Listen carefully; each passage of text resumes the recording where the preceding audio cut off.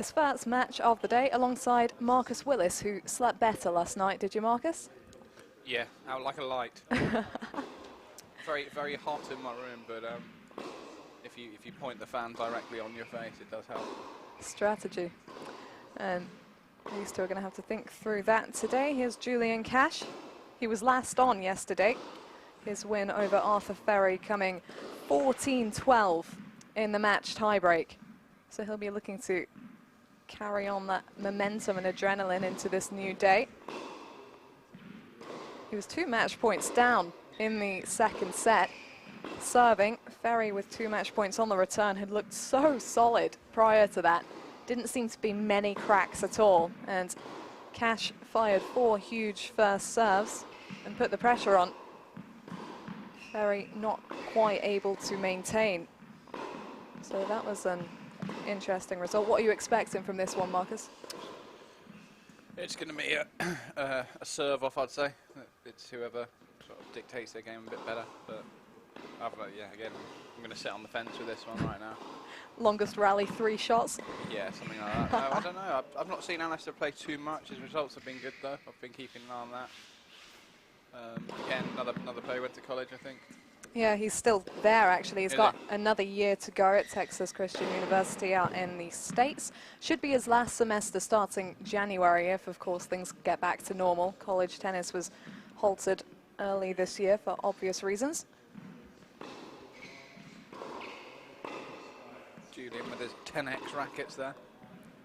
New brand, he's very excited to be part of their team. Company from Australia. Gotta love it down under.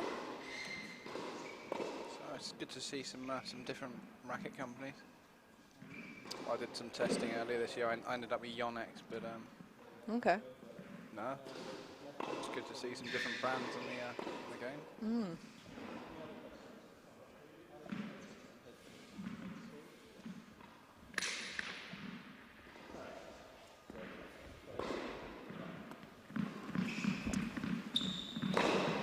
Pretty sure the Cash opted to serve there, no surprises if so. And here we go, first match of the day on court 1 will be between Julian Cash and Alistair Gray. Coming up later, the 4 semi-finals will follow this. Harriet Dart against Emma Raducanu, Liam Brody up against James Ward, Jodie Burridge taking on Eden Silva, and Ryan Peniston facing off with Dan Cox. And then Naomi Brody up against Sarah Beth Gray to round out the day. Starting with this one. Tough to say which way it might go. Here is Julian Cash. You pointed out both of them with the college tennis experience beneath them, Cash and Gray. So you can't really take too much from their rankings. Both of them down around the 1,000 mark at the moment, but obviously they've not been competing in the kind of system that would earn them ranking points that accurately represent their level. We've seen terrifically high quality from both of them over the past couple of days. Speaking to Julian this morning, he's staying in my hotel, so we go together. Nice.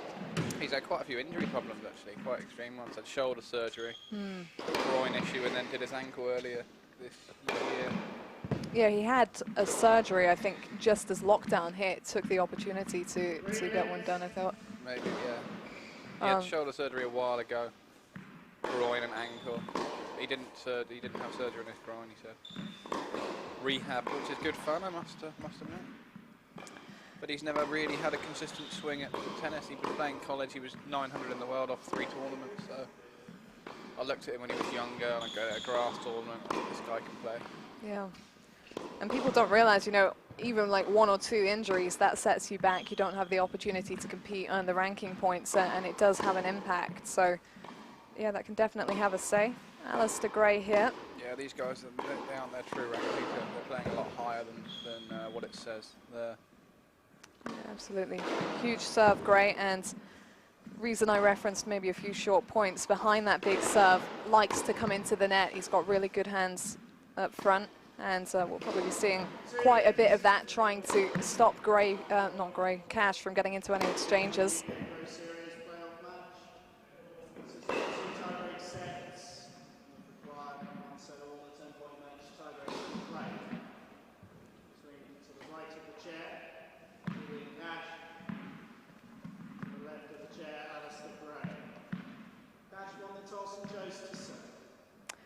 Darren Michaels in the chair. Gray actually picks up one more win than Cash in the group stage. He beat Billy Harris 6-2, 6-2. Anton Matusevic in straights as well, 7-6, 6-4. And then yesterday, blasted through the victory 6-2, 6-2 over Mark Whitehouse in pretty much an hour. So super focused there. Losses came to Liam Brody and Dan Cox. That match against Brody that he had, I think, was the longest we've seen all week. 6-7, 7-6, 10-7. Was that on the Tuesday? It was second day, yeah. Really good quality as well. Big hitting. Cash, meanwhile, his wins have come back to back over the last couple of days. Beat Johnson 7-5, 4-6, 10-6. Arthur Ferry in that match tiebreak. 30 seconds.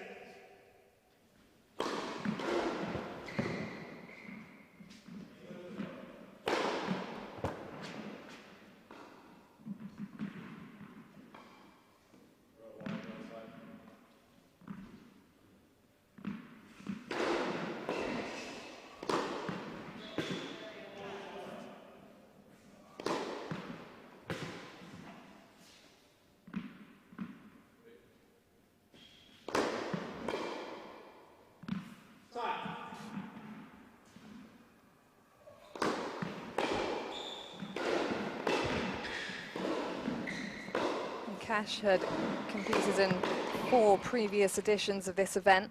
Coming into Classic week, best result was 4th place last week. Had to retire in that match, actually. It's a lot of tennis. Yeah, it does take its toll. Gray, on the other hand, played a couple of editions of the LTA's British Tour. Won his only previous appearance here, which was in the 2nd week. Only lost to Billy Harris, who he then beat in the final, so not a bad showing at all. And also competed in the Battle of the Brits team tennis a couple of weeks back, so he's got a fair bit of match practice in. Not going to be any rust on court 1 today. I'm expecting a quick start from both.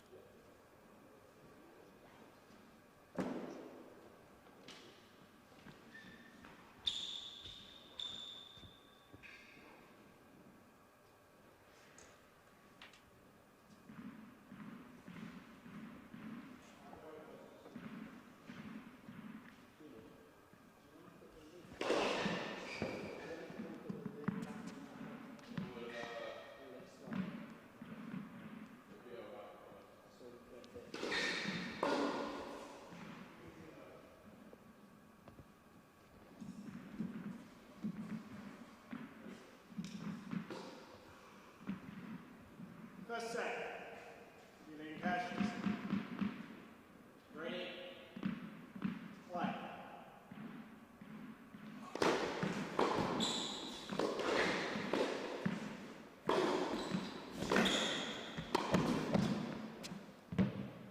Love it. Yeah, we're going to see a fair bit of that.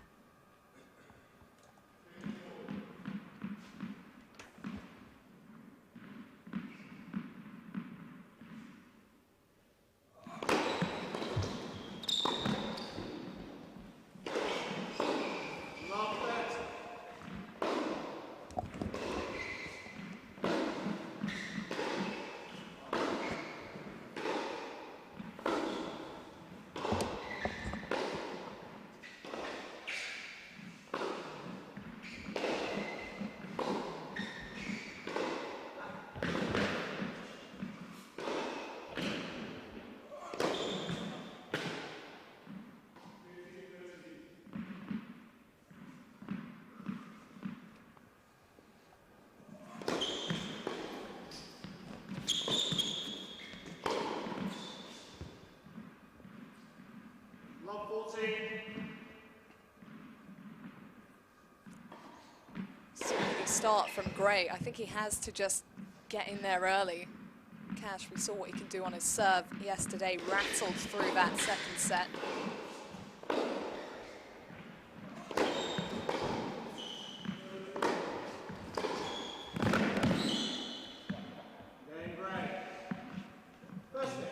Gray there just leaped to his backhand side. It's like he knew he was going to hit it there.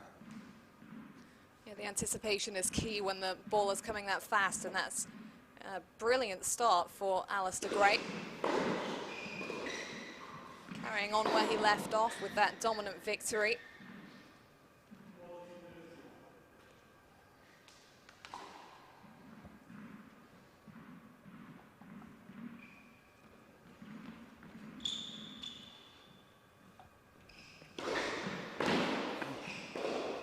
It's one of the reasons I don't like serving first, because this can happen.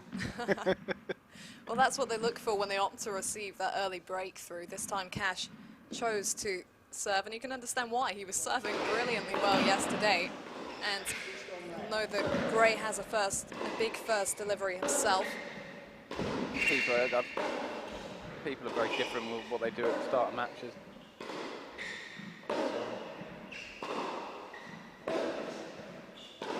I think in this format, I was thinking about it the second time I played now.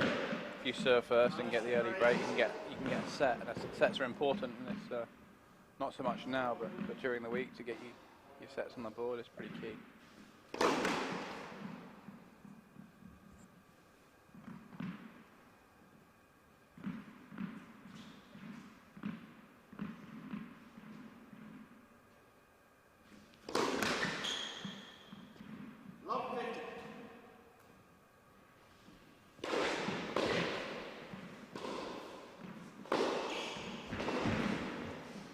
Again, both of them going to feel that pressure to go for a bit more on the second serve. It's the obvious opening for either of them to take advantage.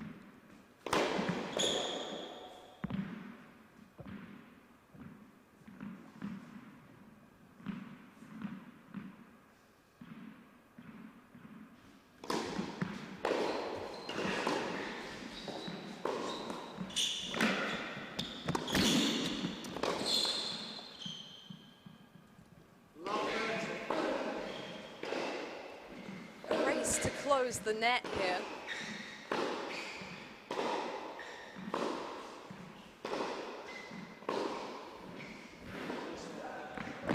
Cash really proactive once he's up there, kind of blocking the space.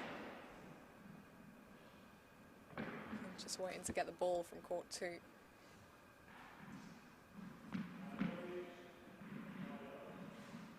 Don't hear that much on commentary, do you? Off to get the ball from court 2. Yeah, usually that's the ball kid's job.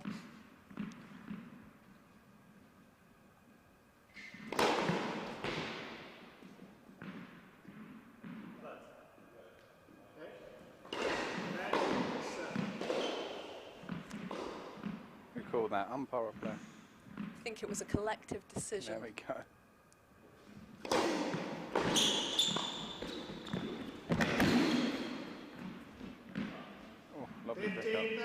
Great hands from Gray. That came so low.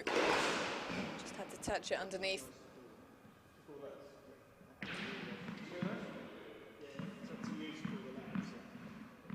There we go. Darren's got to be calling the lets. Go on, Dazza.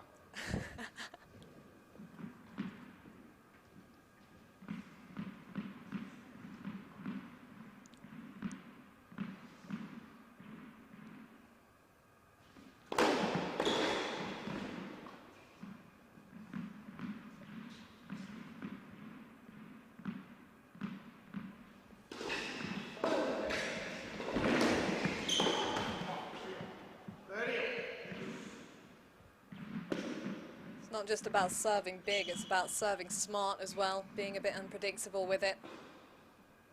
Gray jamming Cash up a bit there.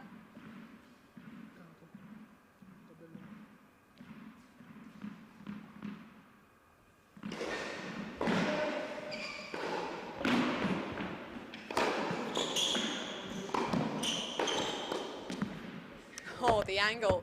40-30. Love 30 down here, Gray. Didn't hold back after that.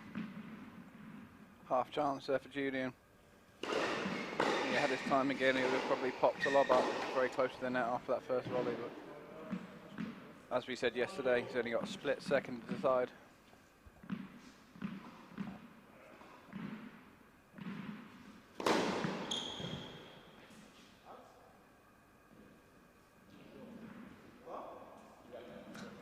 going for so much, no one's sure.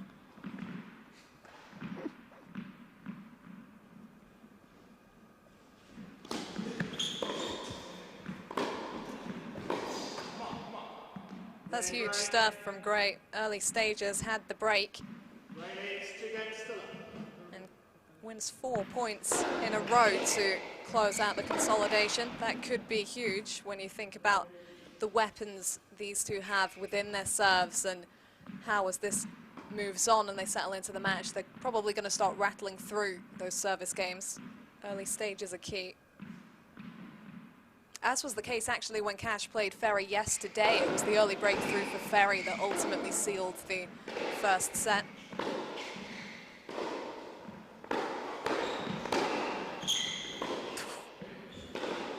Serve looked deep there. Yeah. Was it?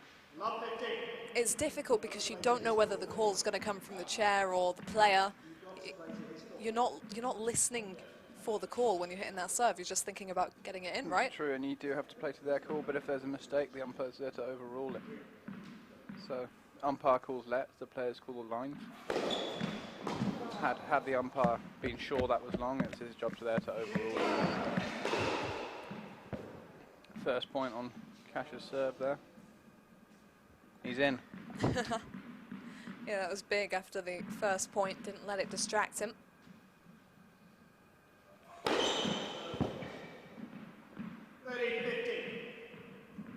Probably see a few more of them.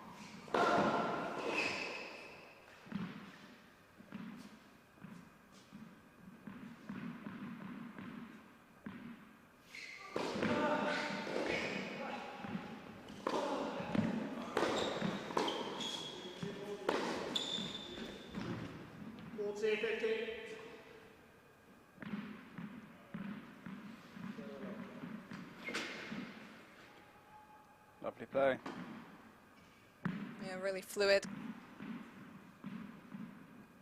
That's what he wants to do out here.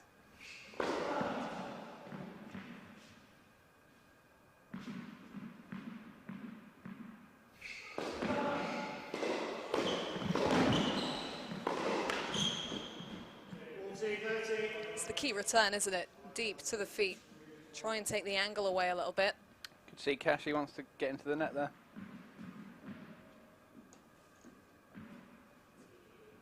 Smart returning.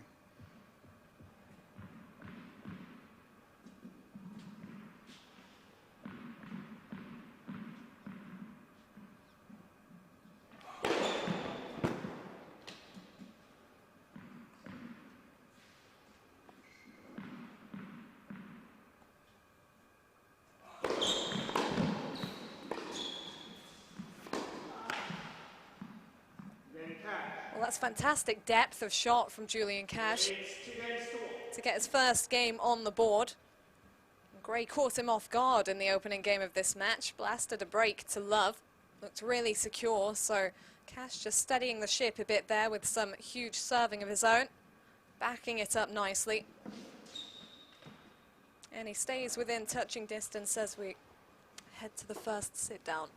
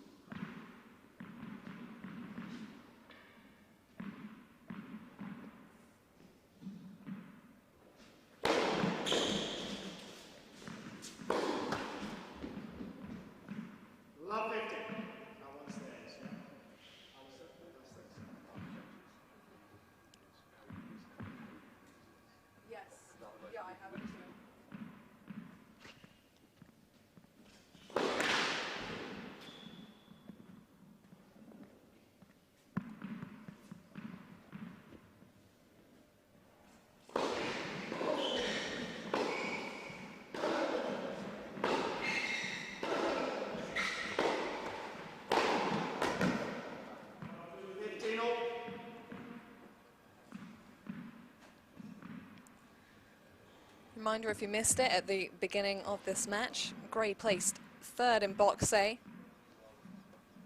And Cash 4th in box B. So this is to decide who will be competing for 5th place overall tomorrow.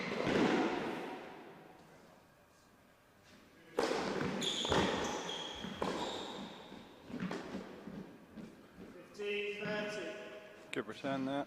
Yeah, nice and deep. And the key was at the beginning of this, it's still early days, but Gray was really anticipating the Cash serve well, getting on top of it, and Cash turning the tables a little bit on that occasion.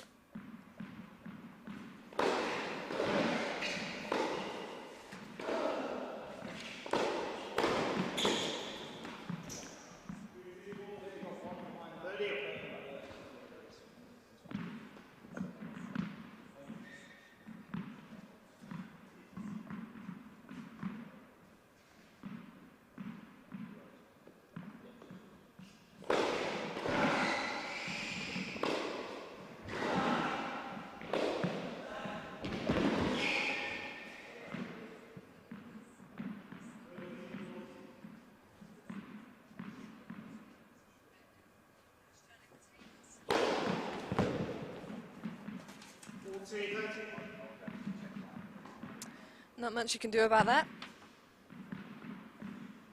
Really accurate. Good serving. Back to back.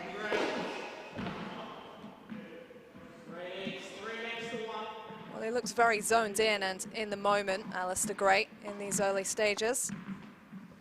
That immediate breakthrough to love was exactly what he needed. He's got a very big serve, but that one, the movement on it was fantastic. I mean, I don't think he hit it that big. Probably if there was a speedometer there, it wouldn't have been huge, but it's halfway up the box and moving sideways.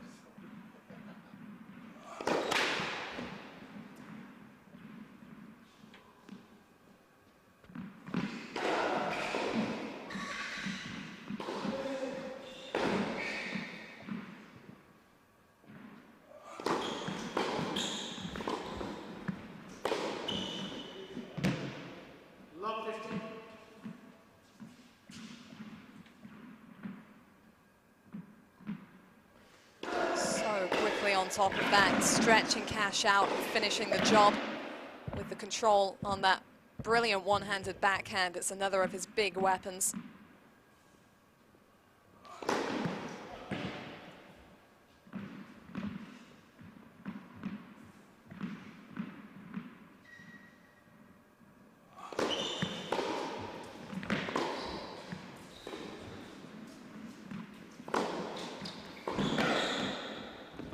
Ooh.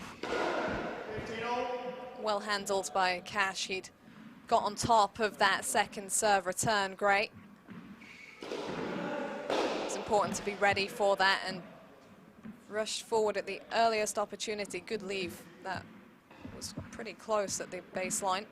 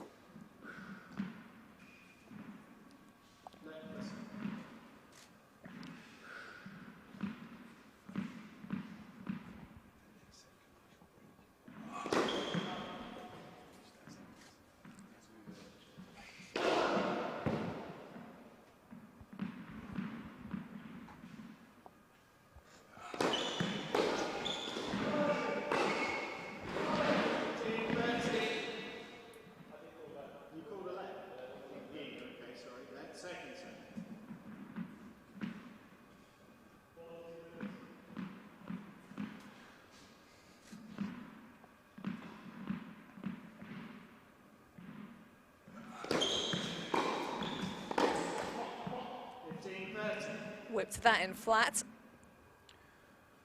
Not sure quite what happened after the previous serve, but a bit of confusion going in the court there. Don't think they heard the let call.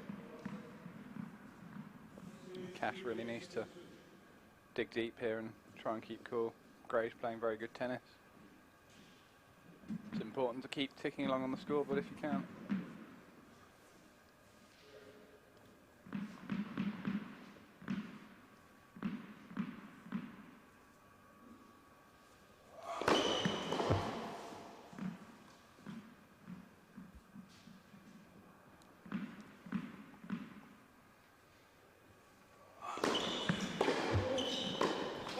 Once again, right on top of that one, anticipating the wide serve really well, Alistair Gray. He's jumping on that second serve. 2 more break points.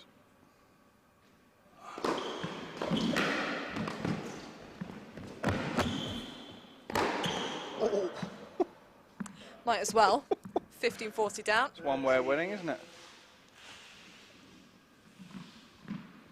Take one to the shin. Yeah, who needs the open court, hey? Glad he saw the funny side. You can when you're 3-1 up, can't you? If you're 3-1 down and someone does that to you, I don't think you'd have the same reaction. I don't think so.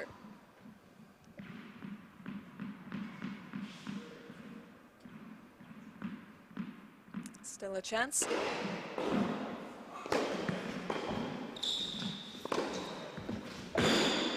That is big from Cash. Crucial moments for him, you feel, in this first set. Gray looking so good under pressure on serve. Don't think Gray wanted to feed him another smash because he'd have to duck. Going for his feet there. Yeah, giving him a bit to think about.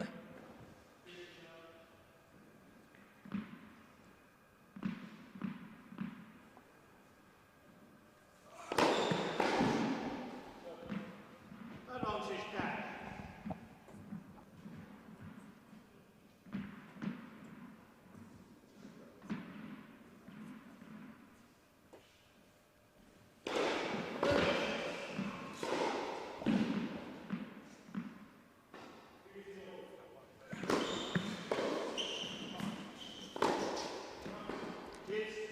Oh, that's a chance missed. Return came in short. It can be deceptively tricky to put those away once you've moved in. You don't have as much length to play with. Trying to hit big, but also trying to maintain the control.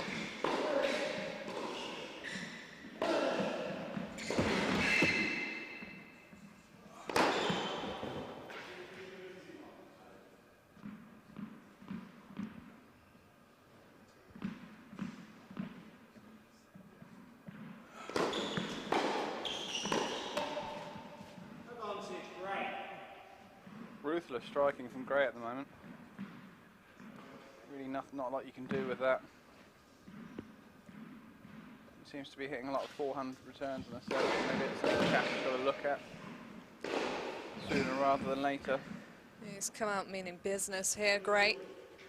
Another really key moment for Cash. Just needs to stay in touch, and if he does hold this game, he might have seized a little bit of momentum.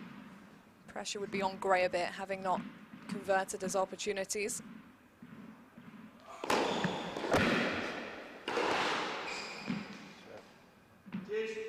mean, the speed on that was ridiculous. So flat out wide.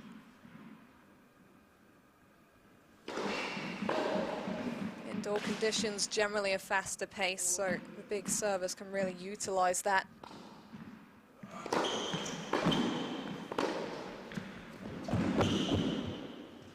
Advantage Cash. Just caught the line there. Line judge Marcus Willis. Thought it was good. It's not the best angle there, we can see. No. Or there. Brave from him. He didn't have to go for that much. Gray was hanging off the other side of the court.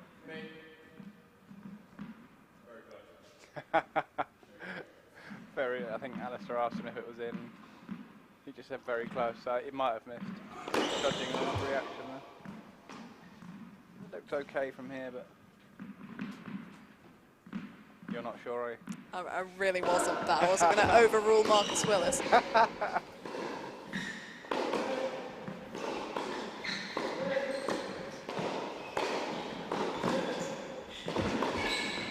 Oh, brilliant. All set up with the backhand. You do not want to give him the position on that. Took the forehand nice and early there as well. Look. Really good tennis. You finish the job. Chris Pitting.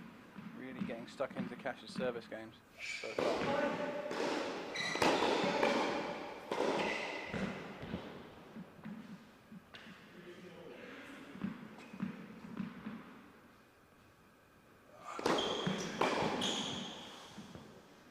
Advantage Cash. Preparing to play someone like Cash, would Gray just have had someone rain down bomb after bomb at him to see what he could do with it? Is that the kind of prep that you do going into a match like this? Everyone's quite different. Something I would have done, yeah, have them serve at a coach, stand at the service line to serve at you. But nothing's as realistic as the actual match, unfortunately. Absolutely. Slowed it down there with the body serve. Seemed to cause Gray a few problems.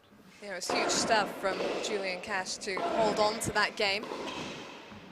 Would have put him in some dire positions if he was 4-1 down with the double break in Gray's pocket. Gray looking so comfortable, but he stays in touching distance, and there's the possibility to apply some pressure now.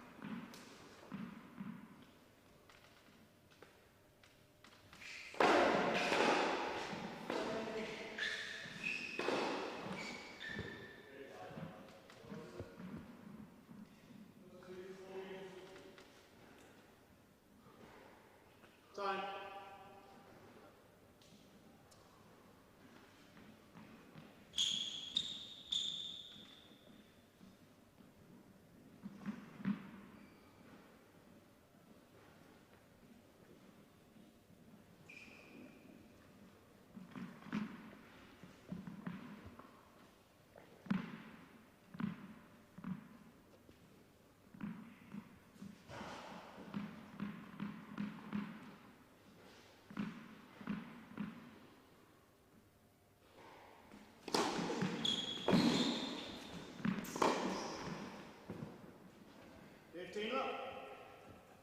Huge start from Gray after missing the opportunities in the last game.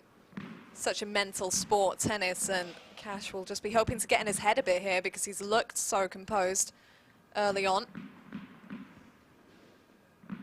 Brutal when that backhand is lined up, though.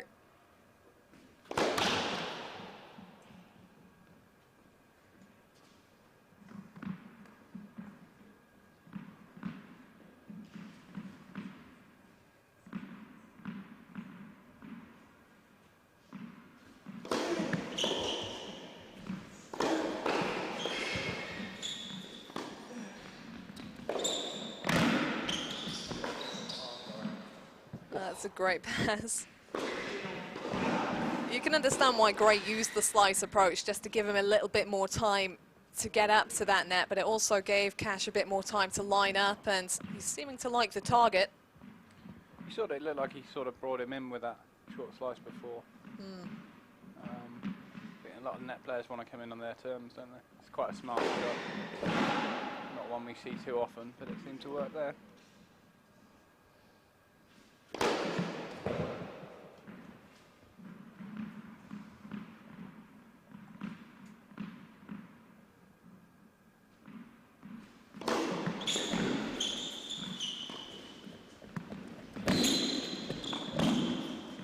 Great change up.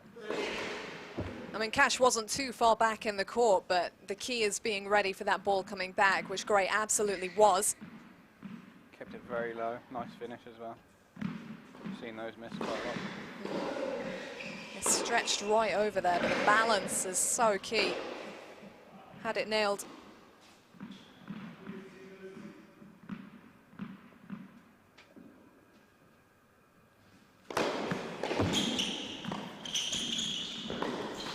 Oh, that was some pickup. Great control. Good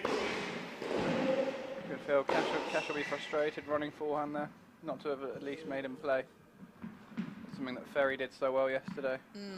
So many balls back in court.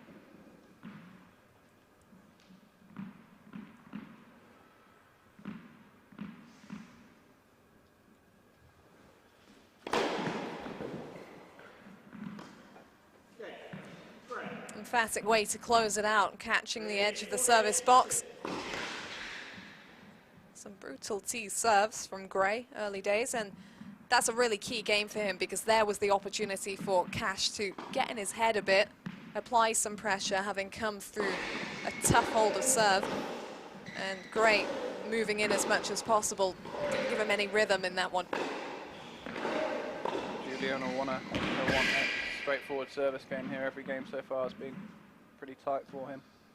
Good start.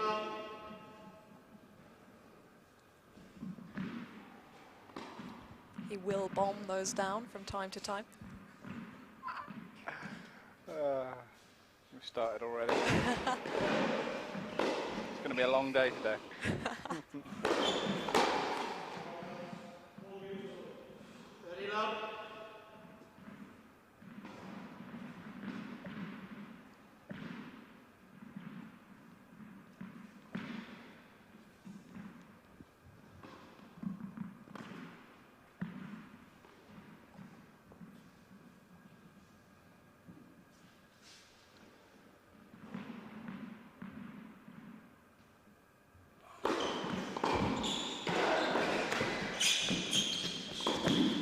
Oh, great adjustment from Cash, using the extra time on the ball to run round for the forehand. Very interesting there.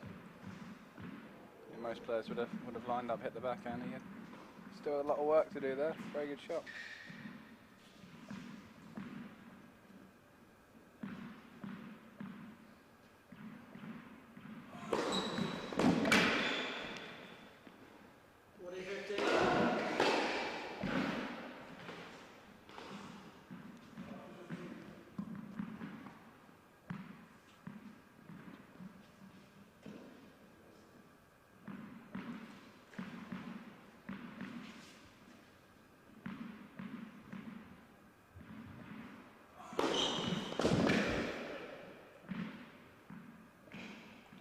That's what he was after.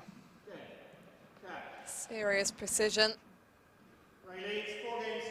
And he's doing what he needs to do out here, Julian Cash. That early break went the way of Gray. Nothing he can do about it, so forget it. Rearview mirror, stay in the moment, rain down those big serves, and he's got more than enough weapons to stay in touch and see if there is any kind of mental fragility for Alistair Gray. Gray looking really secure so far, though, and holding on to the advantage at 4-3.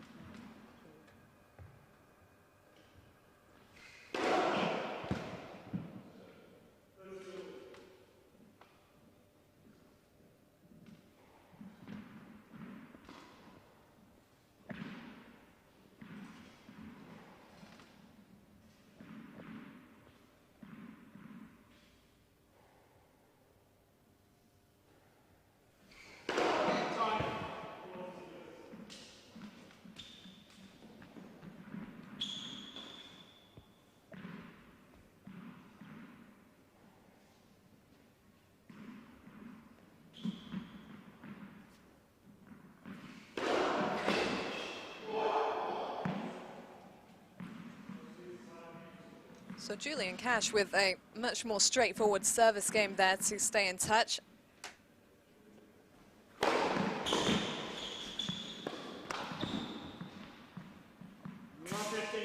And with the first point in this game to set the tone a little.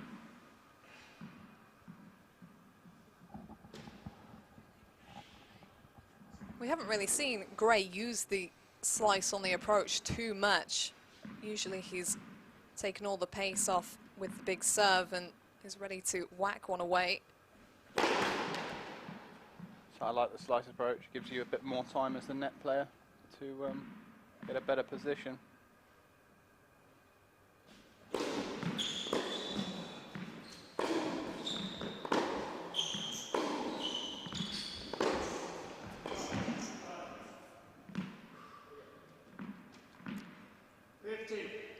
Gray is coping with this pace pretty well, though. He's kind of rolling with it, keeping things quick.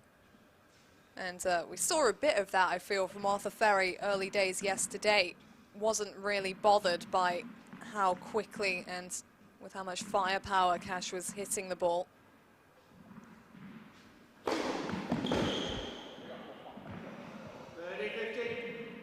It's all about placement, positioning. Gray trying to attack and finish off before Cash can start to move him around.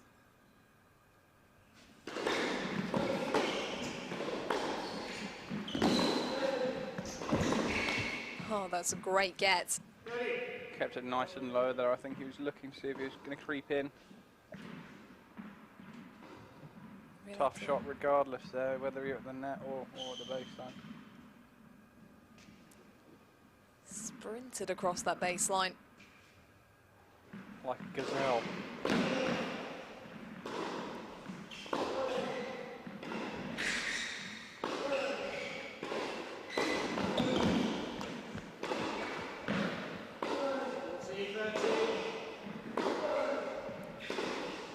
Quite rightly upset with himself there. His racket was on the ball, 30-all. Is he thinking about the scoreboard now? Would he have been tighter in that position, a half chance? It looked like it, certainly looked that way. He opted for the block, which is something I haven't seen too often. Yeah, they've really been going for it in every possible opportunity.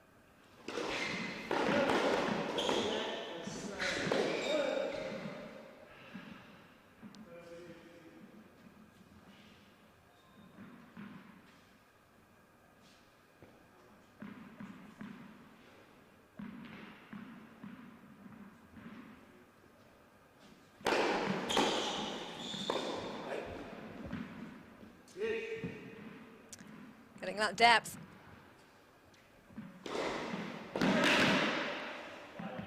The first time it feels like there's been some real pressure on the Gray serve. I mean, he's been down 15-30, love 30, but Deuce is a different story because it goes back and forth.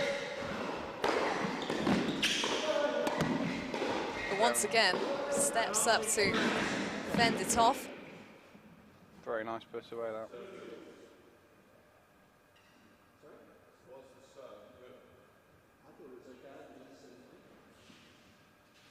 I didn't see a problem with that serve. Well, Julian's just asking the umpire if he saw it in or out. I don't think he was going to change his mind, but it's good to know if they hit the same serve again, whether it was in or out. I know, it looked good to me.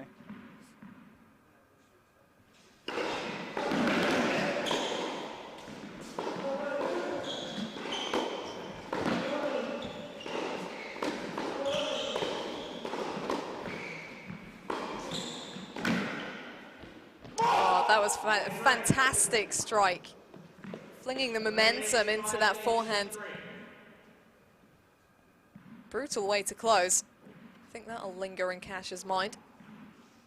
Some big hitting there. Good last 2 points from Gray. Big reaction there as well. Clear that even though he didn't show it, he was feeling the pressure a little bit in that game. Key one to come through, brings him one game away from the opener.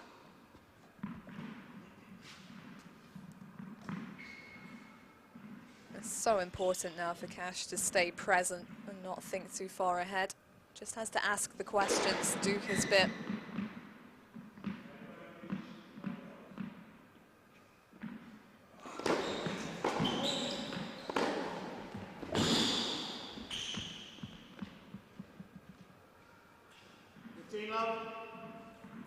Great start. At this point, he doesn't really want to change anything up when he's been finding his marks. The strategy for him has been working pretty much so far.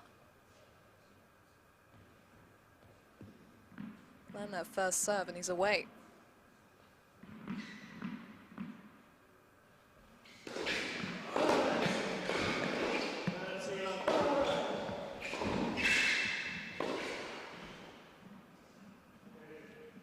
Just seeming to be a bit more confident and comfortable now, Cash. Sense of slight momentum change. Gray's going to want to get this first set done and dusted.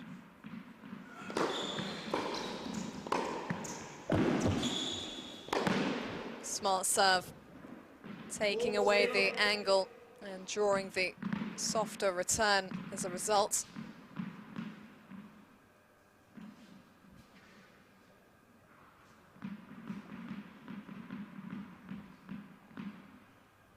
Haven't seen too many missed smashes this week. Lining them up nicely.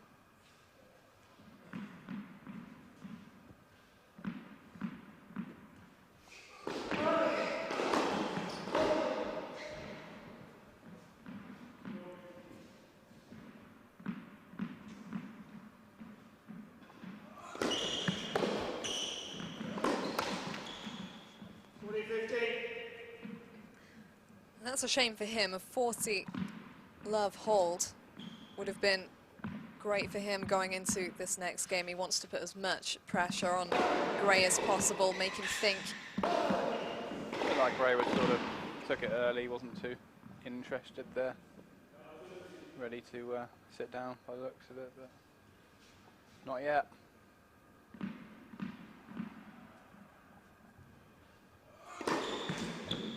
Now he can. Take a seat, sir. Great finish, spinning out wide.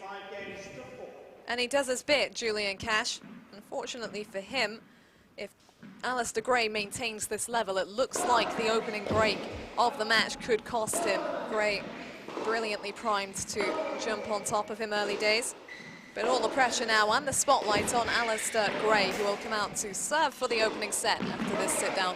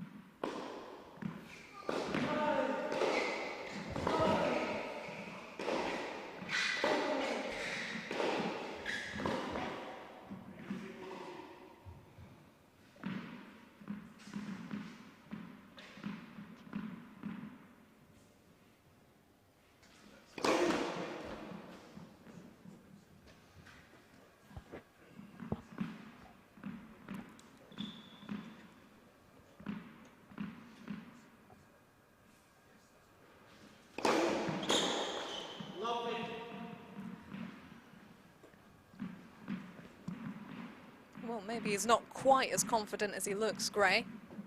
These are key stages. Went rather big on that second.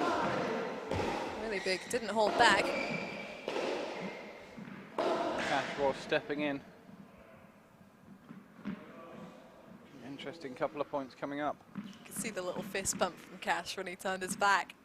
Anything he can possibly take hold of and use, he will.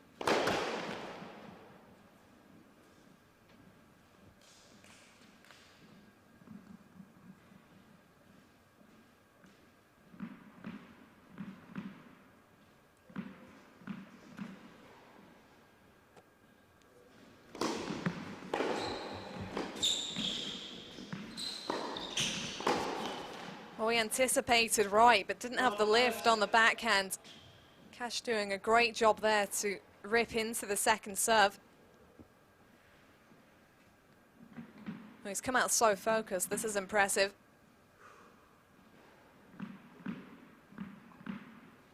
Just feel like Gray needs a 3-point here. He's got the weapon for it. Just hasn't made a first serve yet in this game.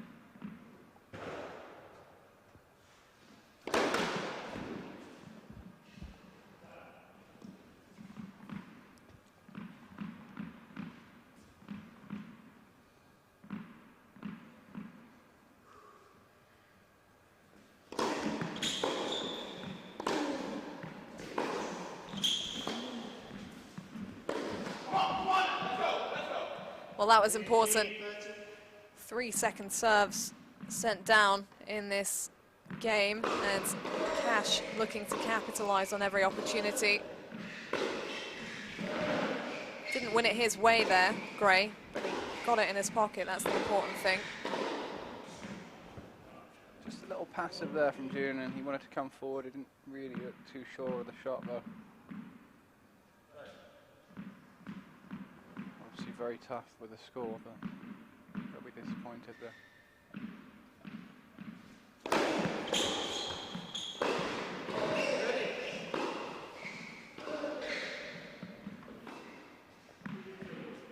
It's not the first time he's been down love 30, and he's responded on each occasion.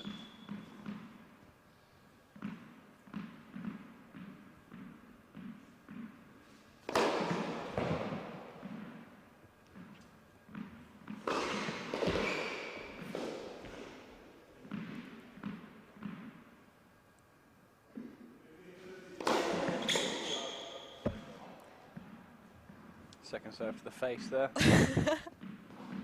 Cash looking to move around, and he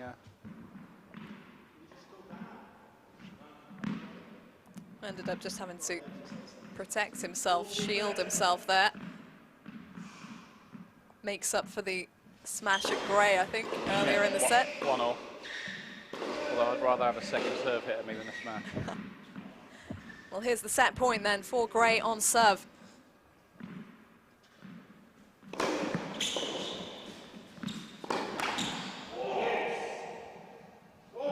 Interesting to see him miss that, and maybe Cash got in his eye line. He was covering the right side. That can just be a bit distracting, particularly in a huge moment like that. Very similar to the Cash. Cash forehand at love 30, just decelerated the racket a bit. You can see the nerves there from both of them this game, quite naturally at 5-4. Scoreboard thing. Advantage Gray. But for the majority of occasions, I mean, there have been spots where he's been put under pressure here, Gray, but he's come out with the bullets when he needs them. Another chance to close.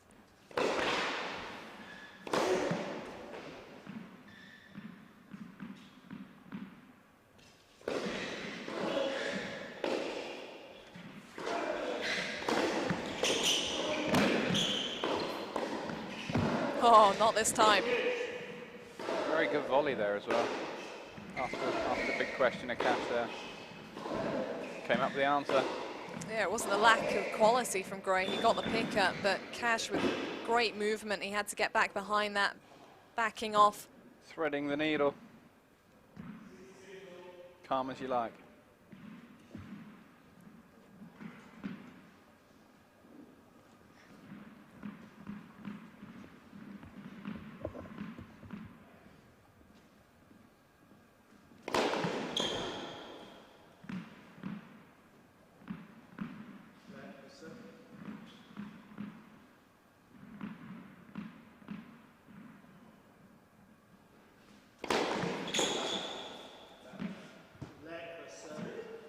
I thought I heard something.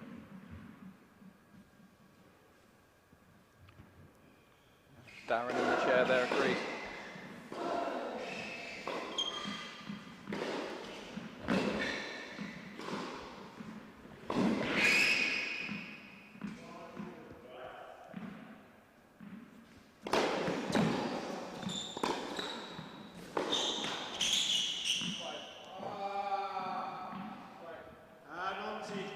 Well, one each way. But an unfortunate finish for Cash on that occasion. And he needs to shrug off the frustration quickly, because it is a third chance for Gray to get this one in the bag.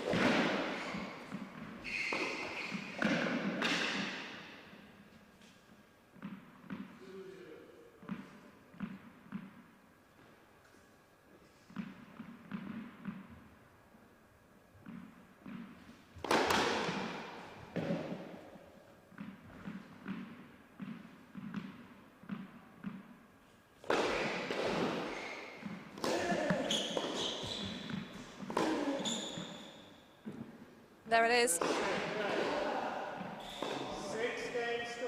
Had to work a bit to get across the line there.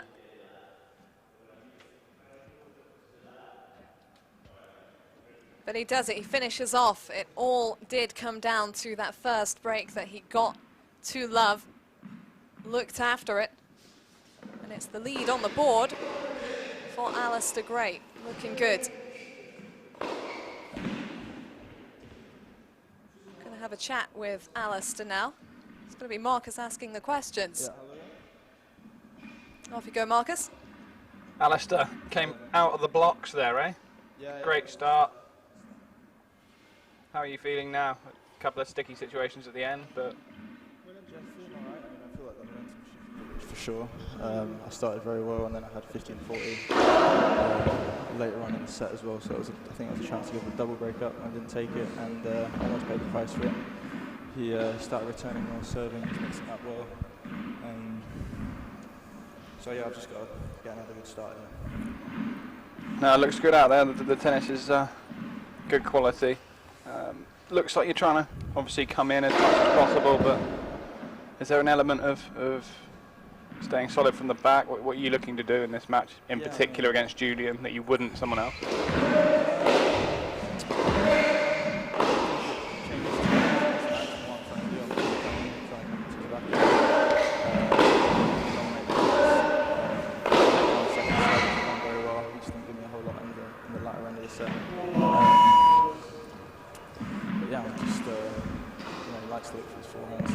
One thing that I would try and do is move him to the forehand and then get him on his backhand.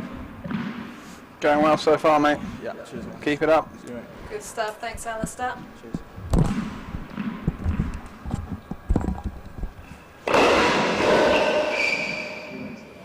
So seeming pretty at home out there at the moment, Alistair Gray. He really peaked in the big moments.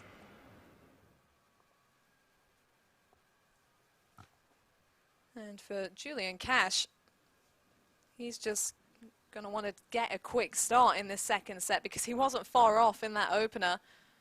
Gray just using the early advantage that he'd worked for.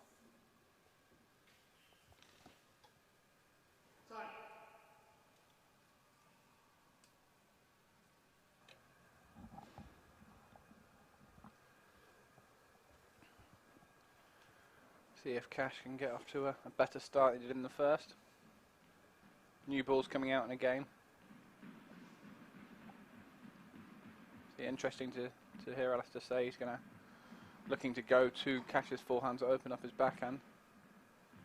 Something that's often overlooked when you think of a player with a weapon, you just try and avoid it. But obviously we're at a level now where you can't just hit it to his backhand. I'm sure many people just do that and not work. Yeah, you've got to be unafraid of doing the work to set up the finish. Good start for Gray there, just catching Cash on the move in. And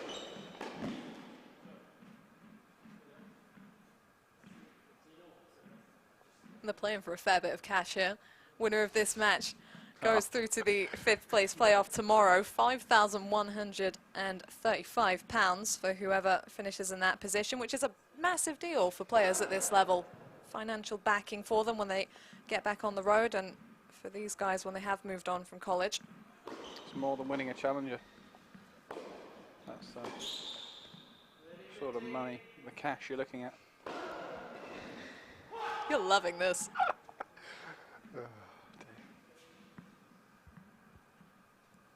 Now, there are some very useful surnames in the draw here. Ferry Cash was Gray. Quite the opportunity.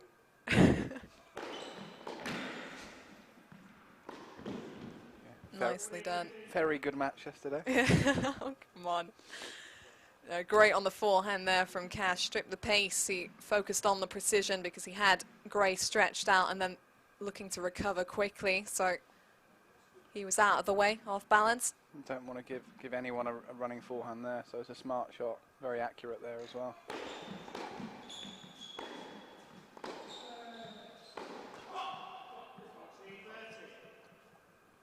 Well, interesting reaction. Even though he's down in the game here, Gray sensing this as an opportunity and will probably be aware of the fact that that first game breakthrough in the first set was really what got him through. Well, I think it's interesting to hear him say there he felt the momentum shift. Very honest of him, but I think he wants to get into as many service games as possible, but not this one. Cash really hotting up now. Yeah, emphatic finish. And that's a great start for him. Again, looking back at last night, second set against Ferry. He'd been held back in the first set, but in the second, just kept holding serve pretty straightforwardly.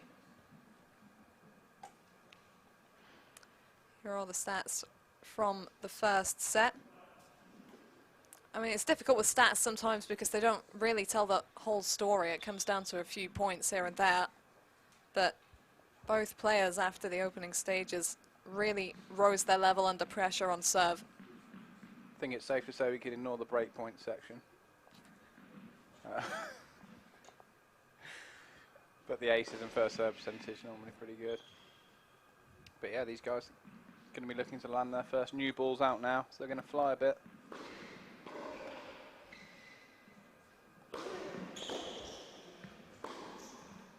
Didn't seem to bother Gray there. No. I don't think Gray did face a break point in the opening set. He was taken to deuce, he was love 30 down, but always managed to avoid that severe pressure. It's that cash, the half chance he had. Well, I call it a chance actually. The love 30 forehand at 5-4.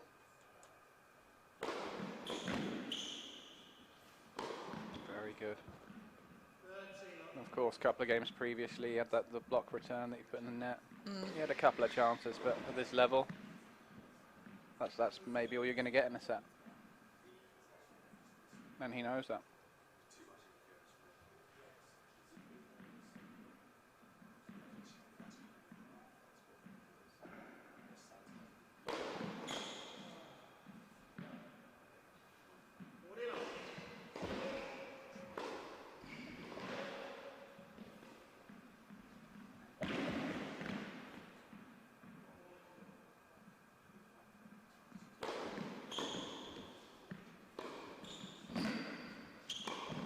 And that's a brilliant response from Gray. What a game. Yeah. Well, Cash quick on his feet there. He'd covered it. Just threw in the extra ball to see if there was any instability in the wall of Alistair Gray, but he holds strong.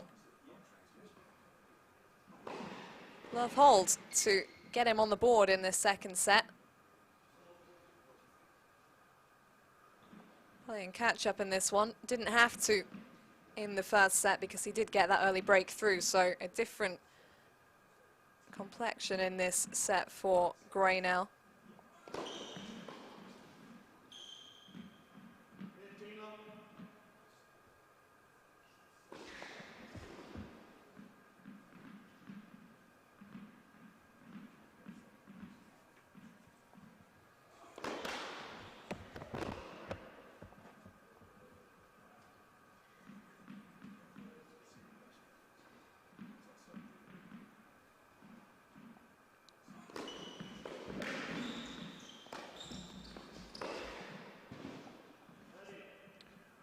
What is going on here? It's a strange point. Both looking to come to the net on not a lot there. But Yeah, Gray caught out there because he was just stood too far in. it's the price you pay when you take the ball early. You've got to get in. You've already made the decision. Can't all be winners.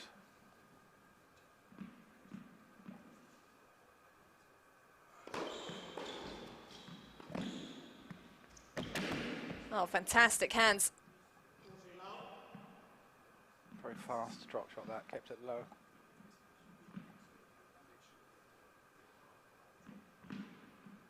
Yeah, they can get difficult, those shorter balls, but Cash able to get around that one, get the angle on it. Again with the kicker there.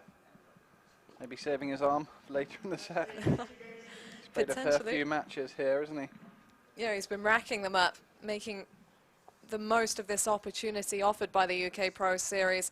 Match play, prize money. It's a great opportunity at a difficult time. And they're rattling through these service games at the beginning of the second set. Going with serve, and this time Gray is playing catch-up.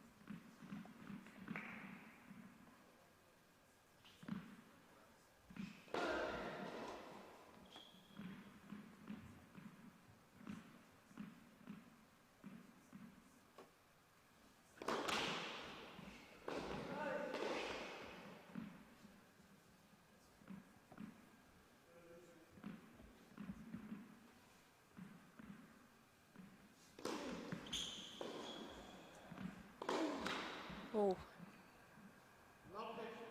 Well, you understand why he went for it. The kick to the backhand had taken some of the pace off Cash's return. Pulled him into the court a bit as well. Would have unbalanced him a little with that forehand. But when you're playing aggressively, the hits and misses come hand in hand.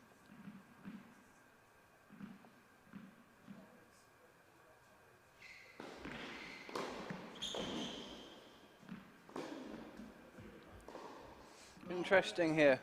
Two balls Gray missed were quite central and with not a lot of pace on there. Something we haven't really seen him have to do yet. He's been very, very good when the balls come quickly, but yeah, I think on his previous serves he's been able to maneuver Cash a little bit more, so the put away is in a better place for him, whereas on those two balls he was trying to generate an angle from a more difficult position. with not a lot of pace on the ball.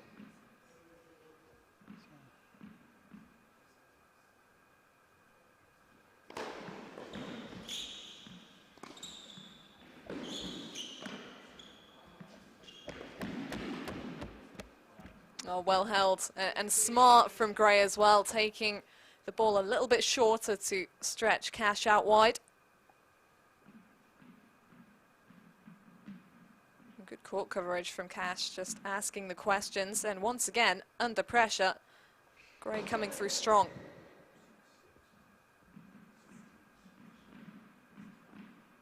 Still in a bit of a hole here, though.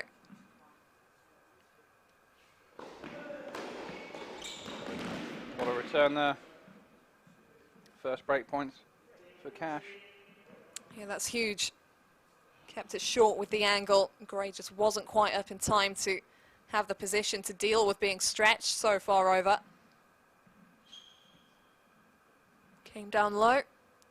And here we go. He finally does face break points.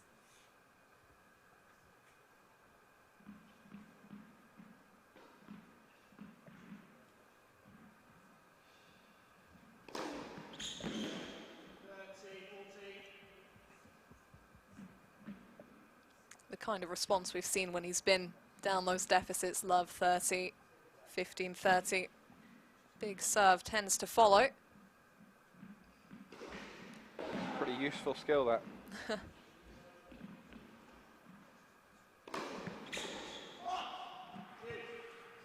Back to back, but a little bit more of a chance on that occasion for Cash. You think it was on his racket.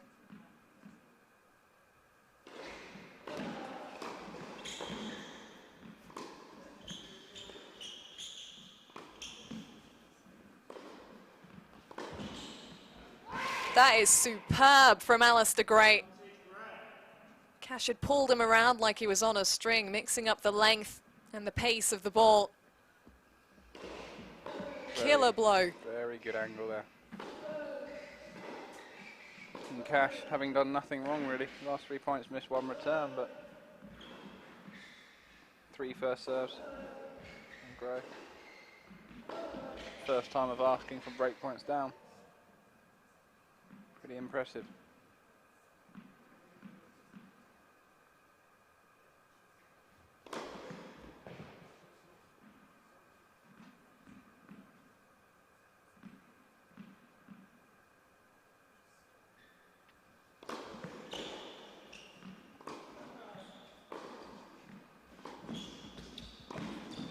Yeah, he had to take advantage of the second serve. He was ready and waiting.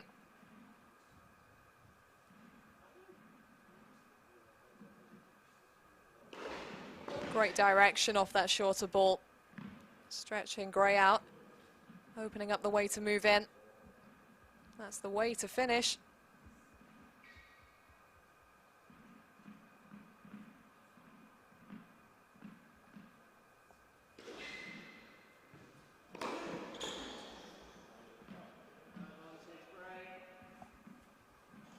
Another first serve there.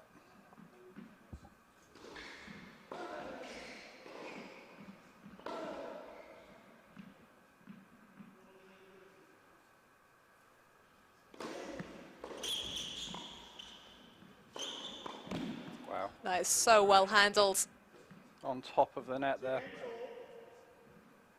hindsight, the lob would have worked, but he moved very, very well there. As Julian was striking the ball, that's when he moved forward. Well, he had to take all the pace off Gray to handle the pickup, but was so ready behind it.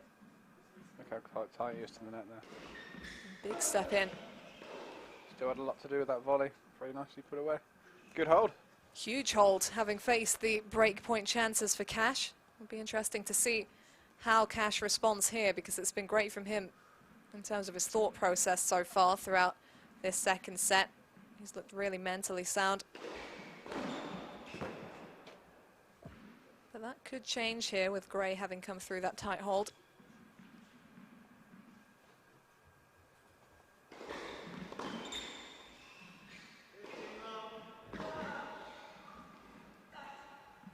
Good to just get that first point on the board. Get him going.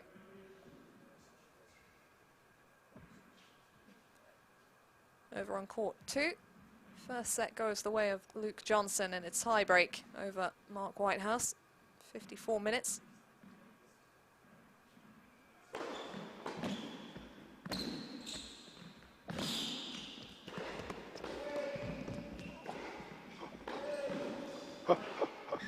How good was that? Julian Cash on his back. He just stopped there, didn't he? Smiling as he hit the shot. Oh, it's always going to be difficult to get around that. What a sprint. I mean, credit to him for getting back. Nice to see. However you can.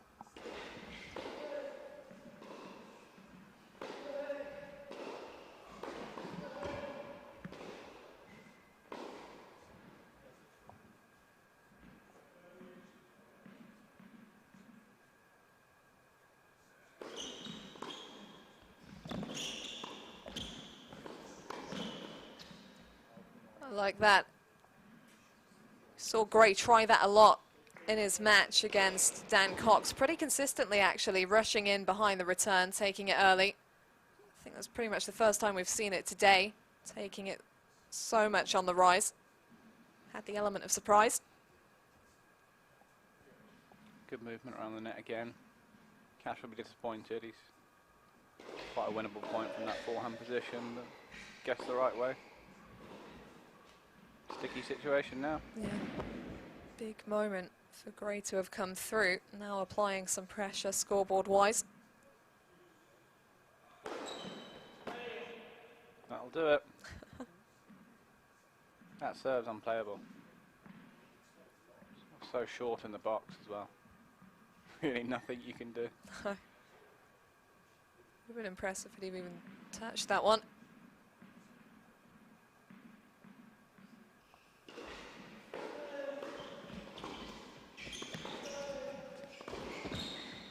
Oh.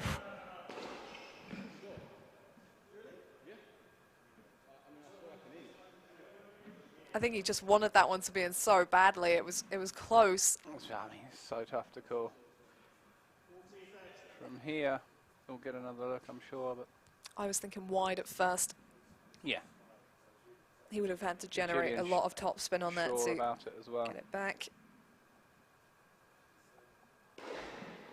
Doesn't seem too phased.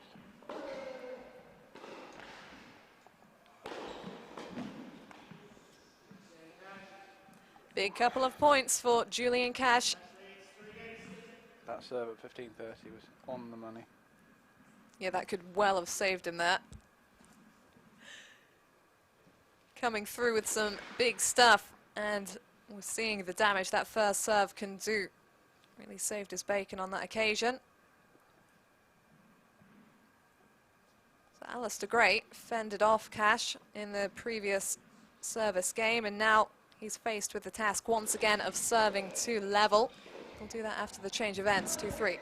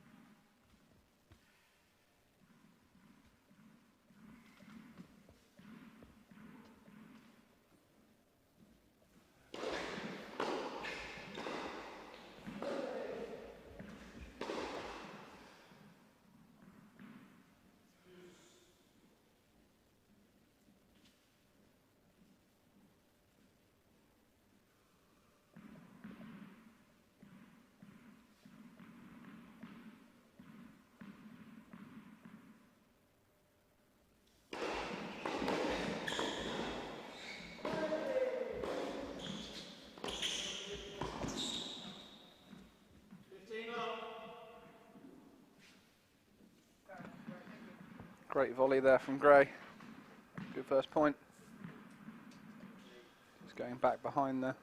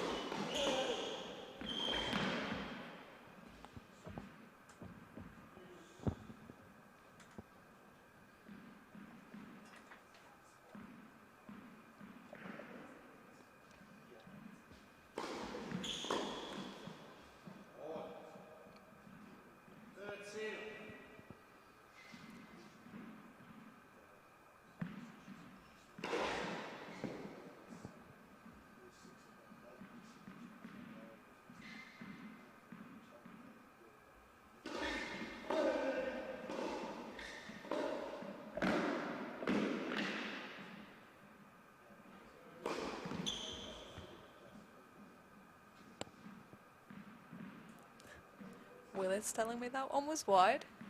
Looked good to me. Don't want to play me in a match. Need to get my eyes tested, clearly.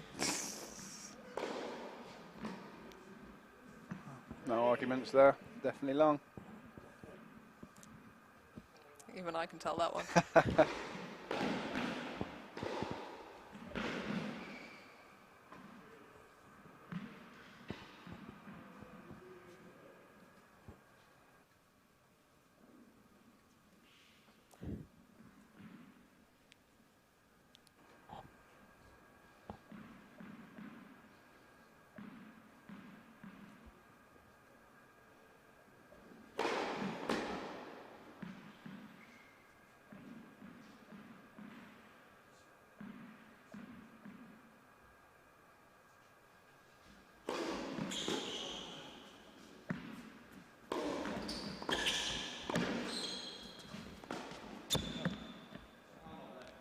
Well, he'd recovered so well, Cash, after the miss-hit return, but Gray just so strong up front. Didn't relent. It was a smart serve from him as well to get that shorter ball, just taking the angle away completely. I think he's been playing so well around the net. I think it's a factor of why Cash missed that one. I do think he needs to throw a lob up a little bit because he's very close to the net. But easier said than done.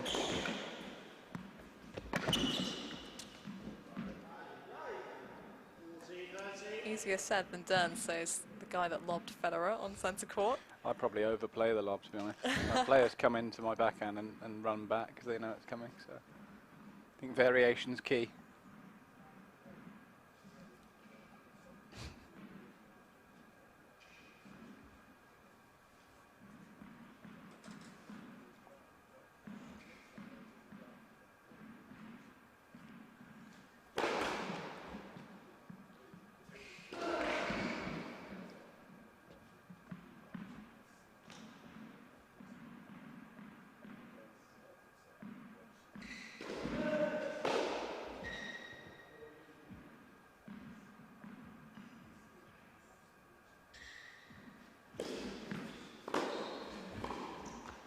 Oh, he really went after that key moment to have that opportunity. Really pretty short in the box, that serve. Sat up a little bit, didn't he? I haven't really seen that. Both of them trying to go for it that bit more on the second delivery just to hold the opponent back.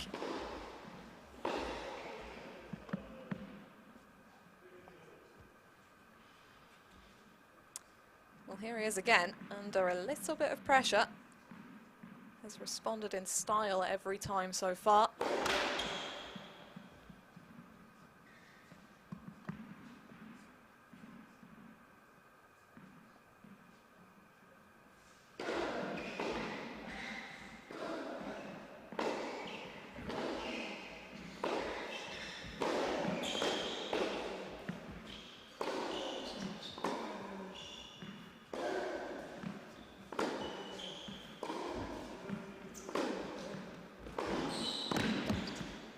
That's so well handled. The timing was everything on the move at the court there for Cash. See Gray court position just a little passive there. dropping the ball a bit shorter. Cash really making the most of it. Yes. Another break point here. Spied the opportunity with great far back and off the other side.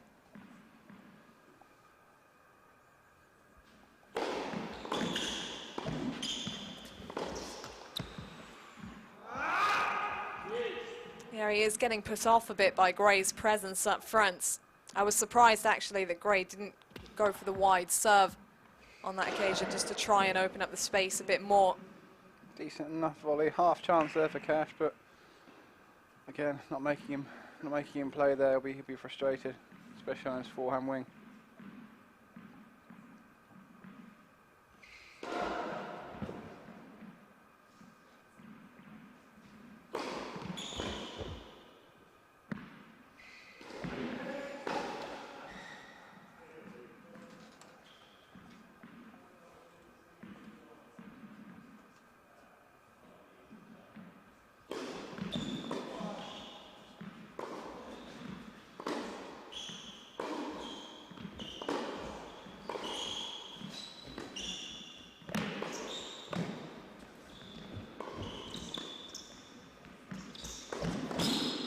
Oh, that is so well held on the position. Couple of volleys there we won't be delighted with, but like this one. The last Got gas away with forehand. it. Got away with it. I feel like Gray, with his sprint up, had a little bit more time than he thought he would have when he got up there. There was the opportunity to go up the line, but it's difficult, isn't it, when you're that close to the net? Tough. And The if height you go needs to get across, on it. you have to hit it hard, and he did. Yeah, obviously. So yeah, 9 times out of 10 you go line there, because even if they guess the right way, to put a volley back across you is a pretty tough thing to do, but easy from up here. Wow. Saved in style once again. And that return from Cash, actually pretty close to the line there. Didn't take any chances, great. Backing himself. Tough shot, that one.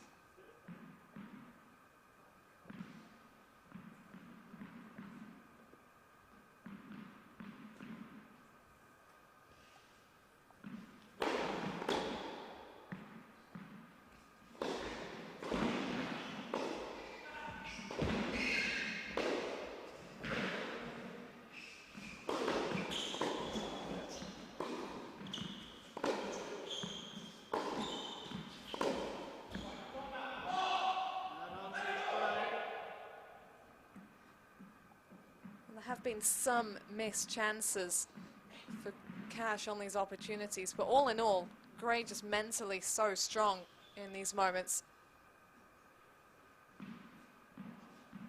Serve well on big points as well, isn't he? Yes. Second serve. Cash will be annoyed with that.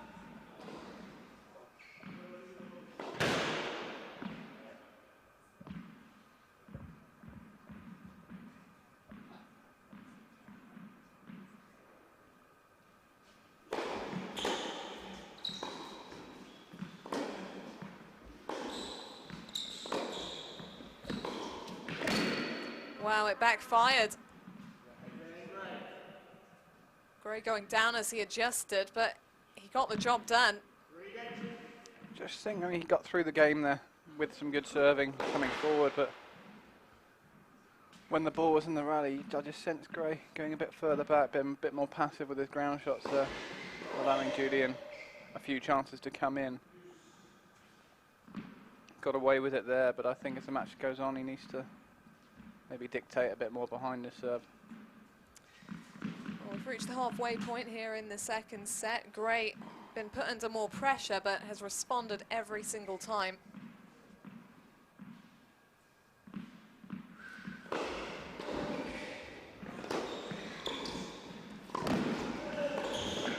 That's a good start.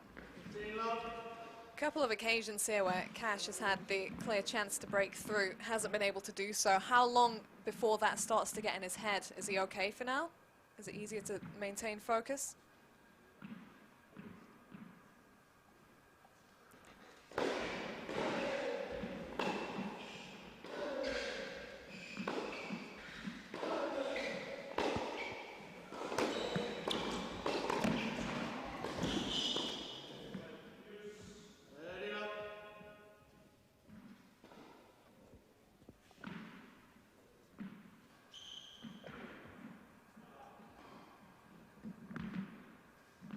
Looking pretty secure for now.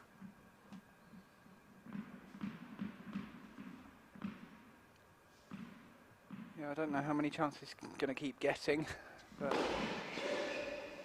think the momentum has shifted a little bit. Just needs to keep on top of his serve, Julian, and hope he gets more chances.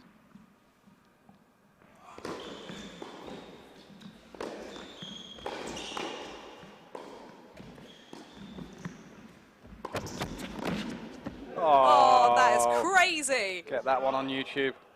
Look at that. He'd been dragged around.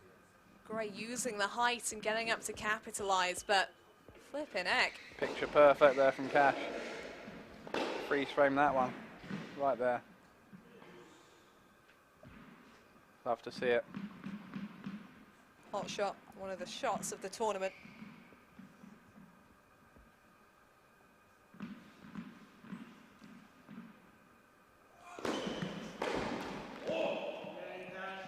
Some holes for Julian Cash.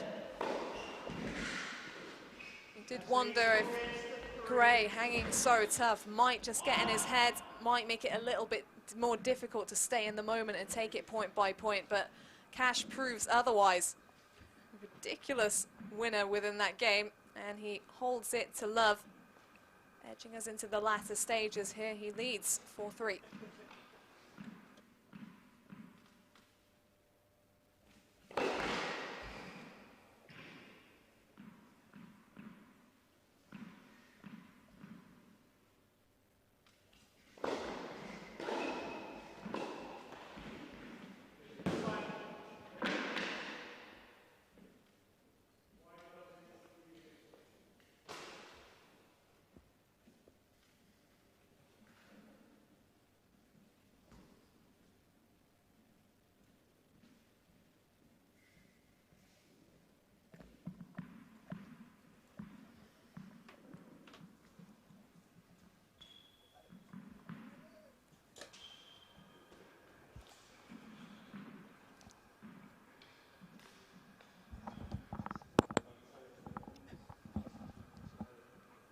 Couple of service games in this set have been really tough going New for shirt. Alistair Gray. New shirt is on. It's not going to make a difference. Maybe. I just thought out loud there a little bit. Can't trick me. Mr. Alert over here. Oh man.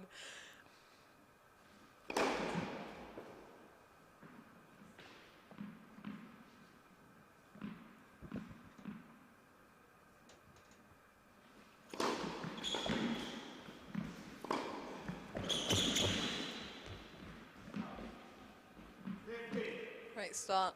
You mentioned you wanted to see a few more lobs from Cash, but the thing is, Gray is applying so much pressure on his way up that it's difficult for him to have any control. Any kind of lob is going to be defensive, and it wouldn't have the placement on it as a result.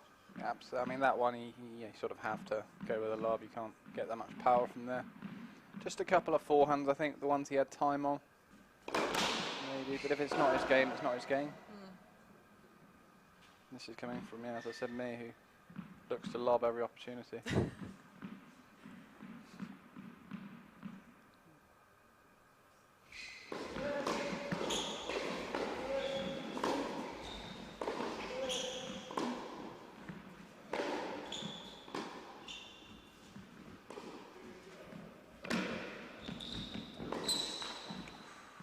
Crazy side spin on those slices.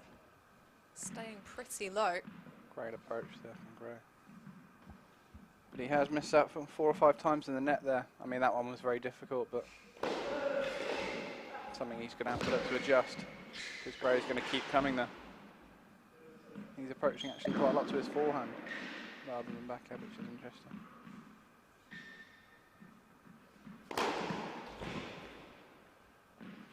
Can't call it now, Julian.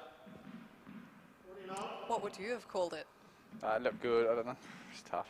If you're not sure, you can't call it out, but once you start staring at the line, you can't then go and turn around and go, oh, by the way it was out.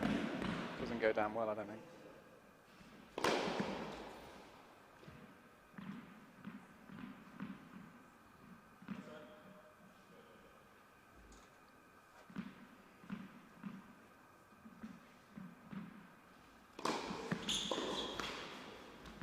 Oh, wow.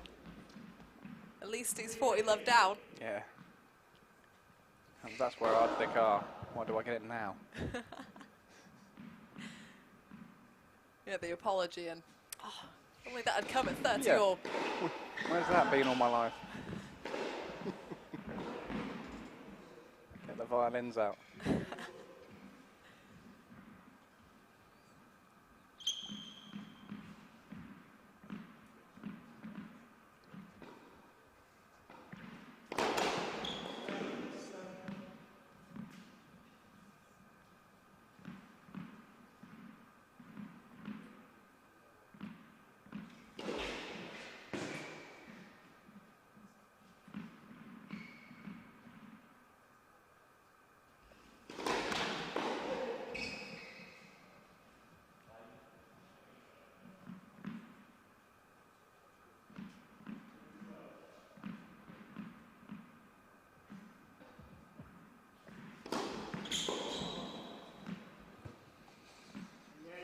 That was really well placed.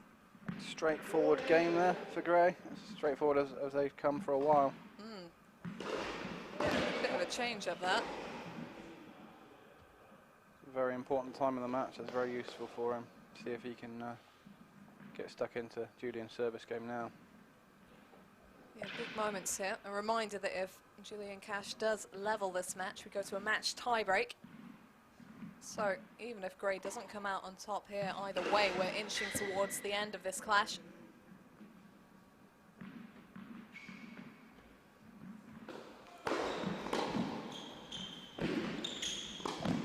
Oh, that was a quick decision to move in behind a deep backhand.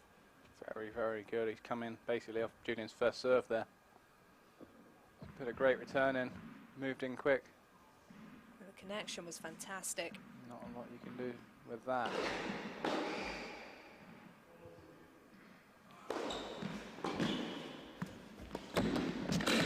Oh, you're kidding. Oh. Now that one will sting more because the Yeah. angle on the return was so good. Really unlucky there for Gray. Test his ability to move on now. I think love 30 there after playing those 2 good points would have been tough, but still a lot to do for Cash.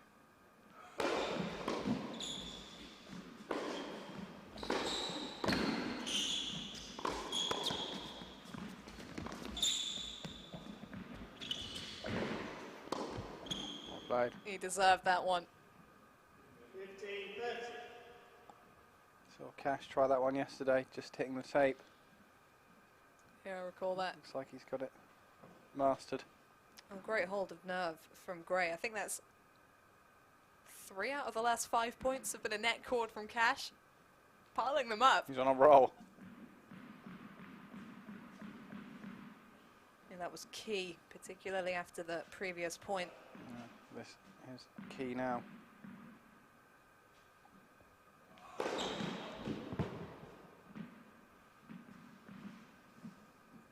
Half chance of Gray here.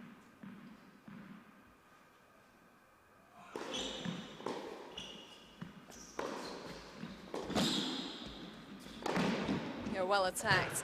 The slice just didn't have the depth on it that time. Disappointed by that return. He'd stepped in to take it on as well. Just a little passive, yeah. I think he didn't have the time on it, came in too quick. Good second. Sometimes you can be aggressive with the feet, but not so much with the racket. You see a lot of people step up and decelerate. You really need to be aggressive with your footwork and back it up with your racket. Yeah, again, 15-30 at 4 all. It's easier said than done.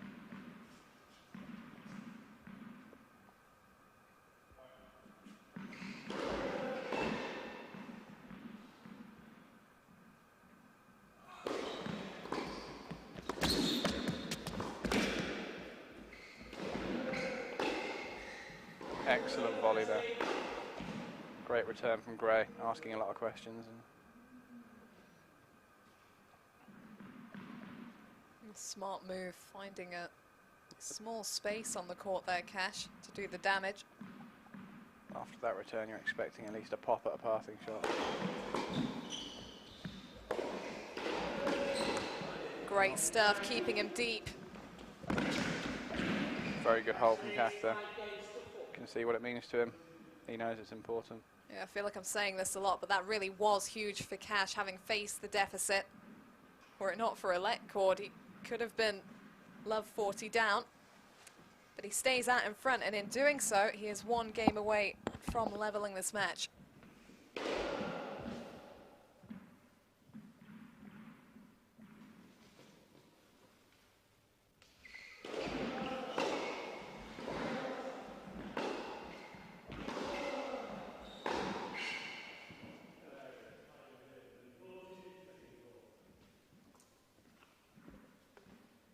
Time.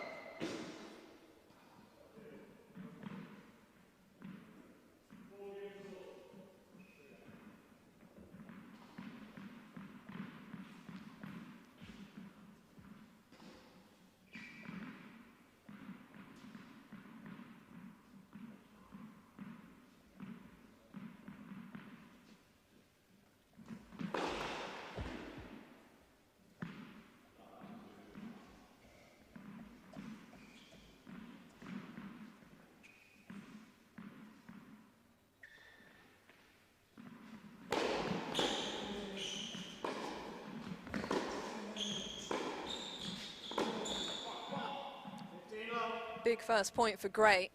He had a more straightforward service hold previously, but he's been in some sticky situations in this second set. Cash generating opportunities and not quite able to cross the line. A lot of the credit for that has to go to Alistair Gray, who's really stepped up with his back against the wall.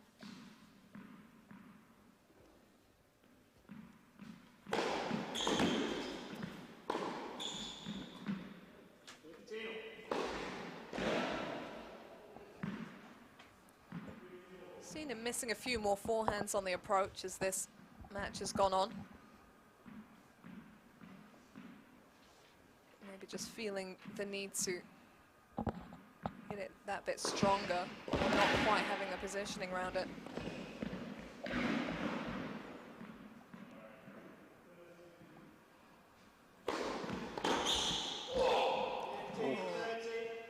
Gave that one a good crack, didn't he? Yeah, he didn't hold back.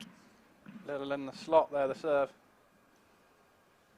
And, came back with some interest.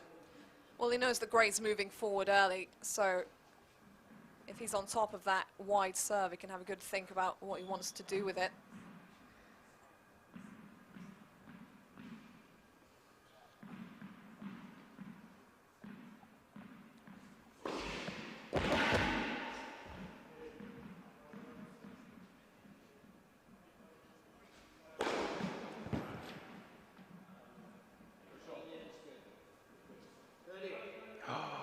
Ooh.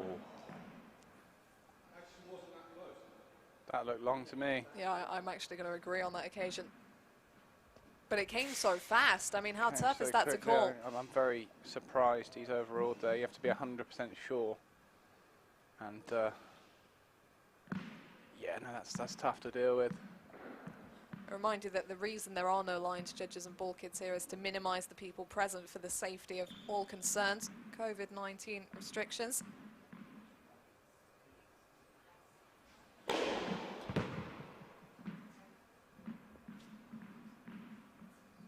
think he was going to overrule that one as well.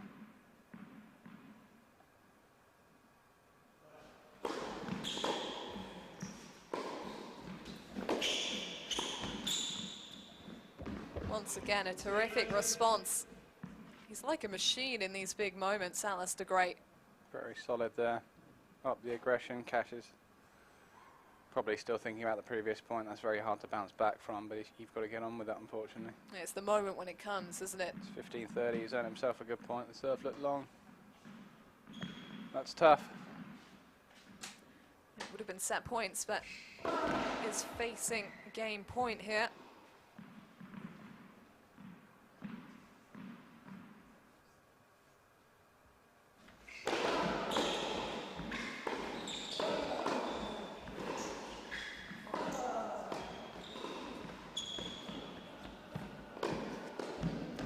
Oh, he finished off. I was surprised he didn't strike up the line, but clearly he had other tactics, was ready for that volley. Good move there. Cash has got to bounce back quickly now. Put that game behind him. Forget it ever happened.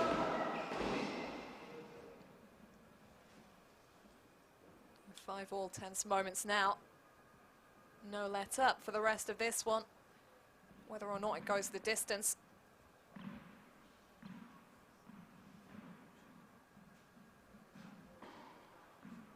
I did ask you early on, Marcus, about how long it would take for missed opportunities to get in Julian Cash's head.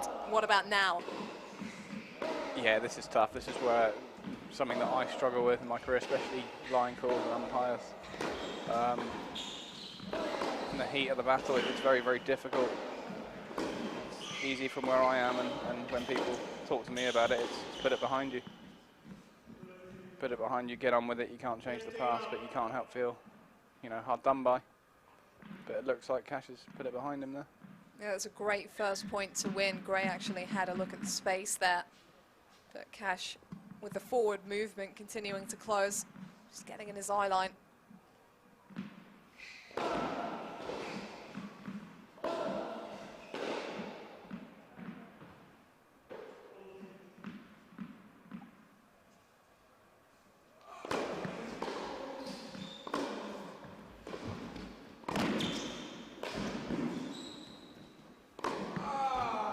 So much height, not quite enough length. Lots and lots and lots of frame on that lob as well. Oof. Tough to deal with out the air though. Yeah, accelerates as it comes down from that height. Looks comfy around the net.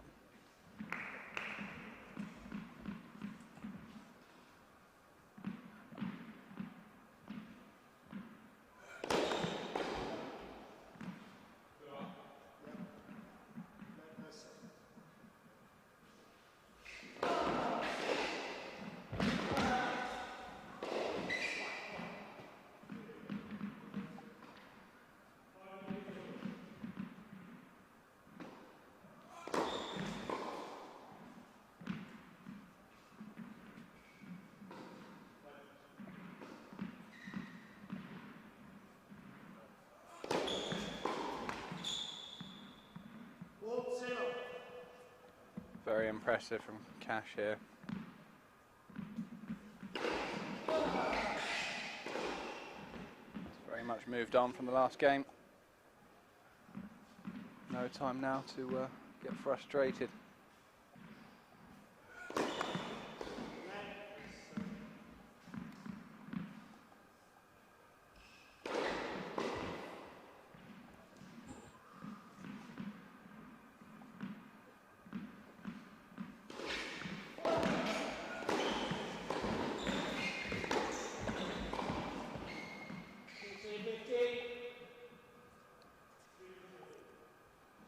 Bit too much zip on the forehead. It's very much a 40 love shot that. Yeah, I was going to say, Give it's it got a slap, little bit see of a what safety happens. net.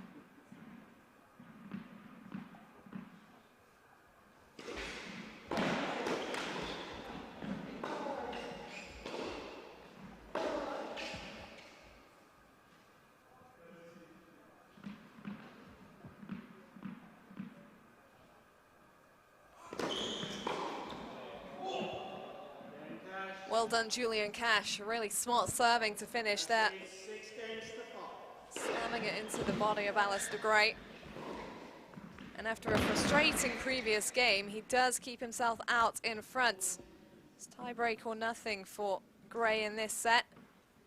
Another big game for him, and he's been put under some pressure. We'll have to see if he can keep holding in as much style as he has done. Serving to stay in the set after this changeover.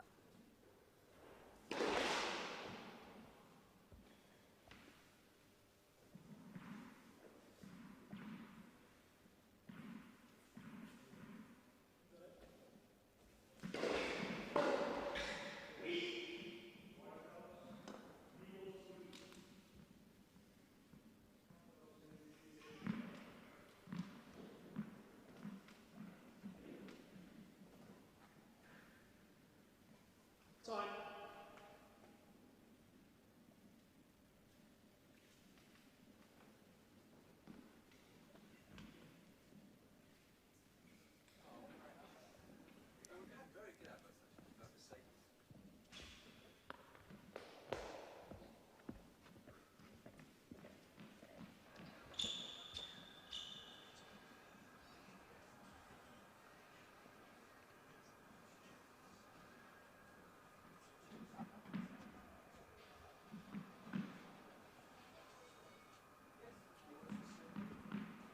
Last chance to break here for Cash.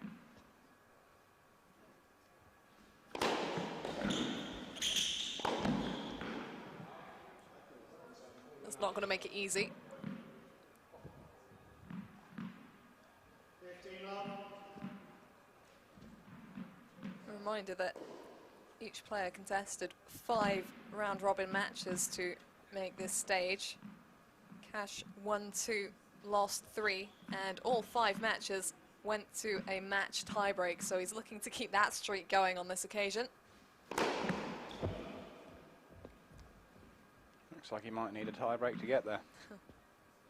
Did yesterday.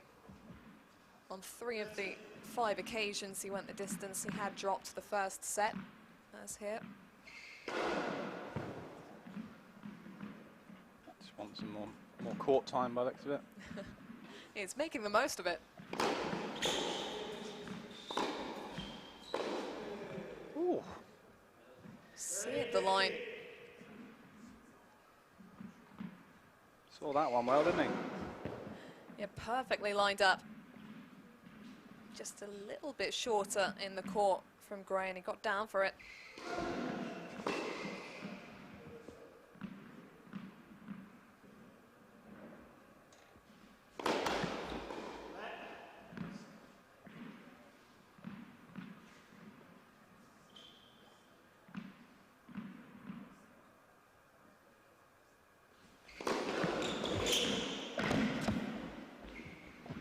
You just handle those so well.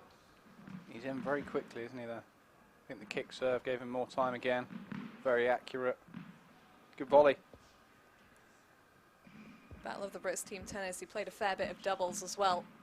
Contested matches against both the Murray brothers, which was surely a great experience, and tested those net skills.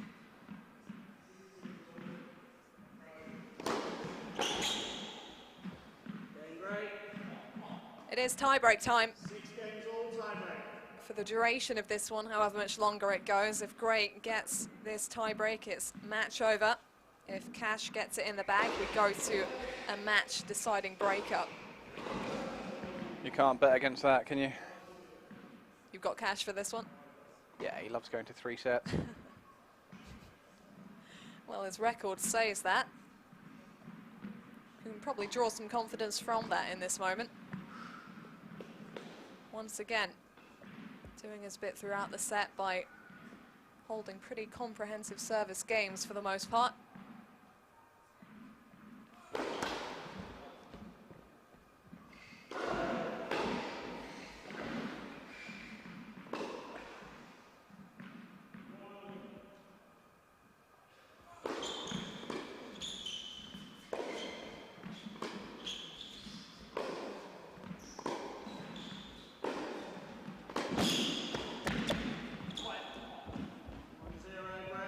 Scrambling at the back from Gray really saved him there. The moment he saw the opportunity, Cash injected the firepower into that ground stroke down the line. Gray hadn't dropped it that much shorter in the court, but Cash still able to get on top of it. That one's going to sting a bit. It is the mini break as well. Very central pass. I think Cash was a little surprised. Couldn't get himself out of the way of that one. Got tied up and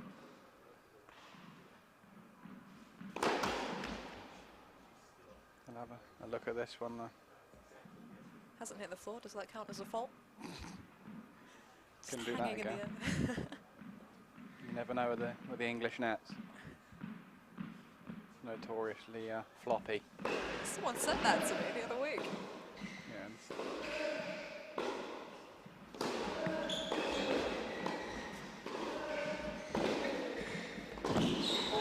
Wow. Hung off the edge of the court.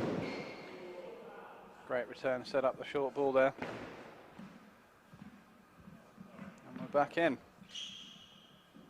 Yeah, that's big stuff from him to quickly move on from the disappointment of that first point that he had on his racket. There's no time to dwell in these tie breaks. Have to move on quick.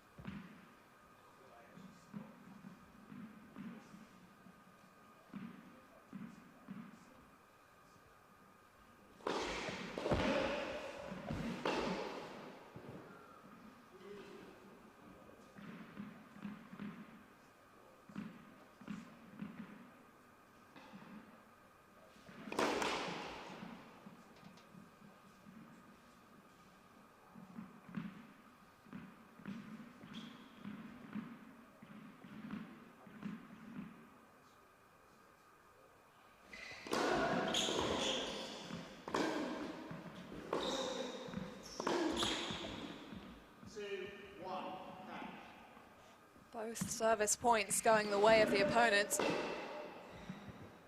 Same thing happened in the first 4 points with Cash and Ferry yesterday. Well remembered. Yep. Can he take this opportunity now, though?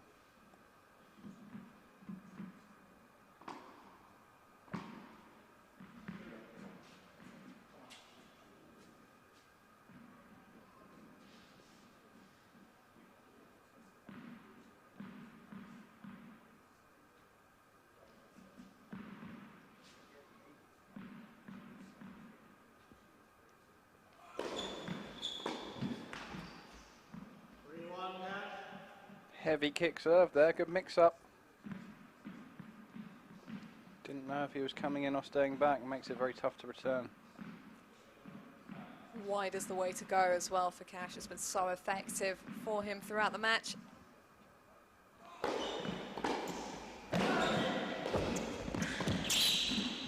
Oh, finds the corner. What a moment for Gray to produce that. He was having his racket back well in advance, getting ready for the shot, knew what he wanted, found the mark. Good control there, curly whirly.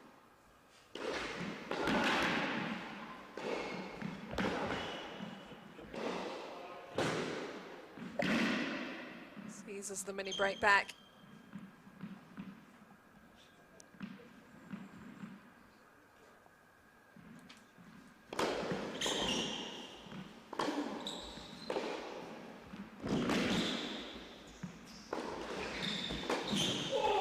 Once again, Cash just pushing Gray back in the court and not hesitating to run in behind.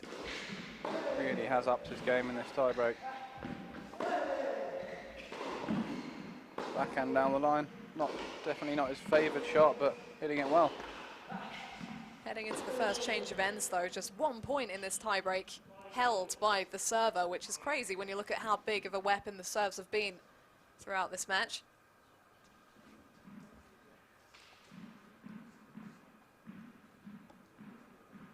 Gray really under the cosh here. Needs his point. Must win point. This is a must-win point. Legitimately. See, yesterday, for those who weren't tuning in, I got 4 love to Cox in the second set. I said it's a must-win game for him. It's very debatable, that. Big from you to remind everyone. I'm new to the game.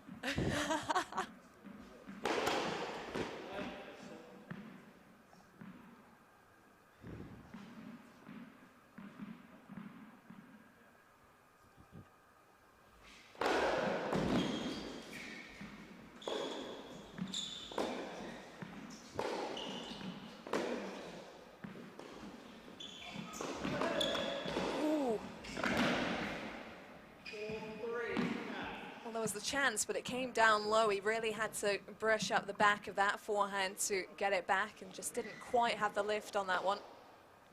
First sign of nerves here from Cash there.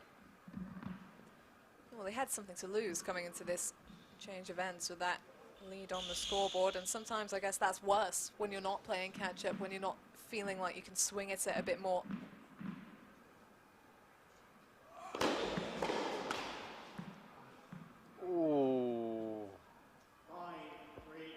If that had been Cash, it would have gone over. Would have At the dropped. moment, he's on a roll with this net, isn't he? Tampered with before the match. Using everything to his advantage. But obviously not. Good hit from Gray there. It's unfortunate, but happens. Big point here again.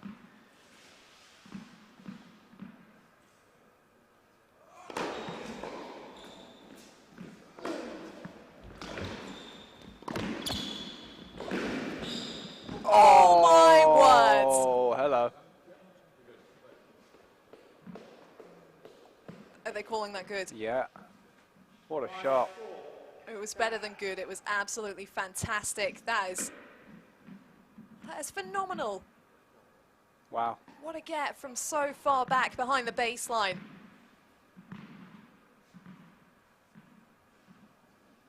What can you do? Well, Cash had been fantastic in that point. Worked himself up into a winning position. 9.5 out of 10 times. That would have been in his pocket.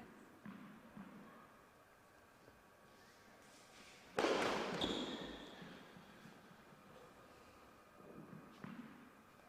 real hot shots on this one.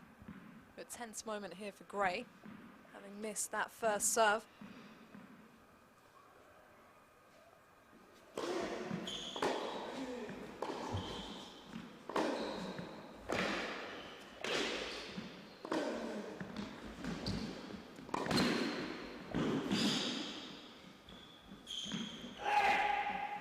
Well backed up from Cash there. Huge from him to make the move in after the way that previous point went. If he made that, I'd have walked off. Terrific commitments, and he has the rewards of double set points.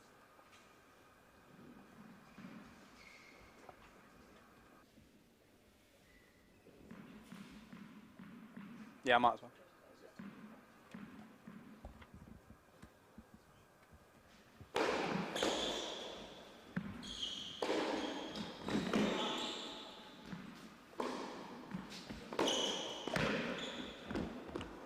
Oh, that's an angle we've seen time and time again from Gray.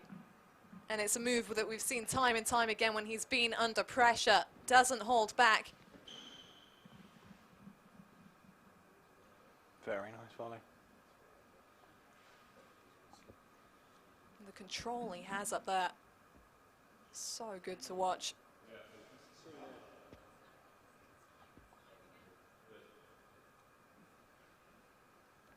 What's Cash going to do here? Serve and volley, serve and stay back? What are we thinking? Well, as long as he nails the big wide serve, I think he's got a few options. Has to choose one and commit, though.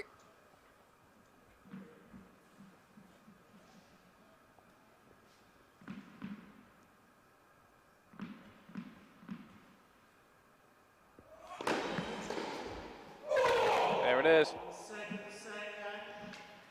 For the 6th time this week, Julian Cash takes his match the distance. He was not going to go down easy. Utilizing all his weapons out here to level the clash and take us into a deciding match tiebreak. Huge from him. Real pressure applied at the back end of the second set.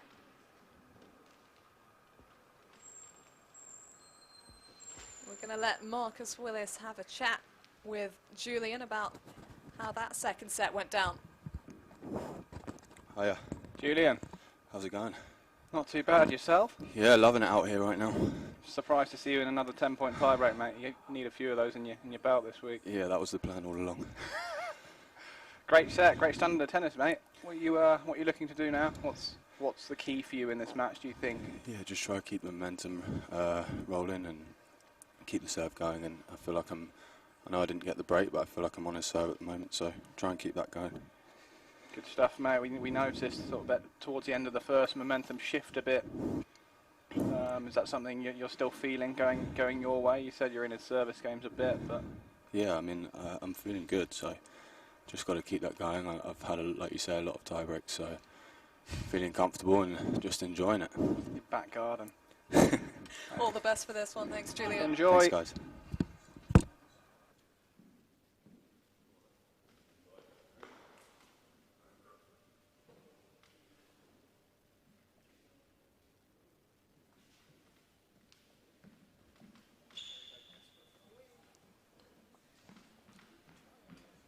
Here we go then. It all comes down to this.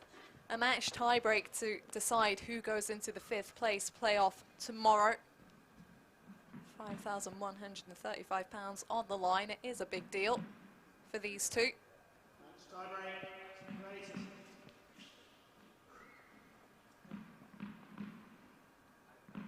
And over on court 2, the win went the way of Luke Johnson in 2 tiebreaks over Mark Whitehouse.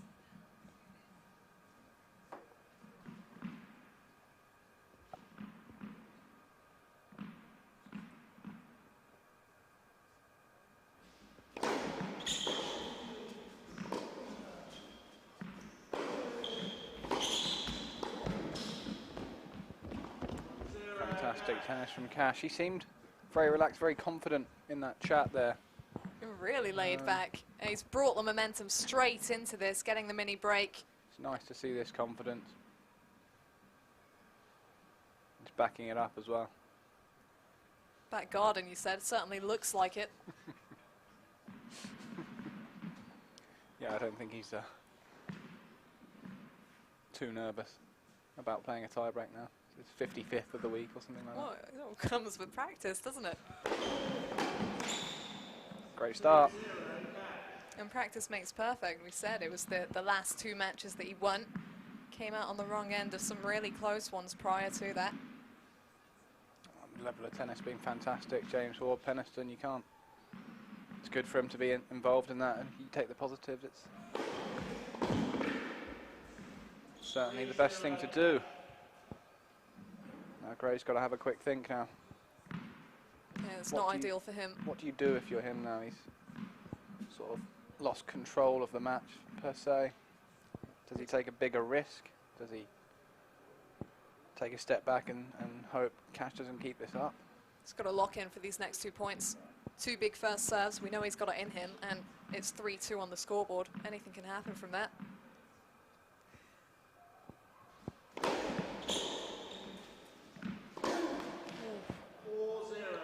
Now he's in trouble. Once again, it's the forehand, and I think Cash might have picked up on that, where he's trying to approach, he's pushed back in the court, and he's not really in the position to attack the way he wants to. It's the no pace, and it's the middle. That's caught Gray out a few times today. And it's going to be more costly in these situations where he doesn't have the breathing room. And in that second set, we saw time and again he was coming back from deficits. Not as much opportunity for that here. Needs to get this point on the board.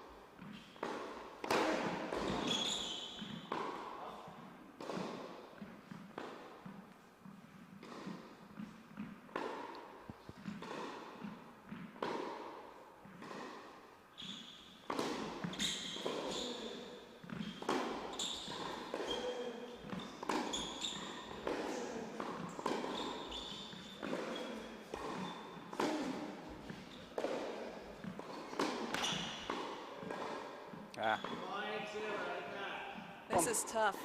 One thing I was just thinking, Gray's had a lot of success coming to the net. Not once in this tiebreak has he come forward. Maybe that's nerves, maybe something else, but I'll be serve volleying if I was him, and you know. Well, on the point before, we could see he was trying to manufacture the move up, but Cash has been so good on the return. Pushed him back in the court. Probably hasn't landed as many first serves as he would have hoped for here either, Gray, which has been doing more consistently throughout the match to pave the way forwards. Be interesting to see how many points Gray's lost at the net, though, even serve volleying, even first or second. It's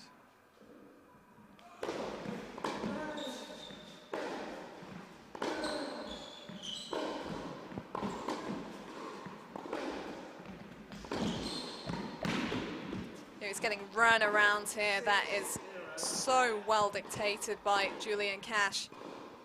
certainly nothing you can do about that. Once again, keeping Gray so far back, and there'll be no moment of magic on this occasion. Cash fully in position. Quick run over, and he's blocked the gap. Healthy lead heading into the change events, and you've got to feel that this point upon resumption is essential for Gray to just snap some momentum here. Cash has been rolling with it from the back end of the second.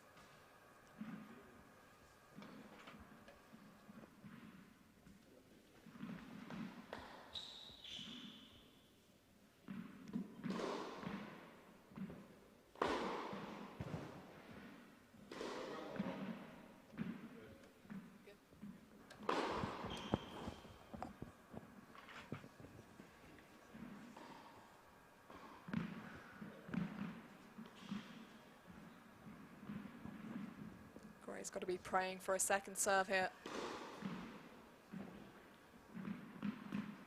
So far it's been sort of the polar opposites. Cash's been getting forward, playing aggressively.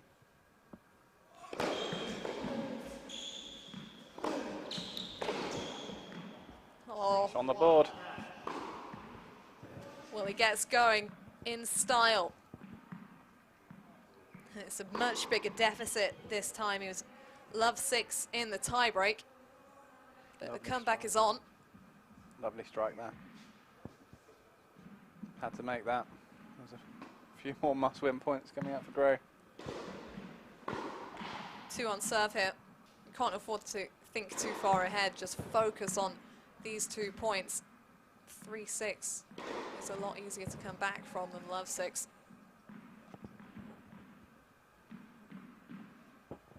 Obviously. 6-2. It's a good start.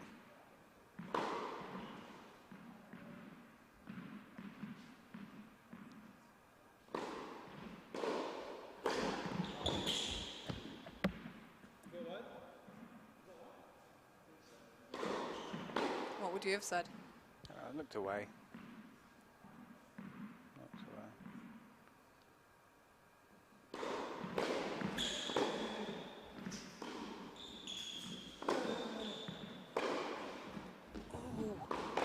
Yeah, there is the frustration, and you can understand it.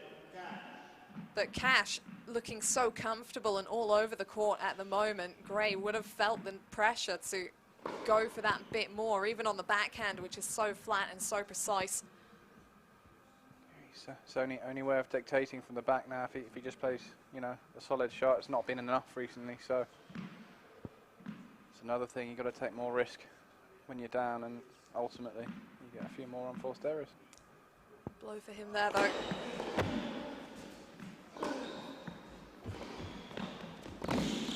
Oh, wow.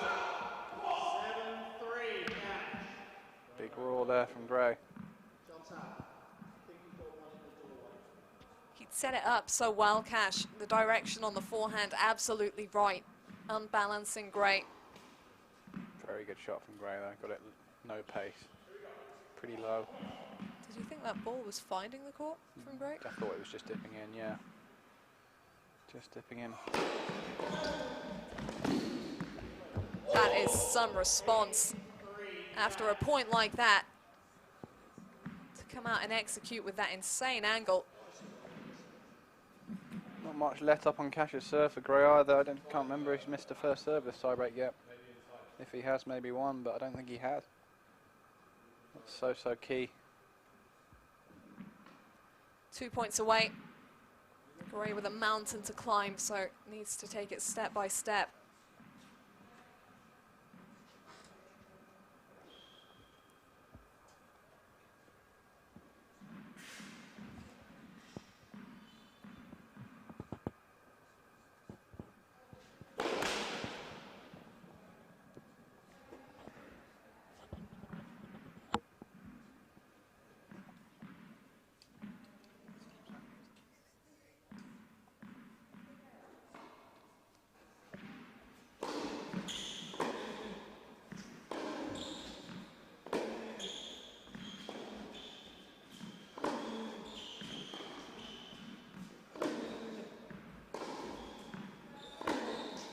Oh,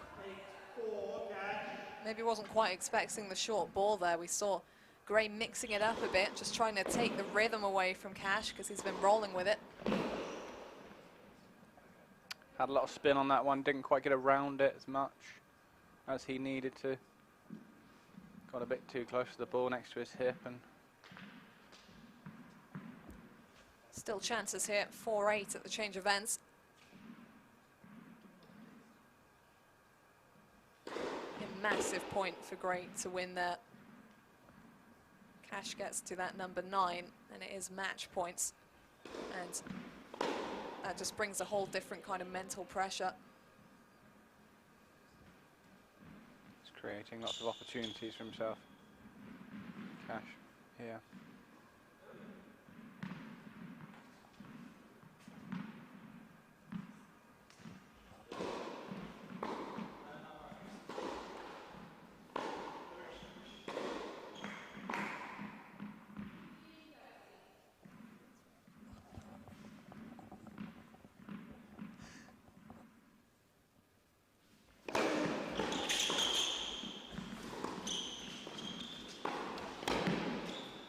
Well handled. It's maybe a look into why Cash hasn't lobbed too much. They're really precise on the smashes. Didn't let the drop throw him either.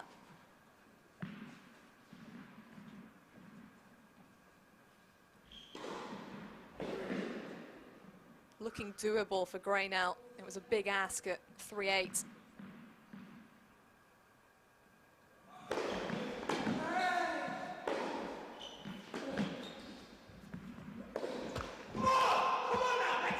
Here we go. Oh.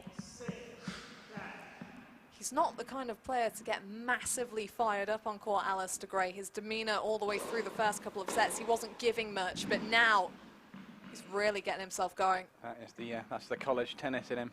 There.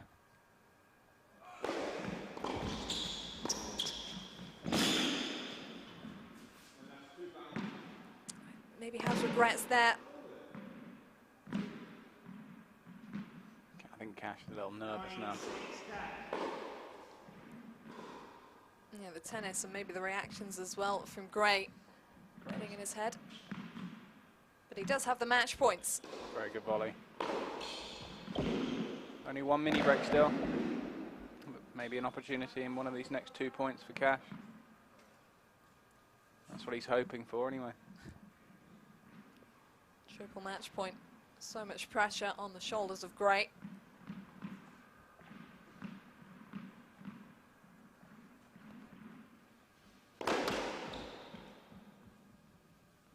He'll want to take this first one.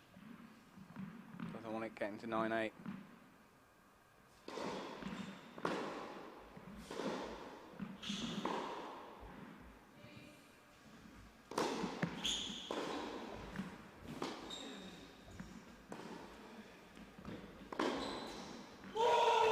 Done it. There it is. Julian Cash hated a match tiebreak at the beginning of this week, but now he loves them. 3 in a row. And deja vu last night to beat Arthur Ferry. He required 2 tiebreaks back to back, and same again here. Such a great level from both players. Alistair Gray looking really convincing in the opening set, but once again, Cash using the weapon of that huge first serve, keeping himself going, responding well mentally to the missed opportunities throughout that second set. And when he saw the tie breaks, he smelled blood. Really good stuff. And that sees him into the 5th place playoff tomorrow. Billy Harris or Arthur Ferry? Which would you most want to see? I liked yesterday's match, but I mean, him and Billy, good friends. I think deserved winner there for Cash. I felt towards the end of the first he was slightly the better player. Came through in the end, some challenges for him. I think Gray, as I said, maybe could have got in a little more. Ultimately, easier said than done. Yeah, Cash just carried that momentum, didn't he, from the end of the second set tiebreak. Got that early lead in the match tiebreak, and in the end, just couldn't mount. The final stats, that high first serve percentage for Cash, proving crucial because he was barely dropping in a second serve. Yeah, it's always the way. That set tiebreak very important. And you can see the total points won, barely a difference, just 2 more for Cash. Slim margins in tennis, we definitely saw them out here. Julian Cash utilising those tie breaks. And so that brings us to the end of the first match today on court 1. And we'll be moving on to the big ones, the semi-finals, next up on court 1. It's a must-watch clash between Harriet Dart and Emma Raducanu, and it will be Barry Milnes and Naomi Cavaday taking you through that encounter.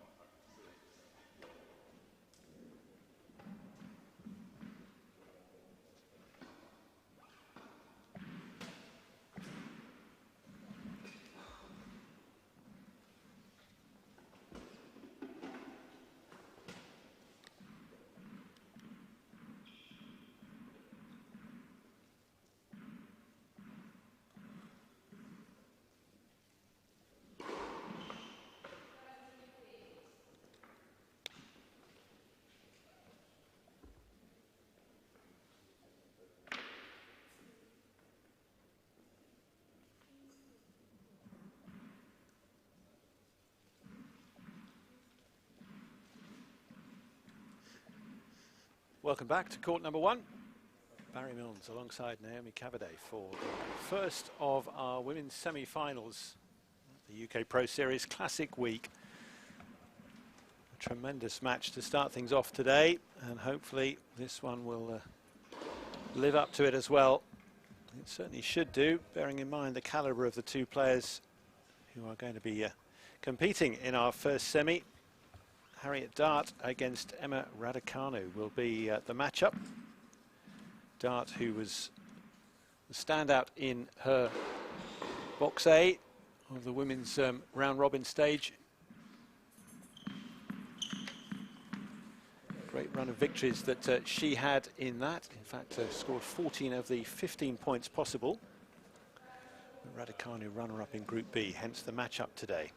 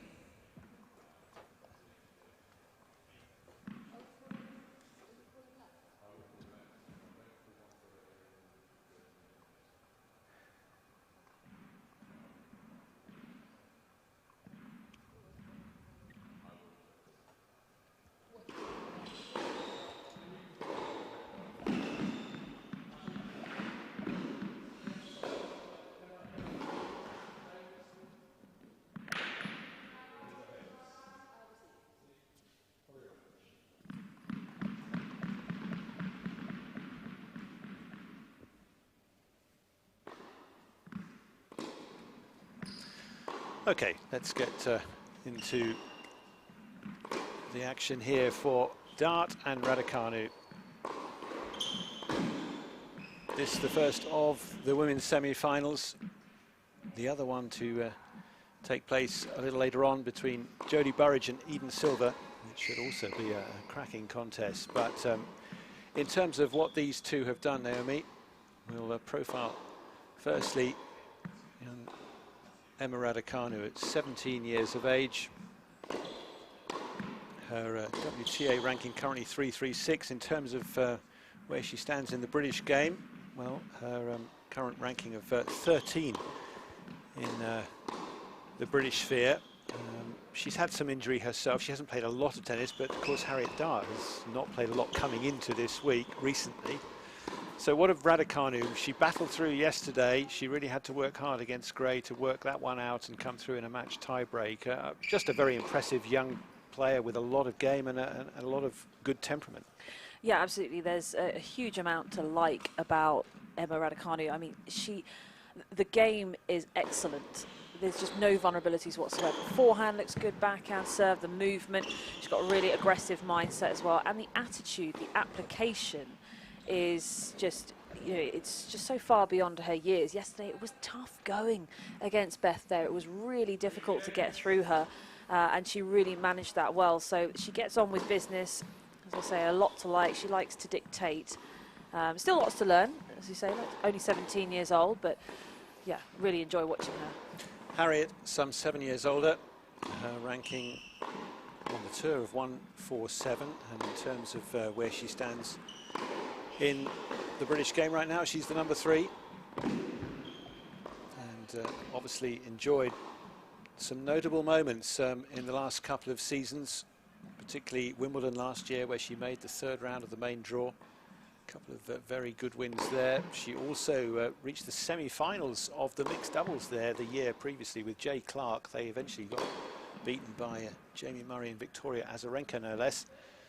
But all those kind of experiences add to the game for Dart, and she's kind of downplayed her recent form, as we say, because she hasn't had a lot of matches, and yet what a week she has had. What is it about her game that is so impressive to you? Well, for me, so much about the Dart game is about her as a person. She is incredibly stubborn on the court in a really good way, in all of the ways that you look for in a tennis player. She is determined to win matches, such a fighter, and actually she's for me, she's one of the best I've ever met at being able to dismiss something. She can get very, very angry and upset about something, but then it's just gone. She just moves on. She's incredibly good in that way. She's got a really strong first serve. When that gets popping, that is incredibly impressive. The backhand's a more natural shot, but the forehand has come on leaps and bounds, and she can really crack it. She loves to get on the front foot, take it down the line, and hit a few winners.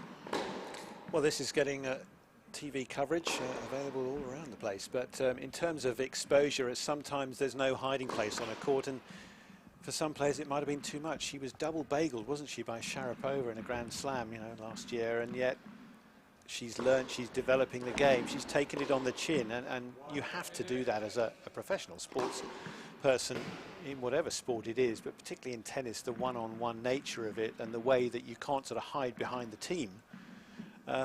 It's tough, and it's a real testing ground, and yet she certainly seems to have learnt a lot already, and hence, you know, where she now is in the game.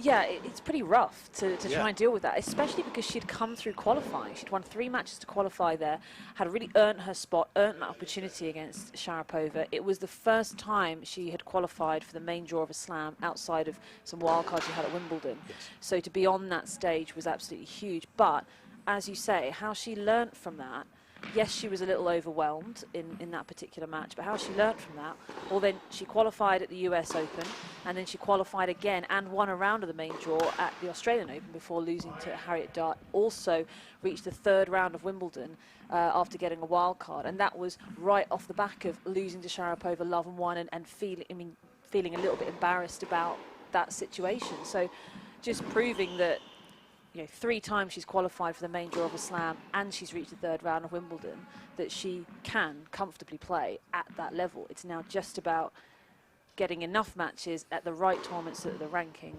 matches that.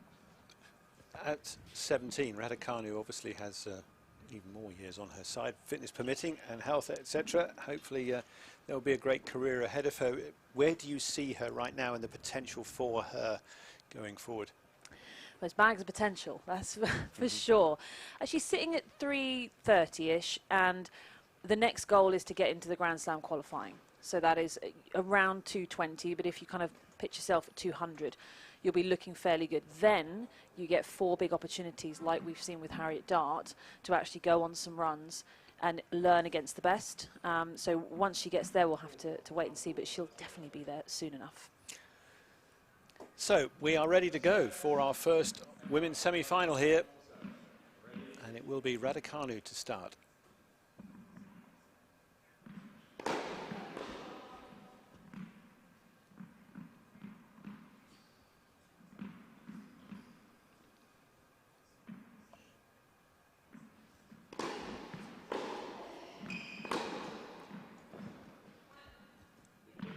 Power off the backhand. And you'll see that off both wings from her, and great to land one straight away like that for a clean winner. Began the week in fine fashion, 3 straight sets wins. Wilson, Maloney and Appleton all comfortably beaten by her.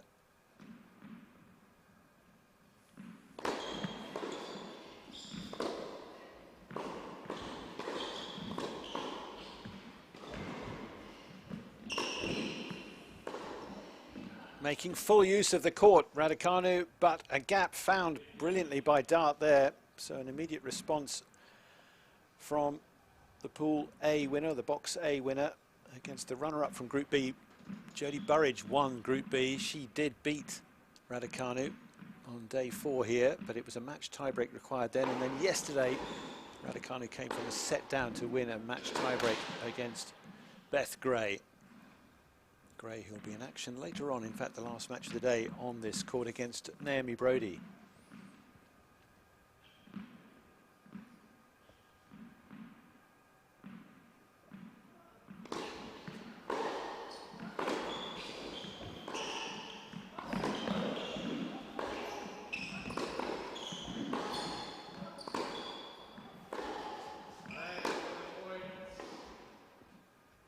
It's a shame. It was developing into a fine rally, but a ball straight across from the other court. And you can see both of them taking up strong position, patrolling the baselines. much either of them is prepared to come forward today. That might be key at certain stages.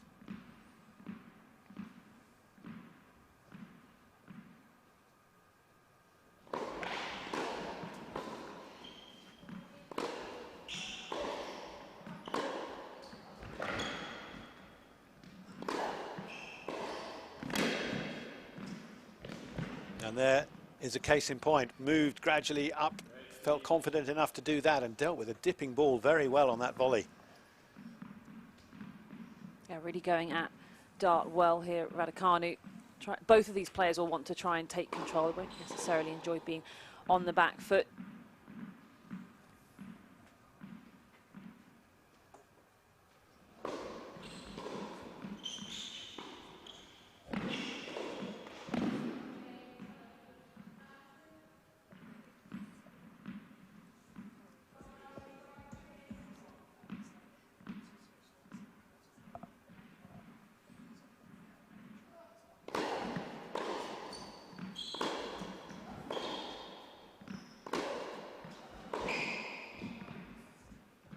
Sets herself up to get through that shot with a lot of power. Dart having to deal with plenty of that throughout this match, no doubt.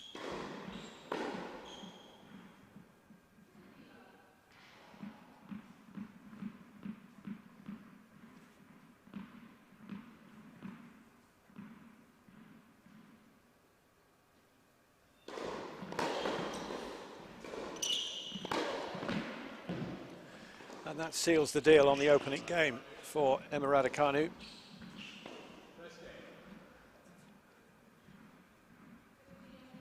Calm, confident air about her, belief in her strengths, and applying some of those already impressively. The other match taking place on the adjoining court.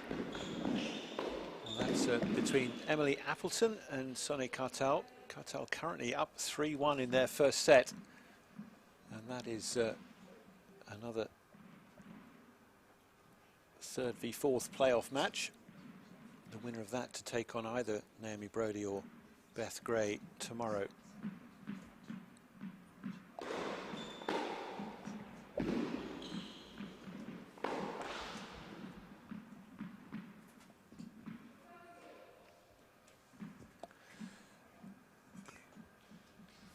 Mentioned the dart serve, and we're about to see the first one in competition today. British number 3, who was certainly warming up, practicing those earlier on when we came through.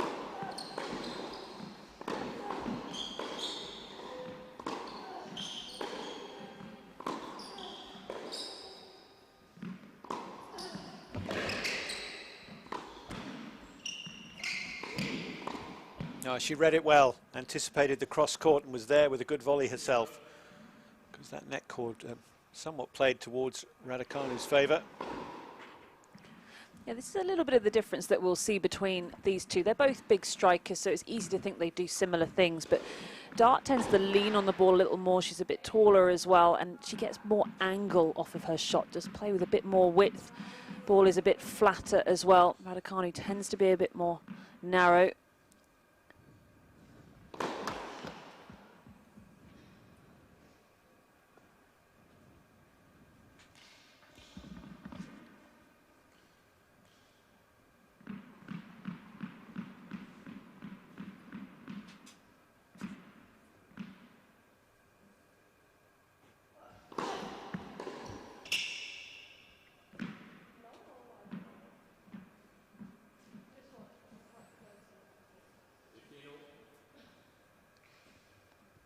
Just checking with Jacob Miles, the umpire, how much that missed by. It's a second meeting for these two. A couple of years ago they met in Manchester, and Dart emerged the winner, 6-1 in the deciding set.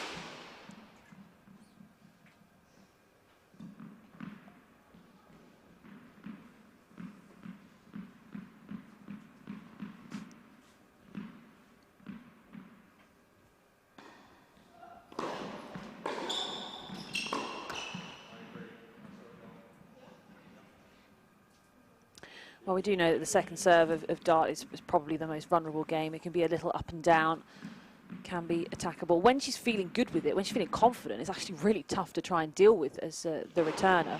But there just are matches where she just loses that confidence. And that's the trouble. If you rely on the confidence, it's not very reliable. The confidence, it comes and goes, really.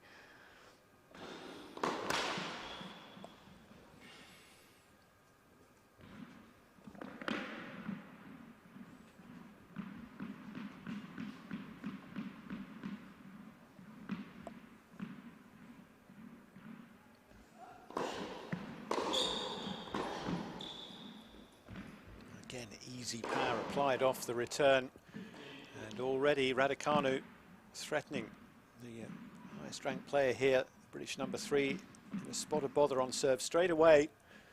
Of course, the higher you get in the game, the bigger the target on your back, and I sense that Raducanu is really aiming at the bullseye today already. She can break through here.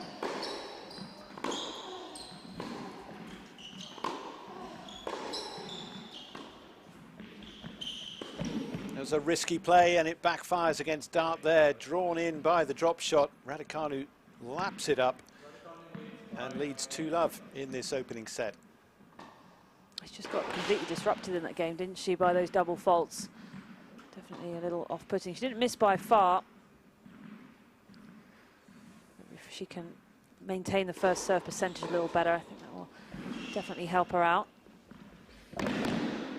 Dart's run this week, well, it was 4 wins in a row, excuse me, 3 wins in a row in straight sets. Christie, Cartel and Brody dropped 1 set against Silva before winning a match tiebreak, and then romped through yesterday against Emily Arbuthnot.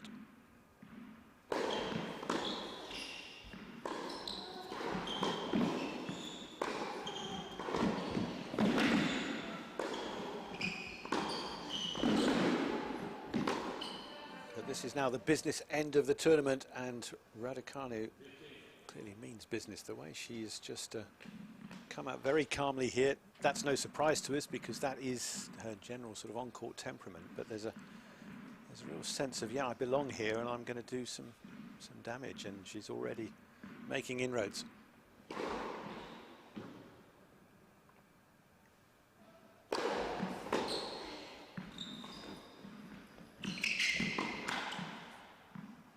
I think that's something that she's probably really gained from the tournaments that she's been playing recently, the domestic events. You know, these players, you know, she now knows them well. She's been able to have a crack at them here, getting a crack at Harriet Dart, who's winning matches in main draw of slams and, you know, sitting just outside that top 100. She's not played, say, a top 100 player before.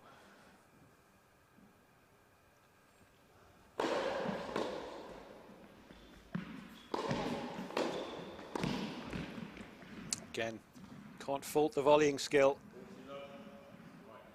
But these are the opportunities that these tournaments have presented for the up-and-comers, because, you know, really the tournaments that Emma's playing on the whole, Dart wouldn't be involved in, being ranked significantly higher.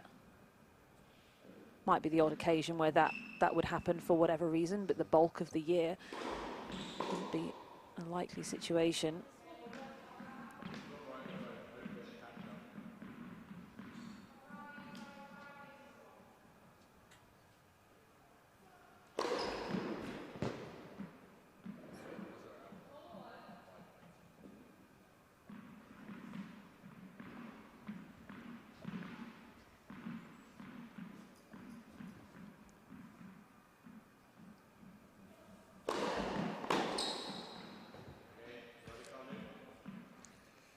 So Dart searching at the moment in vain for her A game, but no doubt who is in pole position at the moment. Early stages, but it's Raducanu back to her chair, leading 3-love in this first set of our first women's semi-final.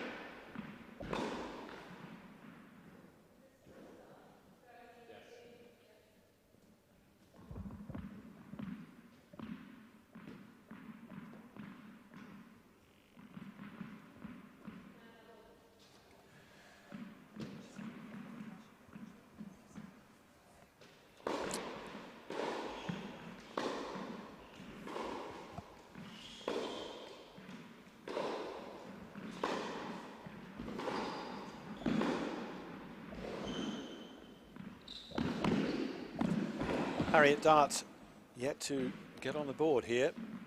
Raducanu taking a good lead already. But I feel this is an important game for Dart, just to try and settle into the contest. Hold the serve for the first time.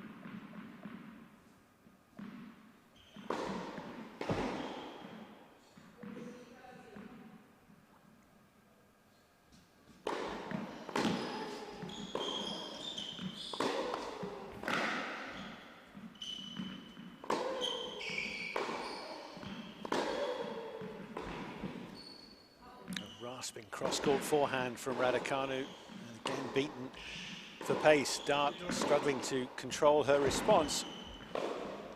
She's going to have to find ways to do that better if she's going to get herself right into this matchup for the right to face either Eden Silva or Jodie Burridge in the final tomorrow. Didn't hold back on that, did she? Just wide. It seems like she's feeling good. Yeah. She hit an awful lot of balls in her match against Beth Gray yesterday. It was, I mean, that first set, the length of rally was you know, pretty impressive. If anything's going to get you into rhythm, that will. 2 hours and 12 minutes they took. Most of that was the first set. Yeah.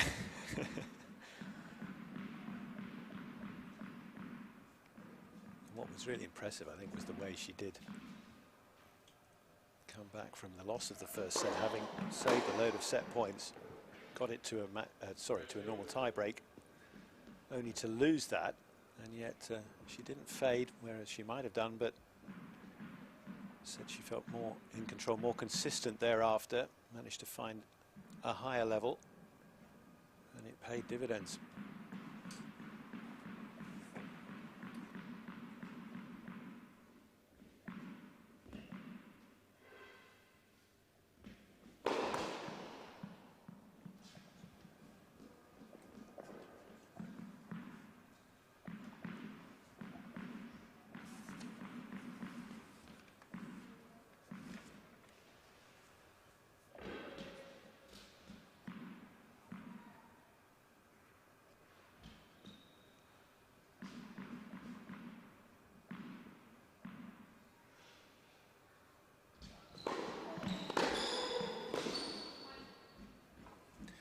Straight back at the server with power.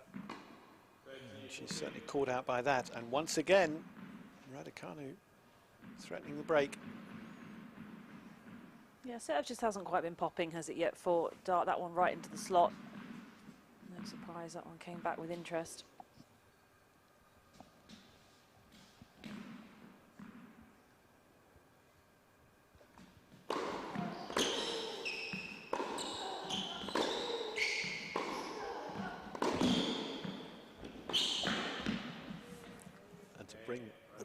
With such an angle there, Dart must have felt she was gaining the upper hand in the rally, but instead she's a further game behind, still unable to get anything on the board. And I really like how Emma she's going with pace early on in the rally just to establish herself, and then she's finding the width, whether it's ball 3 or ball 4, and we're seeing Dart really stretching out wide.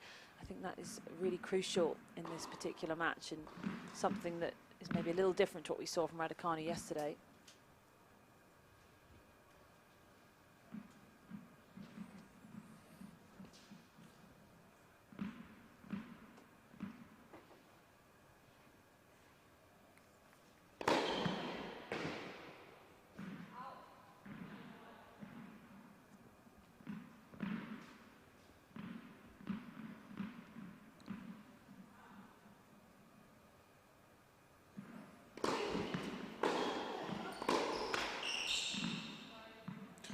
It's all going her way at the moment.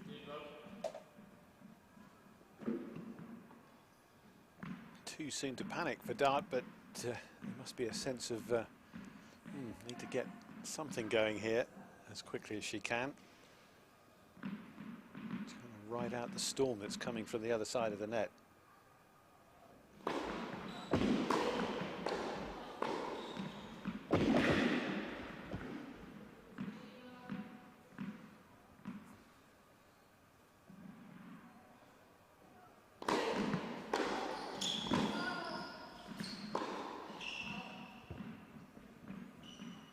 starting to unravel a little bit for Dart at the moment.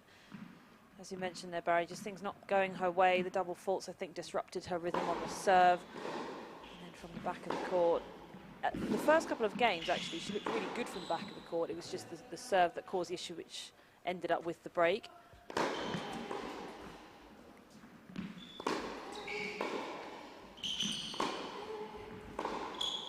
Now mentally, just doesn't seem like she's kind of lost her way a bit here. Being outplayed, no question at the moment. It's Raducanu's day so far.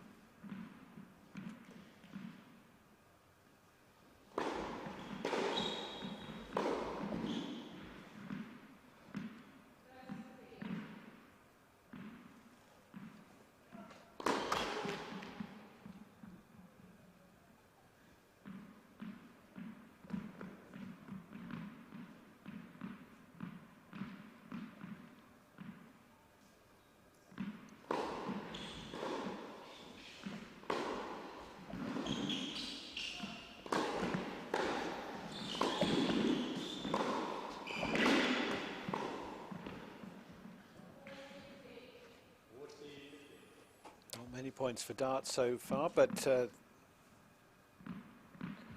anything right now welcome from her point of view. However, Raducanu points for a 5-love lead.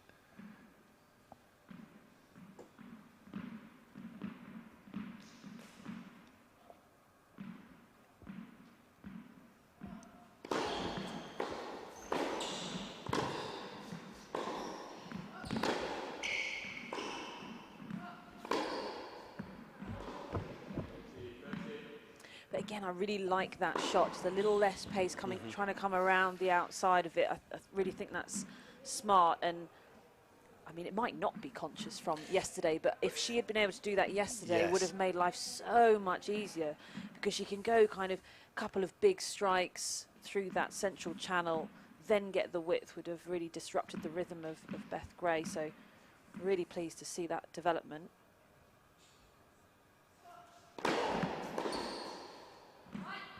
And then the strong serve gives her another game, a total command of this opening set. It's the teenager who's dominating Dart right now, 5-love ahead.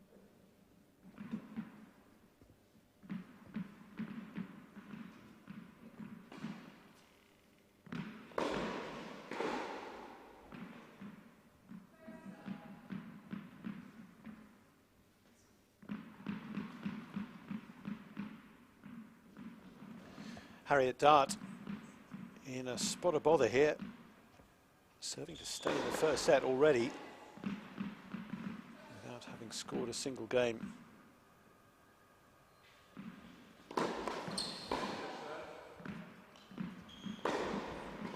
Raducanu at the far end. Well, she's talked this week of her love for motorsport, for Formula One.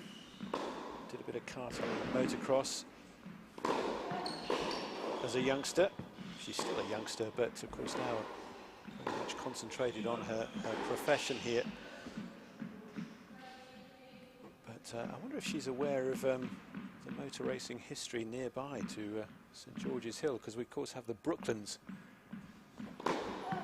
site nearby. Brooklands, where they had the first purpose-built racing track built in 1907, I think it was.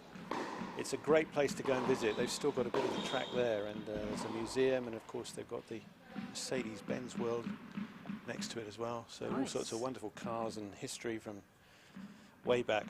Is that what you were doing yesterday? Yeah. I have been. It's Oh, great really? fun. Yeah, and you can go on a bit of the banking still that's there. You can't drive yourself, but you get driven around it, and that's quite an experience.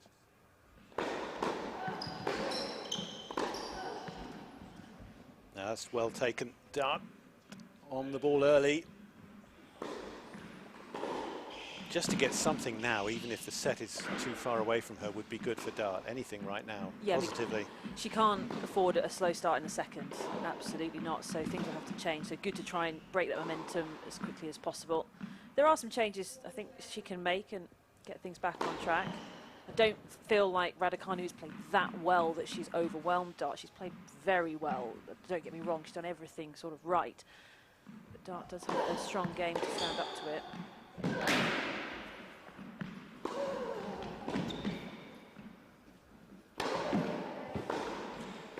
She's just facing real quality every single point. You know, Raducanu's not giving her anything.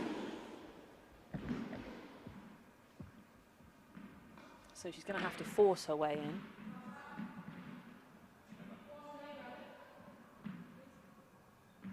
Are you one of those who holds to the mantra that better to win a set 6-1 than 6-love? Because if you win it 6-love, you can't improve on that, and things can only go the wrong way. No, not because of that reason. I'm more comfortable actually winning a set, say 6-4, than I would be winning a set 6-love or 6-1. Only because after that, you know your opponent's going to do something dramatically different, and that's a bit disconcerting because you don't know what it's going to be. Right. Either they will just not make any mistakes, or they will be ridiculously aggressive. They'll try and do something to disrupt things. Whereas if it's 6-4, it's going to be kind of the same with a few tweaks. It's another double fault. She was hoping the first serve was good down the middle, but that was wide, and then wide the other side into the tram lines. And that hands Raducanu first set point in our opening semi-final here.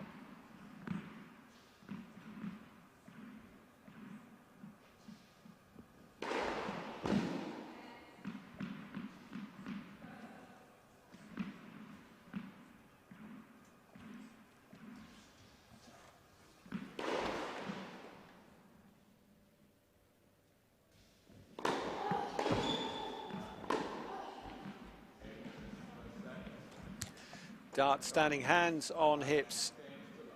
Disconsolate figure because Raducanu has romped through the opening set. She's bageled the top seed here in the first set of this semi-final.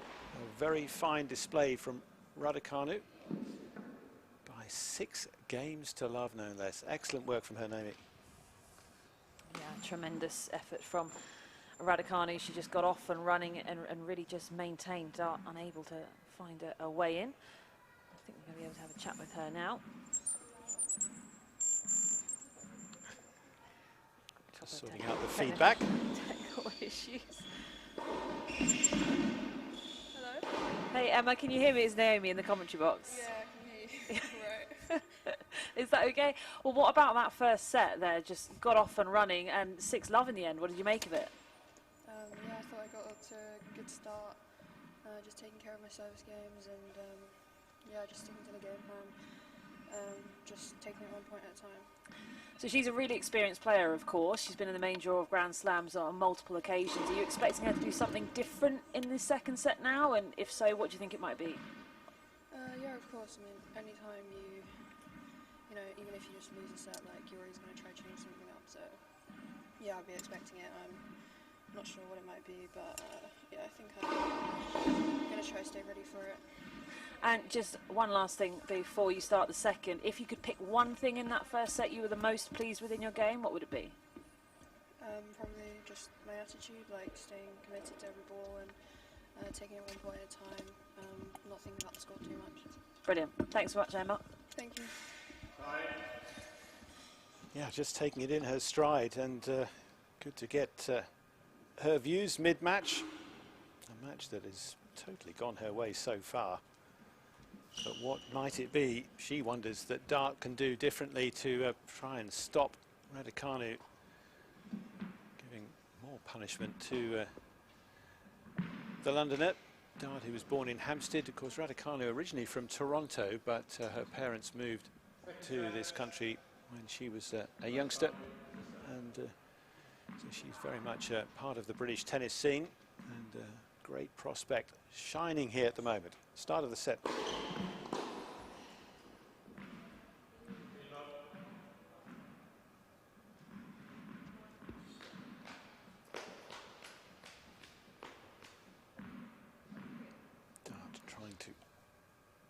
Herself up, find that intensity, harness her game, which has done so much good work this week, and indeed elsewhere, but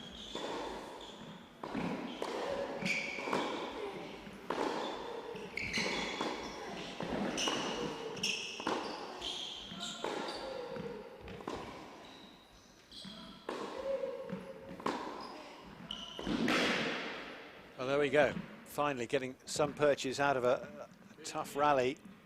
The line drive with the two-hander was the one that did for Raducanu's defence here. They didn't put too much pace on that backhand down the line. That was the key. The placement was going to do all of the damage for Dart. I suppose it's a little bit of a good thing that Raducanu's serving first in the second set, so that she can just try and get into these rallies, get the game from the back of the court feeling good. See if she can change or make those changes that Emma is expecting her to.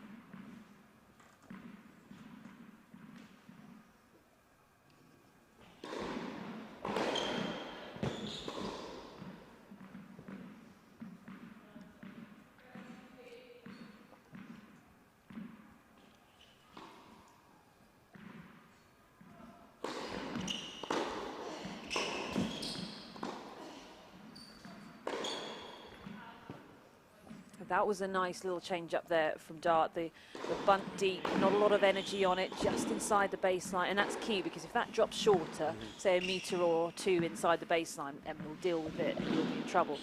But to keep it back that deep with no energy at all to use, it's very easy to overhit.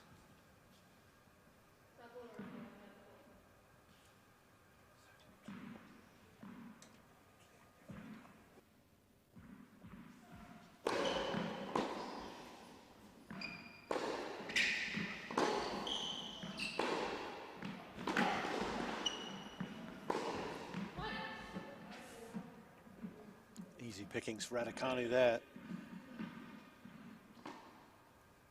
Again, it's that width as well with the power, and it just brings back a short reply from Dart.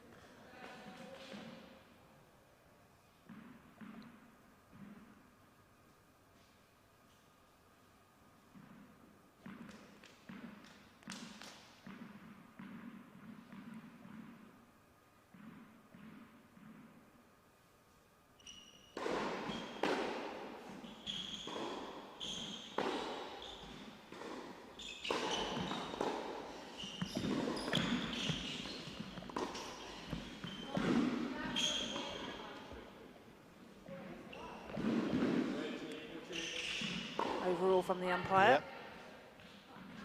He was very quick to get involved there.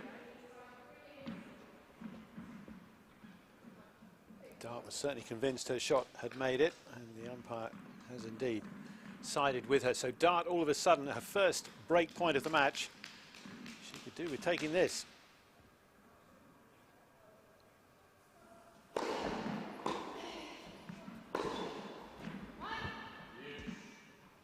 That is spot on to the corner.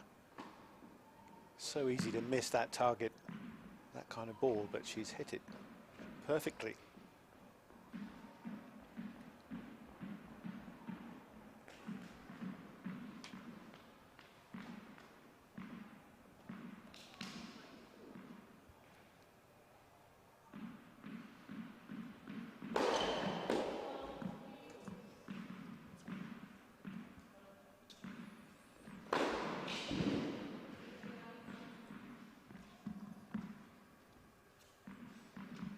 Sonic Cartel has taken the first set 6-1 against Emily Appleton, but Appleton is 3-1 up in the second set.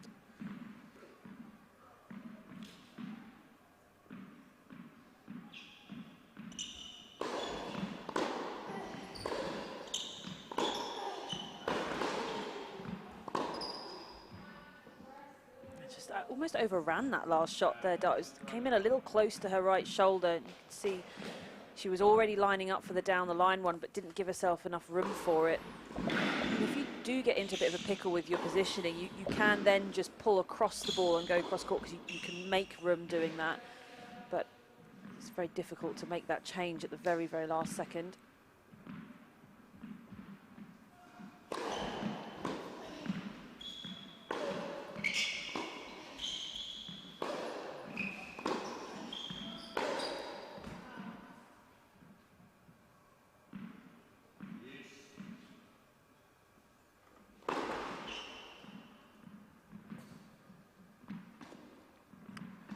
So good in the first set. Not many unforced errors from Raducanu, but that disappointed her, that last forehand.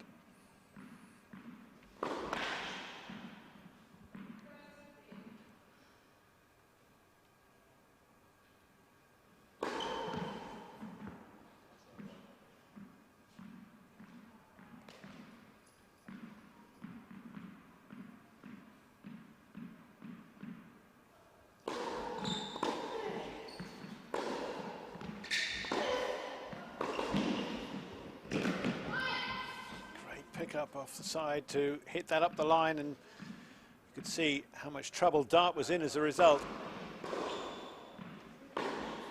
She's just having to cover so much ground. The width again found by Raducanu off of the first shot, just taking a fraction of pace off to make sure that it swings away. The more pace you put on the shot, the straighter it will go. It won't turn as much. You need to give it time to move out into those difficult positions.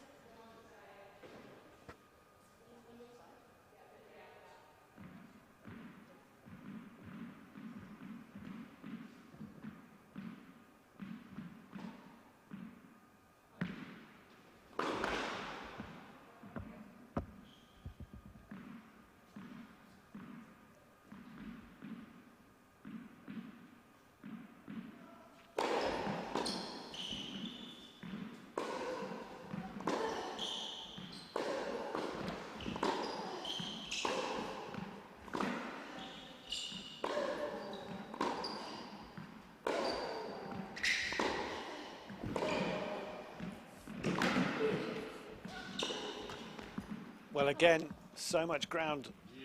Dart having to find her way around back and forth. That time rewarded really good effort and gets the point ultimately, but it's a tough ask to keep having to do that and come out on top.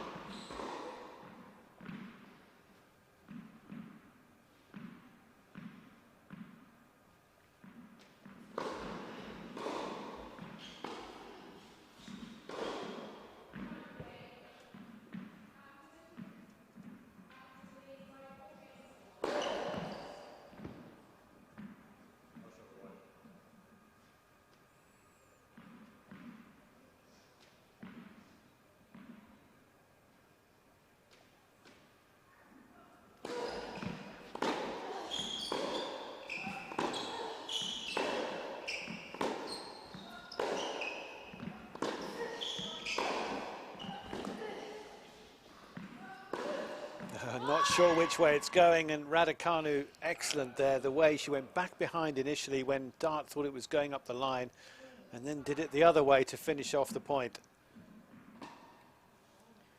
For me, this is even a totally different level to yesterday, which we thought was very good. This is, I mean, the application, the quality that's coming off of her racket is excellent, just as it was yesterday. But then today, she just added in that extra level of intelligence and smarts about it. She's been really precise with what she's doing. Everything is so deliberate. Just taking it up a couple of levels. And the way she's dominating the sort of court position, she's able to get inside the baseline, and Dart is way back too often for her liking.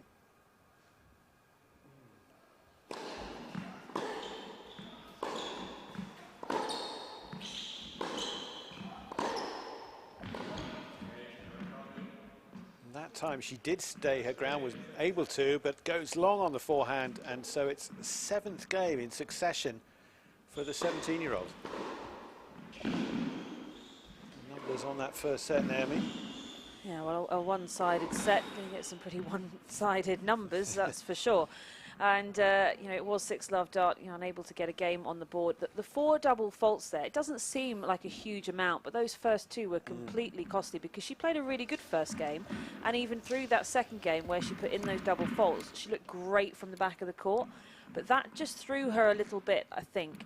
And then Raducanu was feeling good, already had the advantage. And Dart was a bit on the back foot. And then she started getting a little overwhelmed and frustrated with the pace from Raducanu. And as I mentioned before, the quality of Raducanu is the highest I've seen from her, to be honest, since we've been back for domestic play. I think it really is excellent. This is a real challenge for Dart. She loves a challenge, which is good, but she needs to start getting things turning around sharpish because she's going to run out of time. She would dearly have loved to have won that last game, having got just 8 points out of the first set.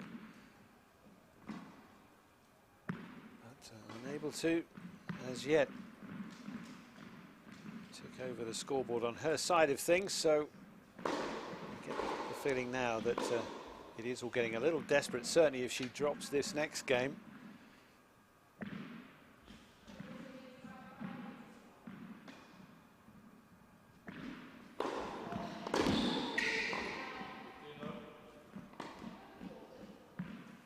Trying to rattle her with another rasping forehand return. Too long, that one. First serve so key for her here. Did not want to let Raducanu have a look because we know that Raducanu's hitting it clean.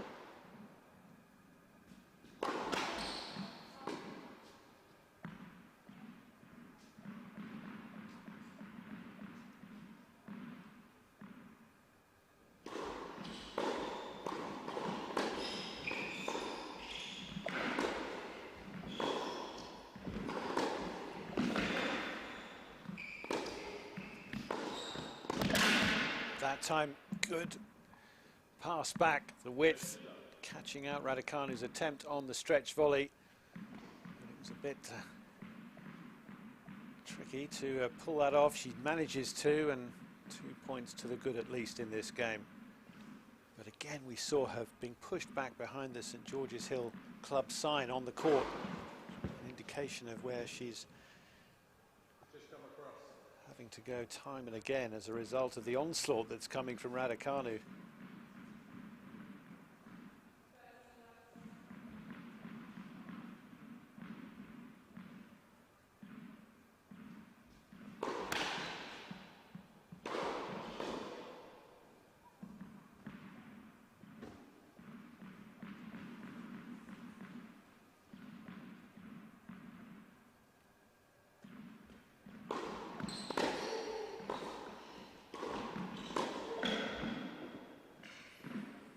I think that's probably the first shot in this entire match that Raducanu's lost a little control of. Of course, she's missed some, she's made some unforced errors, but they've all had really good potential about them. That one just getting the contact a little wrong. Impressive to go that long at this level.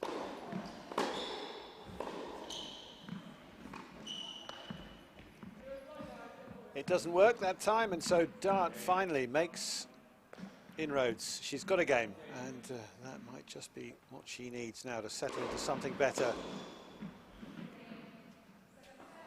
It's a horrible feeling, isn't it, when it's just racing away from you at whatever level you're playing at, and you think, what can I do to stop this? A bit of relief, but how long will it last for? Raducanu serving 1-1, second set.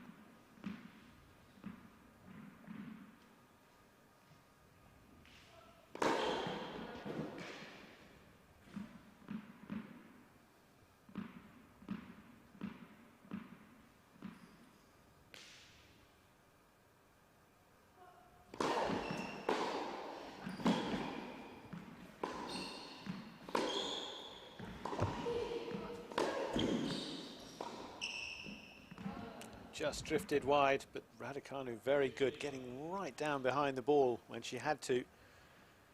Yeah, and it's interesting what you're saying about things slipping away. It's something that the women have to deal with a lot more than the men do, just because we don't have the luxury of being able to pop in a couple of 120-mile-an-hour serves and stop that momentum. You get far less, or far fewer six-love sets in men's tennis than you would in the women's.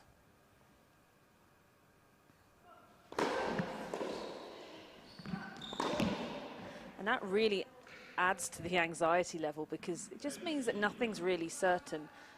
Whereas if you're, as I say, if you're a guy with a decent serve, you're pretty confident that wherever you're playing, you're going to be able to get games on the board and put yourself in some sort of situation. You can at least stop that momentum. It's not always possible. It's just a little bit easier for the guys, and for the girls, it just makes things a little more anxious, and we get matches swinging around a bit more with the momentums.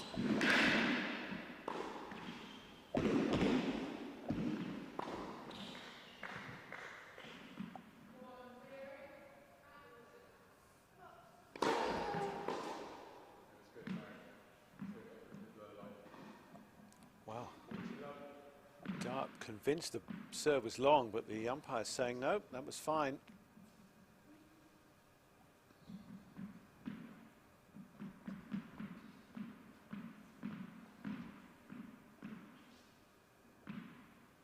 They've had one overall each now, so all square.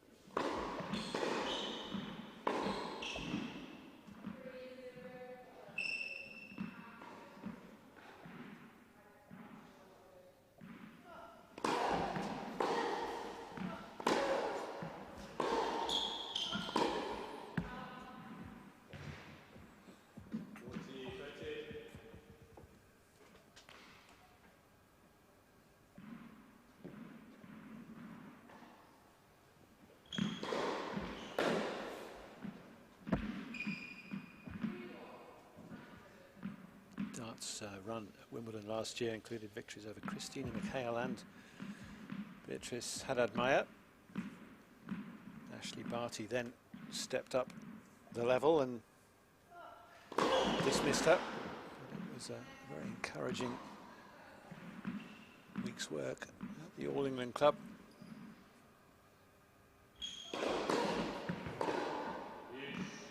Double fault now from Raducanu. Juice, and certainly Dart having more of a say in these Raducanu service games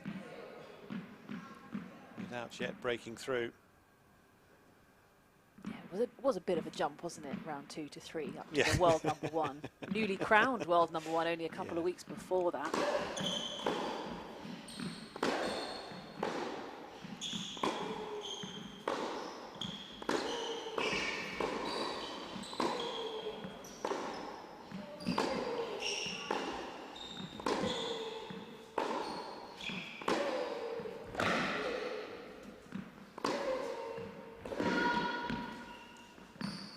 Another barrage of great hitting from Raducanu, building up. Tremendous head of steam there as she took on every ball and eventually took away the point from Dart. And again, I'm really showing how clearly she's thinking in the rally. Dart just wasn't losing her balance through the centre of the court. She was just absorbing the pace so nicely, coming right back at Raducanu. And so she thought, right, I'm going into the corner this time. Did that twice in a row. Got herself the short ball.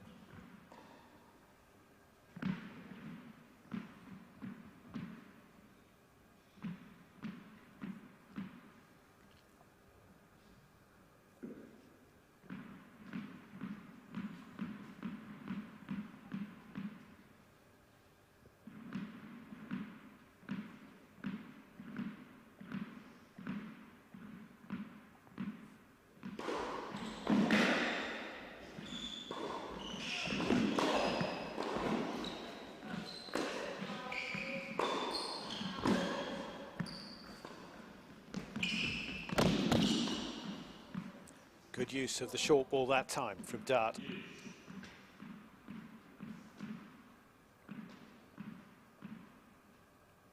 Blocks this back and takes up the right position to just ease it through.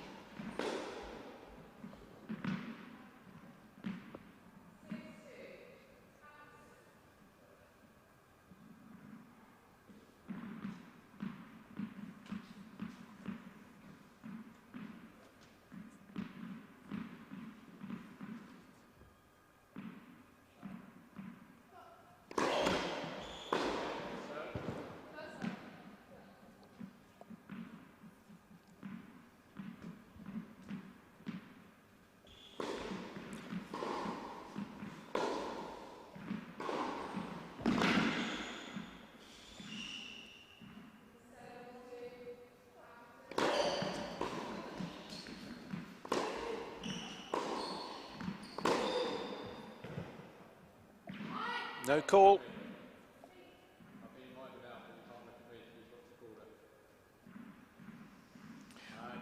It's a bit of a blow there. Umpire saying he thought it was out, but you had to call it, and Harriet didn't. Oh dear, that's 2 mistakes then she's made in terms of judgment on the call. That serve that she thought was long. Advantage yet again for Raducanu.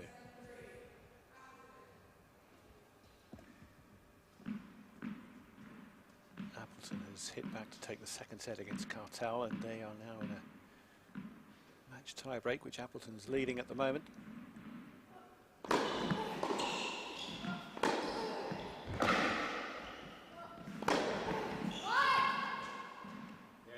It's all there, isn't it? Raducanu's A game today. The way she followed up the serve with a big two-hander cross, putting pressure on and then able to finish off, taking that cleanly out of the air. And well, we've seen that expression on Dart's face quite a lot today, just a look of exasperation, disappointment that she's getting very little out of this contest. Raducanu up a set and 2-1 right now.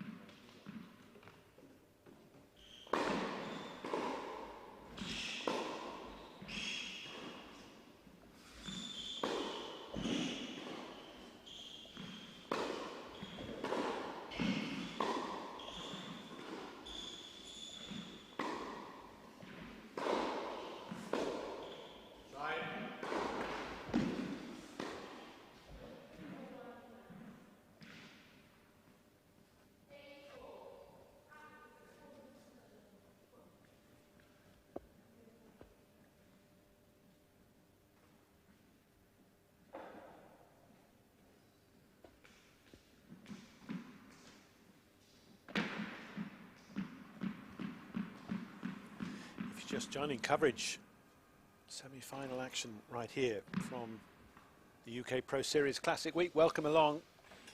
The story of this one so far is a dominant display by Emma Raducanu taking on Harriet Dart here in your picture. Dart, the highest ranked player involved this week, and she topped her group in the round robin, but she's been outplayed for most of this match so far. The teenager. And another serve, that's part of the problem for her today. Double faults early on undermined her best efforts. Raducanu really has done well all round, and there another double fault from Dart as a result of that wayward serve. She's sort of desperately clinging on here by her fingertips, you feel, but Raducanu just not really looking troubled. She's looking so much more in tune with her game, and the strengths of that, the all-round strengths of that, are shining through.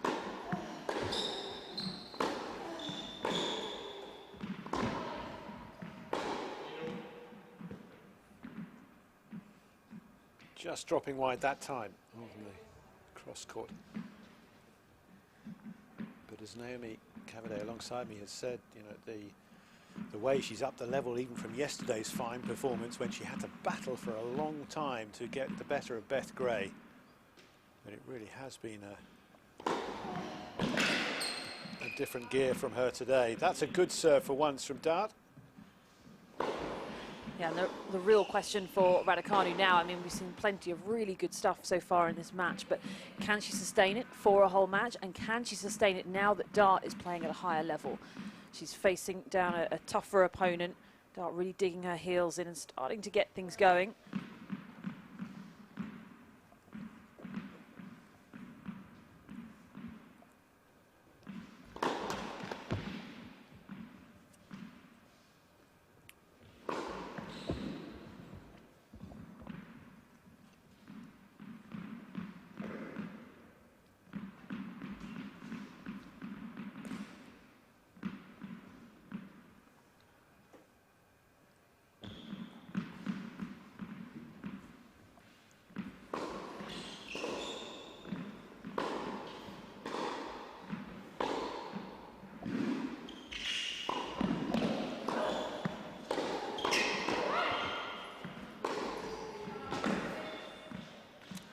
Trouble, she looks very unsure of herself on the serve today. The ball toss at times, many times she's had to catch it and reload, and then she hits a serve with very little pace on it, and you know that she knows Raducanu is going to come right after it, as she did there.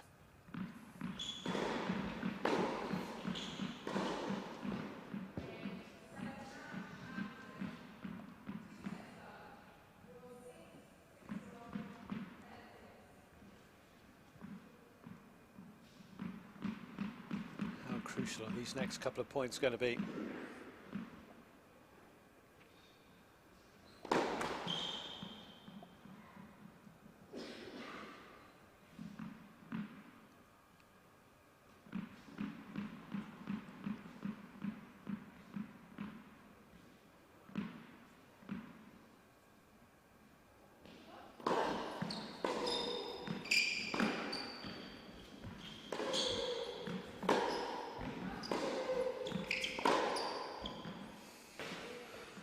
Very tough day for Dart. Sad to see after the excellent week she's had to get into this semi-final. But again, the sort of tentative nature, the lack of belief in those shots.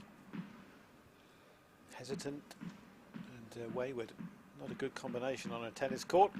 Break point, Raducanu. Yeah, she's just got to come up with the first serve here.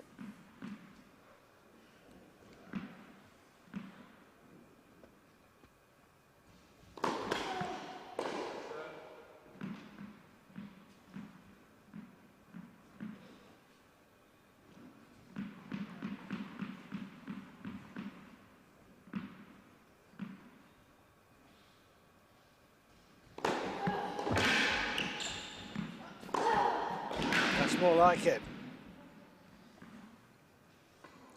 Well, there's a reason we talk about first serve percentage so often. I think pretty much every single match I ever commentate on, you talk about it. Coaches talk about it all the time because it just releases a bit of pressure on your service games, and it is just so important, especially in the women's game.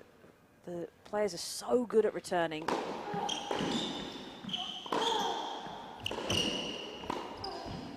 Nicely superb done. Points. Yeah. Two, I mean, absolutely perfect. Nailing the serve, and we just haven't seen enough of that. Everything on her serve has been, she's having to really, really work for it.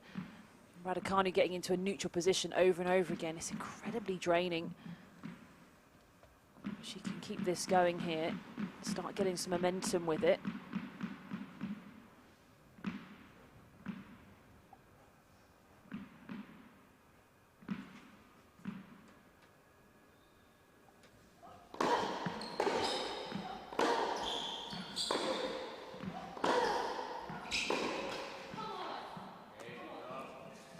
Well, you heard her urging herself on, and we might look back on that game as a really important stage of this contest. Faced the break point, but found a way through. 2-2. I should tell you that Emily Appleton beat Soné Cartel 10-6 in a match tiebreak. She came from a set down to win that third and fourth place encounter. So Cartel will face, sorry, Appleton will face either Naomi Brodie or Beth Gray tomorrow. They'll be on court here later. In fact, at the end of the day, the final match to be played. The next one here will be the first of the men's semi-finals. Liam Brodie up against James Ward.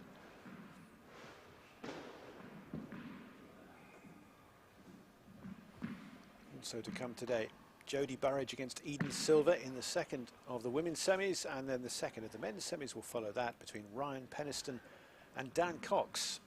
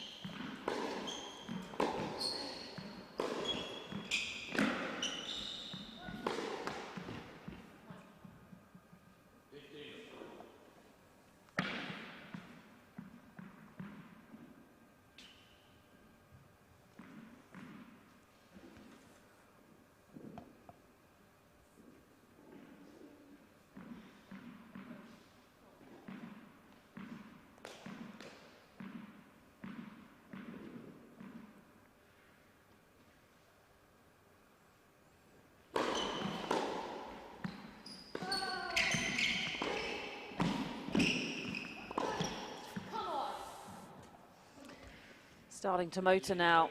Dart, really nice placement there with a couple of passing shots. Getting one dipping down. Just setting up the down the line shot for her. As I said at the beginning of the match, she really is a stubborn sort of character on the court, and much to her credit, very impressive with so much going against her.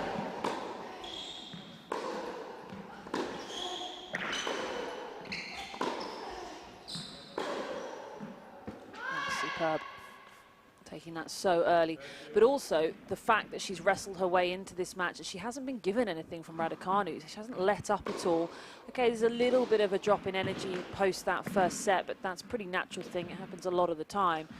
The level is still high. Dart doing all of this good work herself.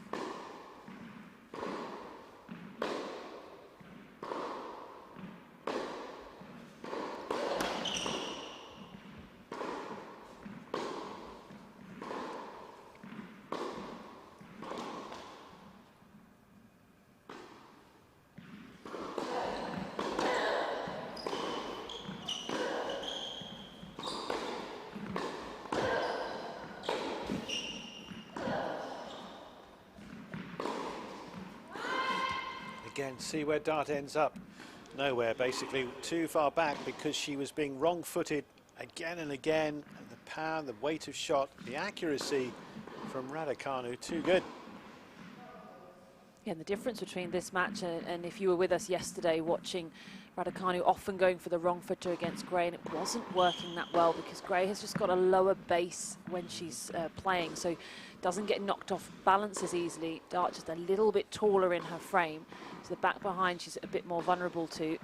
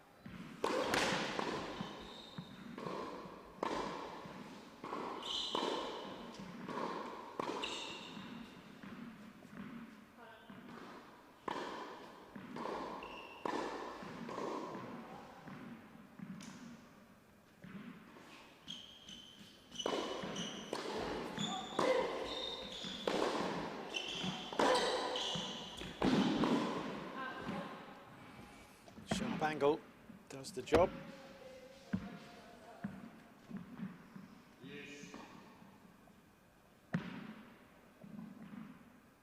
Not sure what Raducanu thinks she's going to get out of that. It's perfectly within the rules to move your feet when your opponent's preparing to serve. Might be annoying. They do that all the way up to the top. Muguruza, one of the standouts for me. I'm sure it would drive some servers nuts, but within the rules.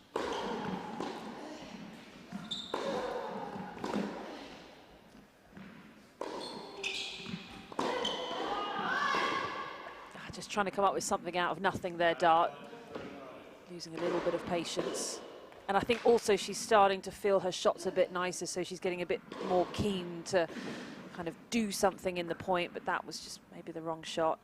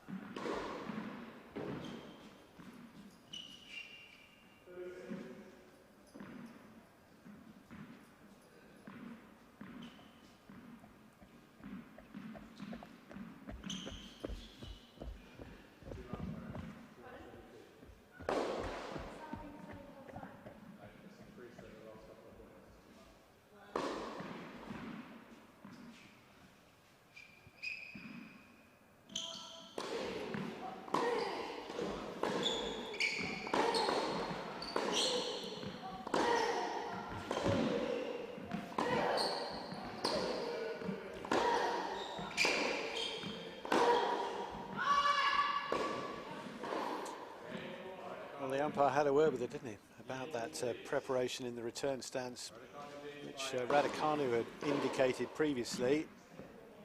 Not happy now, having lost that point, lost the game.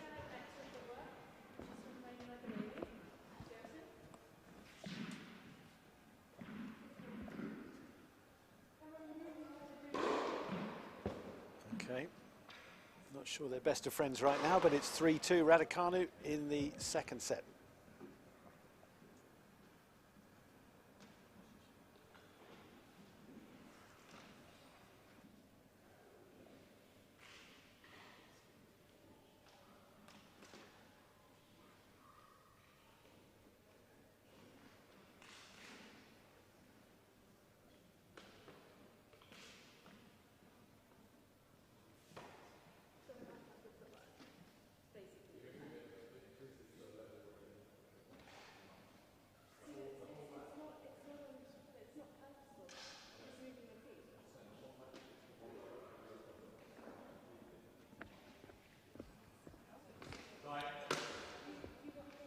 Discussion still going on between the umpire, Jacob Miles, and Harriet Dart about that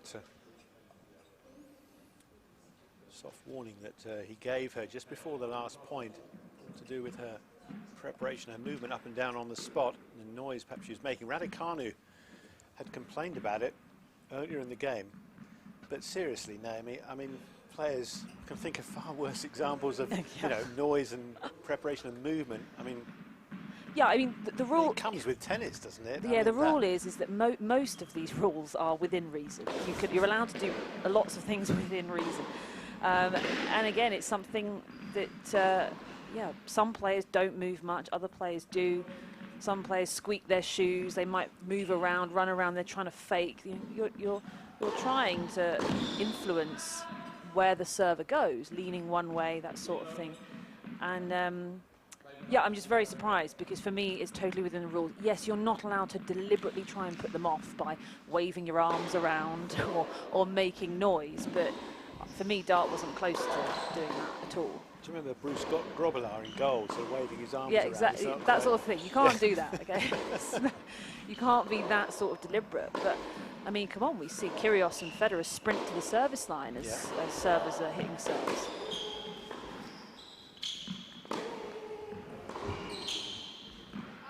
But it's kind of indication of the pressure, isn't it? Firstly, that Raducanu was feeling it a bit when she made that comment. you know, was just mentally, she just needed something to say at that moment. And then, of course, the pressure now on Dart, having then got the warning, or the soft warning, and the discussion with the umpire that she didn't win. And, of course, already plenty of pressure heaped on her today. Remember Squeak Gate? Do you remember Gulbis? Dennis Gulbis. That was Gulbis, wasn't it? With Roberto Bautista, good, wasn't it? Yeah. They were kind of Yeah. polar opposites, those two on a court. And It's the same kind of with the grunting as well. It does have to be within reason, and it is the umpire's choice.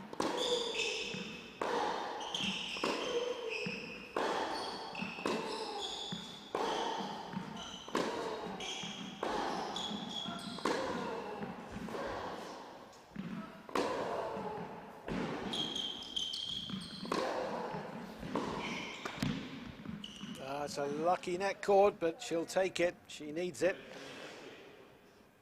And I think the reason, I mean, Harriet feels like it's a bit unjust, and I do for her as well. And I think the reason is the way that she's got herself going in this second set is by livening up the feet and kind of really slapping herself on the thigh and trying to get herself going. So you just kind of feel like, you know, it's for me, it's well within the rules. It's totally fine. I'm sure it's a little bit annoying for Raducanu, and okay, she wants to complain about it, it's fine, but just very surprised that, that any action was taken.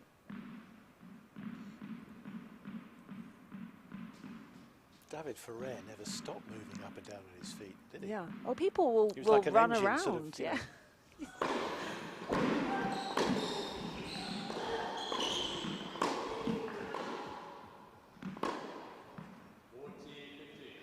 But as I mentioned at the beginning of the match, hasn't phased her at all. Had a No. bit of an argument with the umpire, not happy about the situation, and comes right back out in this game, moved on. It just doesn't affect her tennis. It's an incredibly impressive element to the Dart character.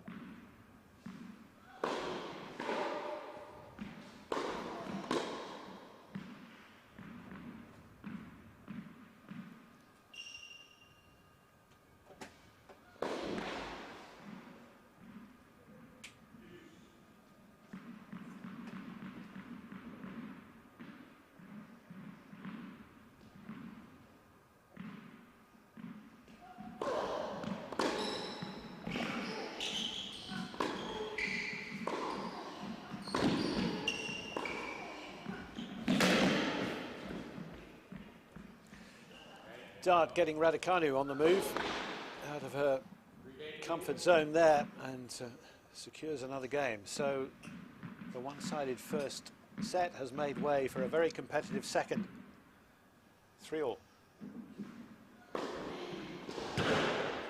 Yeah, and really there hasn't been a huge change from the Raducanu end. You can feel the energy's different, but that's because she's not 6-love up and completely rolling with things. But in terms of the quality, you know, still producing, just having a little bit of a harder time with the improved game of Dart, who's now talking to the umpire just before this return game, because if she were to technically break the rules again, she could end up losing a point. Yes. So she needs to be clear on what she's allowed to do.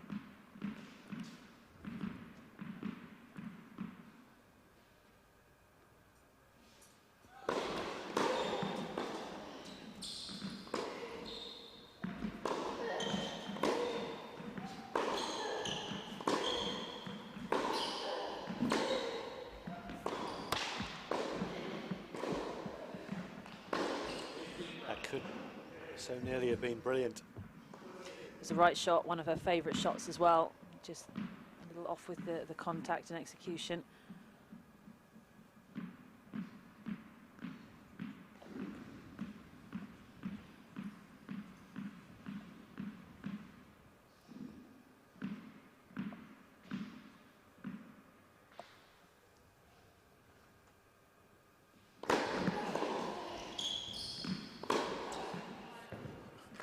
That's put away and then some.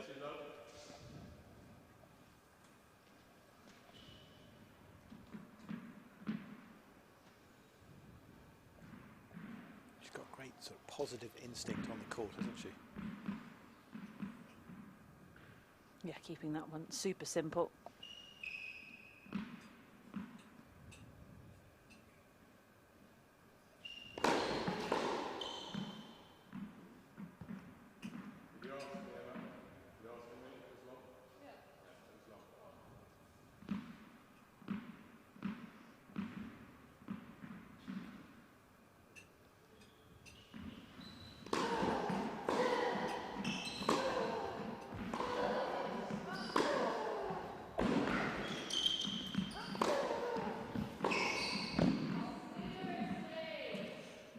Tough to find that space.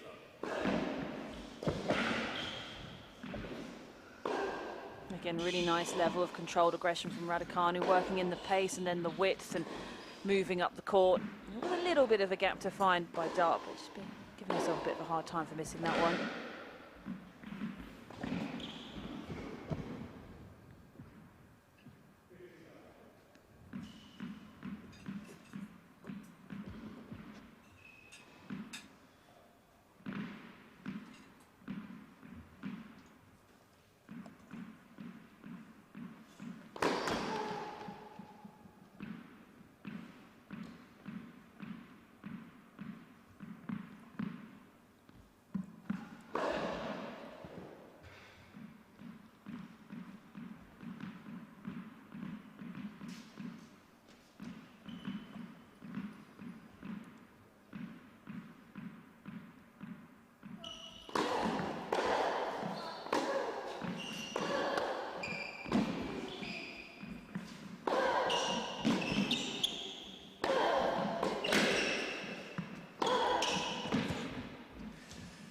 Well, she read it. She was trying to get across for it, Raducanu, but too good from Dart, driving that one past her in the end. But still a great battle by the youngster to try and stay in the point.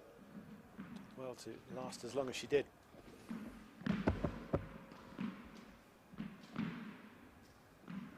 really brewing up nicely, this match now. If Dart can maybe find a way through to win the set, then match tie-break to follow that, or can Raducanu still come through this in straight? Well,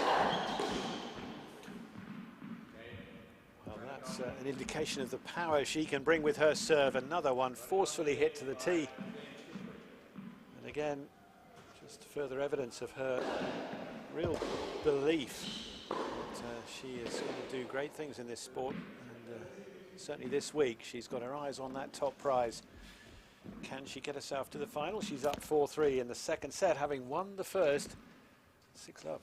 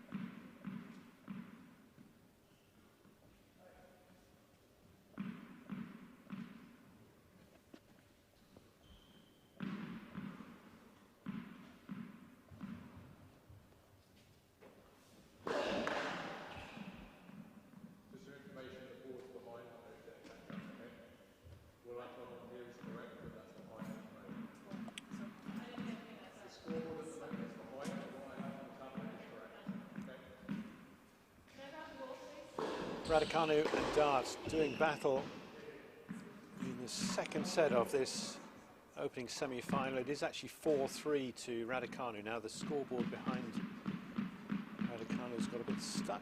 There we go. Another coin in the meter, and on we go. 3-4, Dart serving again. No breaks yet in this second set.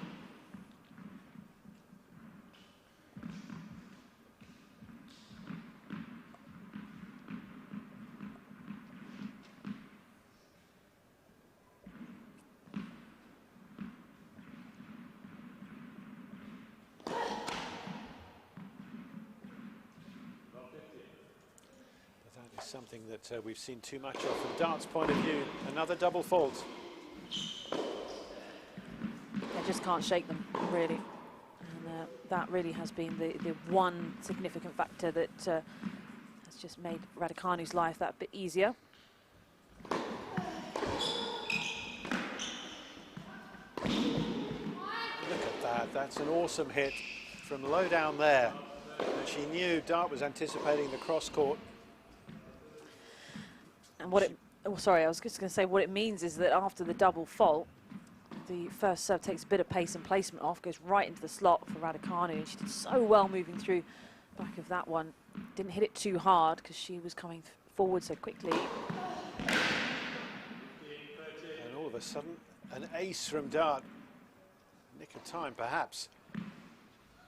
Still behind in this game.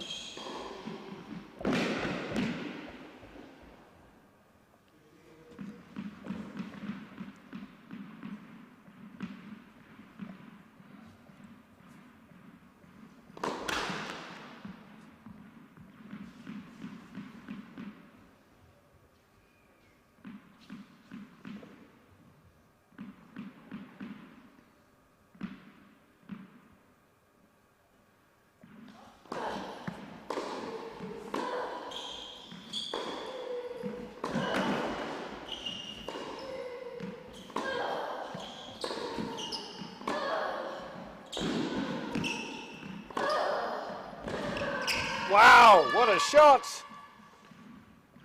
What a rally. Dart had done so well to come out from the left corner as she did, but Raducanu's finish here, across she goes and bang up the line. Yeah, really anticipated it so well. One of her favourite shots, the backhand down the line. Dart just being a little central on the approach shot and left that gap available. But Raducanu just lapping that up.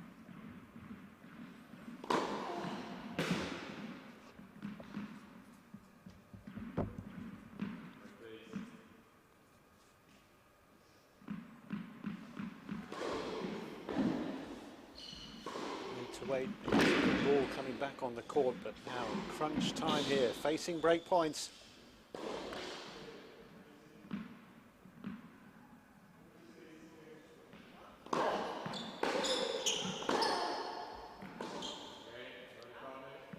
And it just drops long.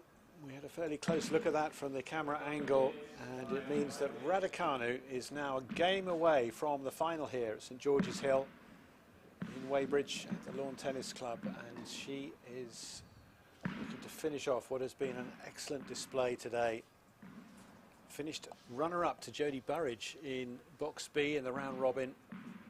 Now a game away from tomorrow's final, and a minimum prize of $15,000 as runner-up. Were she to win the title overall, she'd be $20,000 better off.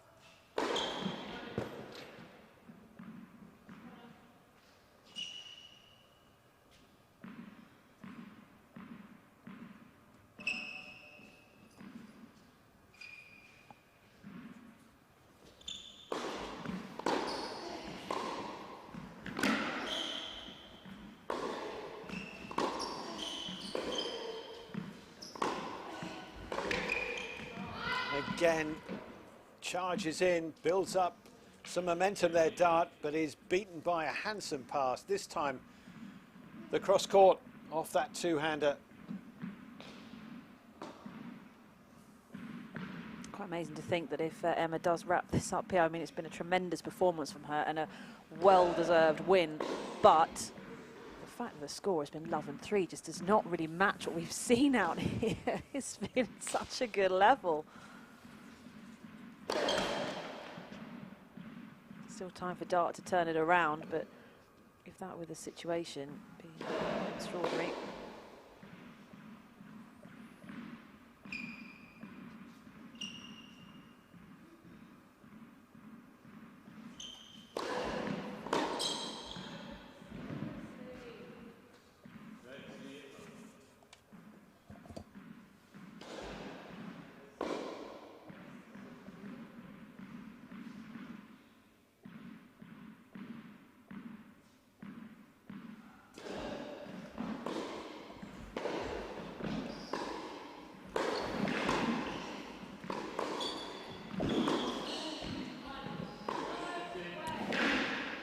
Dart, sure she's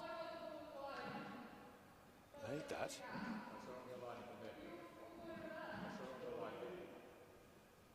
Raducanu called it out. Dart challenged that with the umpire, and the umpire backed Dart. So 30-15.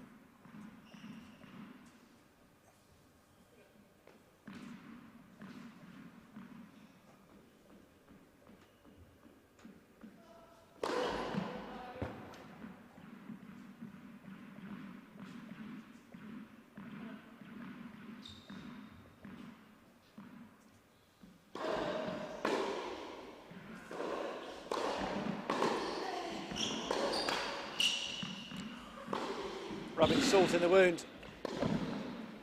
Done so much damage today to Dart, and now she's a point away from beating her for good today.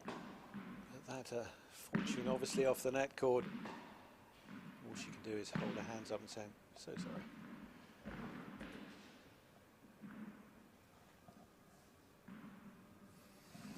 Just over an hour and 20 minutes these two have been on court, and for the most part Raducanu has had the upper hand here. This to finish it off.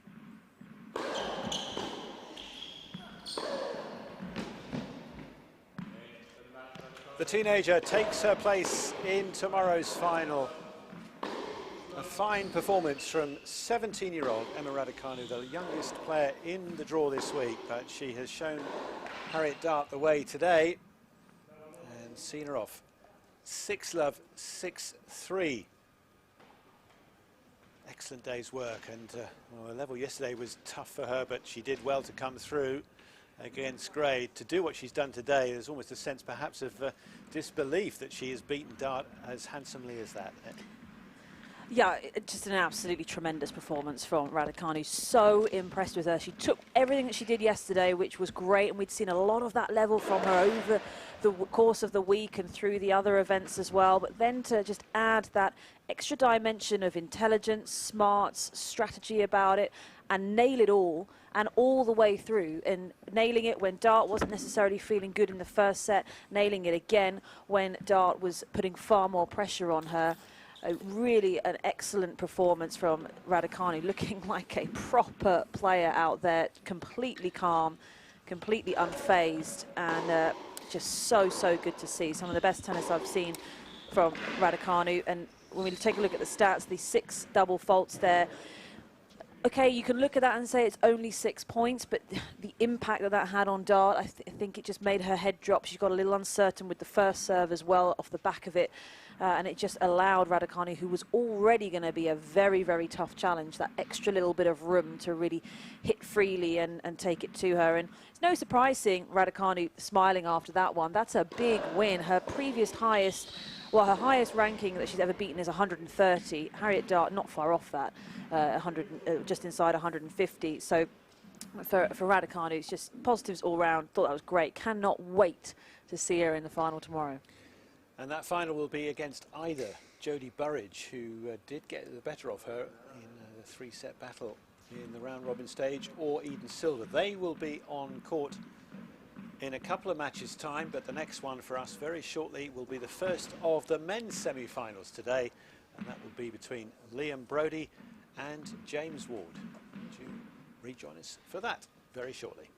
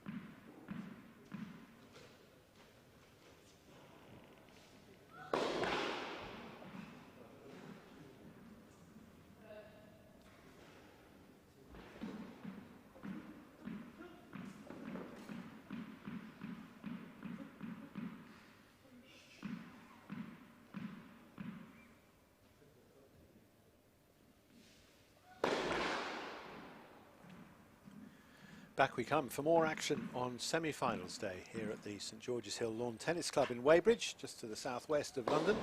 Barry Mills alongside Naomi Cavaday as we continue now with the first of the men's semi-finals. Liam Brodie in your picture to take on James Ward. A couple of very experienced players. Brodie, who has enjoyed an excellent run through the series, and indeed this week finished top of Box A. 4 wins out of his 5 matches, 10 points in total, enough to just pip Dan Cox, whom he beat yesterday for the top of the group.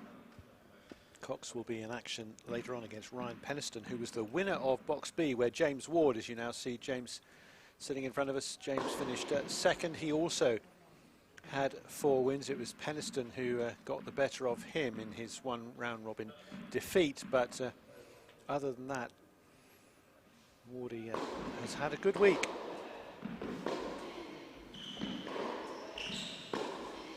Former top 100 player, former British number 2. He's currently the 7th player in the British rankings, up against the number 6. So the 2 of them, the top 2 contenders this week, about to do battle for the second time. Let's listen in.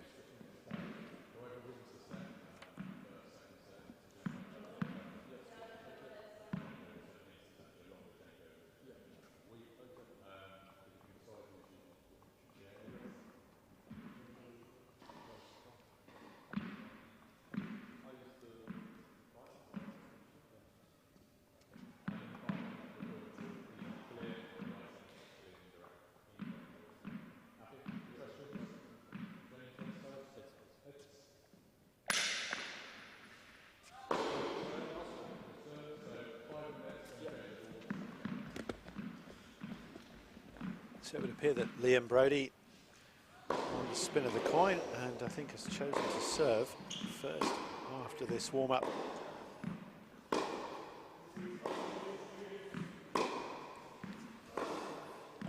Well, they're 2 guys who obviously know each other well. Liam Brodie against James Ward. One meeting in the Granby Challenger back in 2016. Ward came through 6-4, 7-6.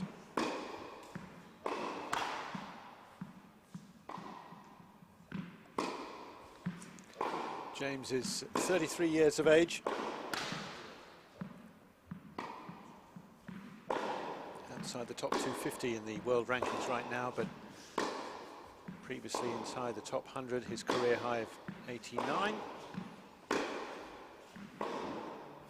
A Londoner, and a guy who's had his big moments, of course. A few of those dotted around over the years, part of the British Davis Cup Championship squad of 2015. Wins against the likes of John Isner and Sam Querrey, and also has beaten Stan Wawrinka. He's mixed it with a few of them, and on his day he can be very impressive indeed. Got a good serve, strong forehand.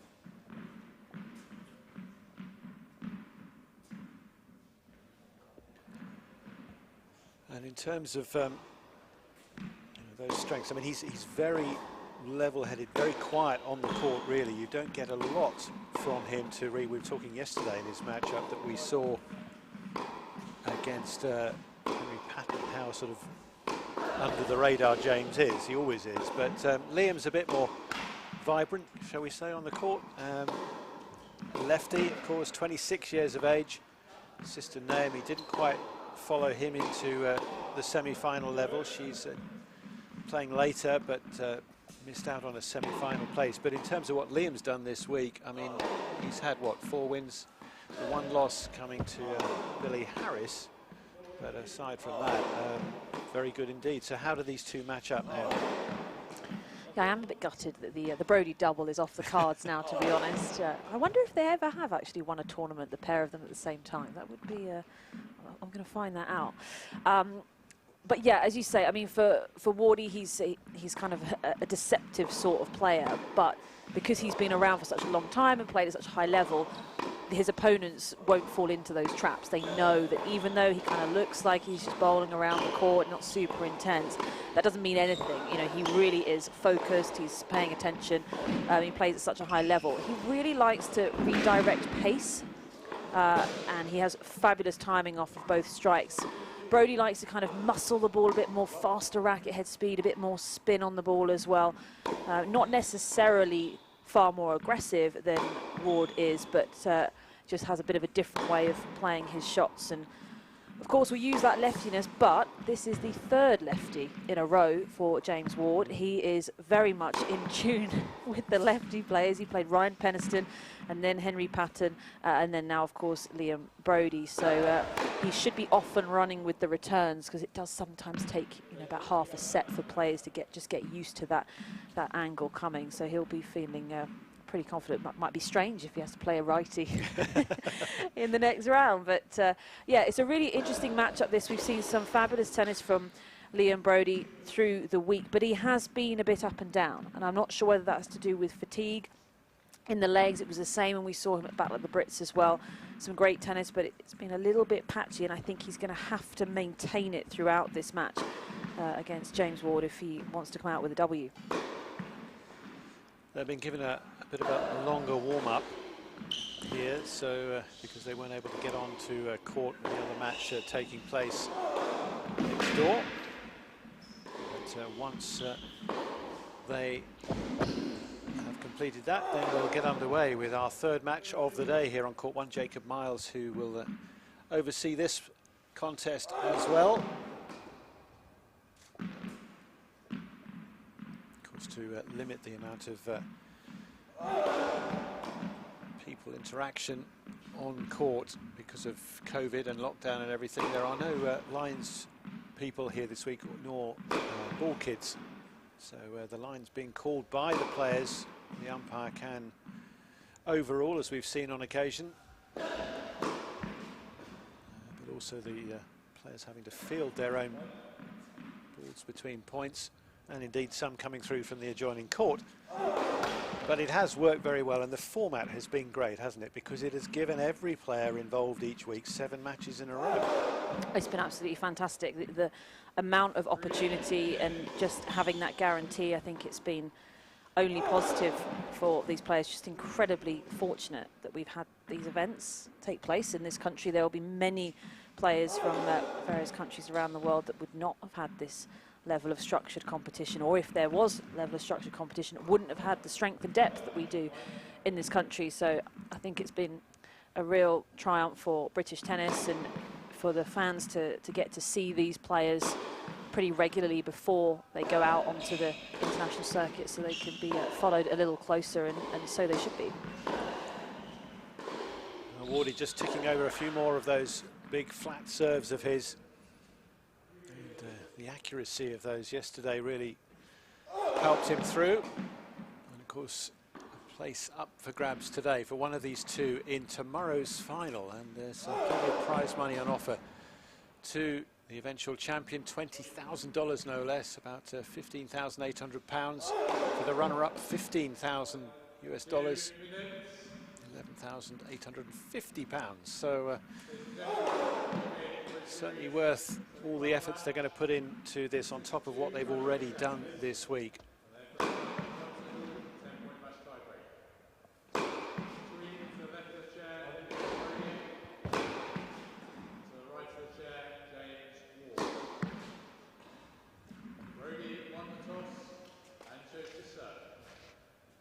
Yeah, Liam Brodie, having won the spin of the coin, he has elected to serve.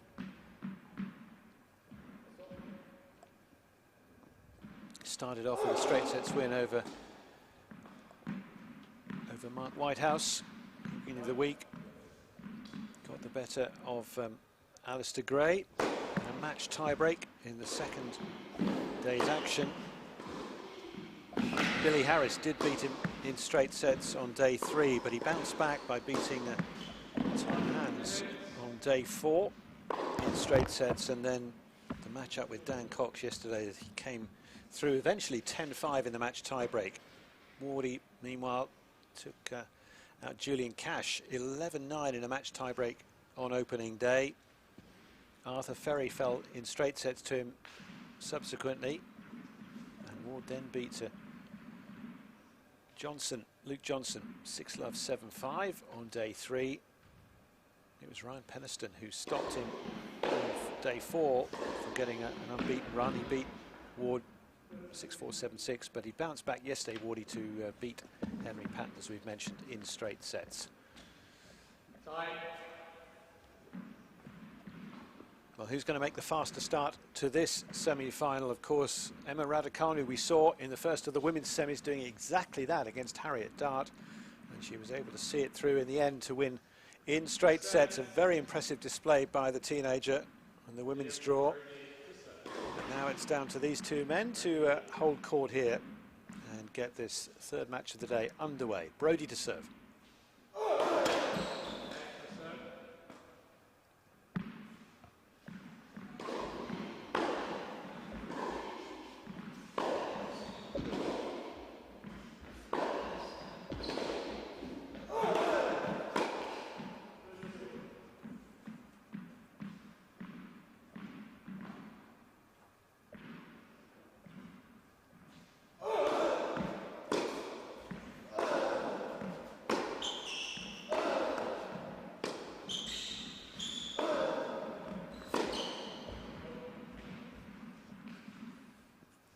Be interesting how this this match goes. I mean, they had an outing against each other at the first Battle of the Brits, which Ward won quite comfortably. It was 4-on-1, but Brody's improved his level out of sight since then. I mean, that was the very beginning of playing matches again.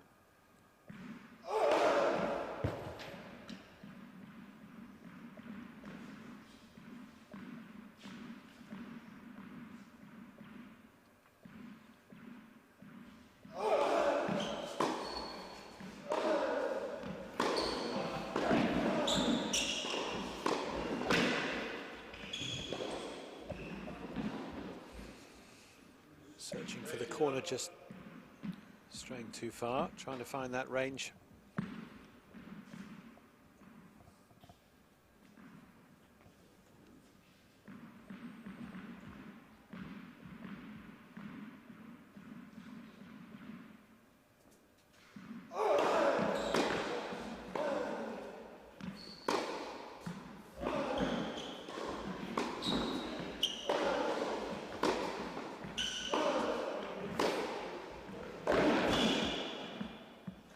Example of the timing from Ward. It just looks so effortless, and I said this yesterday, when Ward is playing well, tennis just looks so easy, as if you just kind of stroll around and you stroke it here and there.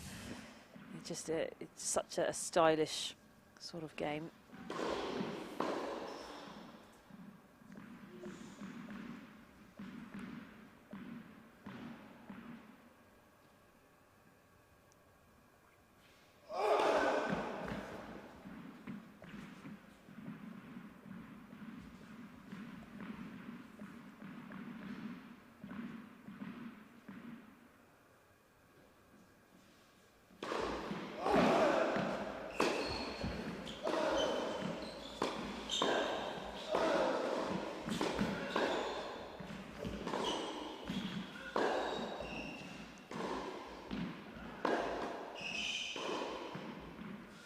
Change of direction from Brody, just catching out Ward.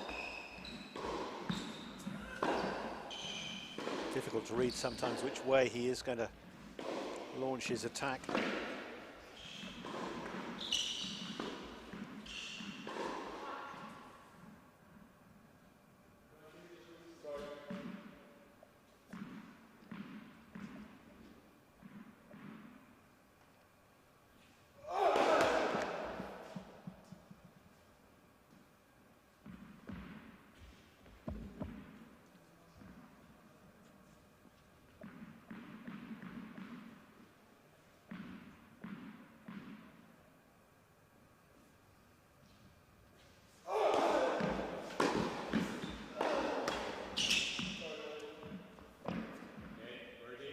And that ends the first game.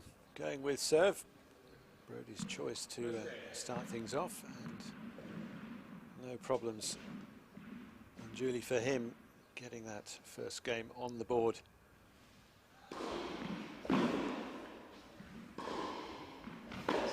In the match that he has lost this week to Billy Harris, it was a bit of a strange performance from Brody because his level just really dropped. He had real issues on the forehand. It looked quite disjointed. He had a lot of errors off of that wing, and when I say errors, I mean we're talking kind of bottom of the net sort of thing, really looking uncomfortable on it. But then his response, he was back out the next morning and just looking like a completely different player. So I don't know whether he went and practiced or he just mentally adjusted things, but he was really struggling with that in the match. And the forehand is often, it is the more vulnerable side for Liam.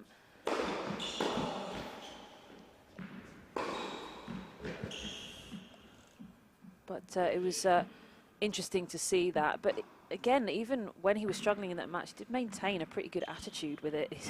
I mean, there are a lot of players that would have lost it mentally with just that many errors off the forehand, but he just kind of kept working, and it did get better through the match, and maybe that's what helped him for the next day. There was definitely some fatigue in the legs on that match as well. He lost to Harris after his mammoth effort against Alistair Gray the day before.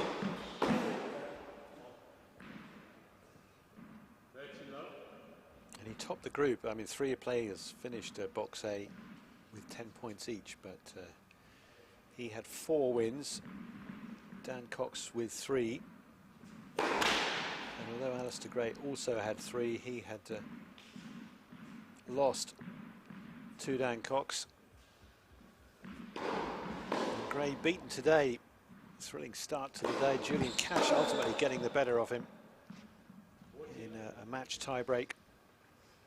So we've had some fierce tennis already, some quality. Raducanu's win previously, and now the early stages of this clash. We've already seen some sweet timing from Ward's racket.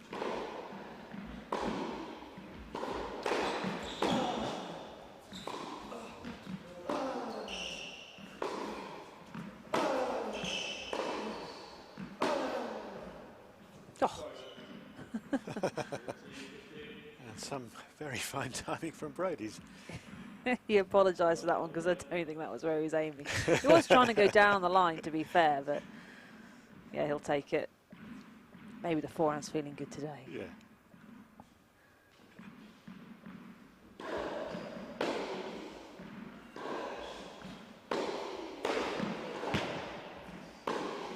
It's just such a simple service action, isn't it? I mean, it is just to toss the ball up in the air and okay, roll the shoulder over. It's a bit more than that, but it just belies what is an excellent delivery.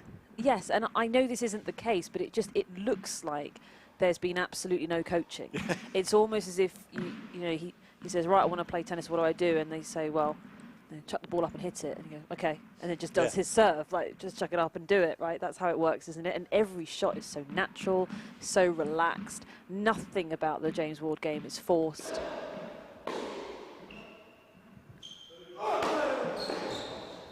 I would imagine he's a decent golfer, is he? I'm not sure. Does James play golf?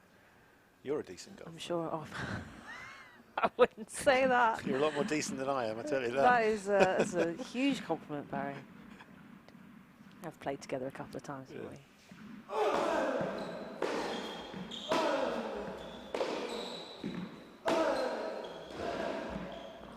Yeah, it's with all you know, proper sports people. It's You've annoying, just got this timing. It's so annoying when you're a hacker like me. You're standing there and you're just, this guy just ambles up, or you lady, and it does hits the ball happen when perfectly. you take a tennis player to go and play golf or something. They say, okay, so I just do this, and they just do it brilliantly.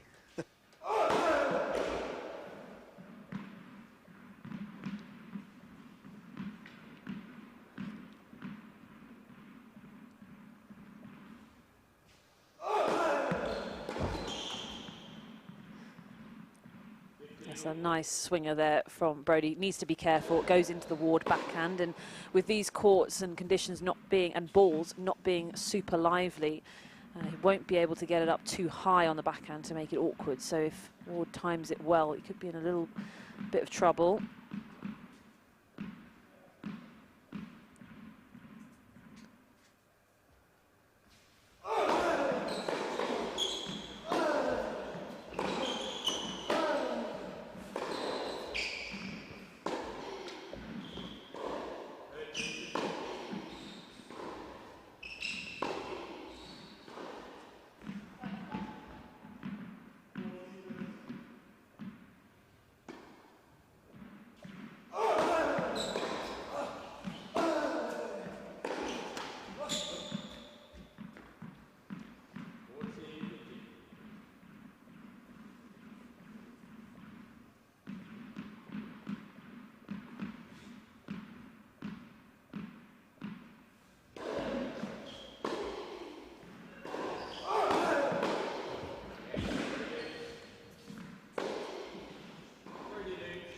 Simply done. Brodie easing through another one. No hint yet of any breakthrough for either man, and it's Brodie currently 2-1 up in the opening set.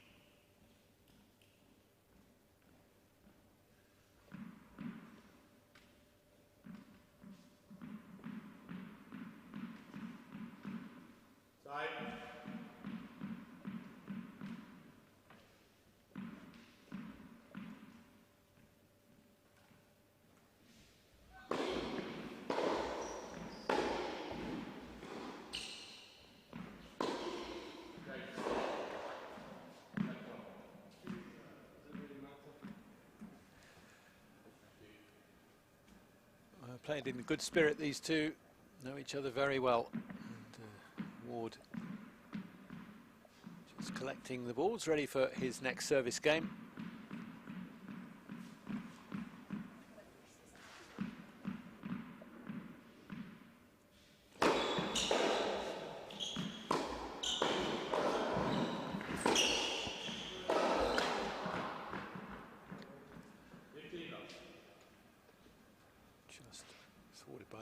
Has he broken the string in that attempt?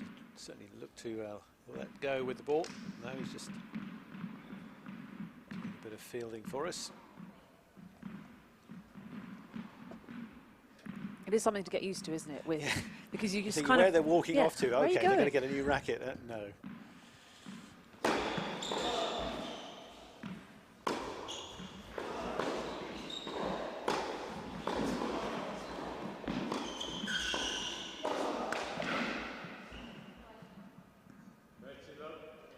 Sort of shot could be really effective to Brodie.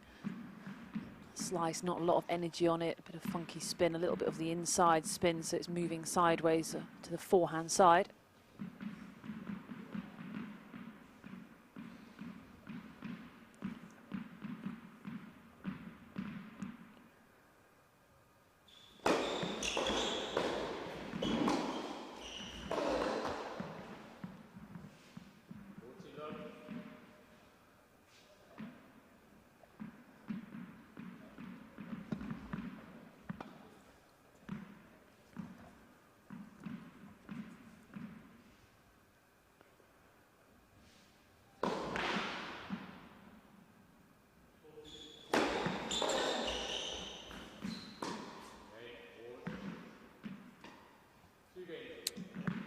Certainly becoming a pattern, isn't it? A fairly straightforward hold of serve. Taking it in turns to do that.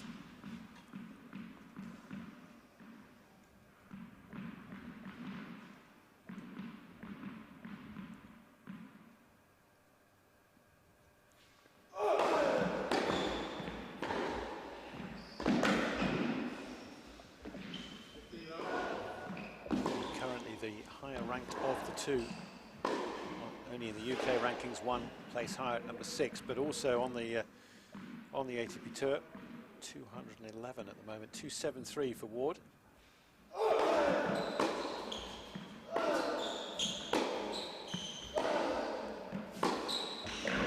That's a sweet shot. That came out beautifully. Ward, who's had some injury issues, we talked about those a bit yesterday. His career at times has been undermined by those kind of moments.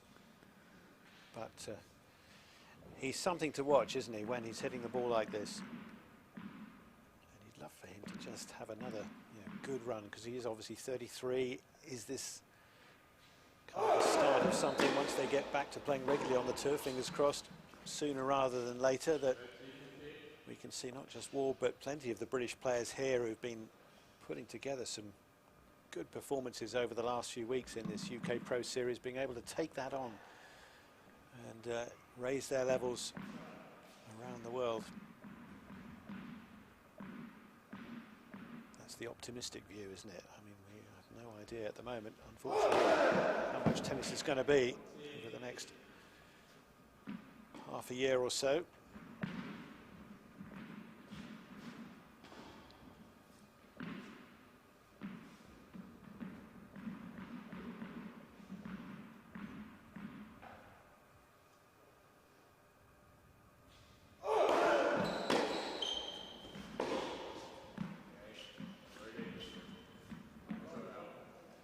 Just wondering, polite inquiry, but no overall to that call. And again, Brodie goes ahead with another hold of serve. He's 3-2 up in the opening set.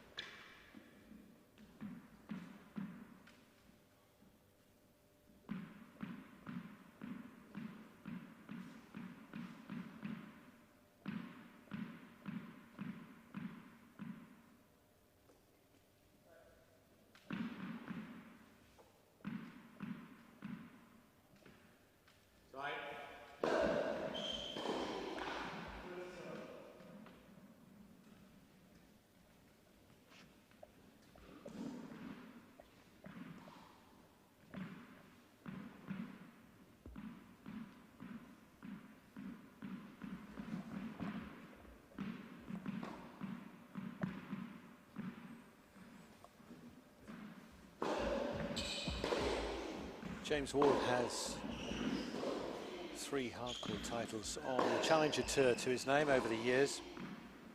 Just under 55% of matches on hardcourts. Indoors, his record is sub 50%.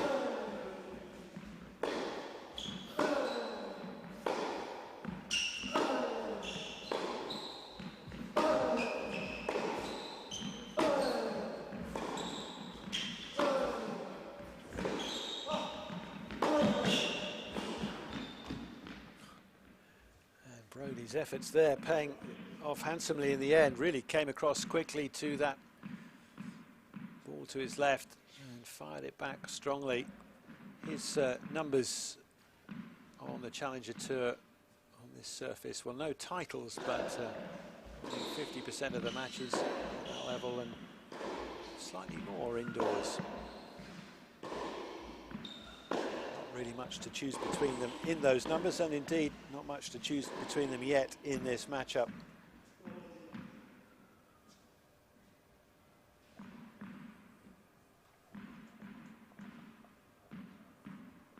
I think he crushed it. It's been a really good start, actually. I think all round fairly tidy on the whole. Nothing kind of glaringly obvious, both paying real attention to detail when they're on serve. And that tee serve for Ward has just been so good throughout this week and before that as well. Tee on both sides has been working brilliantly.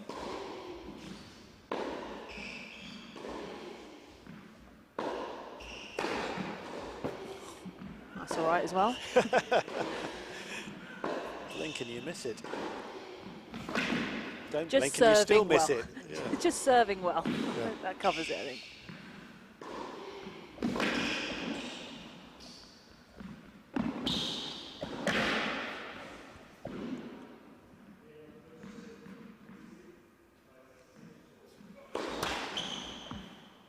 us now of that match on the other court between Freya Christie and Nadia Rawson.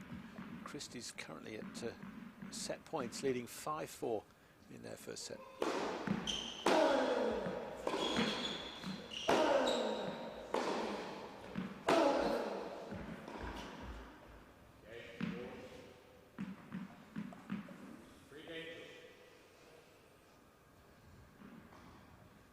Tell the power coming off the Ward racket, and it's just Brody's trying to find the timing to deal with that. It's not easy to do again and again, to get it absolutely right as these points whiz by. It's a pretty swift first 6 games here, 3-all. Yeah, Ward being very clever. There's been some subtle variation in his shots. You can see him just lift up that last forehand, give Brody a bit of a different look.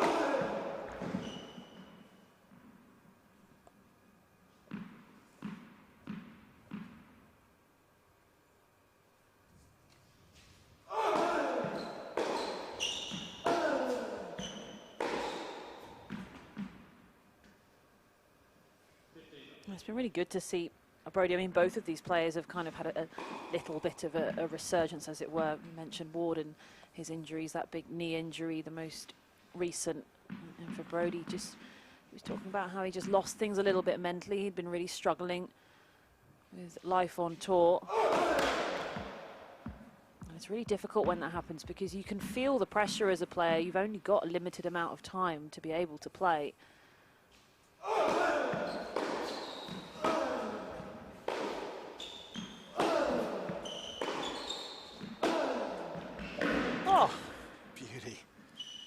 Oh, that really came out well. I love that he smiles when he hits those sorts of shots. Off the back foot, huge injection of pace. Had no right to come up with something like that. Impressed himself.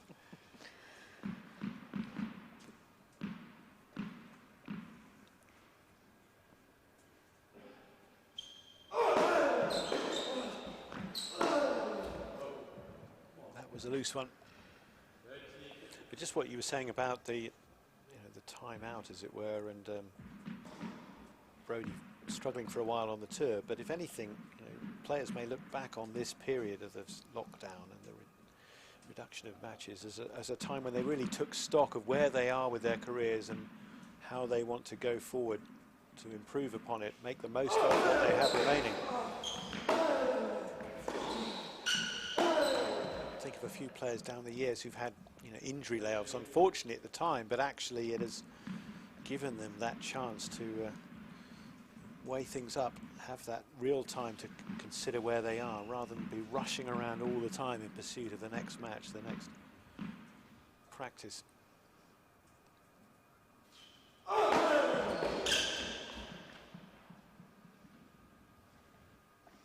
Yeah, it's a relentless sport, week after week. Always tournaments around the corner, which is positive as well as can be pretty challenging.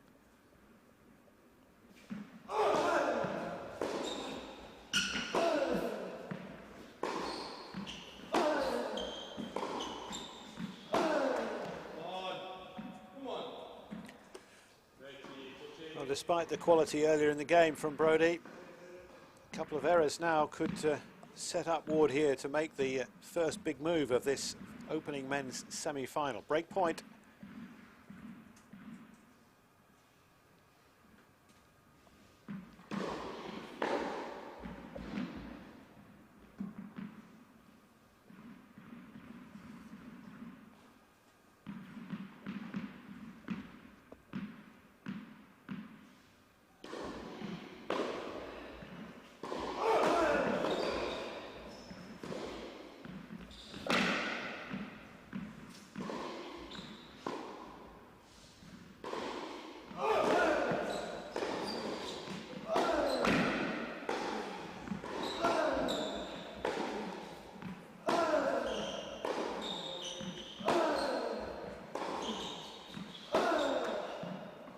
Again, the same shot, the same result, and it means we have a breakthrough. Ward goes ahead now and will take take stock of the position that he's in, leading by 4 games to 3 in this first set.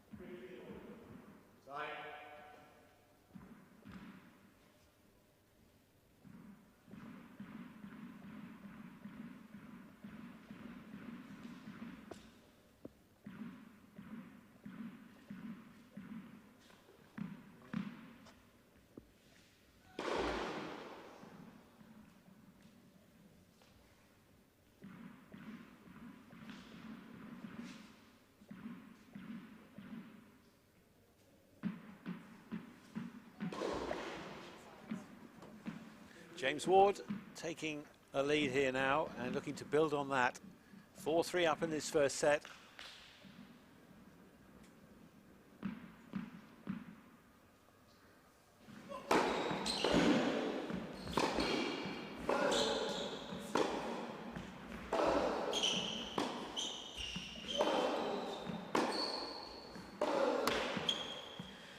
That's 3 forehand unforced errors in a row now for Brodie. That was costly in the last game.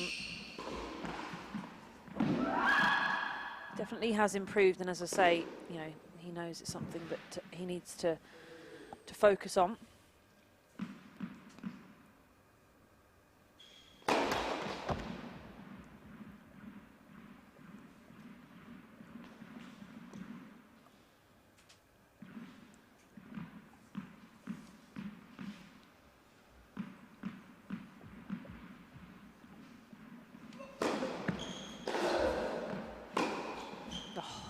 It's just so effortless, isn't it? Yeah.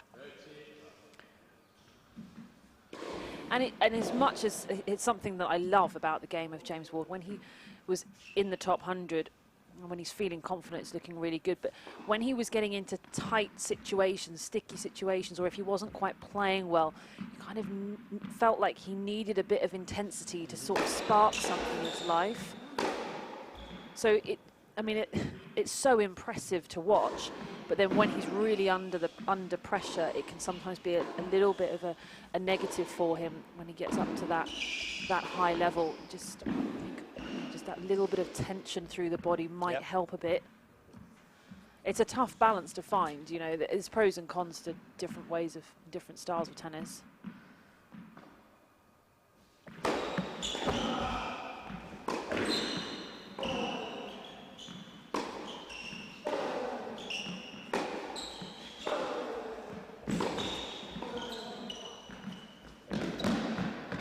Skill, good touch from Brodie. Ward asking one more question, and he had the answer that time.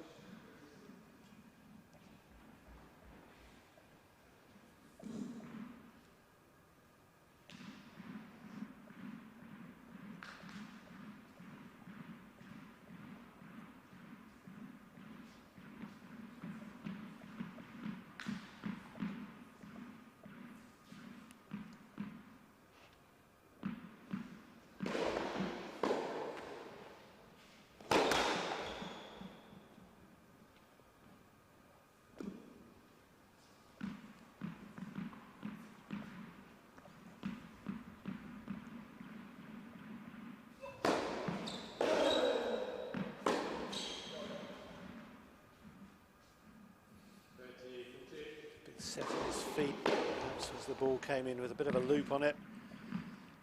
Lunging effort and break back point for Brodie.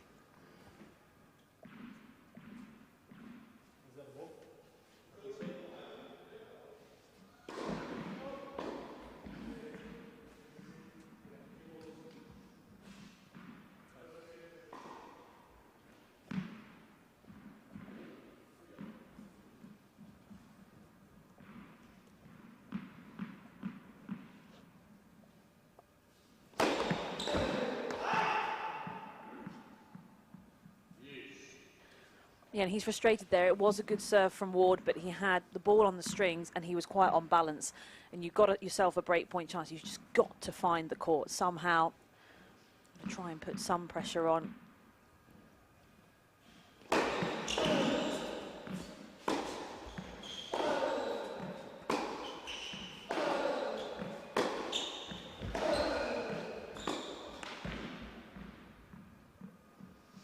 Caught out a little bit there, Ward. I think he was expecting a bit of a shorter ball to come from Brody because he'd done really well to get so much width, redirecting the pace on his backhand.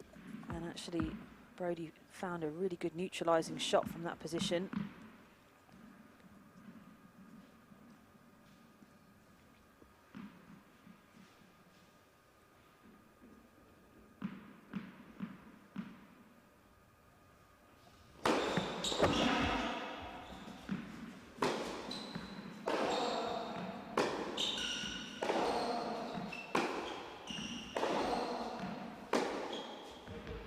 That's an excellent play from Brody to hit straight back here. Ward unable to build on the initial breakthrough.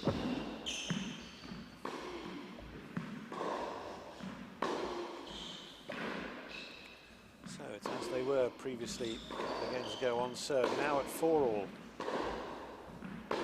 Next door, Freya Christie is up a set and an early break on Nadia Rawson in the second set. Christie 6-4-1 love, she leads.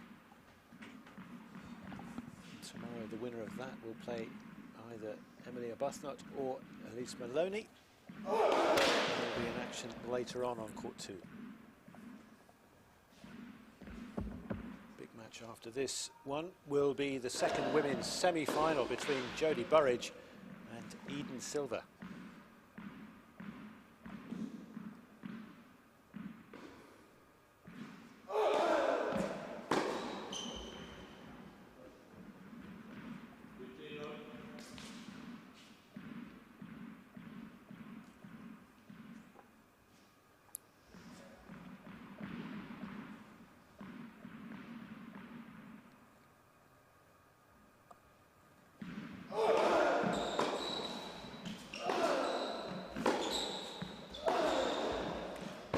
And then we've had a passage of play now, and the forehand just looks like it's not going anywhere. I mean, the break point that Brody managed to convert was just a backhand cross-court rally into his forehand side, and just looked like he wasn't going to flinch. And then here, taking it on nicely.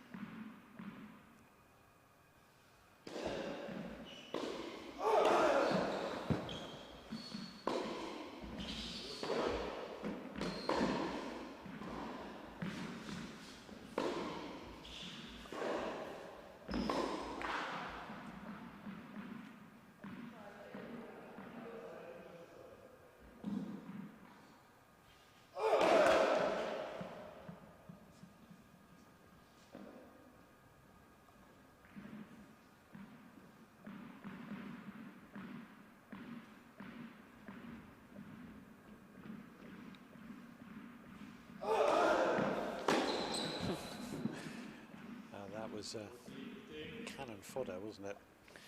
Yeah, we are seeing through this week, through the whole Pro Series, the kick serve's not really working on these courts. It's got heavy balls, so they don't jump up as high as you would like, and these are quick indoor courts, and it is often finding its way into the slot.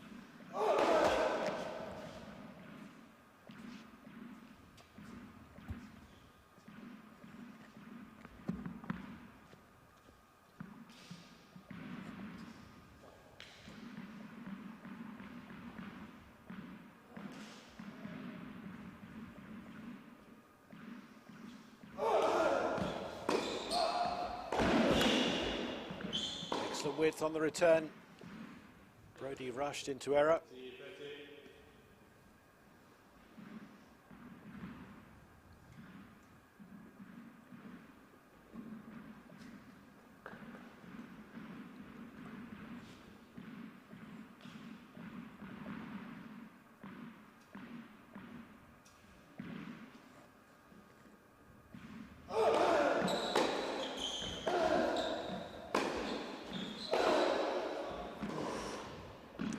Sort of forehand we saw a lot of in the Billie Harris match, just totally gets away from him. so much to do with the positioning, also the timing of his rotation through the ball. And when it's right, it's a great forehand, as we've just seen for the last kind of period of play. But if sometimes he just rotates a little too early.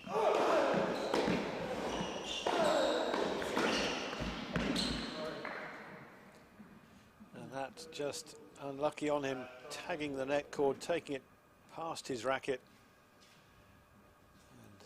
And Ward could break him again here.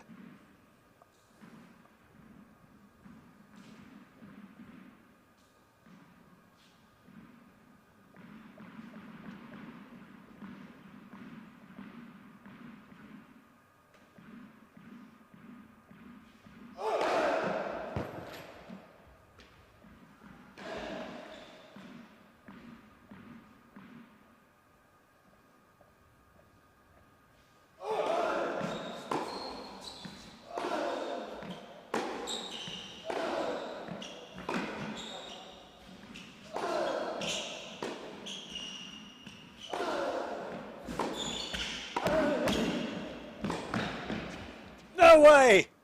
He has made that. That has to be shot of the day.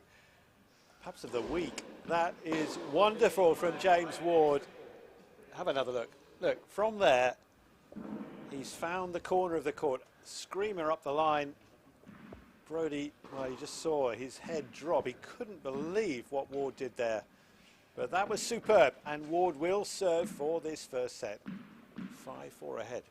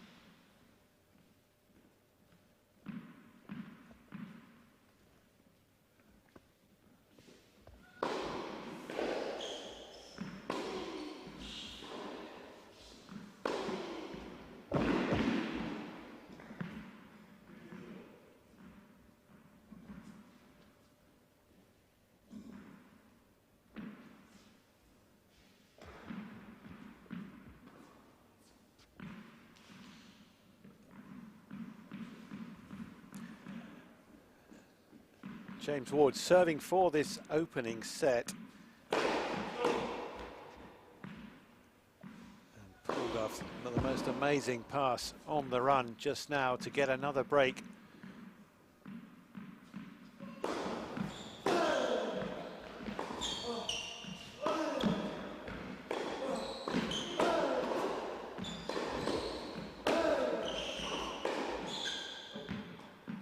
So undemonstrative, isn't he? That you think it's almost as if he's just out for a hit on a Saturday morning, you know, in the local park. Yeah. And God, it was just phenomenal. I hope you did get to see it. If you haven't, well, look out for some highlights. Find it somewhere, because that was something very special from Ward just now. But he hasn't made the best start to this next service game. Of course, he broken in his last service game. But there's the thundering power of the serve. Well delivered, taking Brodie out of the picture, out of the point. 15-all.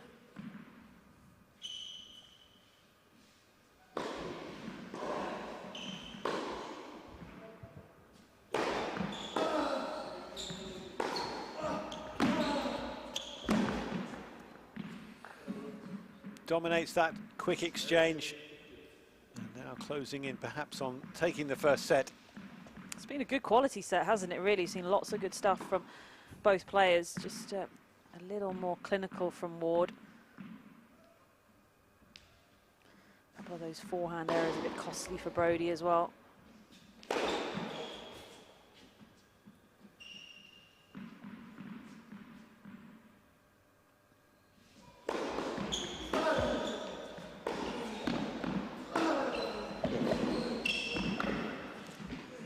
late on that.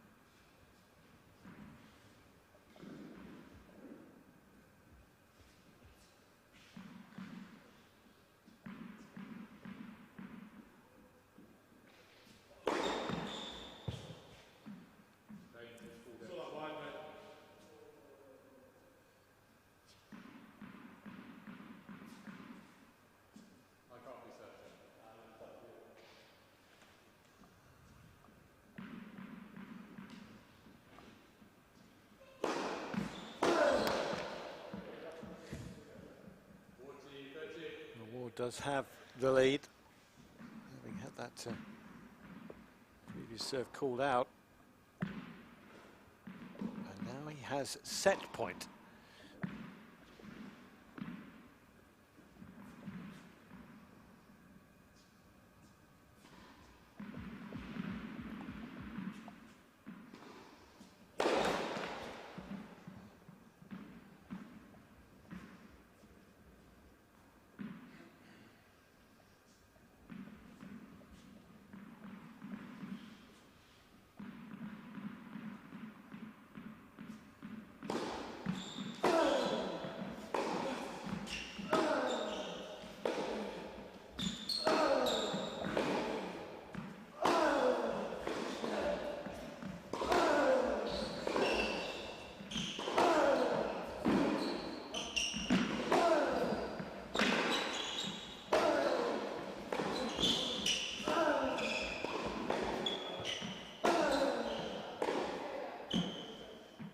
Ward's gone wide with that.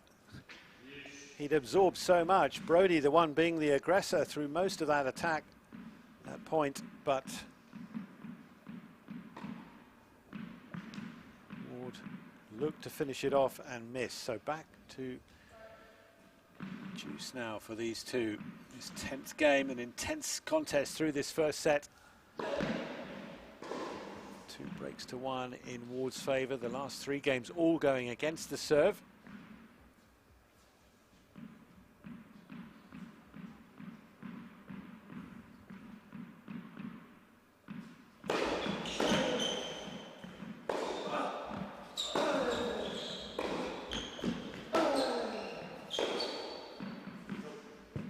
That just miscued, didn't time that, as he has so many so well. That one long. His chance again to break back. He's pretty resilient through this set, hasn't he? He's been under the pump a couple of times and just responding really well. Game's just got sharper and sharper throughout these events.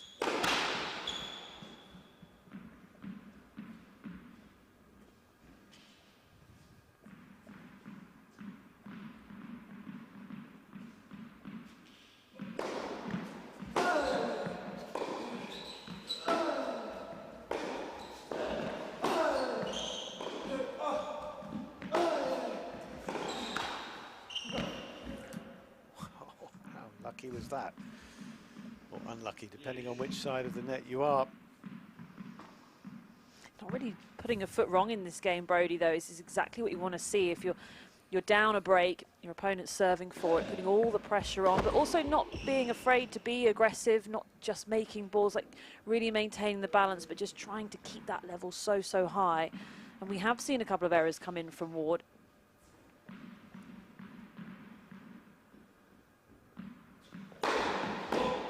Because you get that extra build-up of pressure from the scoreboard, but you, as the opponent, don't want to relieve that pressure by giving away some cheap points.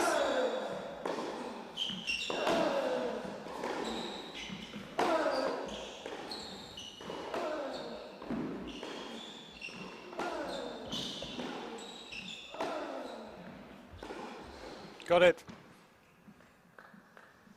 Balanced beautifully on that, and well struck.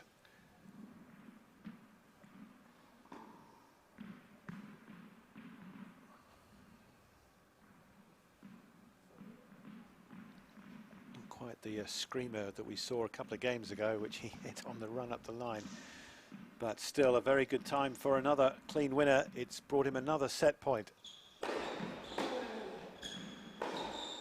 That will decide it. Excellent play from Ward. Fends off another threat from Liam Brodie. And it's Ward's set. He's grabbed it in the end after 45 minutes played, just under. It's gone to James Ward by 6 games to 4.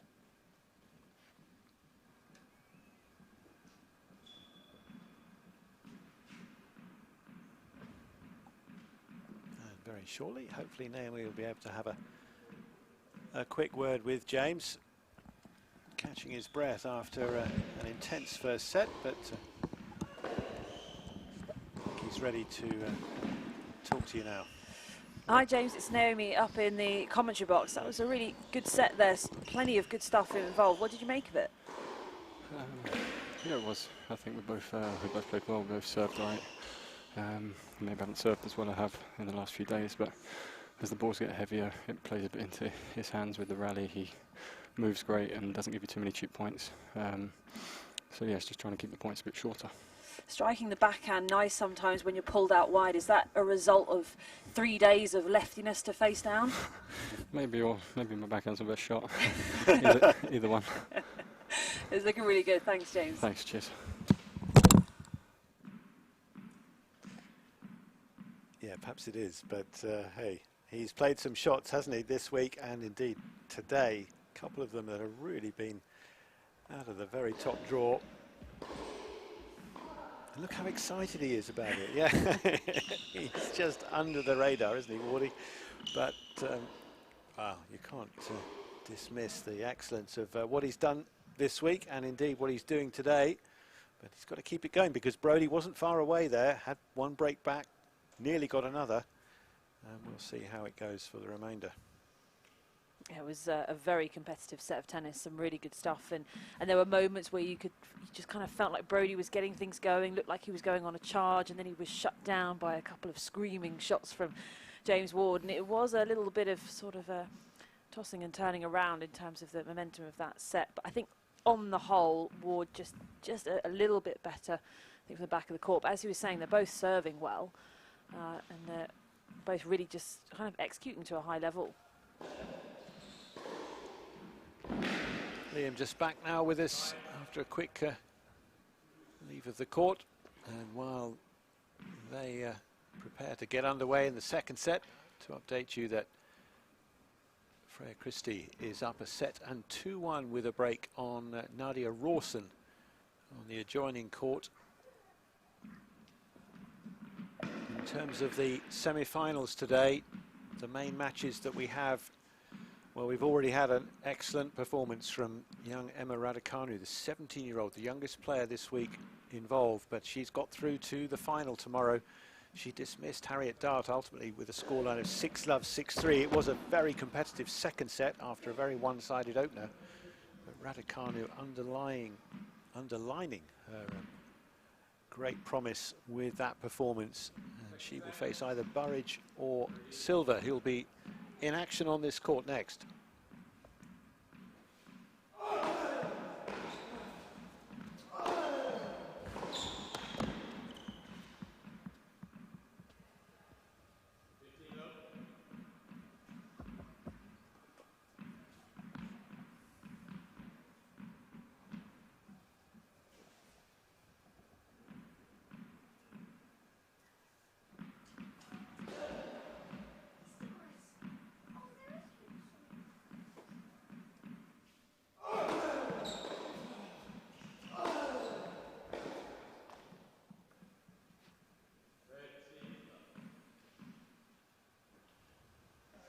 Interesting to see if Brodie does come out and do anything different in this second set. There was a lot of good stuff, possibly just 2 patches in there where it just went off, I mean, it was just slightly.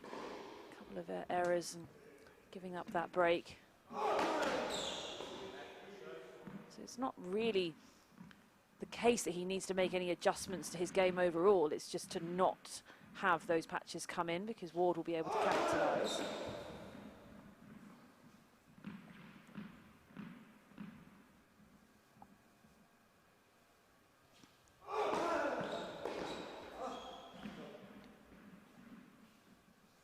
although their 2 matches previously have been 4 years apart, the fact that Ward has come through both of those, for Brodie it's trying to break new ground to get that first win against him. There's that extra kind of pressure. Can I do it? How do I do it?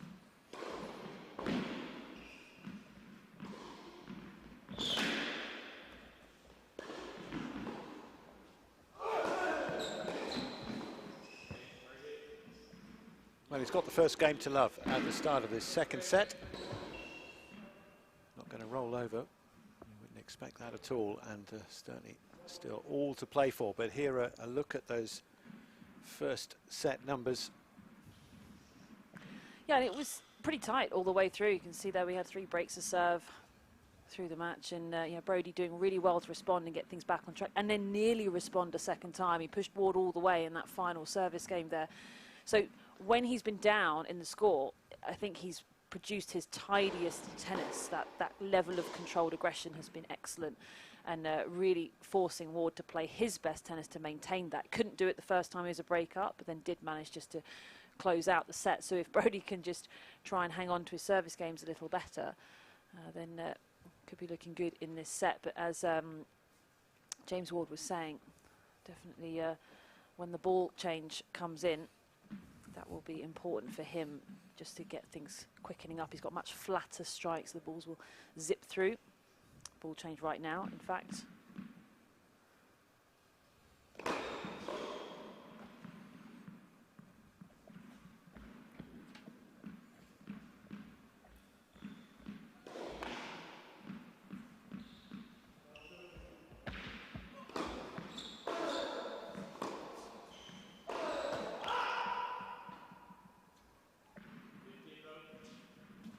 Frustration for Brodie after missing that sort of shot. I think he feels like he's so tantalisingly close to be playing well enough here, and he has been playing well enough for a big bulk of it. It's just been moments. A lot of good stuff from him.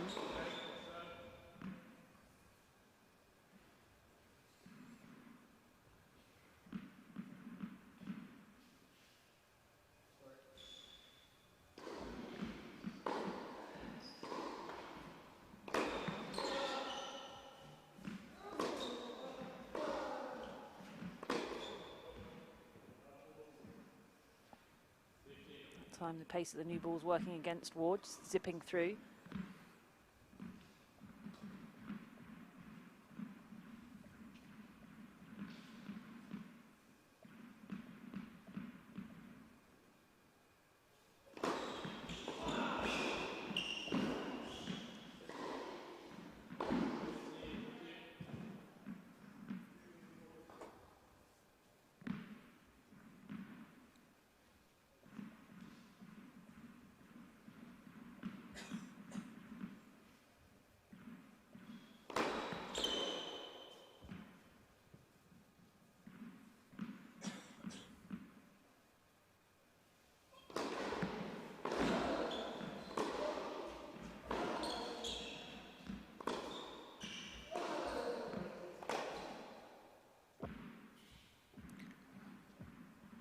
Quite the focus we've seen from him for the most part. Oh, just missing another one.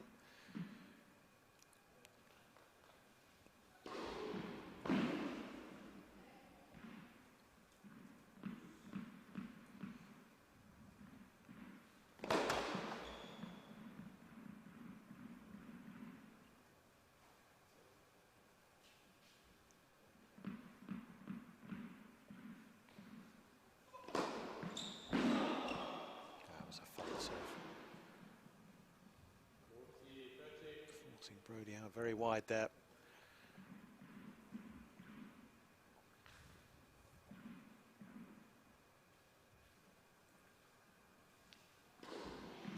It's always sensible to go with the slice serve when new balls come into play. Just gives you that extra bit of grip on the ball. If you go for a flat sort of pop, you can, if you're ever so slightly off, they really do fly on you.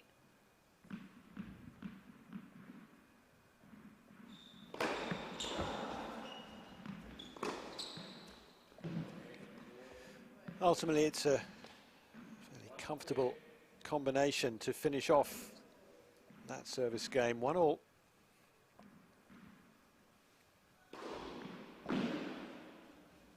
just thinking about the overall format here this week, which has, over the last few weeks, this series has delighted everybody involved because it's given them so much tennis.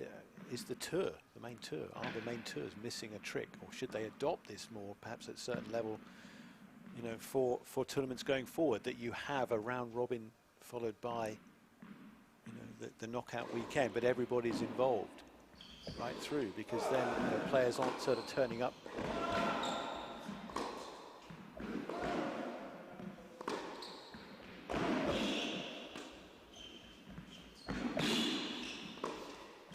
You can fly a long way to lose first round and have to be going off to another country again, searching for those points, whereas perhaps doing it this way, fans pay a lot of good money to watch a player if they go out early, disappointment of that, but at least they can get a chance with this format to see them play throughout the week. Oh yeah, it's brutal in tennis. Yeah. You look at the slams, first 2 days, you're losing half the tournament, 128 players are gone.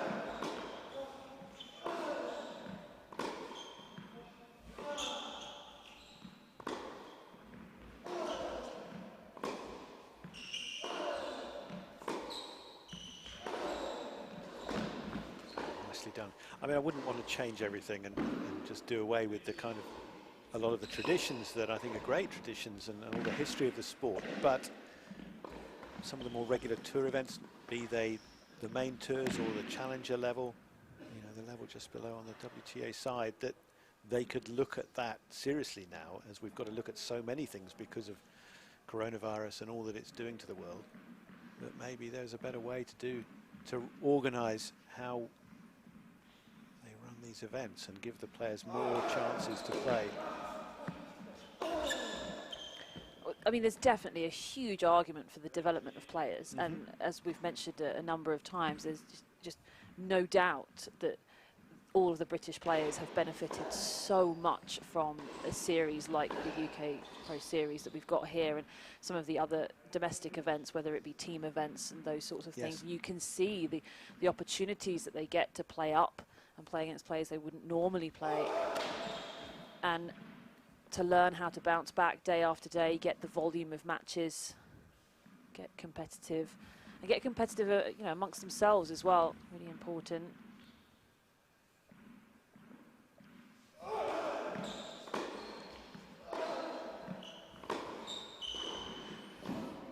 Might be something that potentially more of the domestic events could look to adopt, just because the reason they are there is for the development of players, and so that players can earn some money before going out into the international circuit. It'd be really important. I think it's been a tremendous success. And obviously it's 2 tie-break sets followed by a match tie-break, as opposed to the 3 full sets that you would have on the tour, so it's slightly less required in terms of match durations, that kind of thing, but it's still a very compelling format and exciting right through, because each match counts, each set counts.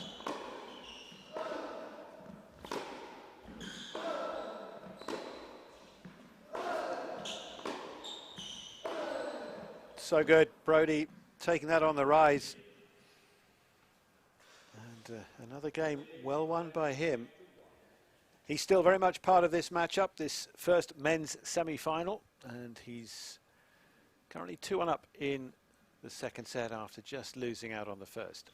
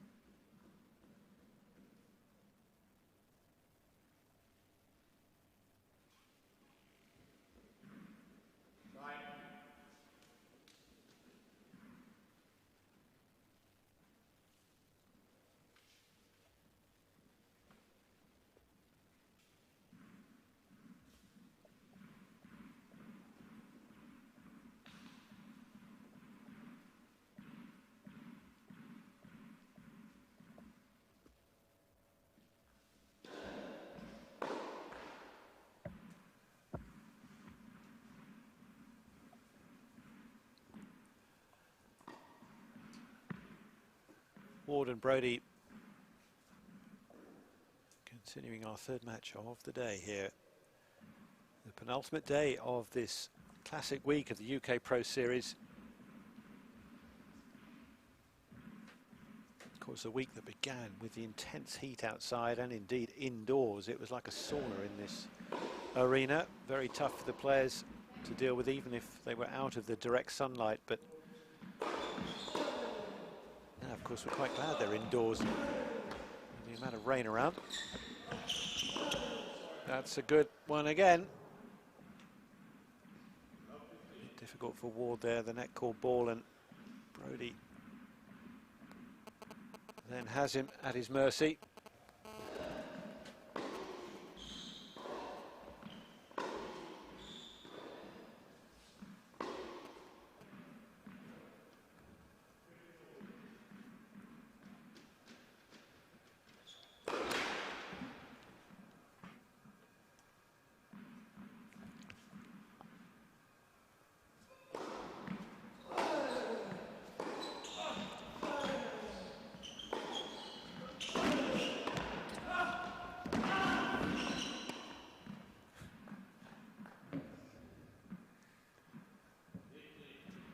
Past him there, Ward coming in nicely, and just good feel on the volley, dropping it short with an angle.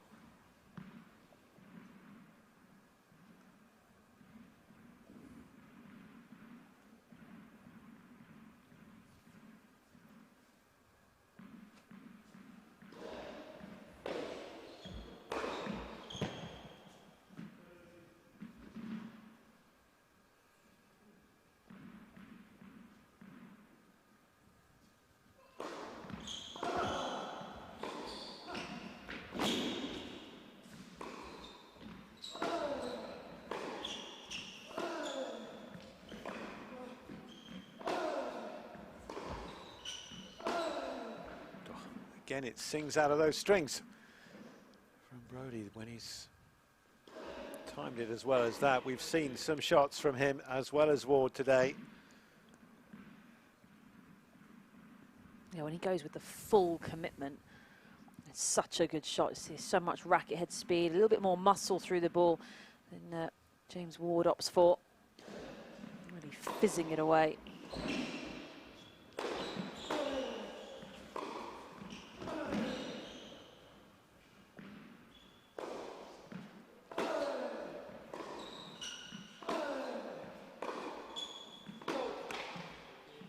Look long, called out, call accepted by Ward.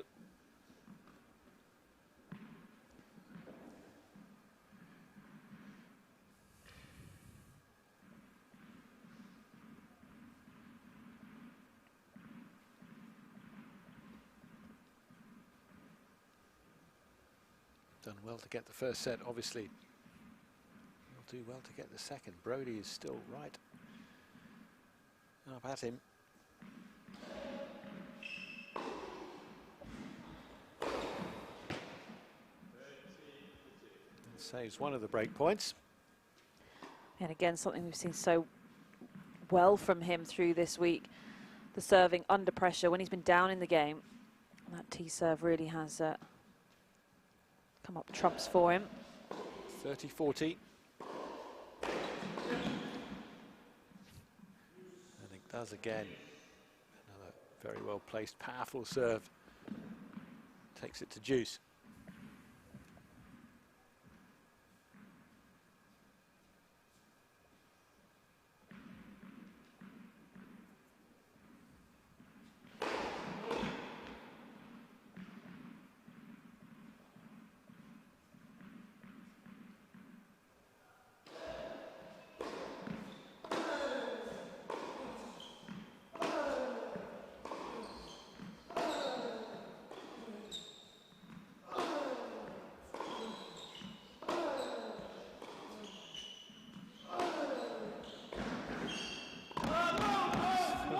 Remarkable shot from Ward to come out of there.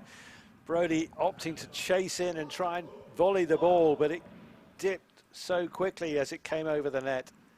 And he just wasn't quite in the right position to manage it. Such a good point.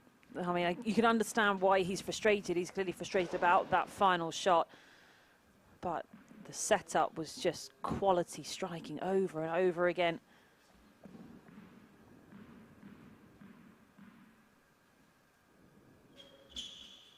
Ward now with the advantage.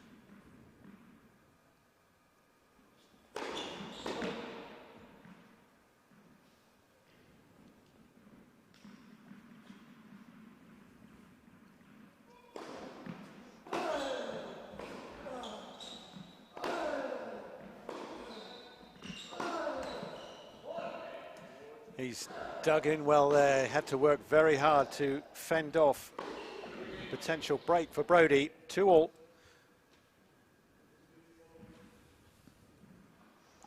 Just seems completely unfazed, Ward. Doesn't matter what he's staring down. 15-40, okay, I'll just pop in a couple of flat serves, they'll do.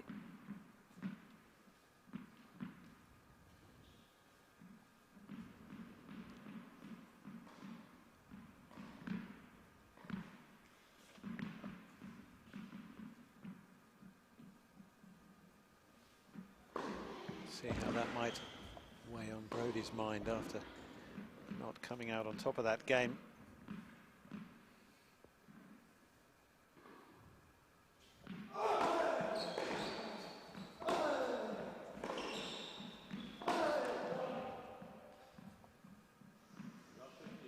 Yeah, and Brodie's just got to be careful here.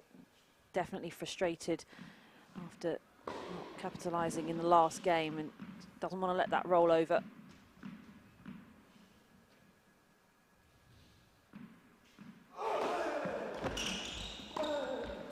Good change up with the serve volley.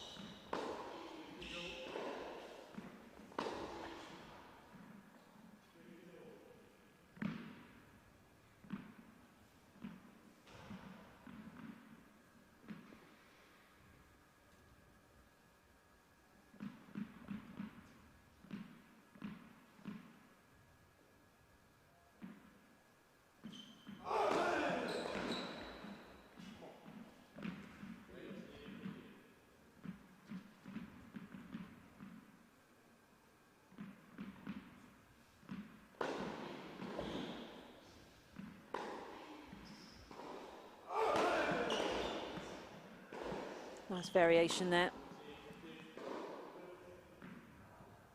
I think Ward's frustrated he couldn't come up with something there. Really does have great manipulation of the racket head once he's got it onto the ball. Need a little more out of his hand there.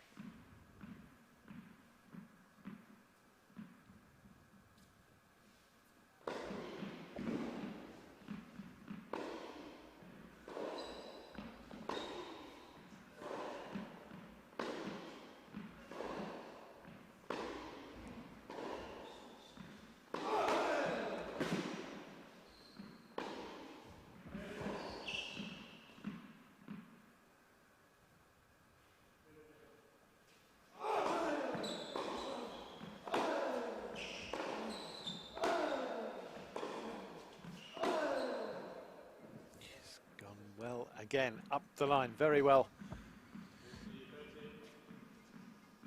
Oh, excuse me, it was wide. I thought he'd made that one, didn't hear the call.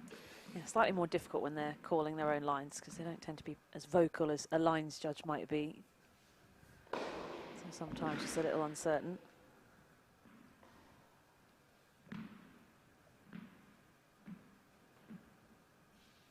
Still with game point.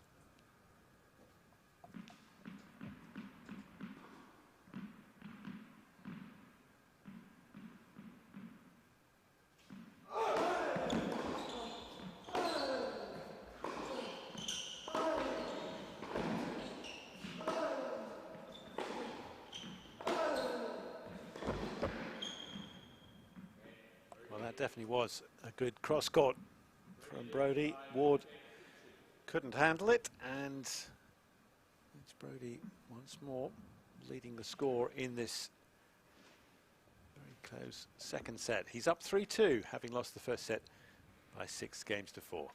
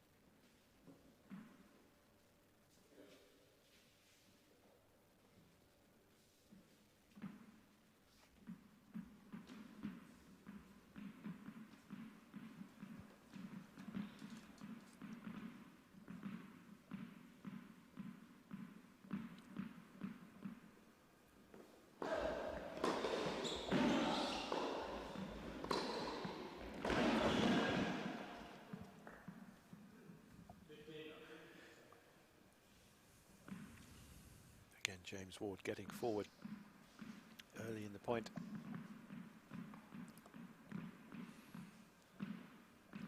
Brodie battling hard here against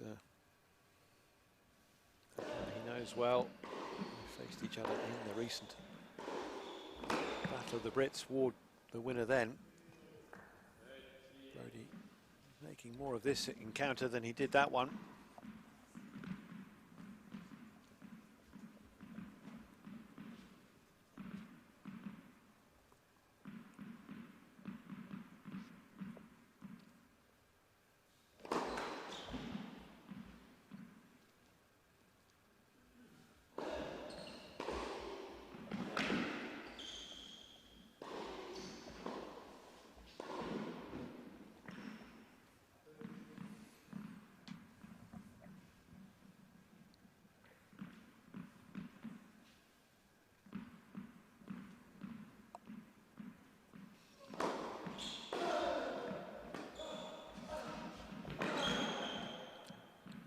Saw that Brodie was deep and surprised him with the good drop shot.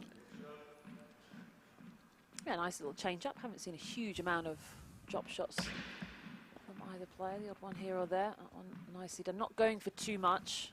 I think it would have been okay if Brodie had been able to pick that one up, but just making sure that if Brodie could get it back into play, that it would be a tough shot.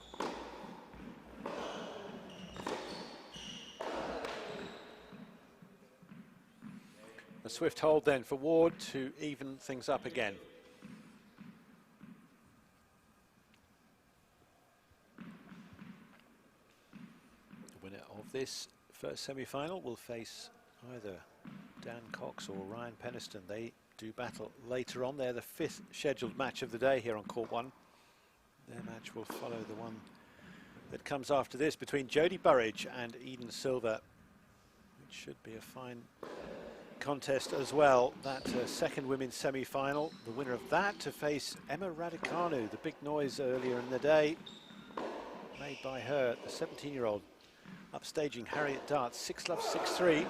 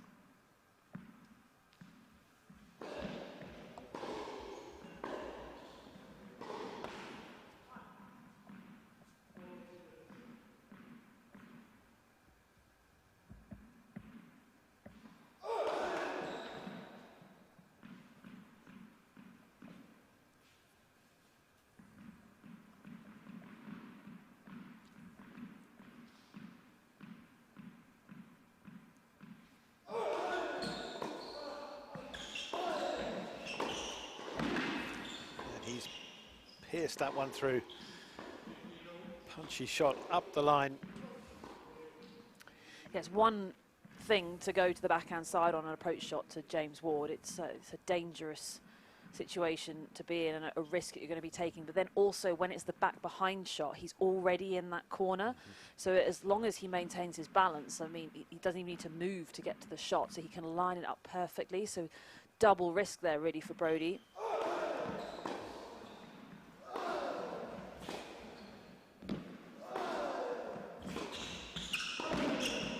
Flew into that though. Very well taken.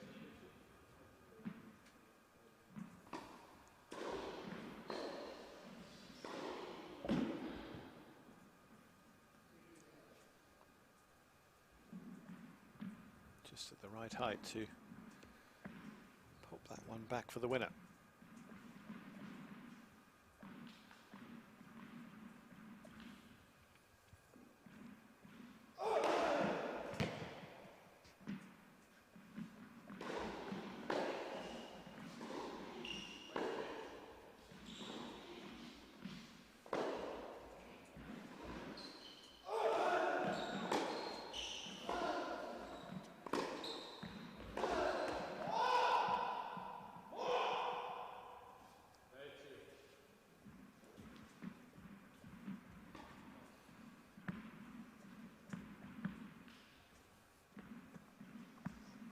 frustration from Brody, that forehand just breaking down. And as we've been mentioning, I think, through the match, when he's been really offensive and aggressively minded with it, with full commitment, it looks so good. It's actually been incredibly damaging to James Ward. And I think a lot of it is just in the release of the hand at the end of the shot. It just doesn't quite go through sometimes.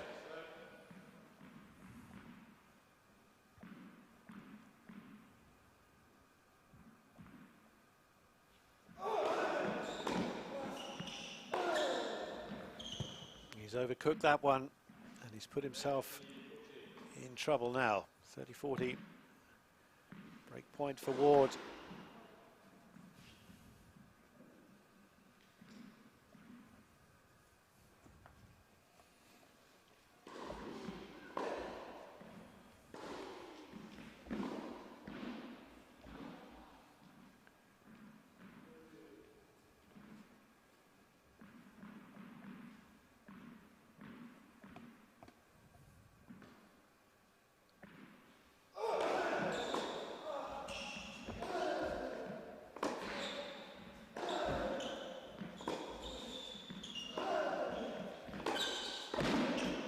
Well played by Liam Brody, because Ward had him on the back foot early on in that rally.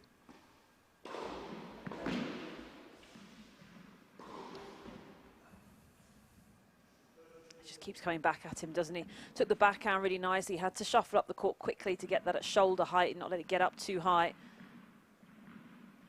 Really nicely done from Brody. Good resilience once again.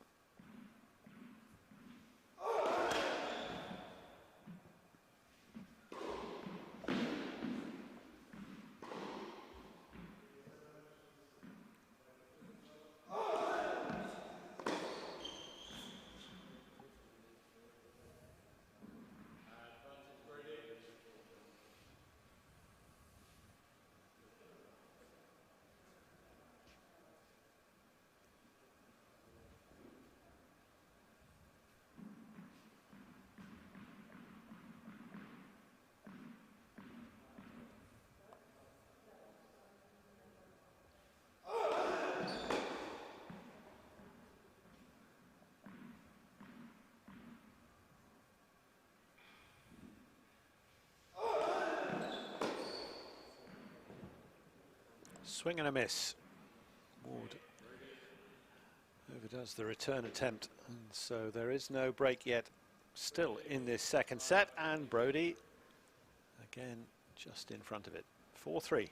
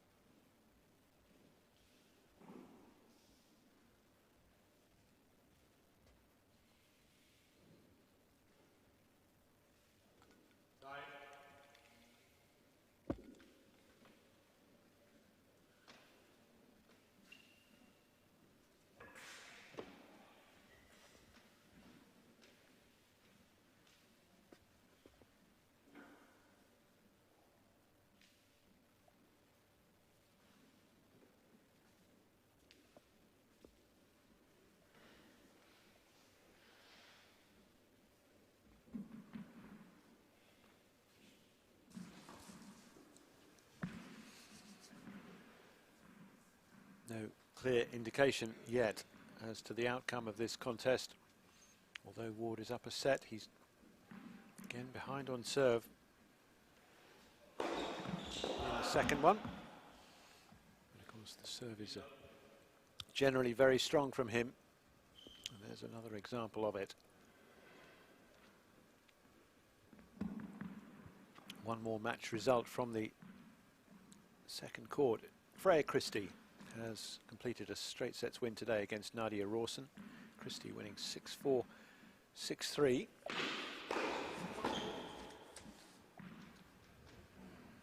So she will play either Elise Maloney or Emily Arbuthnot tomorrow.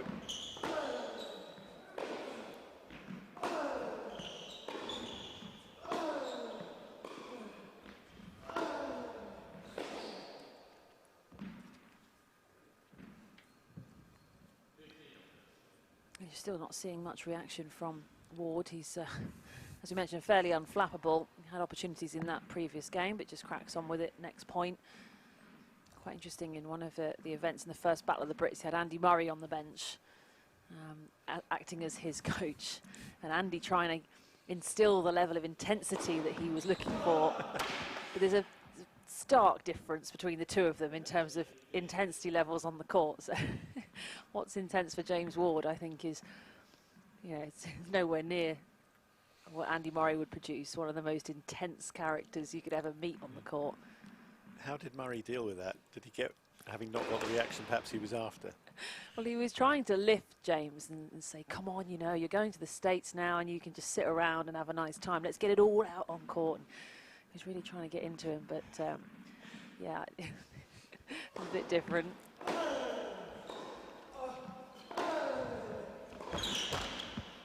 Just shows, I think, just the huge difference between the two of them. Absolutely. Almost Andy was more intense in that match than James was, and he wasn't even playing. But it's the same with all players. I mean, you look at the top of the ATP and, you know, somebody, the great rivalry between Roger and Rafa, just totally different personalities. One thing that works for Rafa is completely the wrong thing for Roger to be doing.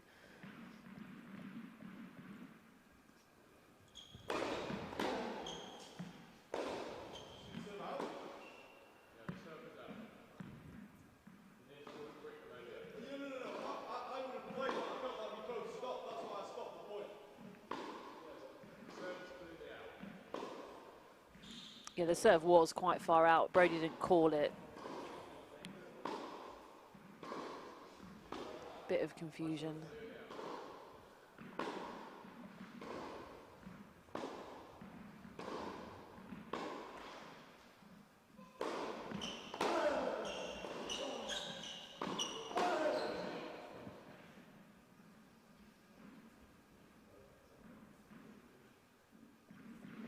So Ward did call that last shot out, turned away.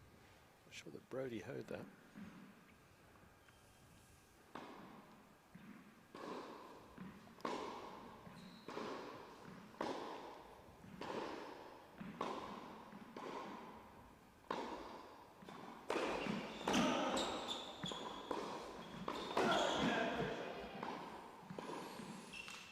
And he deals with moment of doubt, perhaps. Does it well enough. 4-all. Of course, Andy Murray heading stateside. Should be there by now, I think. Yeah, I mean, in terms of, you know, tournaments coming up. Yep. And I guess there'll be few who'd want to face him, even though obviously it's been a while since he was really able to, you know, perform in the majors as he'd hoped, but he's so keen, isn't he, again, to find a way to the top. And, of course, whilst there will be plenty there to try and stop him, perhaps not all the big guns lining up in New York.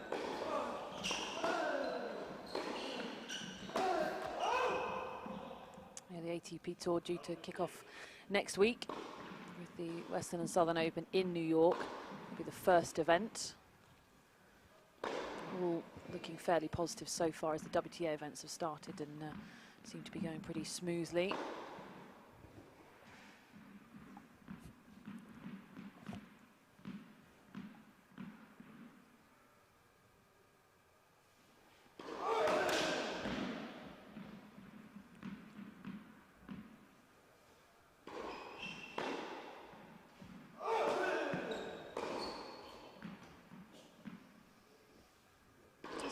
Seeing some of these returns just get away from Ward. We saw a couple at the end of the last service game as well.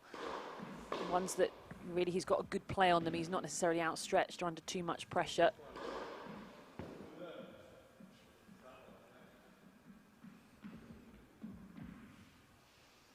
Difficult to know where these guys will be playing next. There was a run of challengers on out in the States, which would have been perfect for both of these players. I'm sure Peniston would have looked to have gone there as well.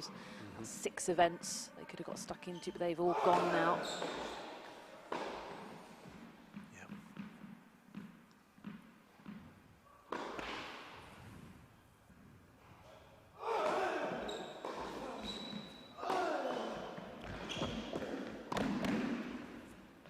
close. Charging in as fast as he could.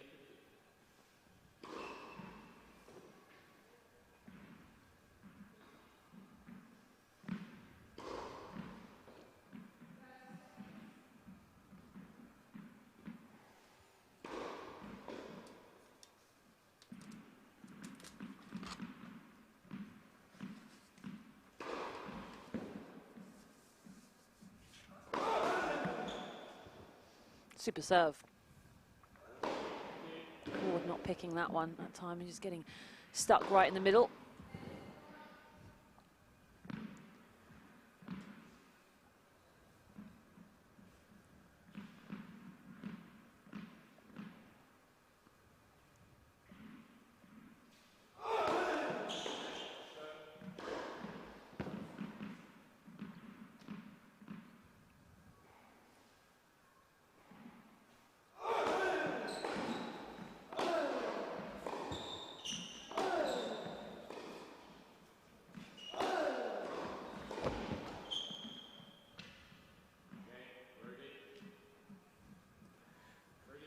Yet again, the left-hander taking a lead on serve.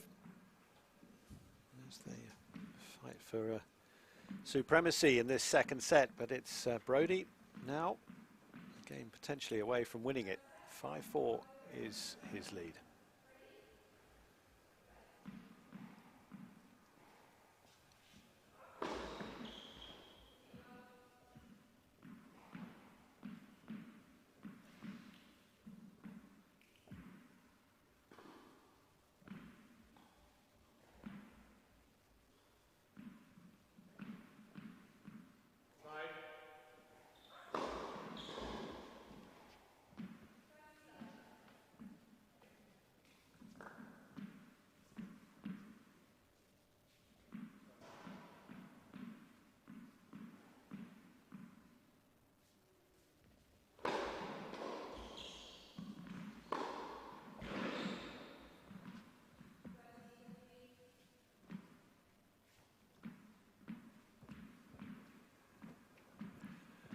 Ward is set up, but in need now of another hold to stay in the second set, 4-5.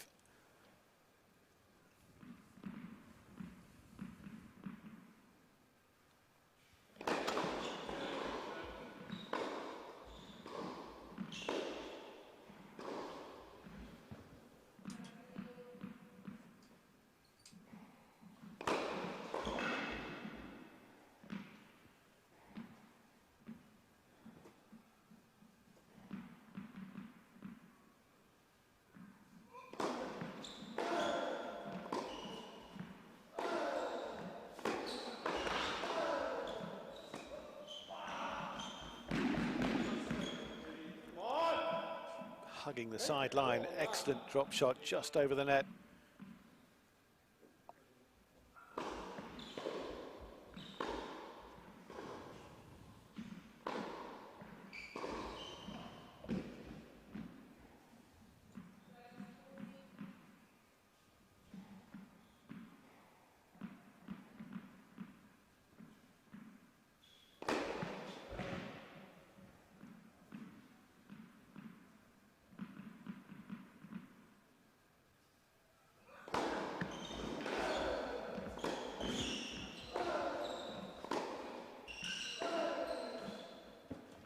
Right on top of it.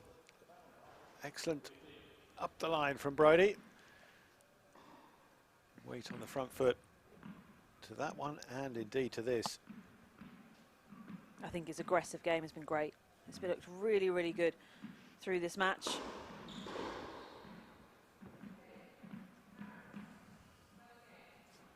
Seen good changes of direction, injections of pace as well, taking the ball early on the backhand like that one. Served well as well. It's just been a couple of times. It hasn't been that much, but just some of those neutral situations where the error has crept in. I think when he's looking to be aggressive, he just looks so self-assured. Meanwhile, Ward on that last point, just leaning back, off balance, makes the mistake. Comes back strongly with the big serve. Yeah, Not for the first time. When he needs it, he finds it. It's always a nice feeling. Gives you a big confidence boost.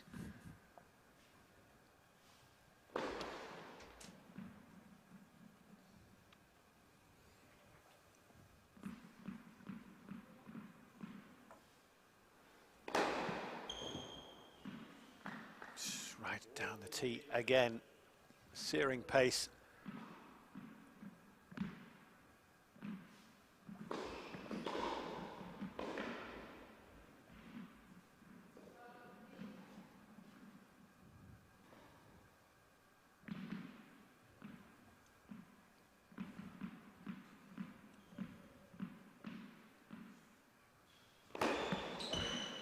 And another expert shot out of reach, and another way to close another hold of serve. So the pattern does continue through 10 games now in this second set, and it might require a tie-break to sort this one out, and indeed a match tie-break to sort out the overall contest. But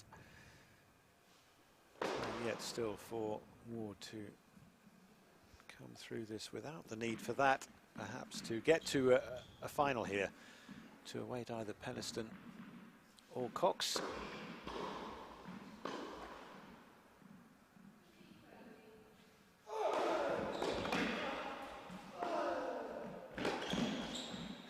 I almost feel like he should just go for everything, because he's doing so well when he is being that aggressive. I said almost feel like that because it's a little bit ridiculous to just sort of tee off on everything.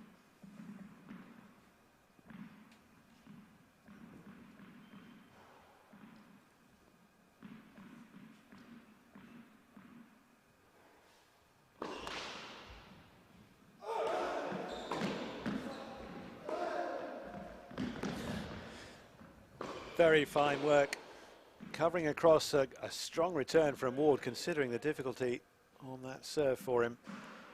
But Brodie very sharp to hit this out of his reach.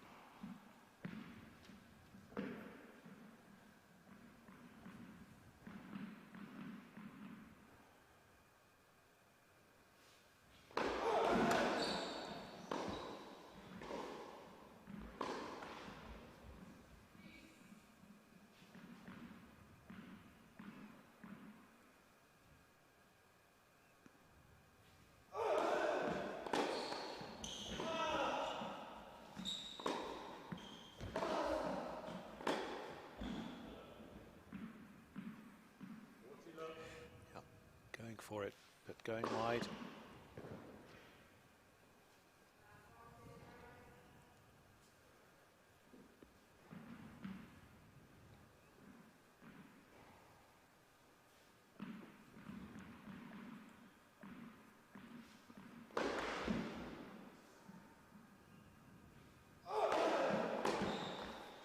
And Brodie's serve has certainly matched Ward's in terms of its reliability through this second set. And it is indeed another hold for him, so we'll wait to see whether Ward can take them to a tie break next. 6-5, Brodie at the moment.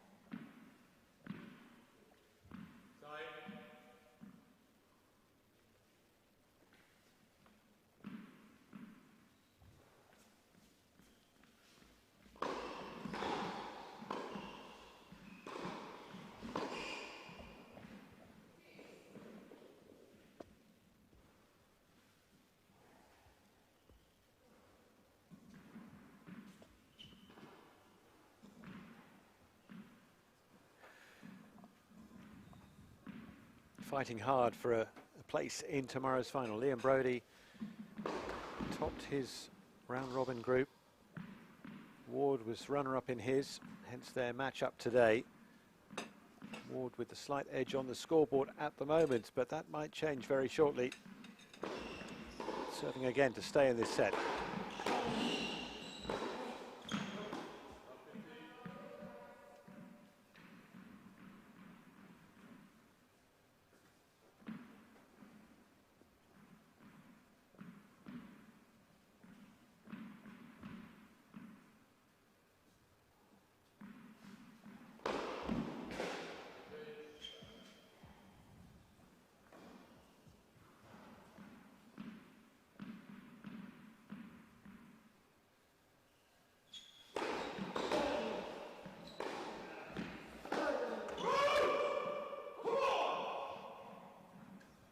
Yeah, wanting more from himself here. Just at least wanting to put on as much pressure as he possibly can. And that was what he did so well in that first set. Okay, he didn't win it, but he really did, whenever he was a breakdown, really did play to a high level, very tidy tennis.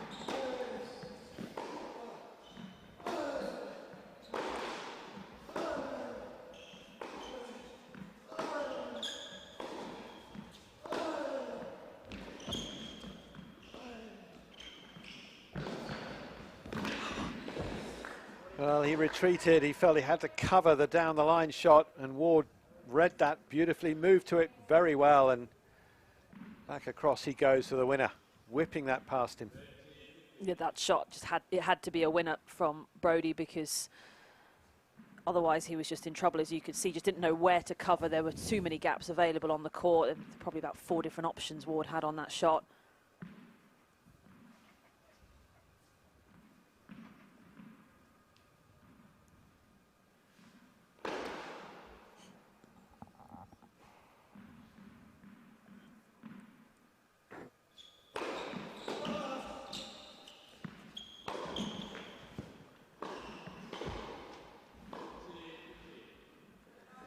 Good awareness again of where his opponent was moving.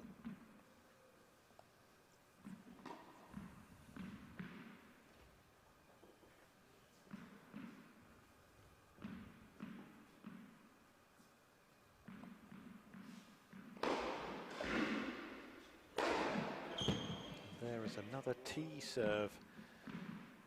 Straight out of the textbook, straight out of Wardy's game. A big strength of that, and it's got him to this second set tiebreak now. That might be all that separates him from a place in tomorrow's final.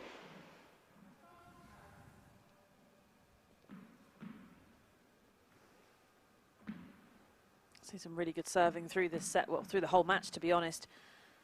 Both doing really well off that first. Wardy actually has struggled on the return a little bit through the second.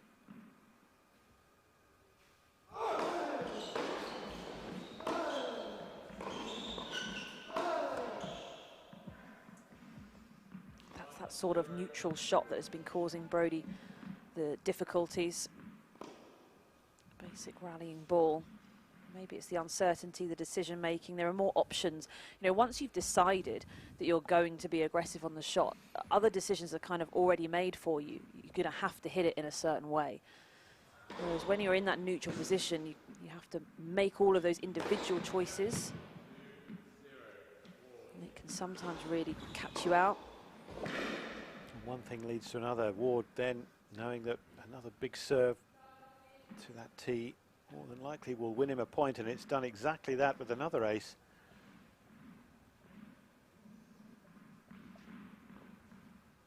Can he do it again?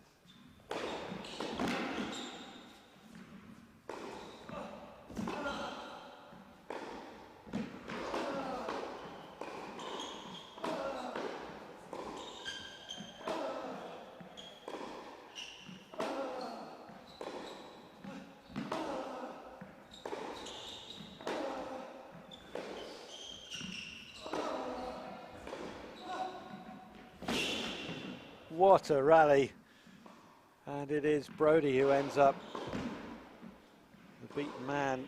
Ward had it all under control, flicks this one back. Broady out there trying to get through, but just beyond his reach. And is this now being taken away from him by Ward? Still early stages in the tie break, but 3 points to the good. Pleased with that, he should be.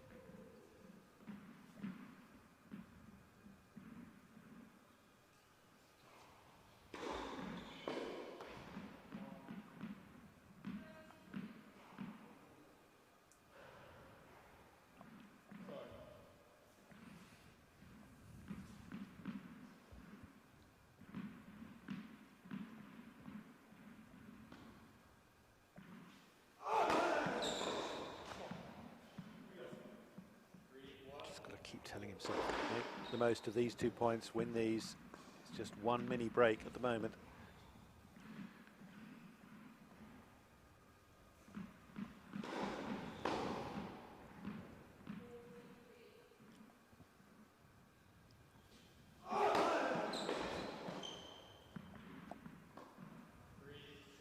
Yeah, the serve again, as I mentioned, it's been strong for both players and really helping them out there. And I think the reason it's felt like it's been such strong serving is just because under pressure they've both done so well. To find those first serves, hit the spots, neither one really getting much look at a second serve on the crucial moments.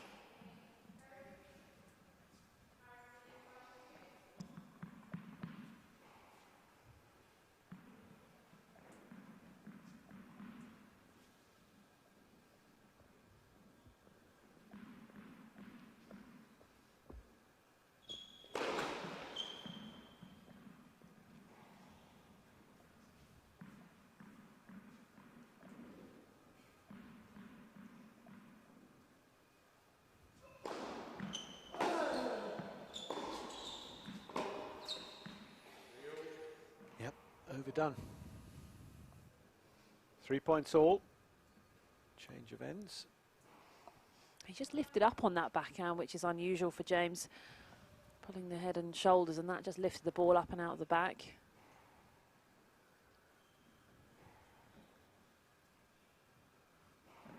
Billy Harris back in action. 41. Full of the joys of spring, yeah. 41 days running he's played. Yeah, not 41 years old. So that's what he might feel like it after this last few weeks. Match tight, I think that's what you call that. Every day he's been involved throughout this series. What a great effort that is. It has to go down as a record, doesn't it? 41 competitive matches in 41 days? Yeah. Can't think of any other occasion when that might have been, not that I know of, but if you do know of it, well, let us know, eh? But he is currently on court and leading against Arthur Ferry on the second court, 2-1 up with a break early stages. Back to this tie break. Another missed first serve now from Ward.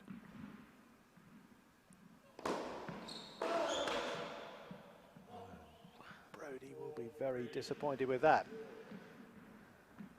Yeah, it's a sort of opportunity, like I was saying, we haven't seen a huge amount of it, those second serves coming in for the returner to have a look at on a big moment. Brodie with a good strike on it and just couldn't come up with anything. And when they're both serving so well, it's just going to come down to a moment here or there.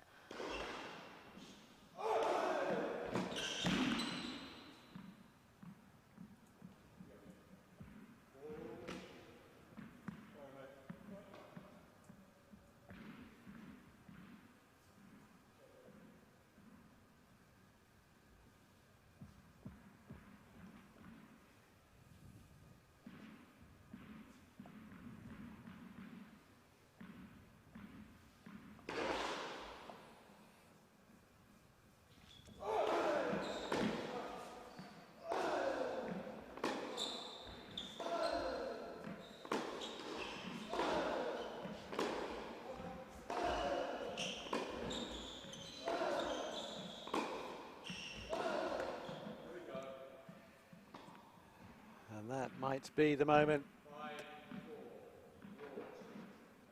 Ward again with a slight lead, the mini break. At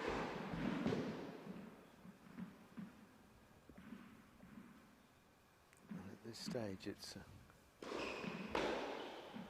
very intense now for Brodie.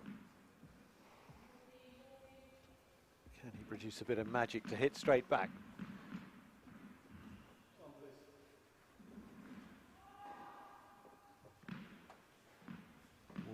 banking on another big first serve. He's missed a couple of late.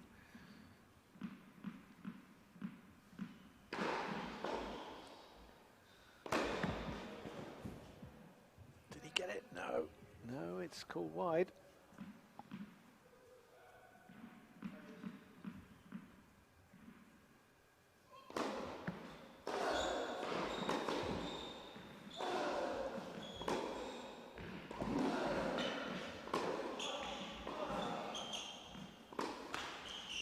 Oh, it thought about going over. It refused to in the end.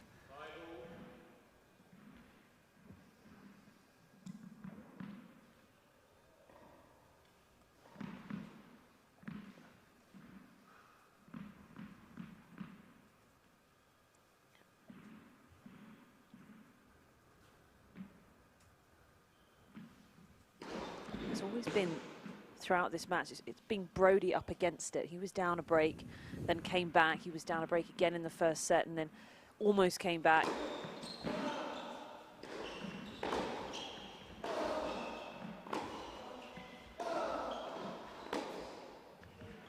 And he wasn't properly set for that. He's hoiked one wide and 2 points on his serve have both gone against him. And it's now Brodie serving at set point.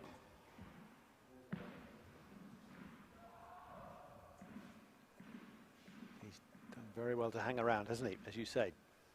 Under pressure. Really has put up a stern resistance. A real good fight this. Can he win this tiebreak and take them to a match tiebreak decider?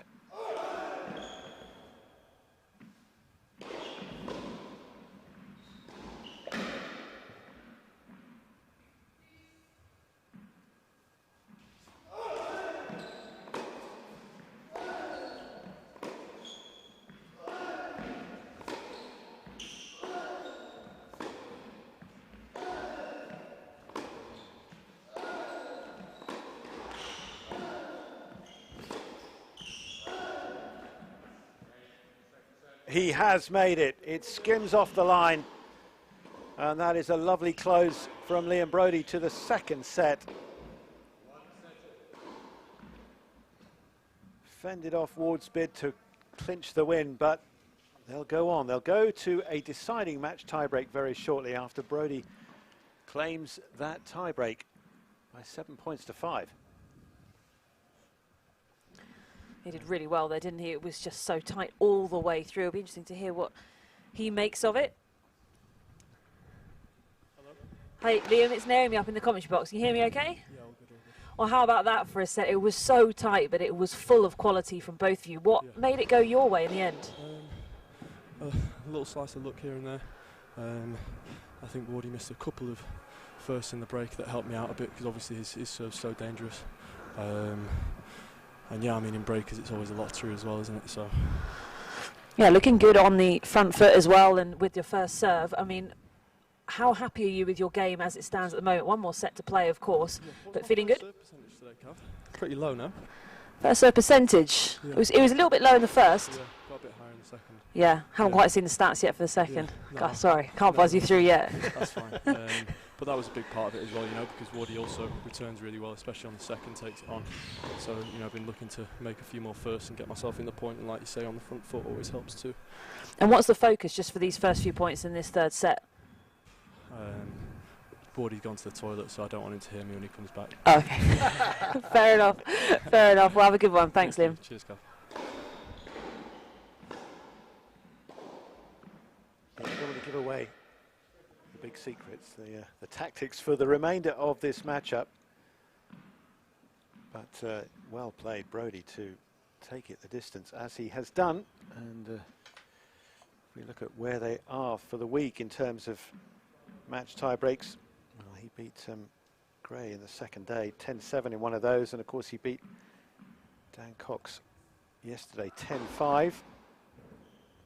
As for James Ward, well, his first match was against Julian Cash, and he took that 11-9 in a match tiebreak. Here are the numbers on that second set. And look, he did match him first serve percentage Yeah, looking all right there, up at 61%, so not too much of a concern. Sometimes it can feel like it's lower if you're dropping your first serve on the bigger moments when you need it the most. If it's not there for you, it just feels lower than it actually is. So I think Brody giving himself a bit of a hard time. But there's definitely an improvement from the first set where he did get broken twice. So you can understand no breaks in that set at all. It's just some really strong serving all round. And for Wardy, if he'd have won that set, it would have been much the same conversation. It was all very good, and as Brody said, the first serve percentage for Wardy, very nice, but a couple of early misses in the tiebreak makes all the difference. It's about when these errors come in, when the unforced errors are there, and how that affects the match. And you know, just a couple, like we saw from Brody in the first set, 2 forehand errors in a row, totally changed that first set. So it can just come down to those little moments when a match is this tight. Wardy coming back in now, and we stand by for the finale to this first men's semi-final. The second women's semi will follow. Jodie Burrage against Eden Silver, and then it'll be Ryan Peniston against Dan Cox to decide who goes through to face one of these two tomorrow for the title.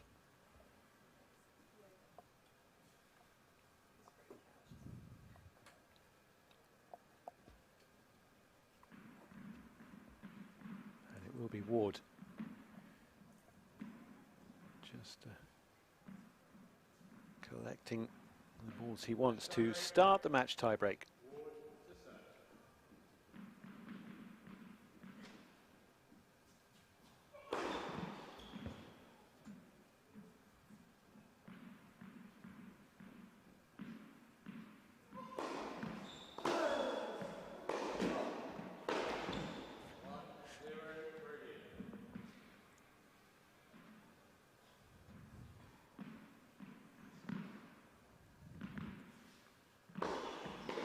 So this, of course, the first to 10 points, clear by 2.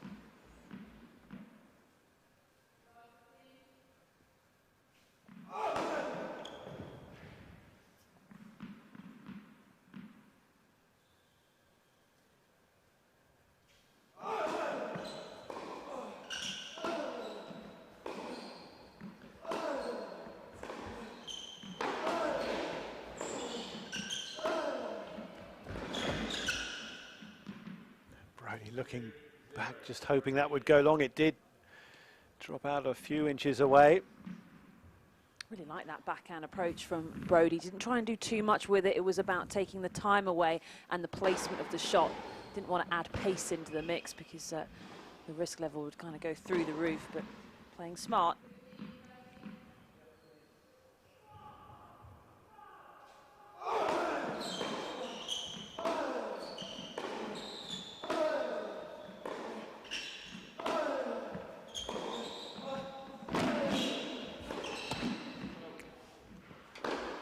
Got him out of the court, and he couldn't come back into it himself, even though he hit that post, and it might have veered in, but it does stay wide. So Brody making the early running in this match tiebreak.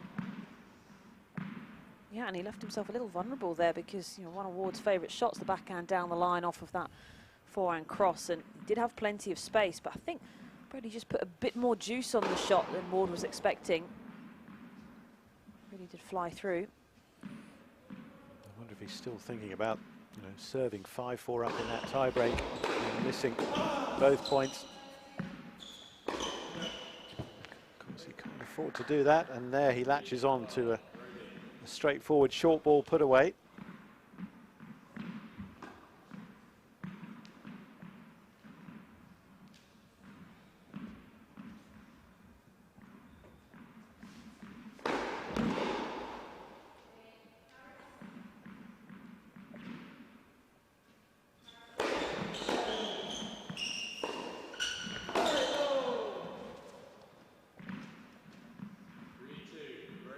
One wrong.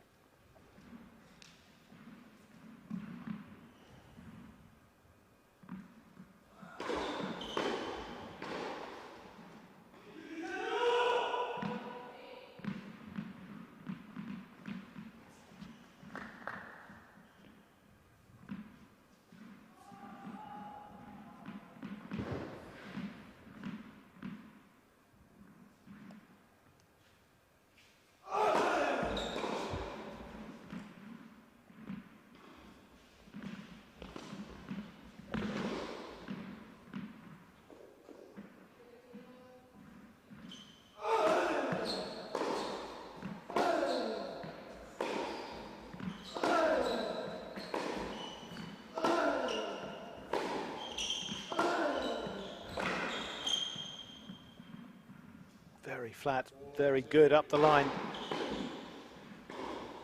I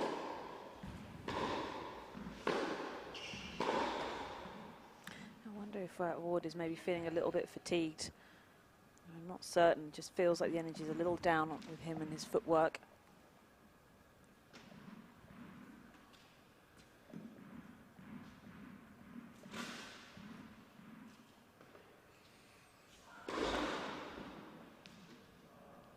It's certainly a series of weeks that's been good for Brodie, and it could get even better from here.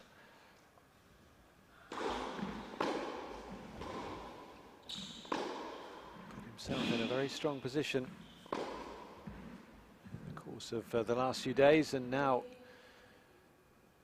slight edge over Ward at this stage of the match tiebreak.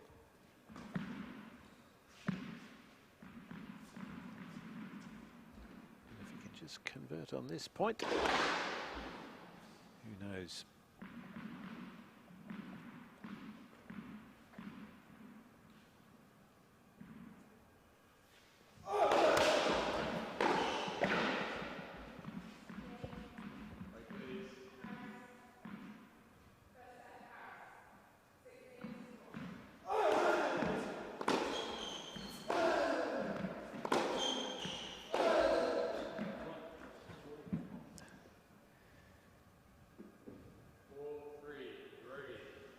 Another one a bit early on that swing on that one. Yeah, just pulled around it. Just a little bit keen, I think. Just the over rotation. You may have just heard the score from next door. Billy Harris has won another set. He's taken the first today against Arthur Ferry, 6-1.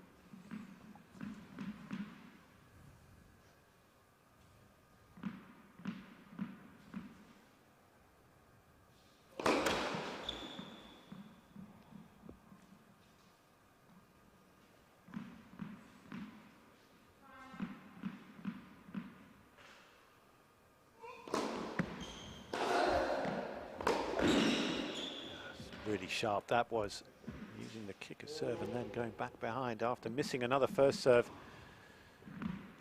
Yeah, and seeing how quickly Brodie was moving to recover there, because he was a little bit wary for that backhand down the line. We've seen so much from Ward. Ward just seeing Brodie fully commit to that sprint back in court. There was no way he could change direction in time.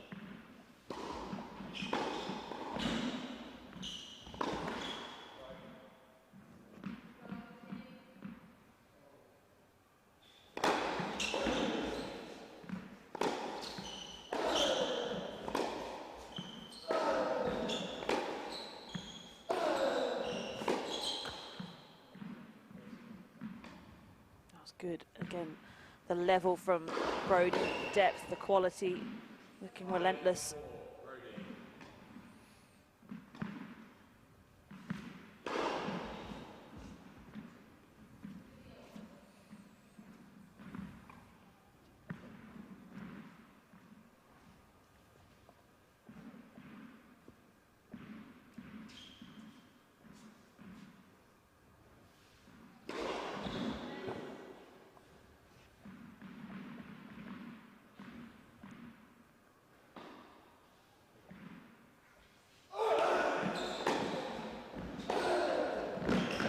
That's straight out of the textbook, that is. Training manual. Good serve out wide. Opens up the other side, and no doubt where he was hitting this. Yeah, I think from the back of the court, it's been all about the James Ward backhand down the line and the Liam Brodie forehand. Down the line shots off of the wing, sizzling.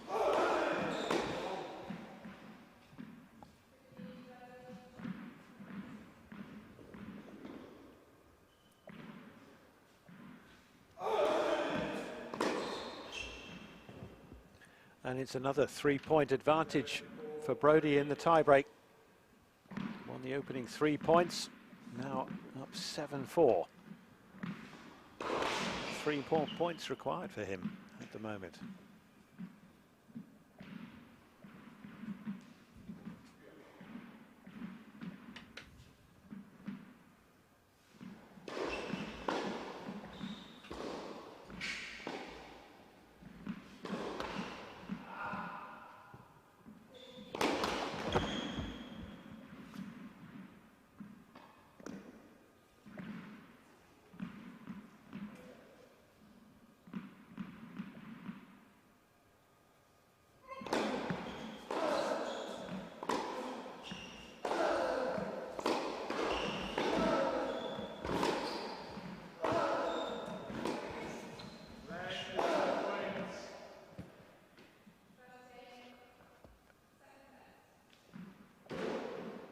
Oh, Wardy, way back.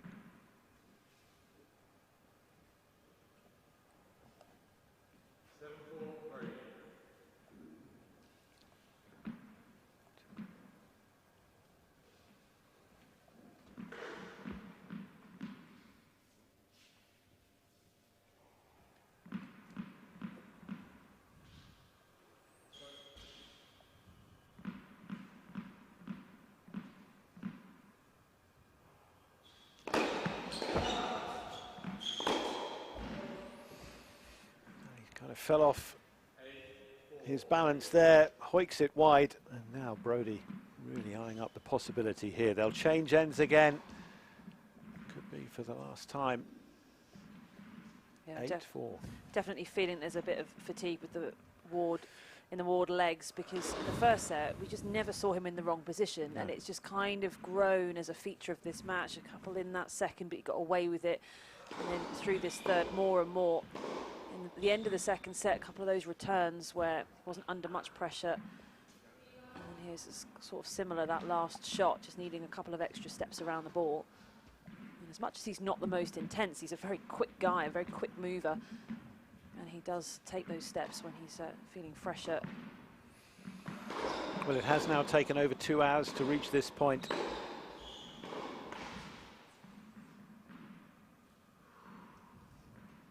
To answer the bell here, 4-8.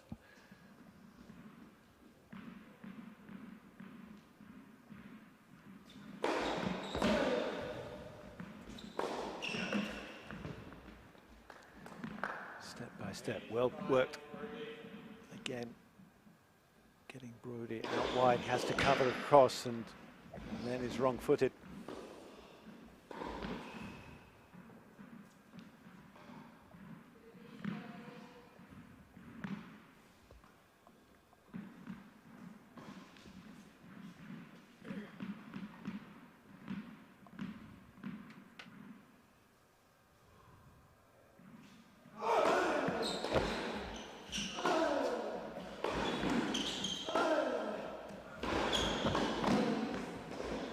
Too far for Ward to come back for that.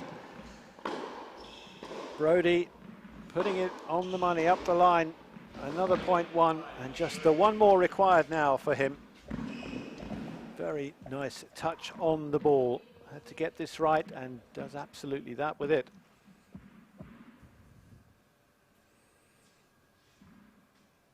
The final beckons for Liam Brodie.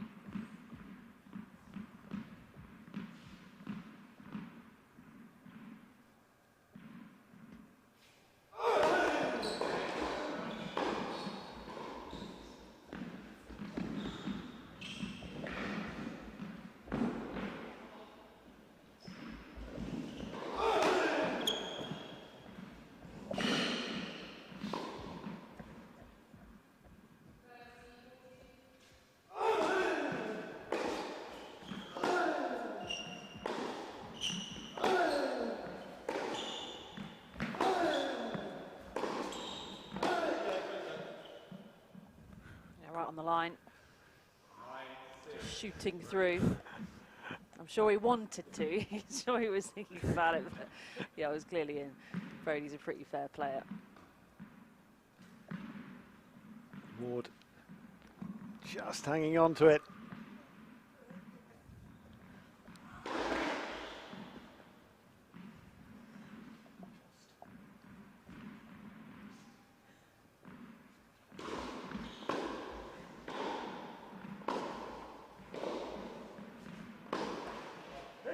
Still a match point.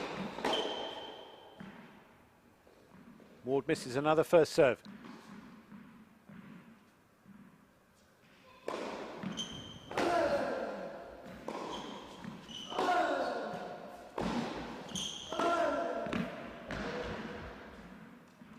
that one has gone beyond the line. He set it up so well, didn't he? Didn't he? Did so brilliantly to get that return onto the baseline and then take the forehand down the line. He's been doing all the damage, and just the last shot, I think maybe trying to steer it a bit rather than just finishing the ball. 2 match points saved, 2 more to face at the moment.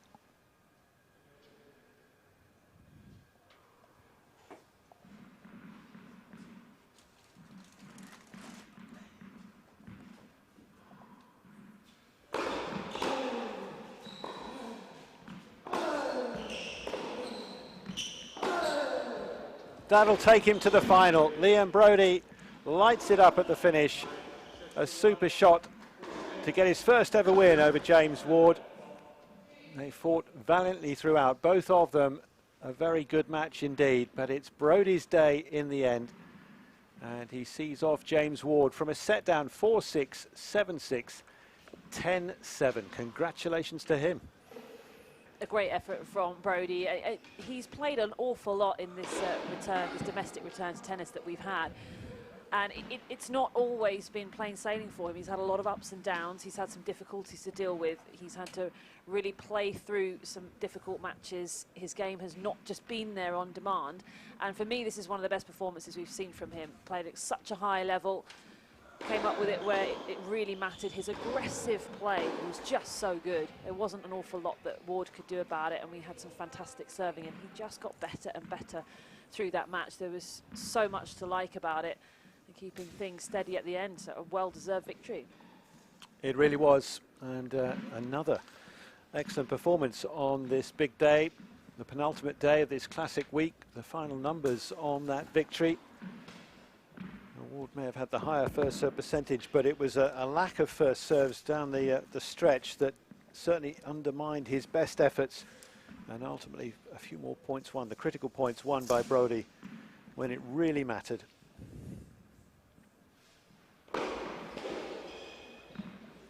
So as those two depart, that now sets us up for the second of the women's semi-finals. We know that Emma Raducanu is already through to tomorrow's final, and she will face either Jodie Burrage or Eden Silva. They'll be on court very shortly, and to take you through that match, Marcus Willis with Abigail Johnson.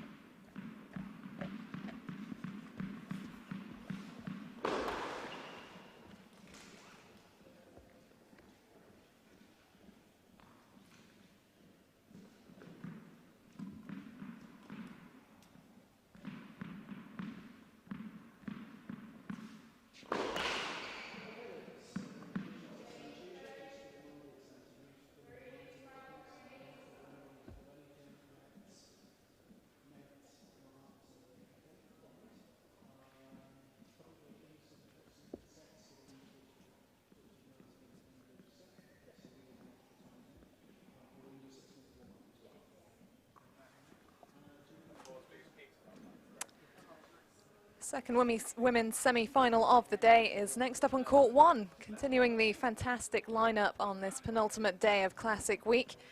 Emma Raducanu blazed past Harriet Dart and into the final earlier this afternoon, and her opponent will be either British number 7 Jodie Burrage or week 3 champion Eden Silva. Already here at the net. It was a quick turnaround from the last match. Liam Brodie squeezing through over James Ward.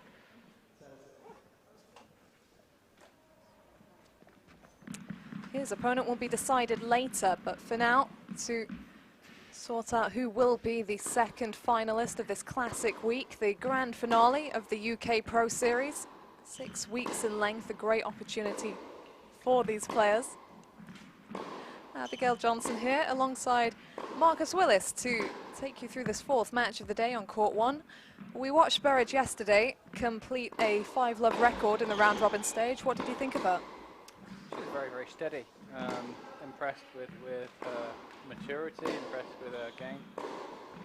She had a couple of problems early on, and she kept calm and just got on with it. She showed a pretty complete game, I think, actually. Yeah, good mental resolve from Burridge. It's something that she's been working on a lot over the past couple of years, and it's funny because I mentioned it to her after the match yesterday. I said, your focus throughout, really impressive, really stepping up, and she said, oh, there was that one moment, beginning of the second. So she's still identifying that and looking at things to work on, which is a warning sign for Eden Silva, who herself had a brilliant win yesterday over Naomi Brody, but that one, for differing reasons, went down the wire. She got the win in the match tiebreak. There is Eden Silva, winner on week 3 of the competition. Only match she lost was via retirement on that occasion. 24 years old. And there are her current singles rankings on the screen. In doubles, she's even higher.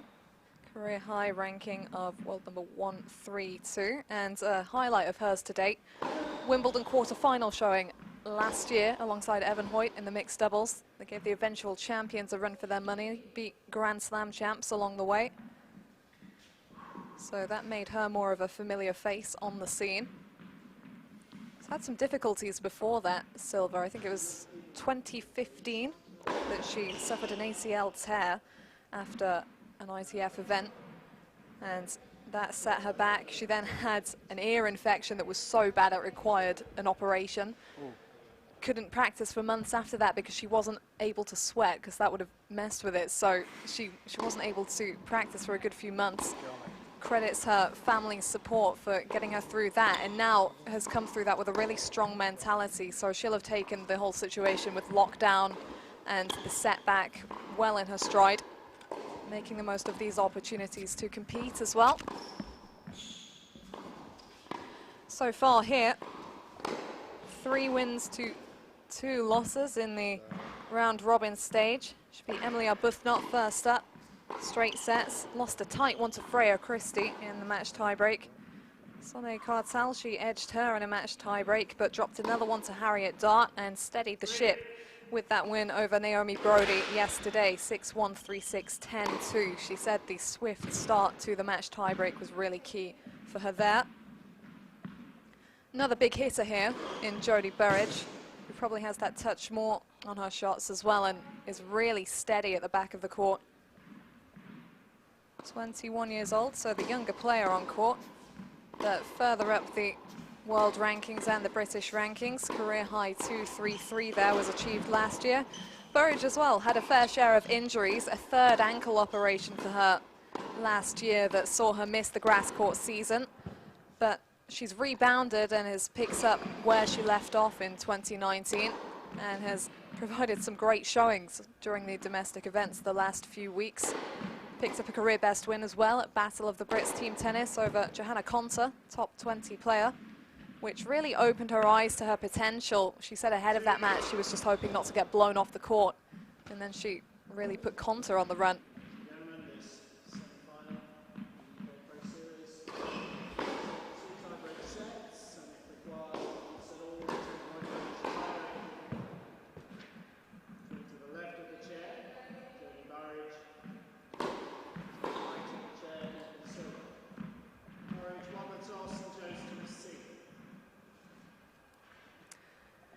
Went the right way with that choice to receive, did she, Marcus?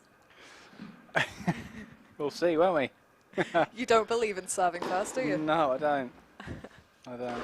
It's because I had too many ropey starts when I was growing up, and I thought actually it's better to be on serve than at a breakdown.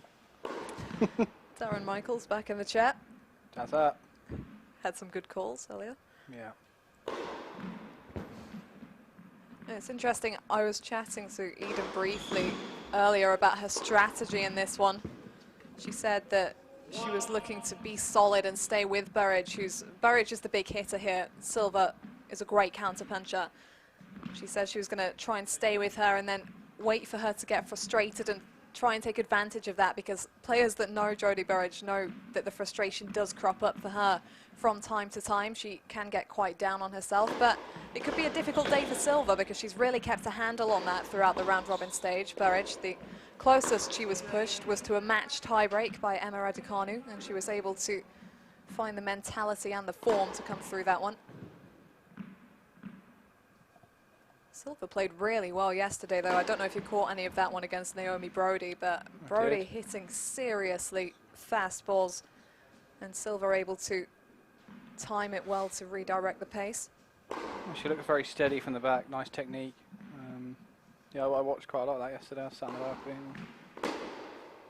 Had a watch, very impressive. Good volleys as well, actually.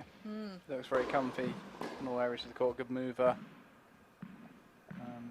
Yeah, should be an interesting match. Yeah, it should. It's been a great lineup so far today, and in all of the semi-finals. We've got one more semi-final to follow this, the men's between Ryan Peniston and Dan Cox. Ryan said that's the best match of the day. Remains to be seen. I think there's a bit of bias there.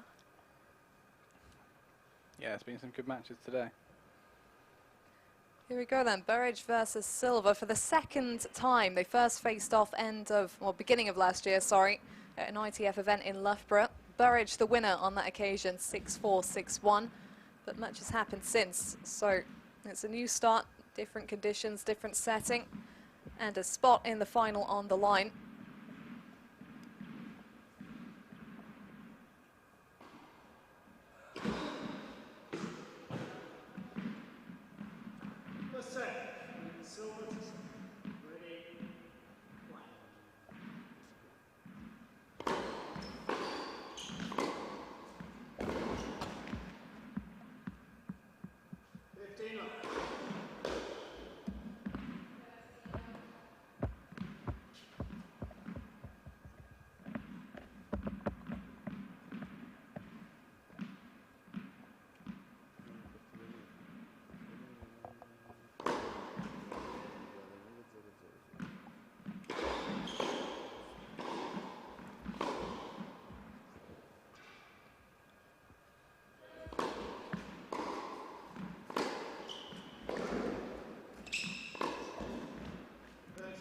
Nice, staying low over that backhand. Pretty aggressive start here. Doing a bit more than staying solid at the moment. Yeah, well, she is comfortable in the forecourt. Her doubles results prove that. It's something that she can use to hold Burrage back, because what you don't want to do is let Burrage start dictating. It's all very well to go toe-to-toe with her, but she looks for those moments to get on top of the rally.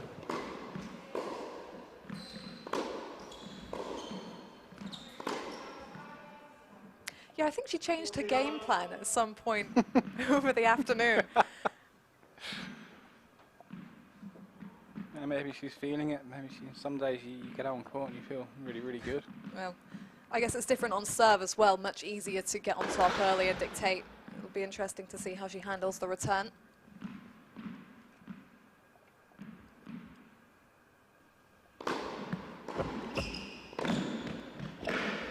That is a seriously good opening game from Eden Silva, picking up where she left off last night.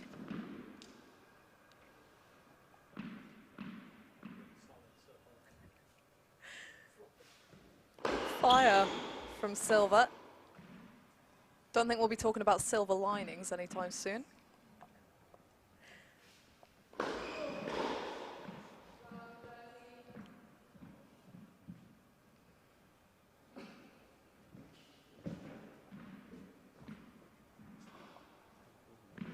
Statement of a start, didn't let Burrage get a foothold in that game. Let's see how she responds here.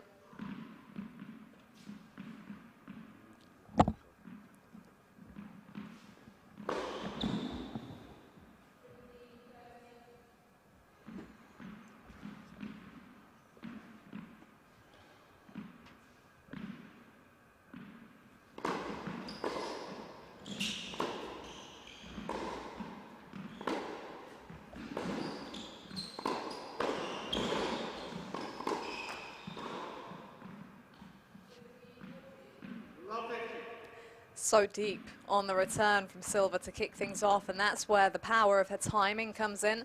Obviously, Burridge generates a lot of pace, and Silva's not going to have to generate too much of her own. She just needs to get the timing to use what Burridge is throwing at her.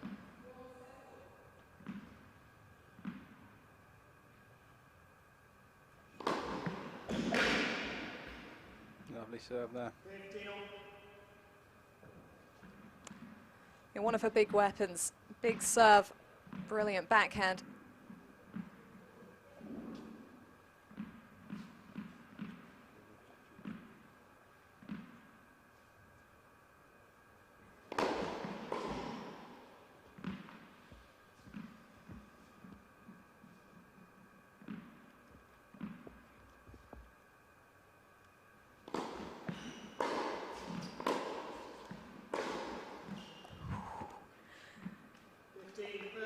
Well, she has come out firing and seeing the ball like a football from the looks of it.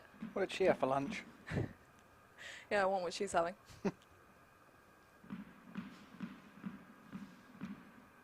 Off the Burridge backhand as well.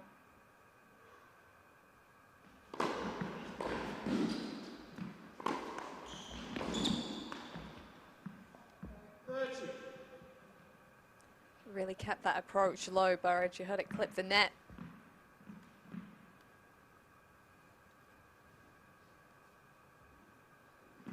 Still a little bit of pressure here in the early games.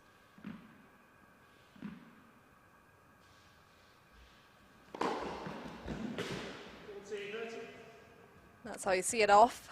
Timely ace there. Yeah, such a useful weapon for her in these conditions. Courts seem to be flying.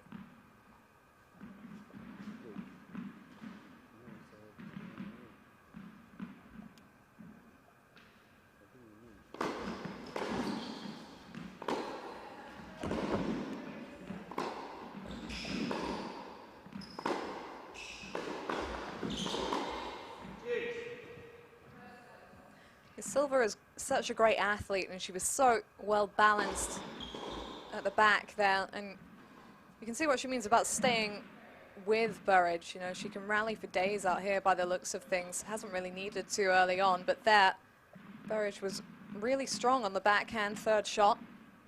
Silva was straight back into things.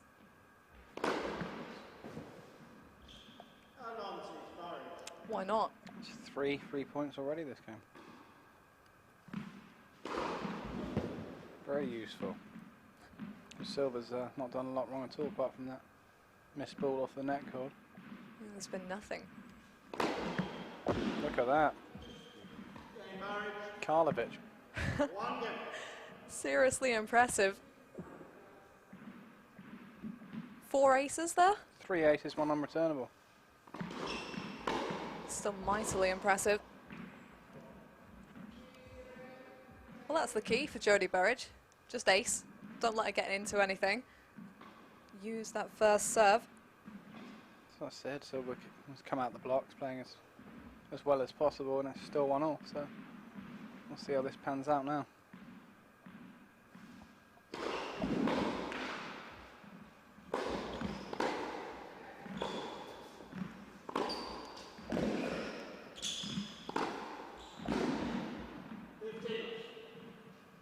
It was great depth from Burridge to start off, but I was waiting for her to move into the net. She seemed to hesitate there, and that meant that she had less space and room to finish off with the final forehand. She was so far into the court, but not at a space where she could block for the finish.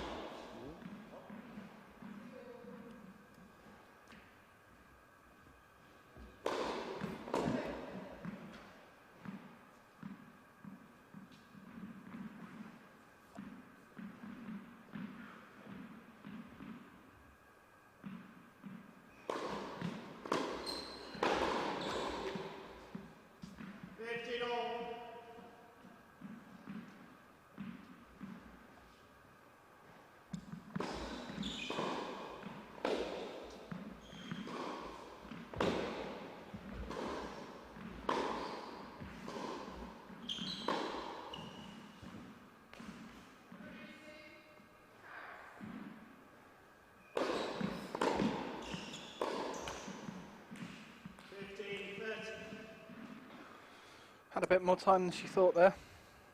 That one.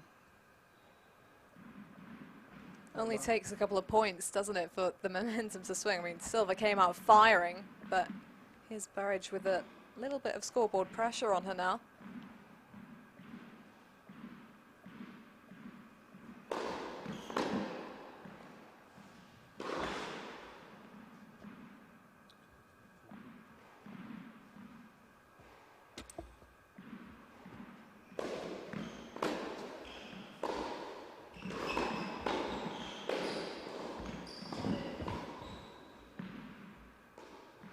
Just missed that. Like the return from Burridge, she seems to have a lot of time to line that one up. Definitely trying to take the angle away from Silva, who got around it decently, to be fair, but wasn't able to back up.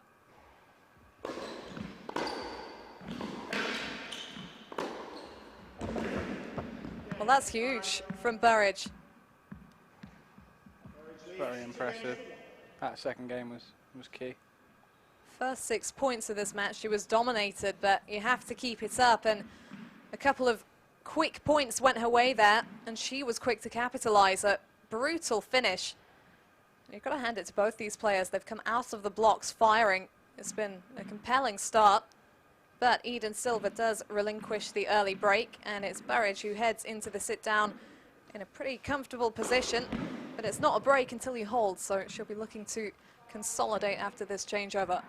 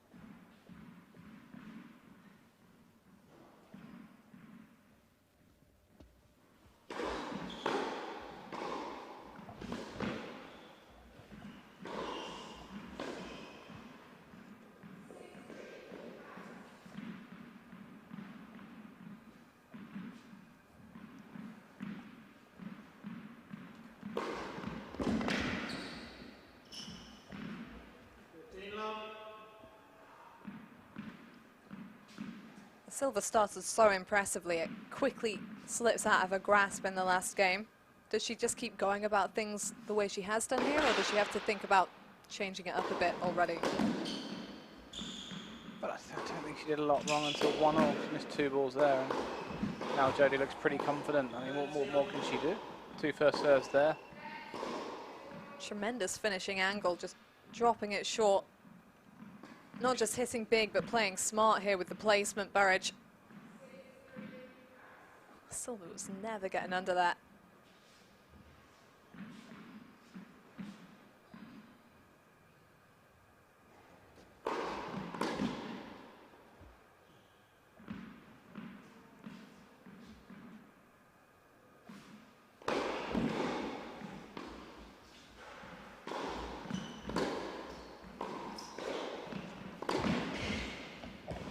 Turning the tables.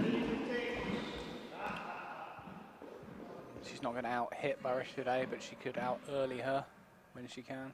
First time she got on a serve, I think that's going to be key for her today. Just manoeuvre the ball quickly, but again, if Burridge is hitting her serve well and hitting big from the back, it's going to be tough for her.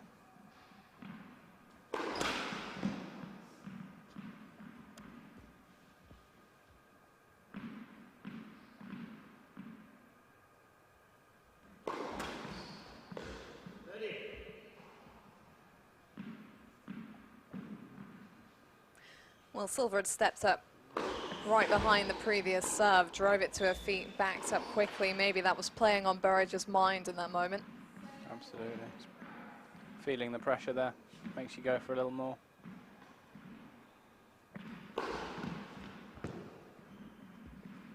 Just missed there. Not much in it.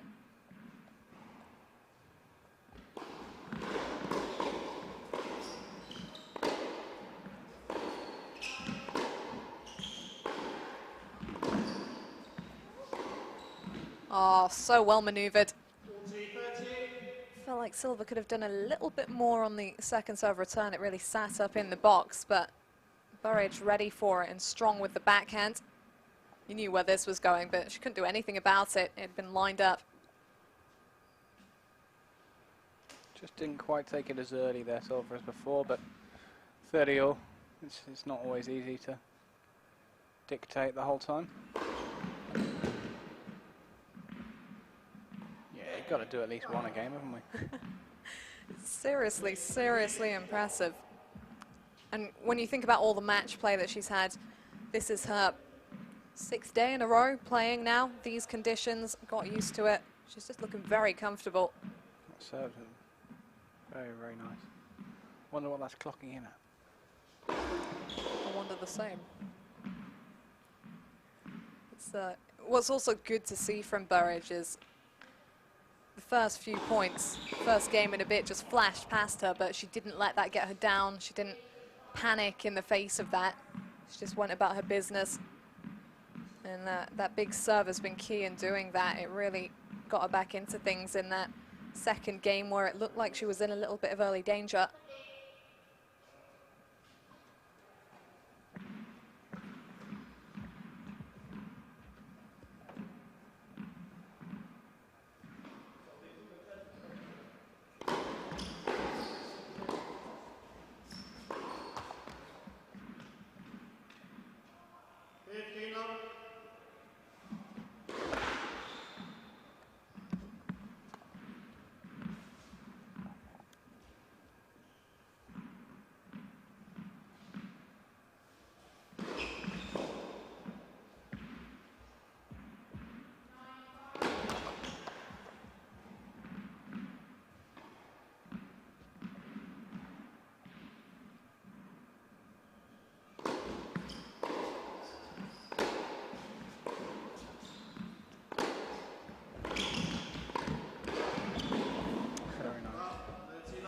Great stuff from Silva. I'm impressed that she could concentrate so well with that ball on the court. That's Yes. so distracting to me. I cannot play with the yeah. ball on the court. Look at that. That's on the service line. Maybe Great she's hands. in her rhythm. Lovely volley. Obviously, when you take the ball early, it means you're probably further in the court. She should use those volleys as much as possible.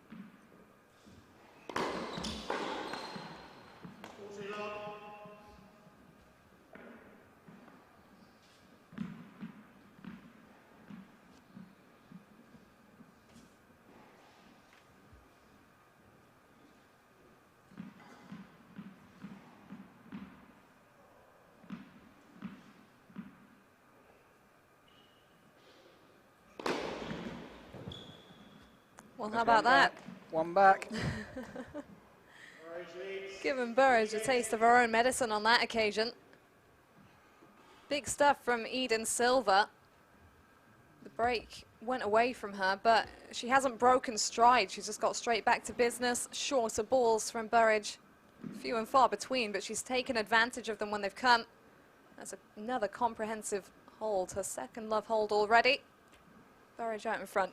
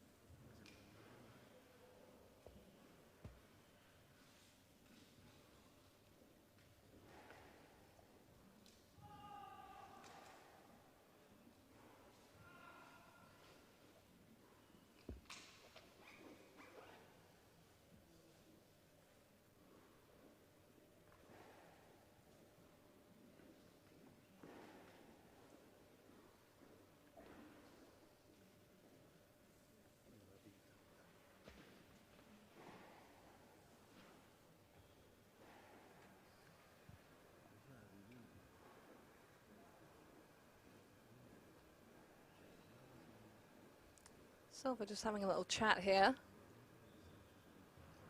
There's no obvious signs of physical injury, but obviously something here giving her a little bit of trouble.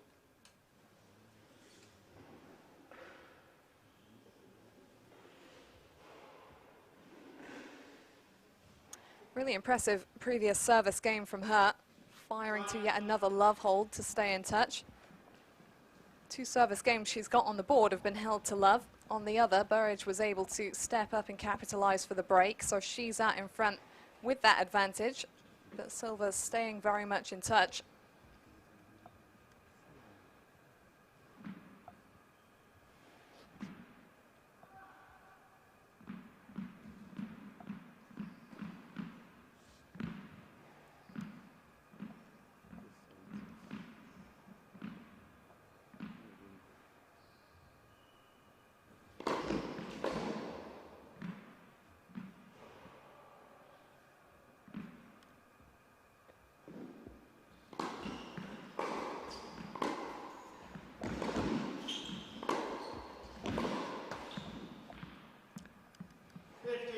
Good move on the second serve. Kept it quite deep, used the body option. Didn't give Silva much to get on top of, as she has been doing previously.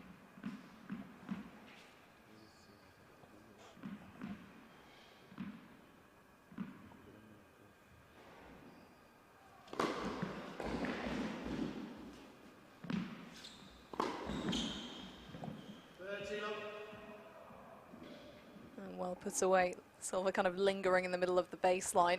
Might have distracted her a bit, but she chose her option and committed to it.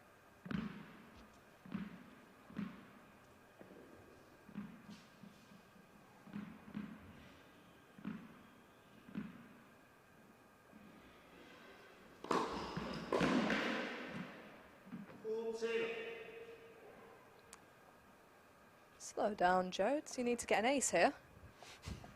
Keep up the streak. Slacking. Only 2 out of 3 first serves this game, isn't it?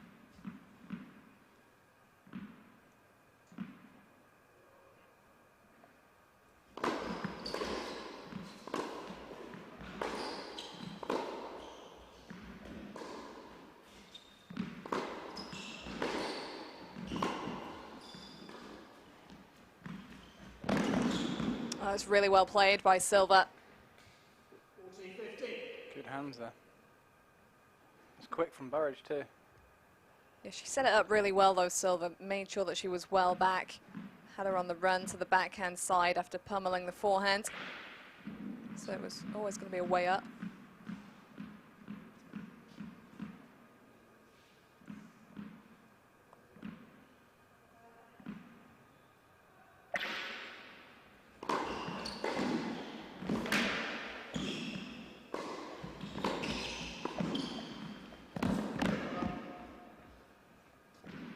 Again there. Good from her to hold her nerve, because Burridge guessed correctly there. The backhand came pretty low. She was just able to hold firm. Really well managed.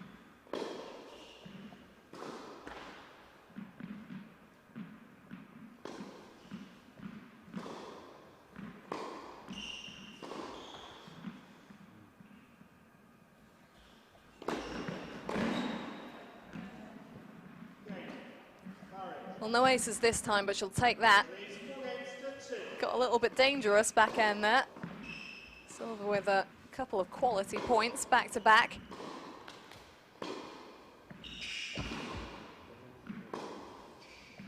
They're playing pretty quick. These games are rolling by. Is that detrimental for Silva? Well, I mean, she's had 2 love holds, though, to be honest, so games that have gone quickly for her have been just as good. Yeah, playing her part. Just a couple of loose errors in that one game, and unfortunately, playing against Burridge, she's got to take all of her chances on Burridge's serve, because she's getting a lot of free points at the moment.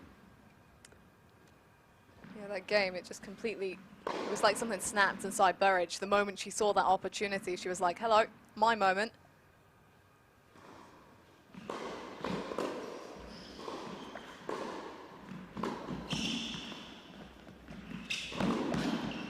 Oh, that's so good. The reason she gets up to so many balls at the net, Burridge, is because on the run back there, she doesn't break stride. She starts her move as the ball leaves the racket of the opponent.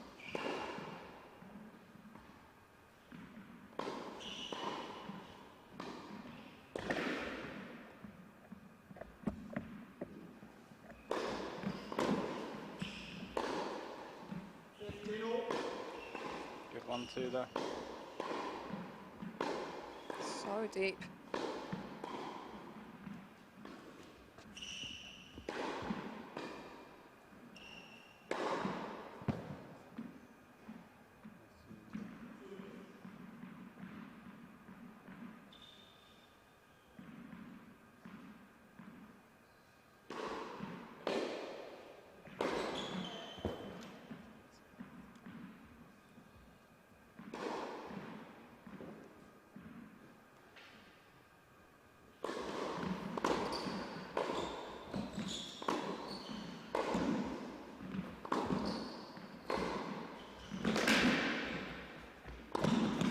Oh, so well dictated.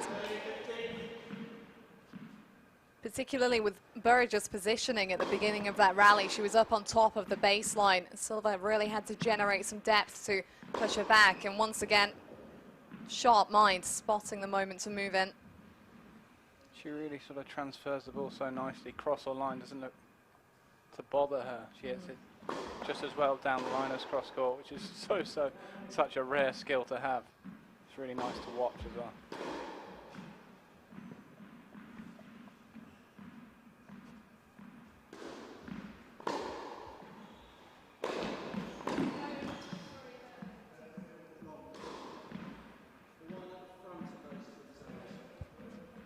Lines Judge Marcus Willis, what is your verdict? I thought that was long. Dazza agrees as well. So that confirms it. Yeah, must be true.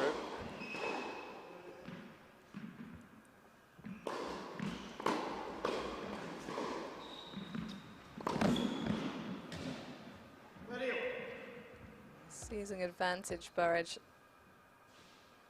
Just goes to show how important that point was for Silva to get to 15 all when she just hung the ball off the back of the baseline. Love 30, the scoreboard pressure there with her already down 2-4. Could have been disastrous, but she bought herself a little bit of room.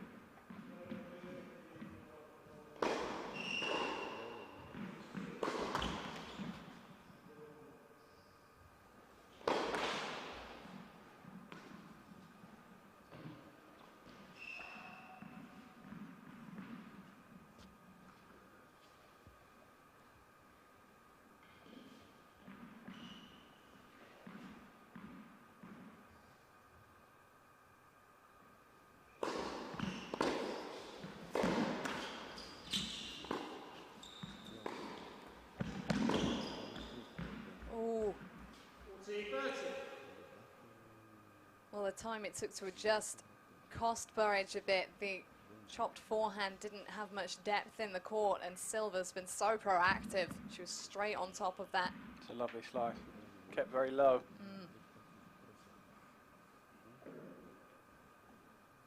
It was a huge moment for her at 30 all.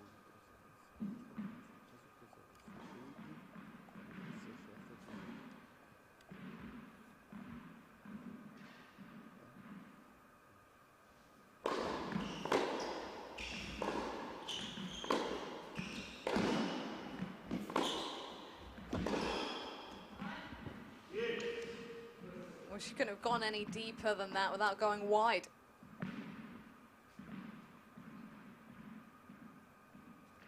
Silva still, though, out here making it 50-50 in terms of the rallying, which was her aim. Putting Burridge in the positions where she might miss. She isn't at the moment.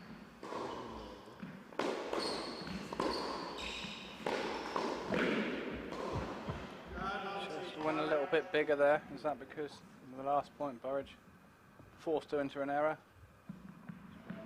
Does Maybe. lodge in the mind, doesn't it? Yeah, she went after that. Hit that ball very, very hard. could cost her here. Burridge looking to take advantage.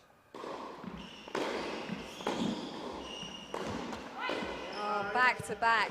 That is frustrating for Eden Silva. Looked so close to getting the hold on the board. Just sense after that miss at 30 all that she's not feeling too comfortable out there. And again, the ball came back there and just sort of lashed at the ball. It's not normal for her. She normally looks so sort of in control and balanced. Yeah, just at the back end there, betrayed that she was feeling under some pressure. Gave Burridge something to latch onto, and here she is, 5-2 up. She will be serving for the set.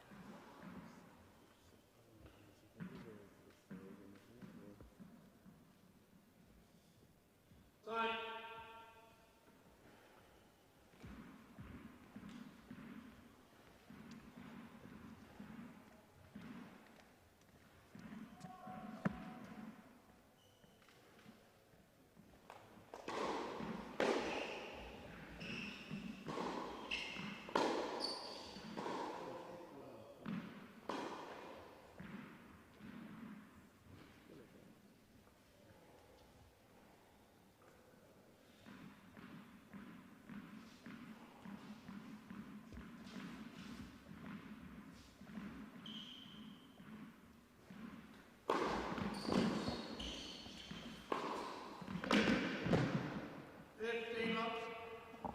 Become such a fast-paced match, and something that Burridge has become an expert at over the past few days, past few weeks, is peaking in the big moments. What was that?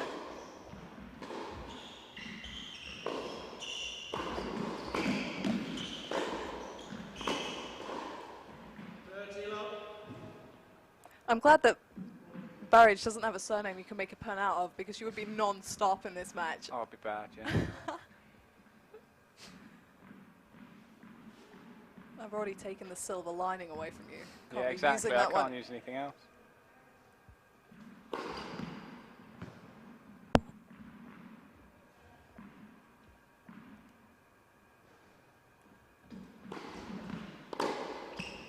Wow. That's what she's got to do. It's a tough task when that's sort of a chance, missing a first serve. But that's the sort of match it is. Good to see she still has the commitment to go for that after she tried to take the point onto her own racket end of the last game.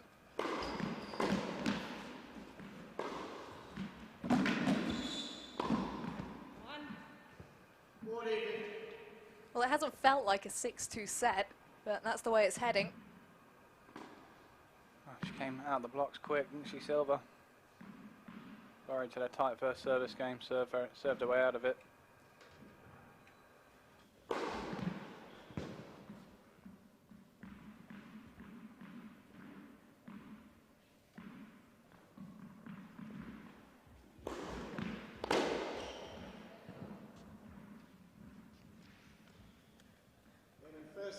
There it is for Jodie Burridge in the bag. Some key points that she won there to get it done. First few points were all Eden Silva, and she just hung on to get her opportunity. Pretty comfortable scoreline. Doesn't necessarily represent the tennis that we saw, but here she is in a great position. One set up. I think she's just being told that she's going to have a little chat with us.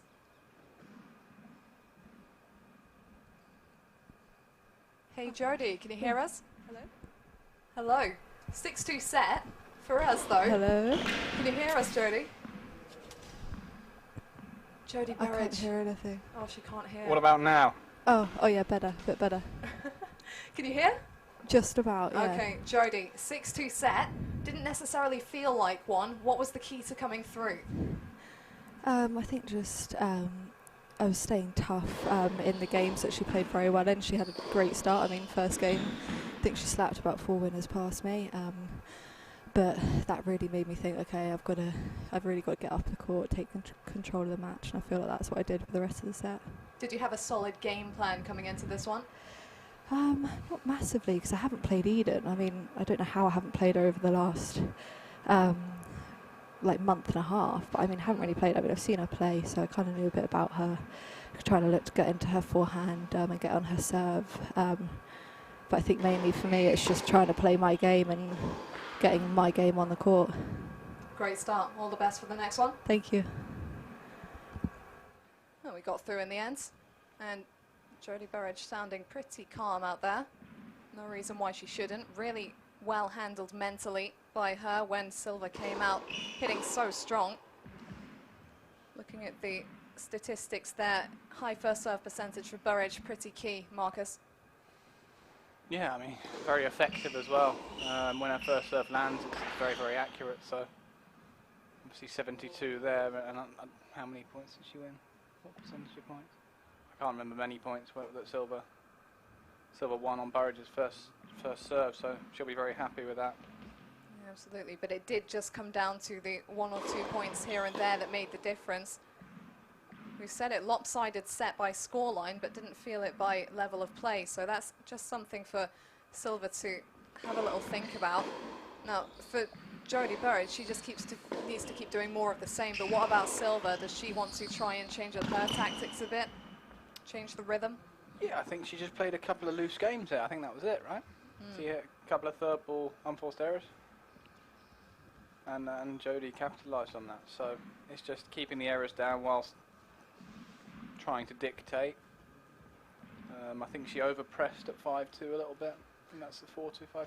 Yeah, going back 2-5, so 2-5, yeah. it was 30 all, I think, and she had the 2-1-2s that went straight into the net. Was that scoreboard pressure? Definitely, and there was a long rally to get to 30 all that she lost. Probably one of the few actually in the set, so maybe she felt she had to go a bit bigger there. But no, it's interesting. I think both of them, Burrage won 3 second serve points, Silva won 4. So I think the first serve percentage is key right now. They both returned very well on the second. As Jodie said, she's trying to step up and get on Eden's serve. And it's working at the moment. Well, if Silva just cleans up the tiniest bit, this could really go down the wire still. She only needs to win the second set, and it would take us into a match tiebreak.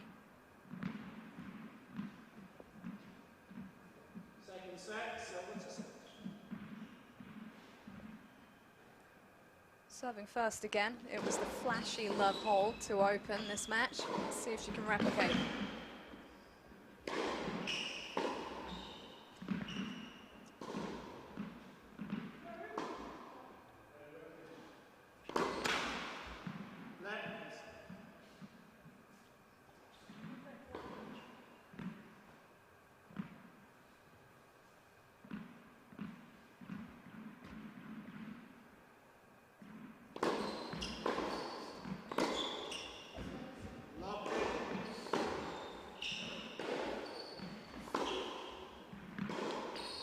So this is a very important game for Silva. Burrage getting more and more confident as the match goes on.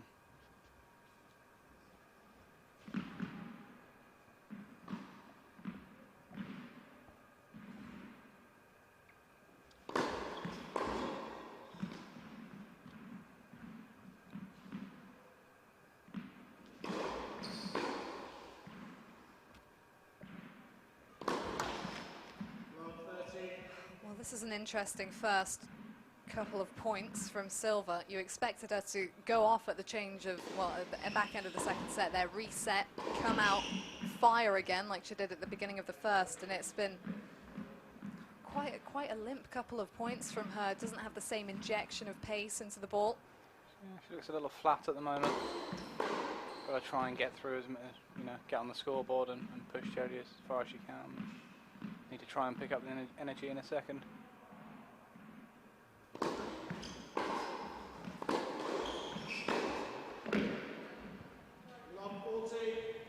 The Burrage backhand is where it's at. And this just shows how 50-50 Silva was managing to keep it before. She drops off a bit, and suddenly Burrage has stormed to the advantage here.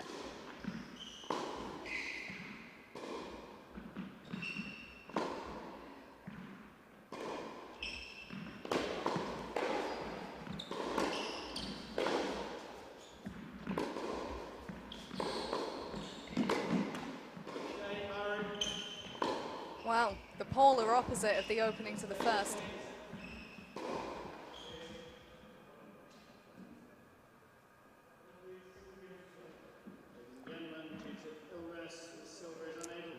Well, we did see the trainer come on during the first set, and we did say there was no sign of physical ailment for Silva, but she's clearly feeling some kind of illness. Something's having an effect, and you just said there, it seemed a little bit flat from Silva. You can tell when something's not quite right. No, it's a shame. She's a cracking tennis player, great start, but ultimately, if you're not feeling great, you can't keep that energy up. It's a shame to see. No one wants to see that. It's a real shame, and given that something was troubling her, you have to give her credit for her level throughout that first set. It might help explain why she dropped off a bit in the places where she did. Maybe she felt the need to go for more because she didn't feel like she could engage in the long rallies. It's really disappointing for everyone watching, but mostly for her, because she has brought some stunning tennis to the UK Pro Series. It's been fantastic to watch her this week, and last night against Naomi Brody, that's some of the best level tennis I think that we've seen here. Yeah, no, she's a cracking player. I hope she recovers quickly. But it's a big one for Burridge. She looked impressive again. Yeah, she full of was confidence. Fully ready for that. And once again, the way she responded after Silva stormed from the block shows everything that she's about right now.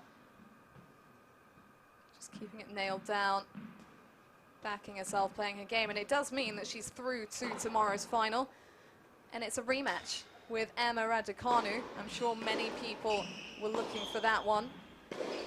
All their matches are tight.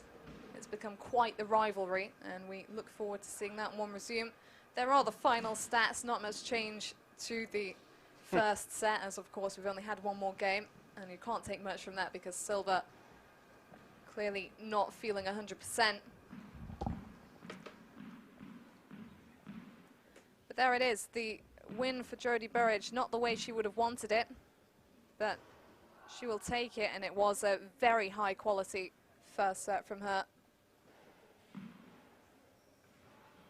Date set with Emma Raducanu. We look forward to that one tomorrow, but the men's final is still to be arranged. Liam Brody is there, and he will be facing the winner of Ryan Peniston up against Dan Cox. Maybe a slight delay with that one coming due to the early finish of this one, but it will be around shortly, and when it comes on, it will be myself and Marcus Willis once again to take you through that. We'll see you then.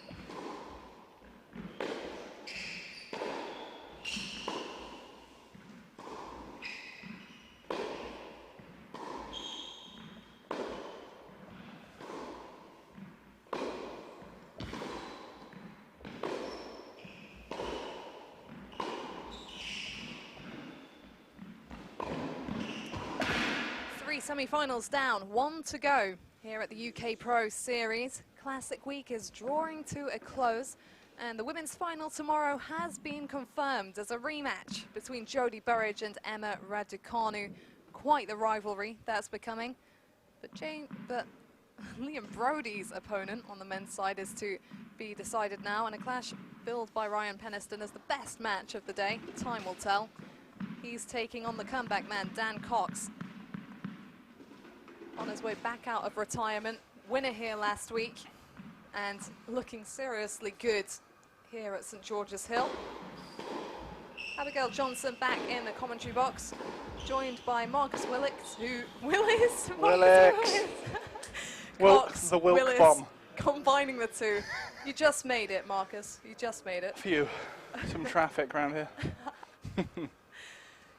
No, I wasn't expecting that match to finish quite so quickly before, but... No, it's a shame. Okay, so change over time there, an extra 30 seconds, but so come give you the headset. You just have to wait for that a little bit longer.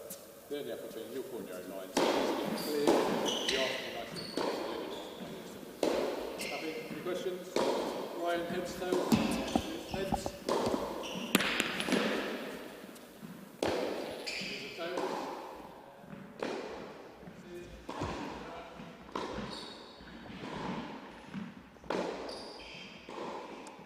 Here we go then. Yeah, it was a quick finish to the previous match after a really promising start. Jodie Burrage coming through as Eden Silva was forced to retire due to illness, with Burrage up a set and 1 game to love. Hopefully we'll see the duration of this one. Ryan Peniston and Dan Cox meeting for the second time at this event. They played last week. Cox came out on top, but it was a tight one. 6-2, 6-7, 11-9. So, I think you're anticipating this one to go the distance, are you, Wilbom? I think so. I mean, it's a tough match, and only because they went to, I remember watching last week, and they went to 3 sets. I think there's going to be quite a few rallies here. Both very good movers and returners. It'll be interesting to see the outcome. Yeah, Ryan Peniston here, the British number 11. Seen him in action a lot recently. He contested both editions of Battle of the Brits. He was into the first one as an alternate and really showcased his potential. He lost all the matches but took Cam Norrie, Paul Jubb and Dan Evans, British number 1, the distance. So showed what he's about and has competed at 2 previous editions, 2 previous weeks in the UK Pro Series. Best result was 3rd place last week. Only 2 losses came in match tiebreaks. He wasn't a fan of the match tiebreak, Ryan Peniston. I have to mention it because it was quite the stat. He'd won 1, lost 12.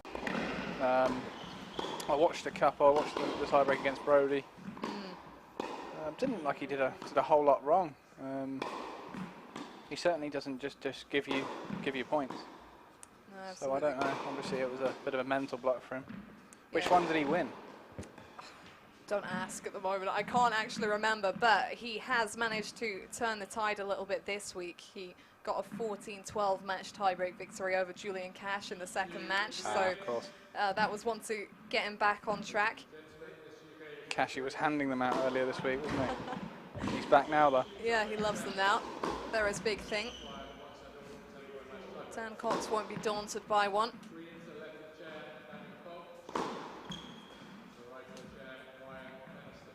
I think he won a fair few, didn't he, recently? He lost to Brody yesterday, but I've seen him, I think last week he won 3 or 4. Yeah, he's had a decent record in them. The first match tiebreak he won this week, Dan Cox, was on the second day over Billy Harris, beat him 10-6 in the match tiebreak. And then did go down to Liam Brody yesterday in a match tiebreak 10-5, but he'd won a pretty comprehensive second set, 6-1.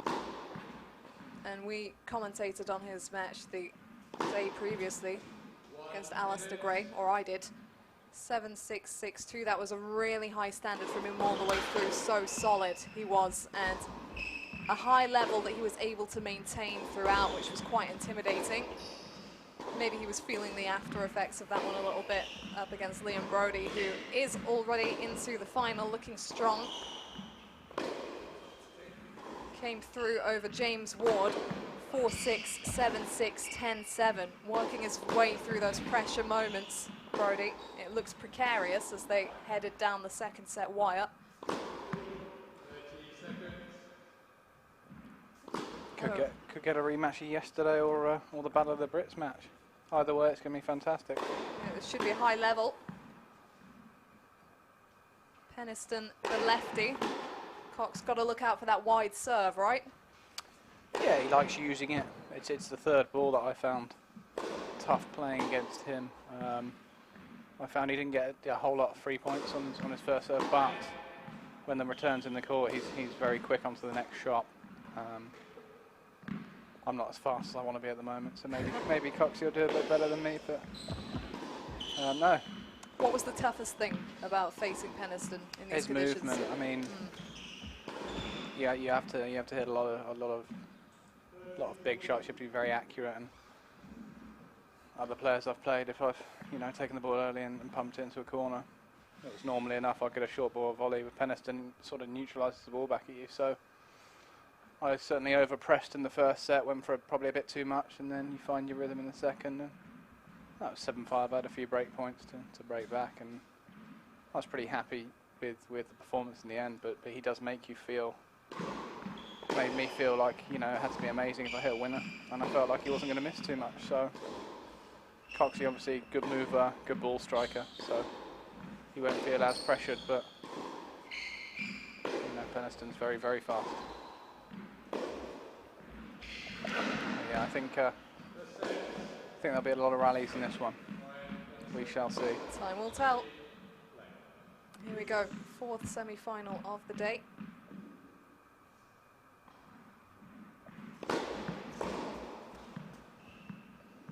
Those long rallies I was talking about. Early days, Marcus, early days. It's fine, good first serve there.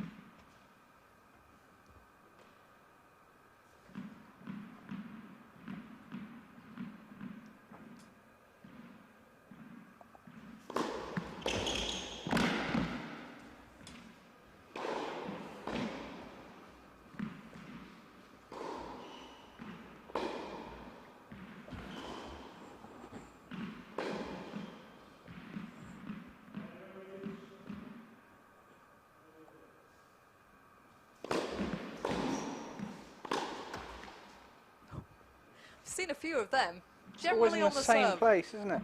It must be that one part of the net. It's just made for it.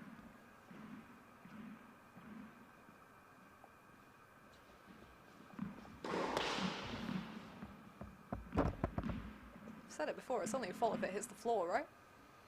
Yeah, who knows? Just freeze the match. Play it again. Not sure Coxie would be too happy with that.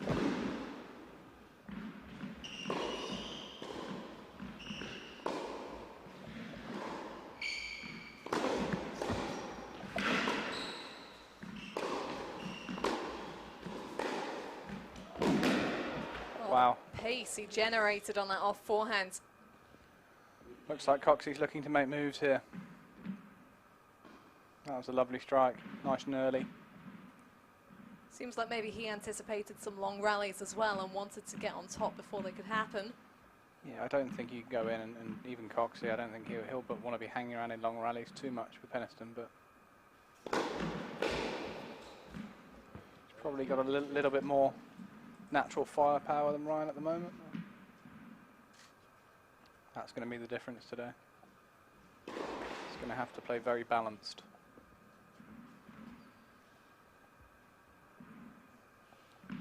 One saved, one still to go.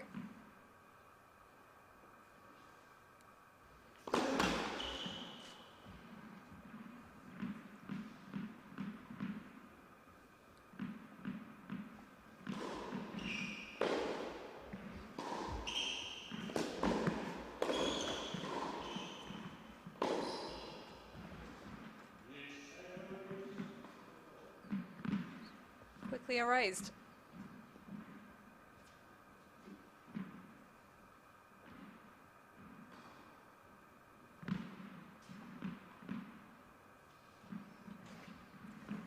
Be impressive if he holds here. Marcus Willis doesn't believe in serving first. Not if I can help it. You're telling everyone now, they're going to always make me serve first if they win the spin. I retract the comment. Another chance for Cox. Cracking return thereafter. Second serve miss, a break point. He's giving himself another chance.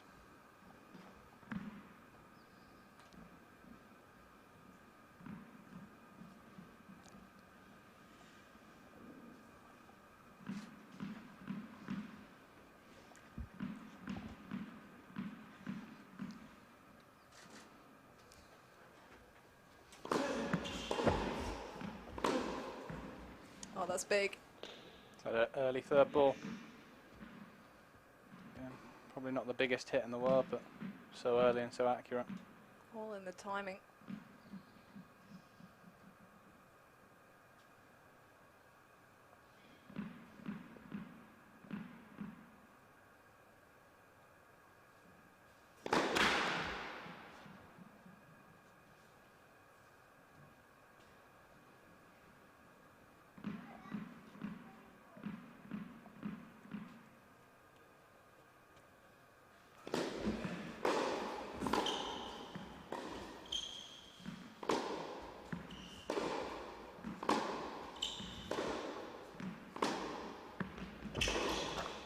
A great moment to run in.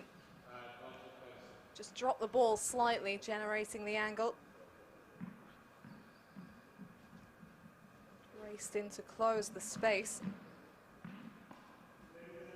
Good shot. Cox will be making that in a few games, so not sure that's the tactic he's going to want to use the whole match, but maybe just to get through this game.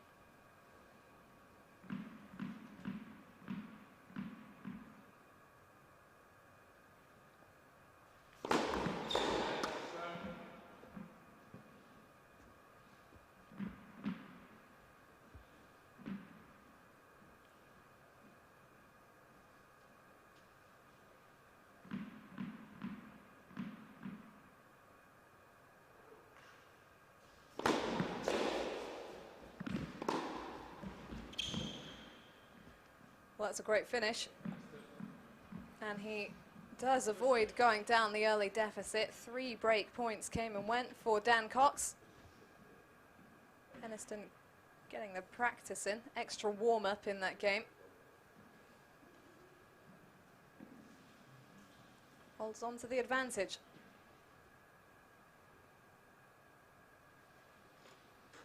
It was his first full season on tour last year for Penniston. He won his first couple of ITF titles. He'd previously been at college in the US. He's actually been a fair few places. He moved to France age 13 to train at a tennis academy there. Since been out on the road prior to lockdown.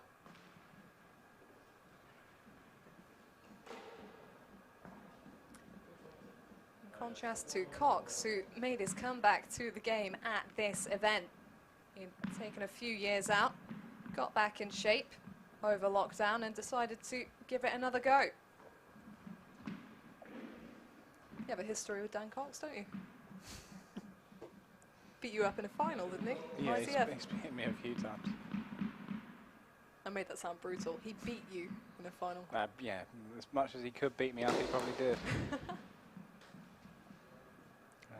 Yeah, not the best matchup for me all the time. I got him a few times on the quicker surfaces, but very good mover, very good returner. Oh, drew him in. Doesn't mind a target, Dan Cox. Yeah, he missed a couple in sort of second serve return, break point, and then that backhand pass in the first. He's not going to keep missing them. It's what he's very good at. Not a bad idea from Ryan, but to come in against Cox, you need it with some interest. Another cracking pair of shorts from Dan today. You notice the important things, eh? Yeah. If you've got it, flaunt it.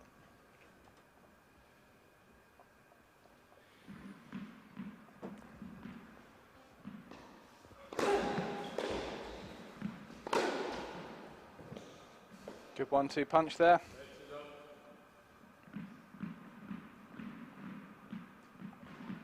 his sheer solidness has been what's been most scary about him over the course of the tournament. The players have really struggled with that going into the back end of matches. It's what really gets in your head.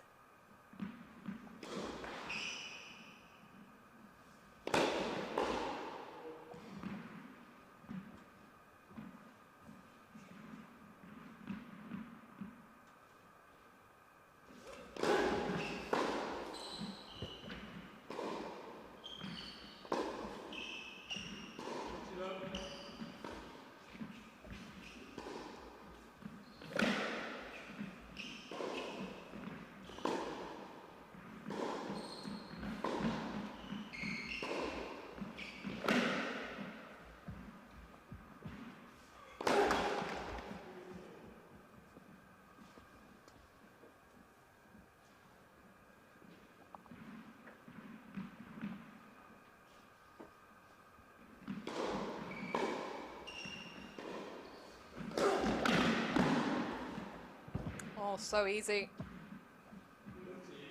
Got to be careful with the wide serve into that lefty forehand. He's got good control on it.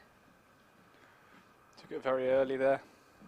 Don't know if that's something he's going to do the whole match, but at 40 love, why not? Right on top of it.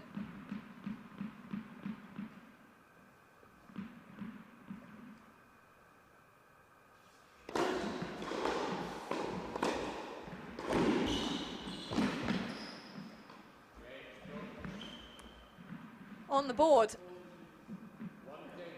A little later than he would have liked. Did have the chances in that first game, but we are well and truly underway here. It was Cox that finished 4th in box beat, 1 fewer victory than Peniston, who won 4 of his 5 in the round robin stage. Only loss came to Arthur Ferry, and that was deep in the match tiebreak, 10-8. Having won the first set.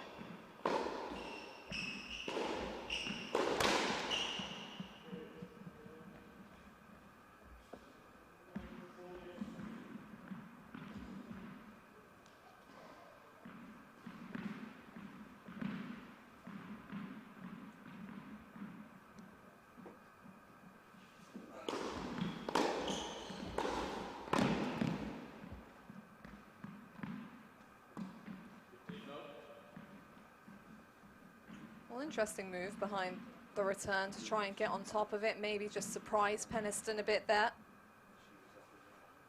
Yeah, they're both coming to the net a bit more than I expected from both of them early doors.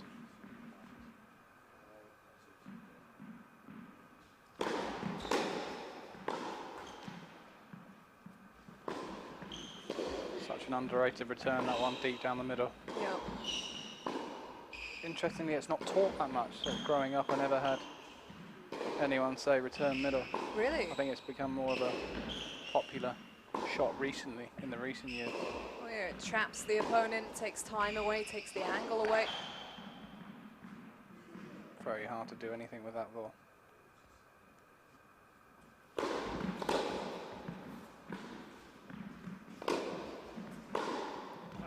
Wow. Great strike there. Cox's positioning almost backfiring on him a little bit there. He'd stepped in to get on top of the balls, and then Peniston took time away when he whipped that one. Yeah, I'm not sure line was the best option there, but hindsight's a wonderful thing. Always.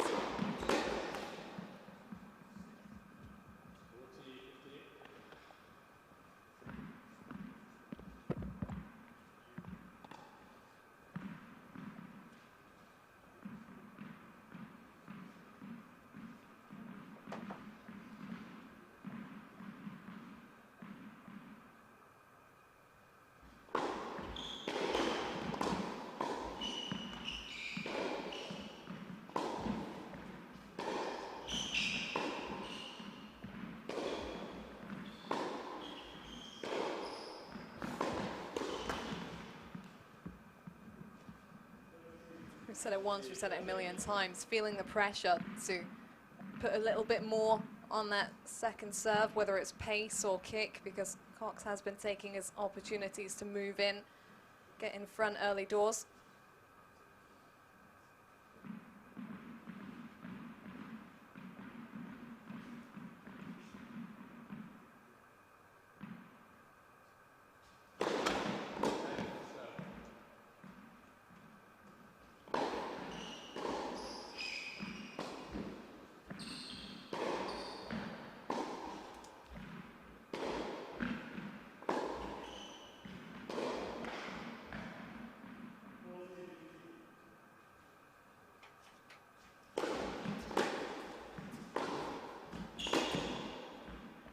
Oh, fantastic placement. Just dropped at the last moment there to find the corner. Lovely natural strike, that backhand. Lots of left wrist on that. Great dip.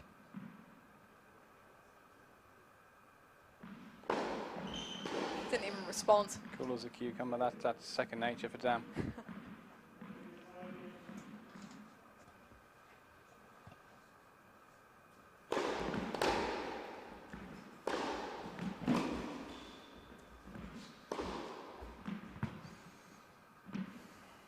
Gives himself another chance here.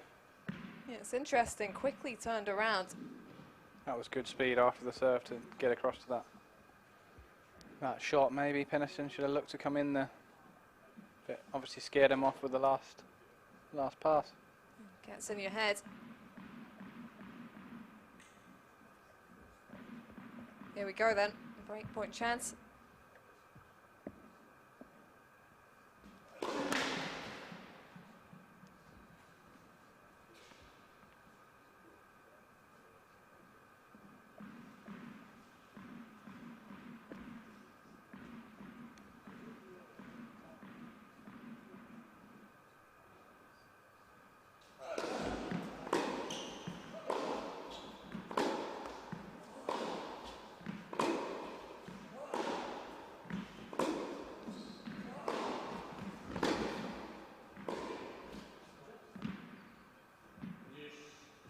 Interesting move from Penniston there. He was using the spin and the height on the ball cross court and then just completely flattened it out for the final shot. Very steady point there. He never looked like he was going to miss. Got round the ball, played inside out. Good margins.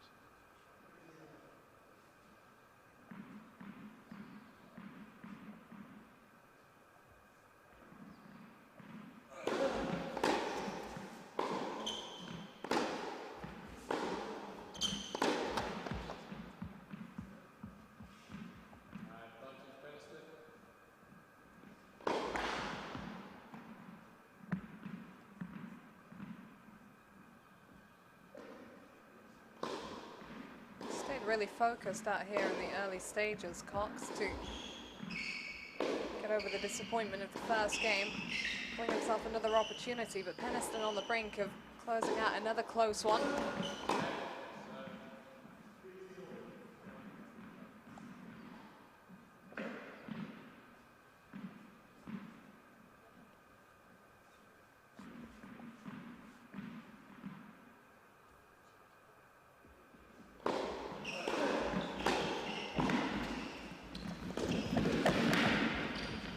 Oh, fantastically executed. He's got some lovely hands, Penniston, actually. Great control. The serve and volley with a little bonus finish. And he does, once again, hold a really tight service game. Stays out in front at 2-1.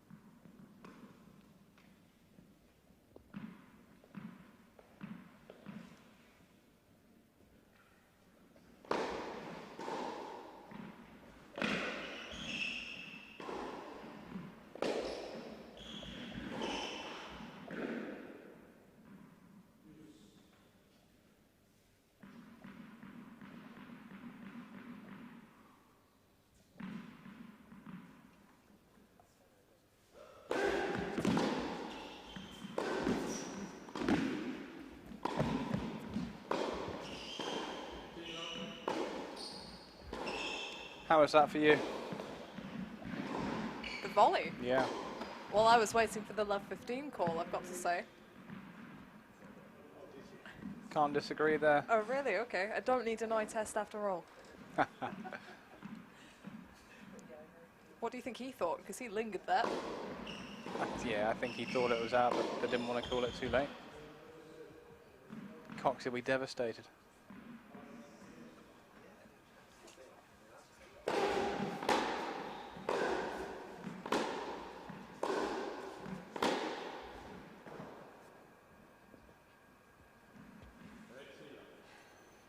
Peniston hitting the ball a bit bigger than normal today. A bit flatter. I think the signs from both of them that they want to finish these rallies a little more quickly than we expect, than we expected, and maybe that has to do with the fatigue. You know, they've both been playing a lot recently. Don't want to expend too much energy. Final to come.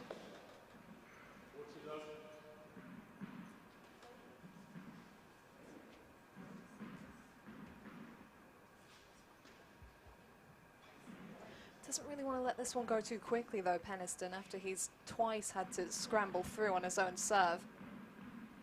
The opportunity is there to apply the pressure and make Cox overthink.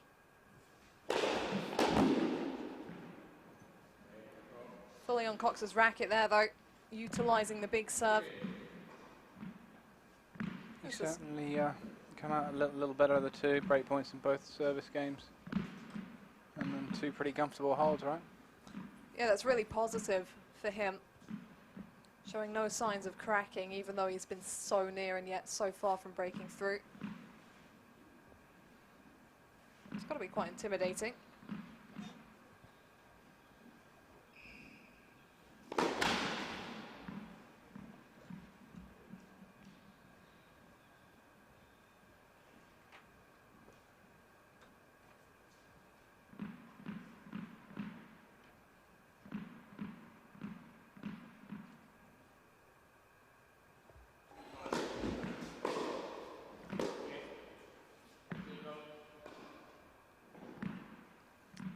He was going for that middle of the baseline return that would have really been effective, pushed Peniston back.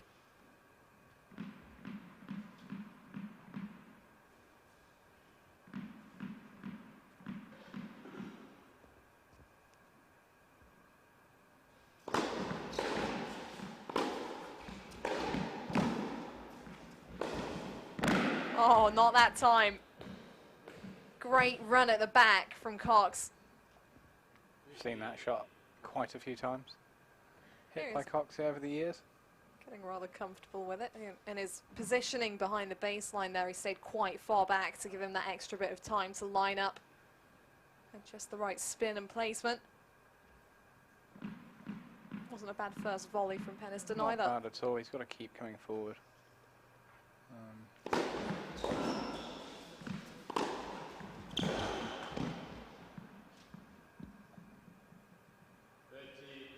I'd be pleased that one didn't trickle over.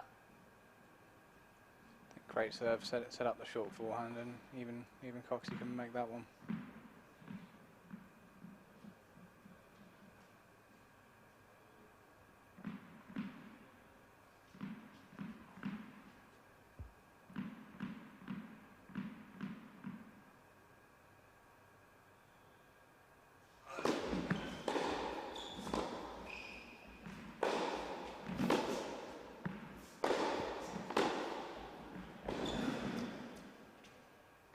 Well, that was really well thought through by Peniston. A great pickup to start things off, and then he kind of hovered on the left-hand side of the court, just anticipating that ground stroke coming back. Was in a steady position to redirect the pace, take advantage.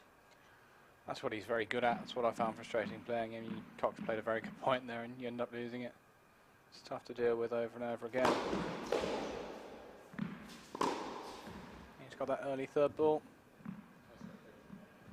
Well, that is an emphatic finish to the game for Ryan Peniston.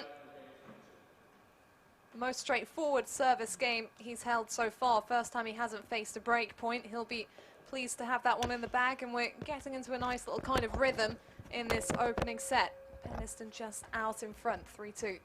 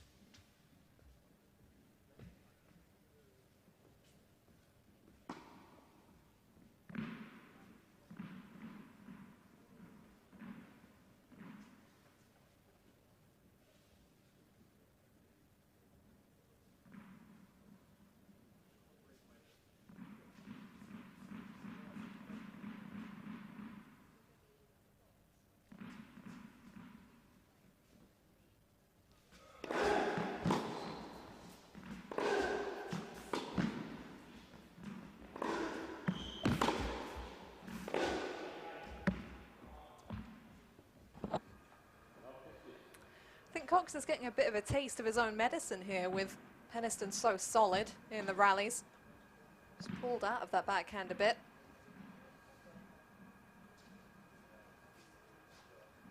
Yeah, it's not nice, Dan. This is what you do.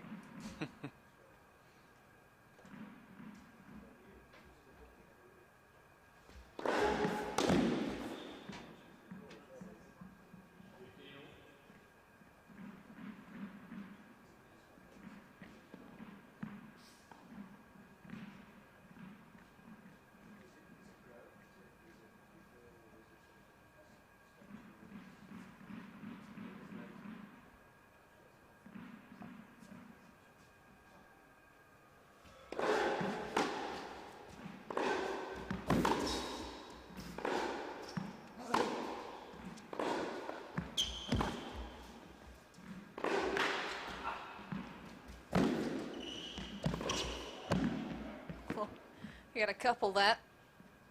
Interesting point, that.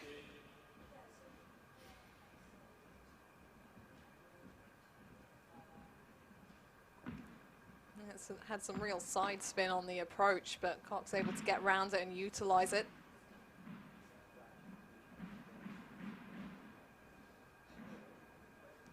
More important for him or Peniston that point? Him, I think. Playing catch up.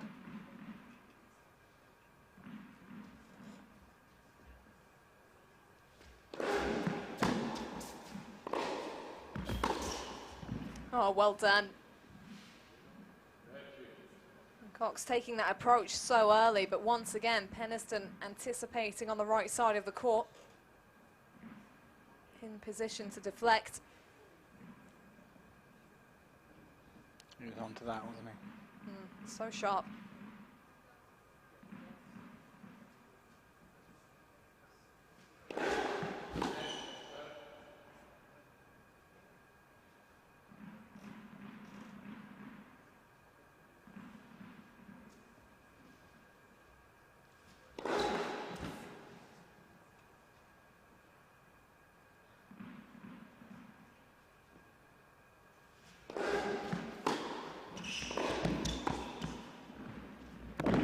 That is a great combination from Peniston.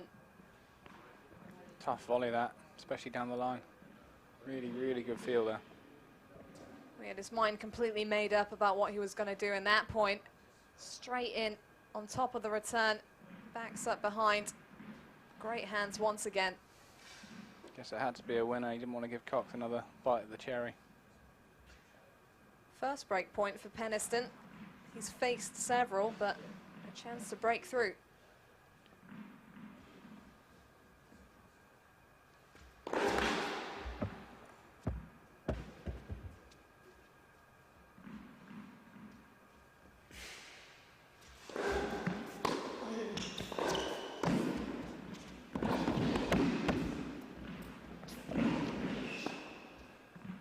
Well, they say don't try the same trick twice, but it worked there for Ryan Peniston. Really good feel around the net there. Getting on Coxey's second serve a bit. No getting past him, and that's so positive considering how much Cox has seemed to enjoy having a target at the net throughout this week. Peniston just not giving him the roads past. Big from him. Had two rough service games to open this, was up against it, and now here he is out in front. It's good to see. He's been passed quite a few times. He's still coming forward, even more obviously as such. But again, he's very quickly into the net. Really, really good feel. He's kind of got it all, isn't he? He's well-rounded.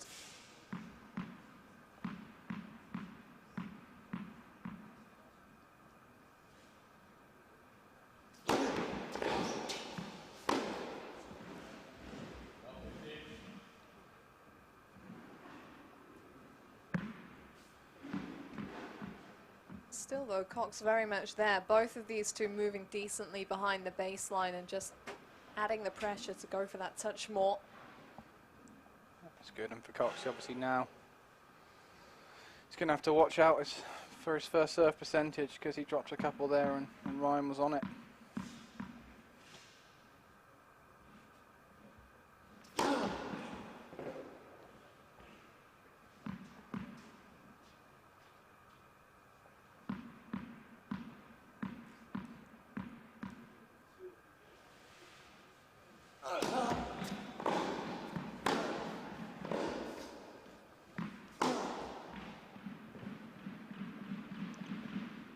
good shot, very close to the line.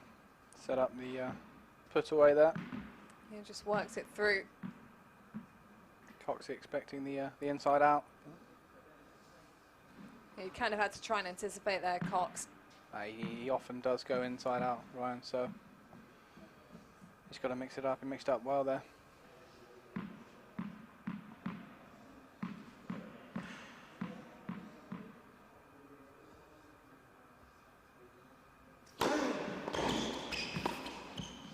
Ooh. Great return. That was fantastic placement. Down the middle again. Was his racket face just not open enough there, or did he rush through it? It's a very tough shot, but it didn't look like he sort of didn't get enough contact on the ball. So you've got to stay really low and get your racket open there and almost push the ball through the court. But it's a tough shot.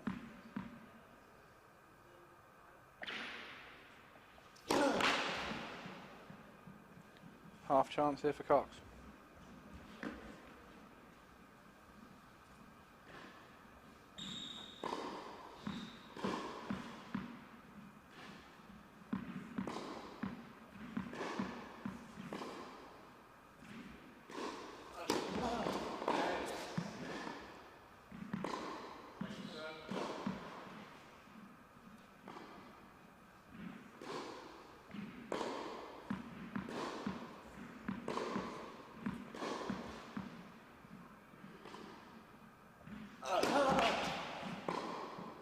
Two more chances.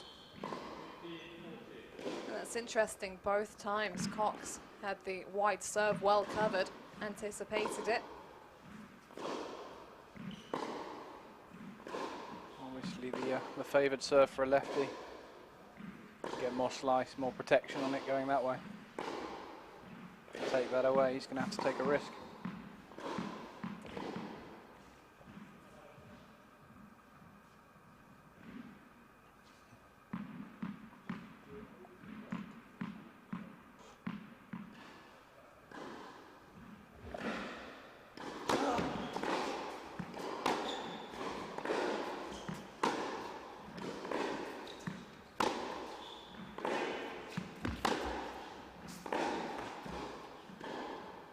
Quite the height on the backhand.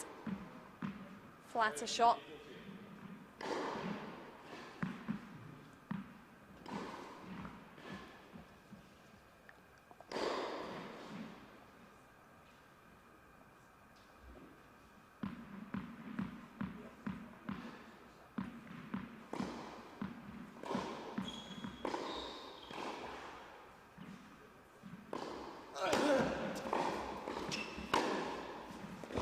Oh, that is brutal striking.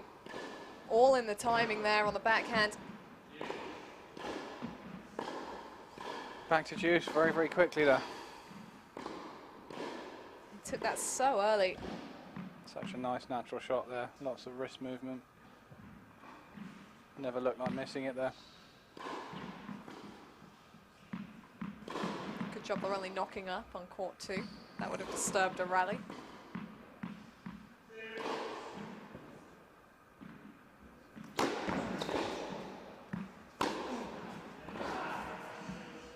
Back behind, so good, unbalancing Cox. It's the earliness of the shot. You have to kind of pick. It doesn't let you fully recover. And it's frustrating because you're always almost there. But couldn't quite get enough on that ball there, Coxey.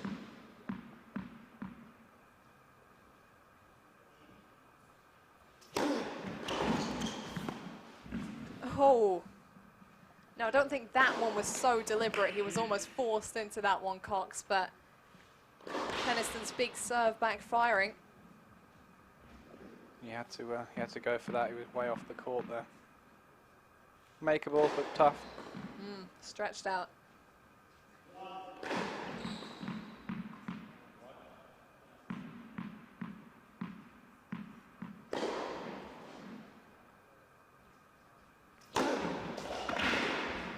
Great serving. Hasn't missed a first serve in a while. It was a real bullet. Cox standing a little bit further over, anticipating that wide serve, so it does need that little bit of extra pace on it.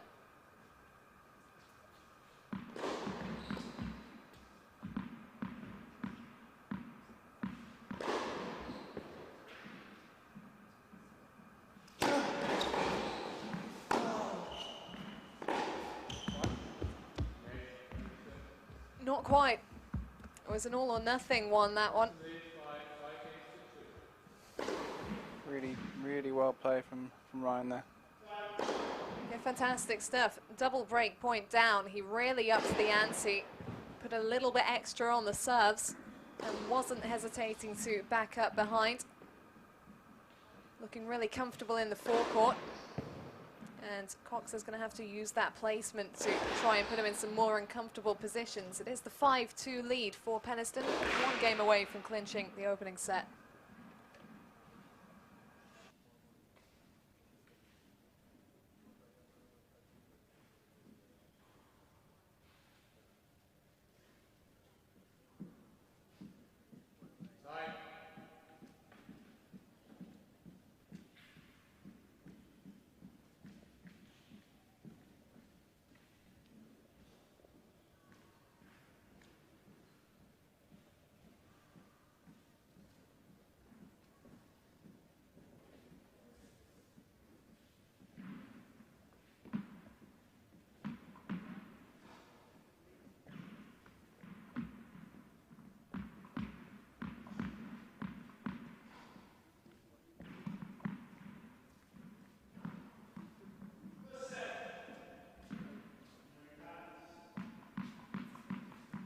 Dan Cox under some pressure here, serving to stay in the opener.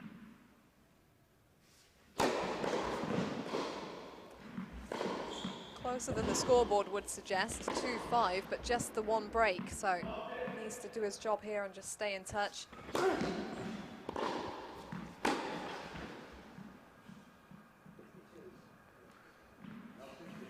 Could be looking at a 6-2 set here, and he's really not done a lot wrong. It's the brutality of the sport and winning the big points, I guess.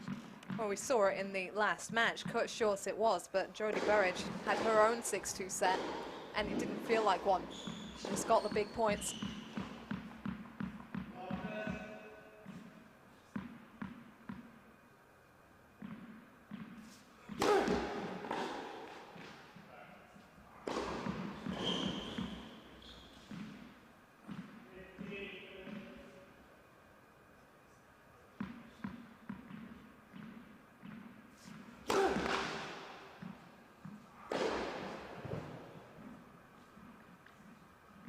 Visibly frustrated, understandably. Scoreboard pressure, yes or no? Yeah, I think he's playing well and he's 5-2 down, and I don't think he deserves to be, but Ryan's done very well on the big points and he will bounce back. He'll, you know, get over it and crack on. And it's almost more frustrating, right, when you haven't really put a foot wrong. Yeah. If you know where it's gone wrong and you can pinpoint that, that's something to work on. But here, you know, he's played a really high level of tennis. Well, those last 2 points, he's not done too much wrong. He's not, you know, given anything away as such.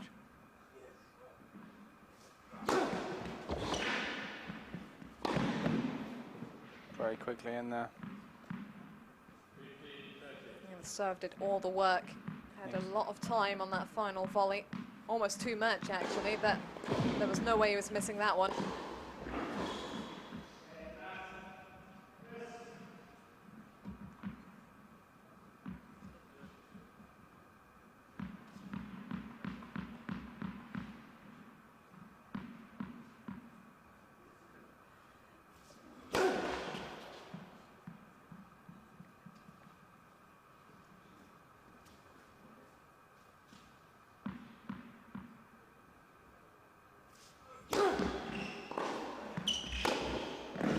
Oh, wow.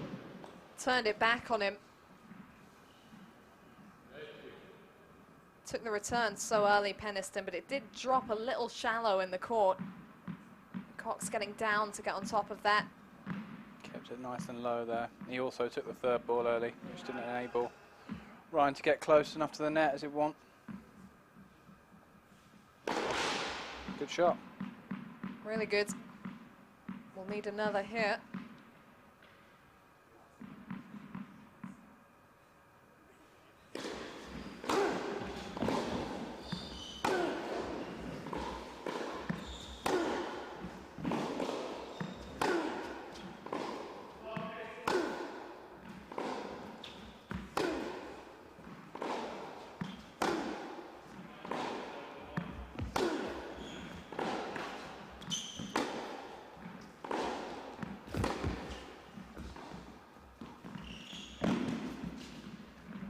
Oh, just long.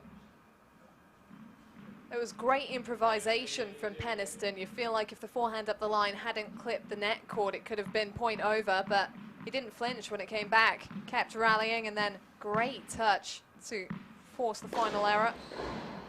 Certainly stayed on top of the point there. Made Dan do all the running. Another one of those key moments going Peniston's way. It's been the story of the set, and here he is with a chance to close it out.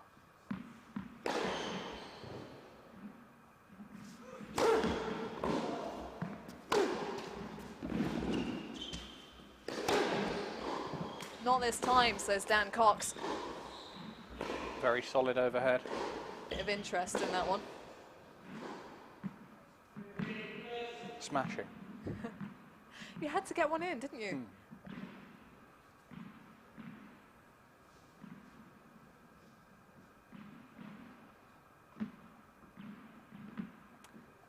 To the relative safety of Deuce.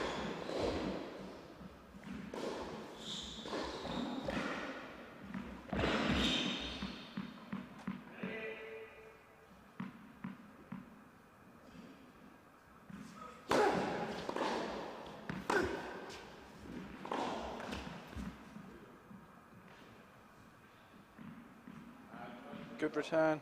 Ryan will be annoyed with that miss. Yeah, it was a strange one. He's been so solid at the back of the court. And he's really come big at the big moments as well. First big point he's lost. This will be a big hole for Cox if he can get over the line here.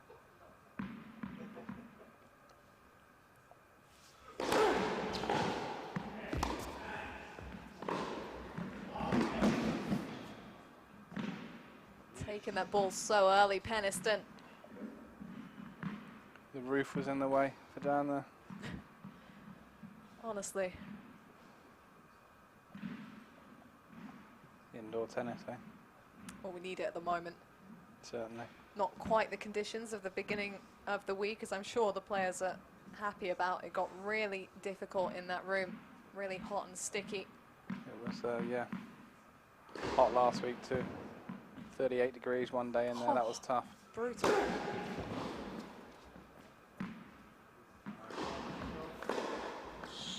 UK Pro Series Kuwait, I called it last week. Really hit the heights, felt like I was in a greenhouse. Yeah, it was tough to sit there, let alone play a tennis match. Imagine.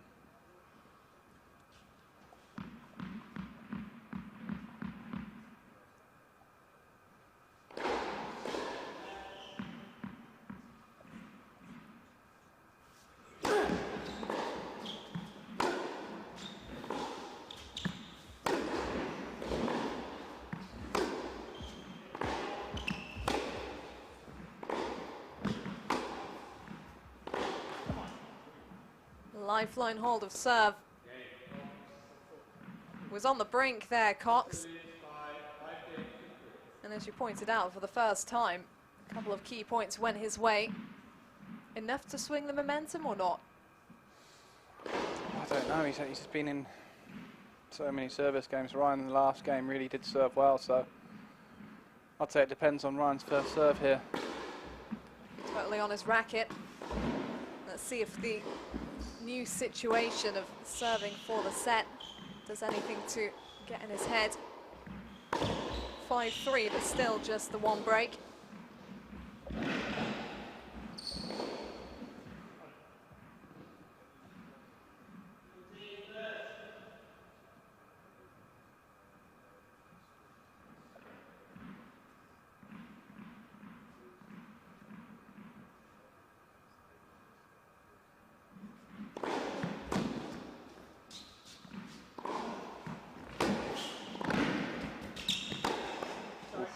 wow. Clipped on the way past. I felt like that was always going over, if that makes any sense. Yeah, no, he'd done the work.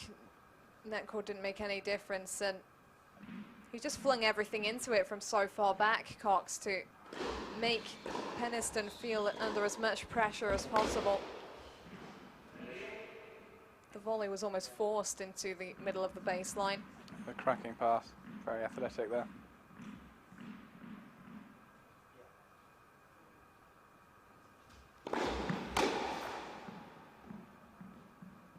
First serve landing again there. It's tough to deal with, that serve. It's sliding into the body a bit.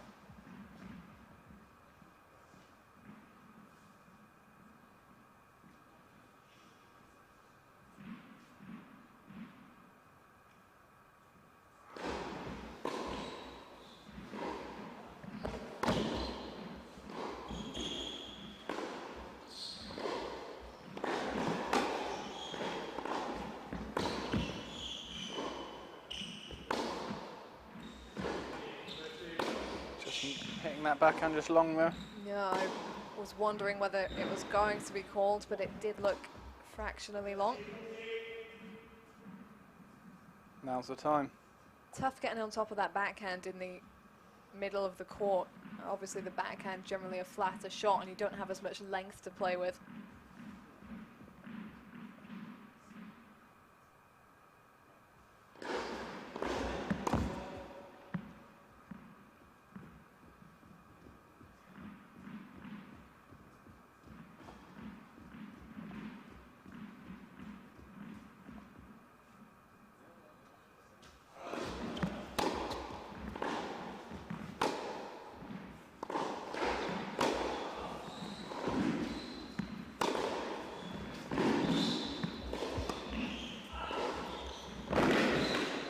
Oh, well, did he run? Impressive hands there. That was fantastic dictation from Cox. Looked like he would never be able to put Peniston away, but that final shot landing smack bang on the line. Really well composed. And here are his chances. He's seen several this set, yet to make a breakthrough. It's now or never.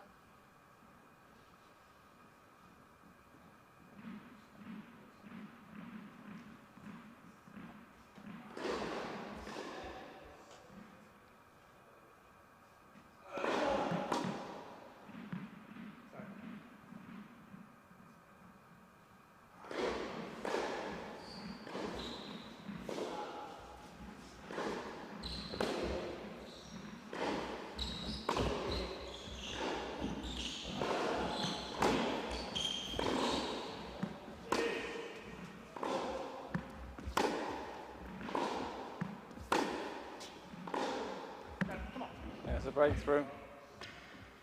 Impressive from Cox there. He looked frustrated. Love 30 down at 5-2. Yeah, great mental resolve. He kept Peniston pegged so far back in the court there, and maybe just a little bit of anxiety from Peniston trying to get the angle to finish it off, and he wasn't in a fantastic position to do so. Cox holding strong, and here we are. It wouldn't have felt like a 6-2 set, and it isn't a 6-2 set. It's still going. Cox will serve to level at the end of this changeover, 4-5.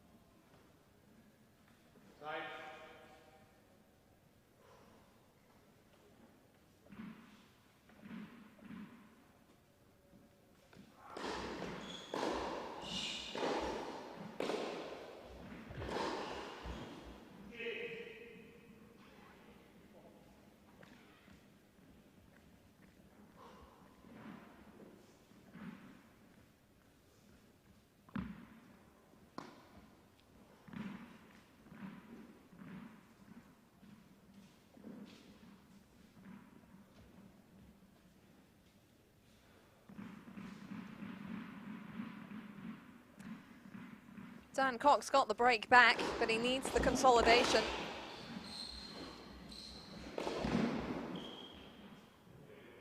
He's come back from 2-5, but still serving to stay in the set.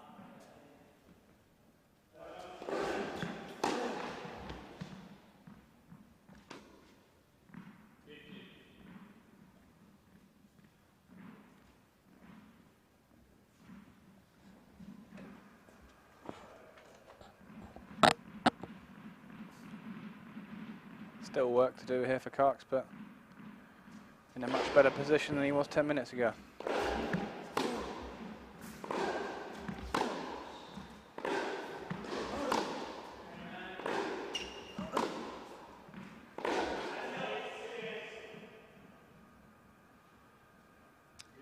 And this is what Peniston did so effectively earlier in the set. Just wouldn't let Cox see a way through, was just really steady from the back. Little flat, that forehand, going inside in over the high point in the net. Needed a bit more grip on the ball. Obviously what Peniston has done most impressively during this match is moved in and stayed so strong at the net, but I think it was his solidness that got on top of Cox at first.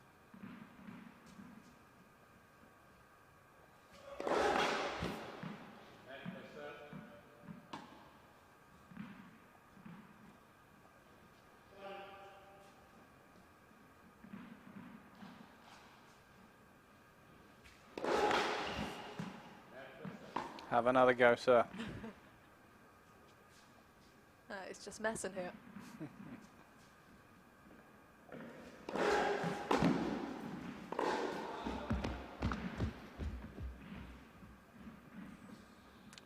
The pressure, Peniston's court coverage. That's that scoreboard. He certainly makes you win, doesn't he?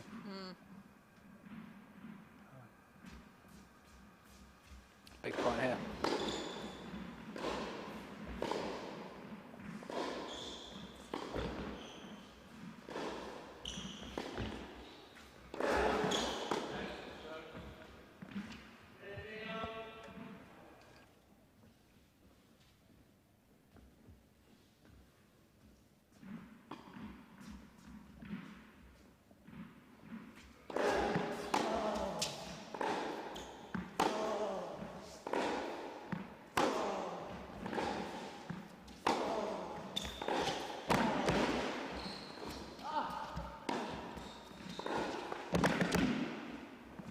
Oh. Got a feel for him. Lovely lob though. Unlucky from Peniston, looking to come forward again. Didn't do a whole lot wrong. That one's the hardest shot in the book. You nailed that. You deserve to win the point, but Cox with no mercy. Not against Cox. Looks like he's smiling. I think he appreciated the quality there. No time to dwell though. Still another huge point for him.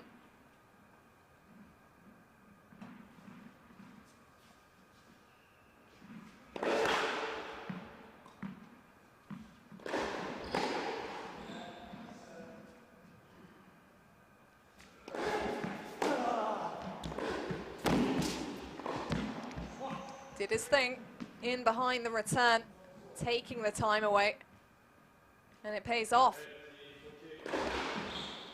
Fascinating there. I mean, Cox will be disappointed with that. It wasn't the most accurate return, but that's pressure for you. Pressure and another chance for Peniston to get this one done. Big first serve, and it can be quickly erased, but that scoreboard pressurizing.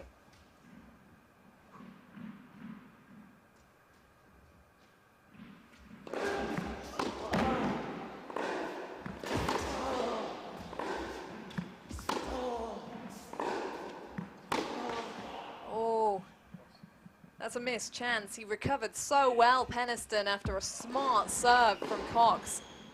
Unbalanced him, jammed him. I feel like Peniston wants to keep these points short now. He's done pretty well at that, but normally I'd expect him to want to keep going cross and out-rally Cox.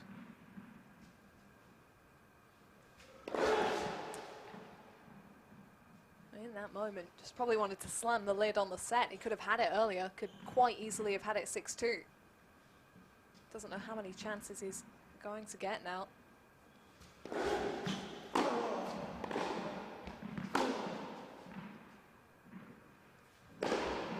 think calling the return long.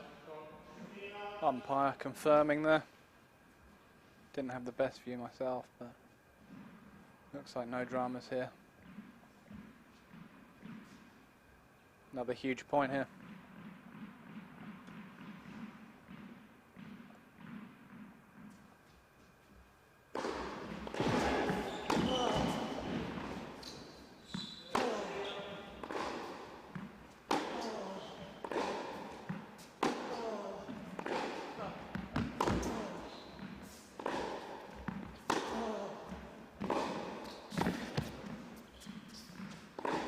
That is too good from Dan Cox. He moved back to the baseline so seamlessly after the pickup. Very quick movement there, very smart as well. I don't think he would have fared too well had he stayed in there. No, all the pace had to come off on the half volley. Unlike the first couple of days, games here. His backhand pass finds the court. How does Ryan bounce back now? Good question. Remains to be answered from 2-5 to 5-all. Peniston having had set points. But he's been in a fair few mentally testing situations so far, Ryan, over the past few weeks. Back in the balance.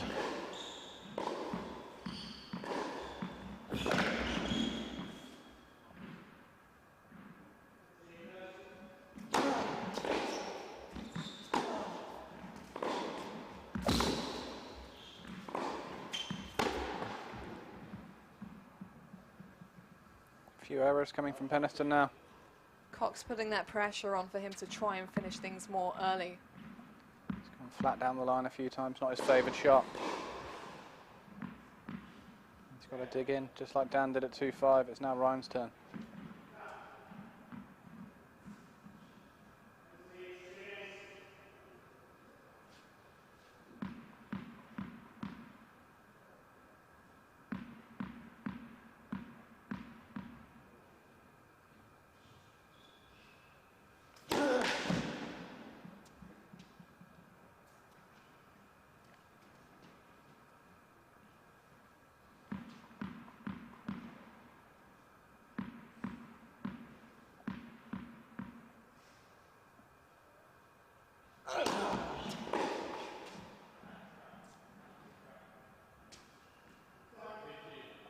A little bit disappointed there because he was on top of it. He's been anticipating that wide serve coming, hasn't he? And been stood in position. That was back of the line, bit flatter.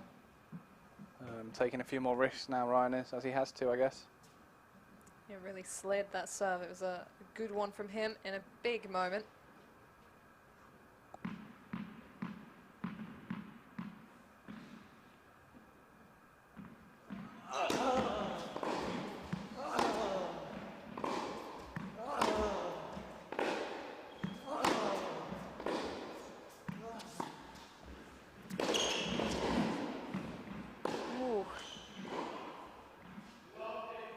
So quickly up. He made it. That was quick, wasn't it? Really was. See Ryan hitting the ball a bit bigger and flatter now. Hands have been so good, Peniston, throughout this set. But so quick on his feet, Cox. That one could have done with being a little bit closer to the net. Difficult when that kind of pace is coming at you. You've got to cancel that out.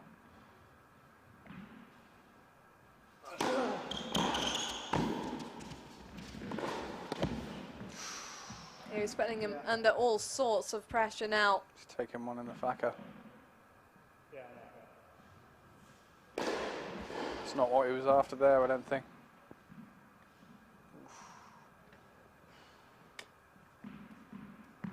Oh, yikes. Double whammy. 15-40 down and one in the eyeball. The pace that ball was flying at as well. I don't want to imagine how that felt. He's got to try and serve with one eye now. As if he's not in enough trouble.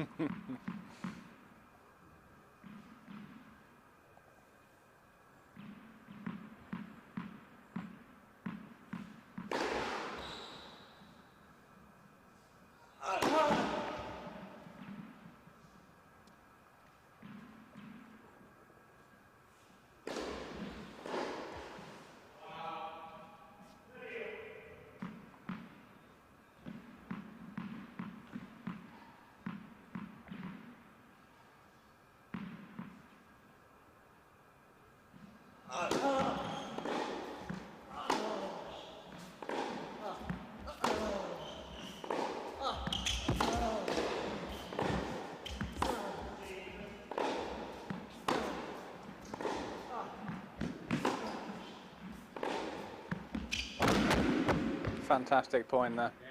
Angle after angle after angle. And He's it gets back. him to the advantage. Wasn't about to call this one at 5-2 down.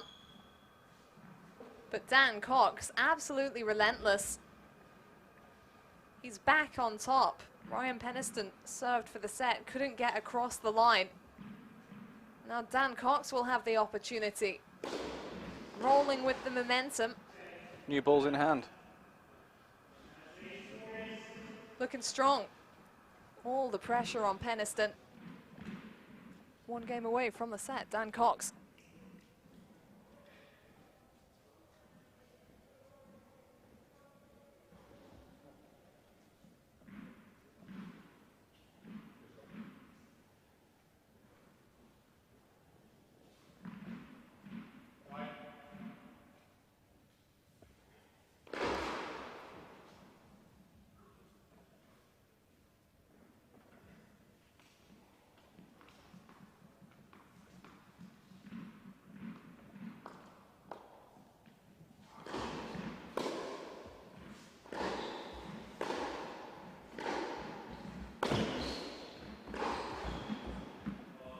He had set point, Ryan Peniston.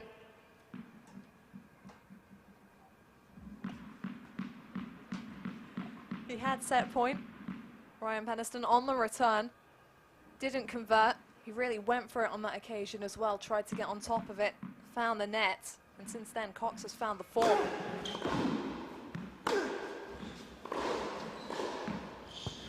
There goes that new ball flying long. Not fond of those new balls, are you? They do fly. You can't grip the ball as well there. You very rarely see that shot missed by Ryan. And I'm not fond of the new balls, no. I'm very angry about them.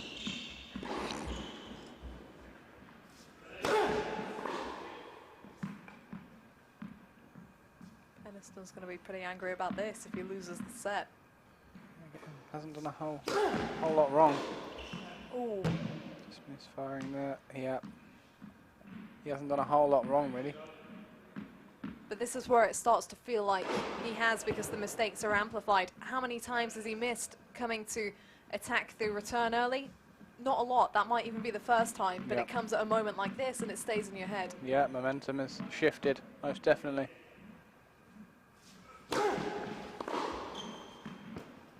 Yeah, you can see there from his reactions.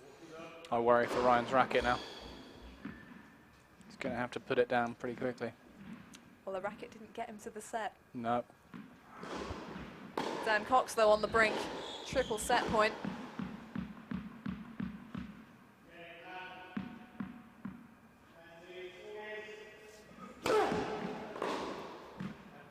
There it is. What a comeback from Dan Cox. There it goes, by the sounds of it. The Peniston racket. 5-2 he trailed. Not sure it's gone completely. I think he maybe put it towards his back from a distance. Terrific comeback. String of 5 games. And he finishes on top. Wonder what his thoughts are on that one. I'll let you have a chat with him, Marcus. Hello, Dan. Hey, mate. Backs against the wall there, 5-2, love 30. I didn't feel like you deserved to be 5-2 down. You had a lot of chances. How did you hang in there mentally more than anything? Yeah, it was tough. I had a few break points early on in the match and just knew I had to stay a bit patient. Eventually I'd take one of those chances. You know, it's just a matter of time. You know, you create so many chances, you've got to take one of them. Yeah, it's good. It's impressive to see you hang in there then, because, as I said, we didn't think you deserved to be down at that score. Like, yeah. But yeah, it happens in tennis, doesn't it? So, as you know. Certainly, yeah, it certainly does. I've been 5-2 down against you a few times, mate. Thoughts on how he's playing? Yeah, he's playing you know, a little bit more aggressive than I was used to. So, yeah, just you know, trying to hang in there and you know, just play my own game. Good stuff, mate. Good luck. Thanks, Dan. Cheers. Seems to be taking it all in his stride. Yeah, he's very relaxed out there and had completely the right attitude there. I'm going to keep getting chances, so hang in there, and that's pretty much what he did. It's much easier said than done, though. But Bert Cox, fierce competitor, really, really good under pressure. That's one of his main attributes, and you can't really teach that. A lot for Peniston to mull over. It just rolled out of his grasp pretty quickly from that set point that he missed at 4-5. And he tried so hard to put the point to bed, and even there you could tell it was closer than the scoreline suggested. He was clearly feeling the pressure and feeling the need to slam the door early. That's how they go.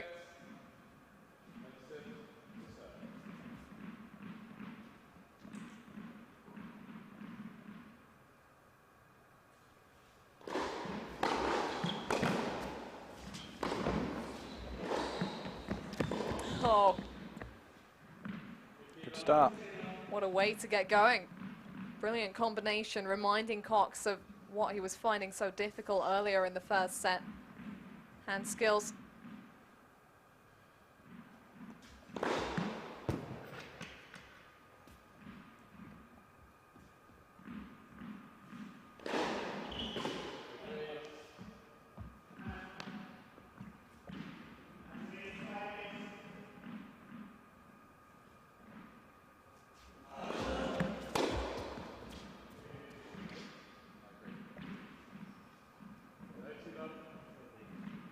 Just missed there.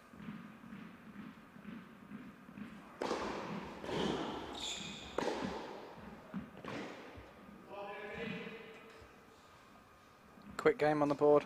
That's what Peniston needs right now. Yeah, the momentum was just rolling with Cox at the back end of the first.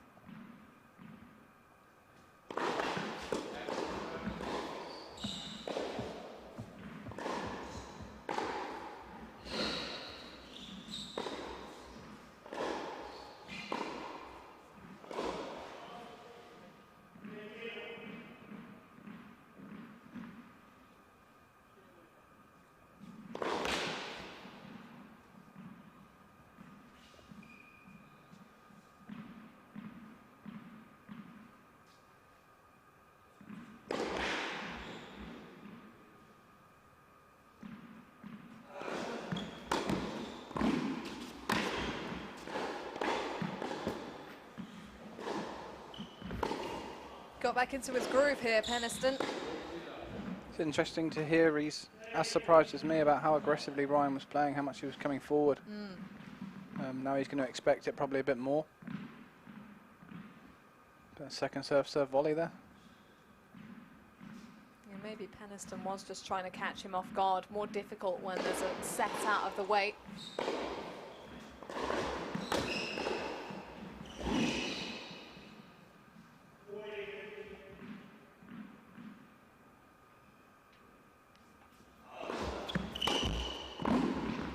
Again there, to a volley. Yeah, maybe Cox anticipating that because the return came so flat, dipped low, made it a difficult job for Peniston once he got up there.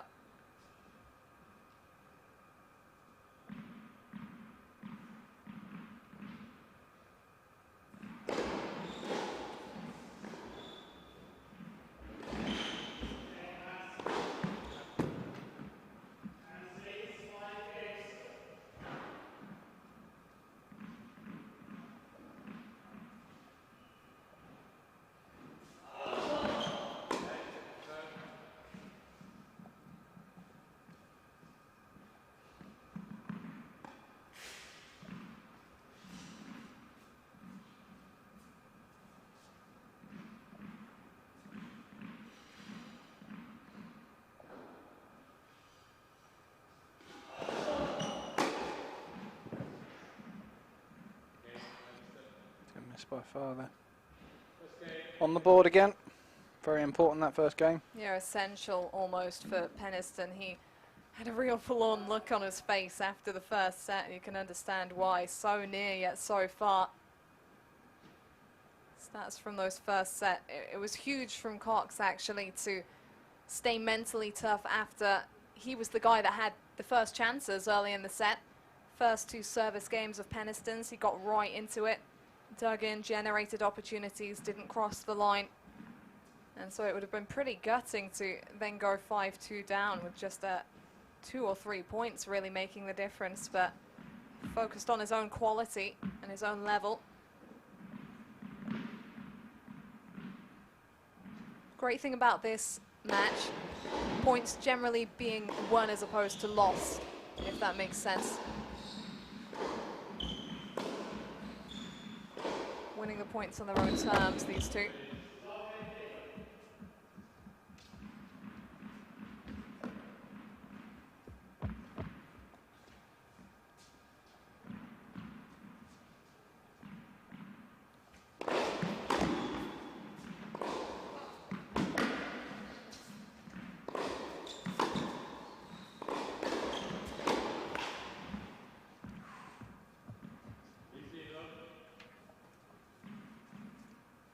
Got himself back neutral there. Would be disappointed with that miss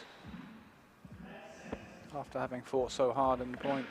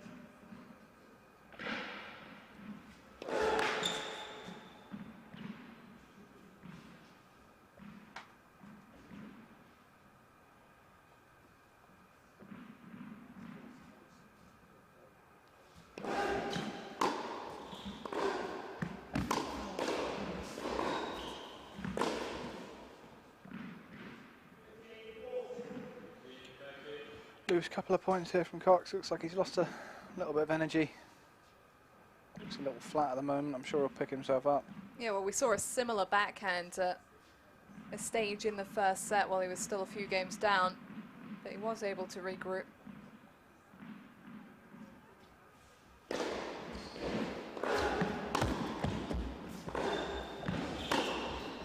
Oh, well worked. Immediately capitalizing behind pushing Cox back.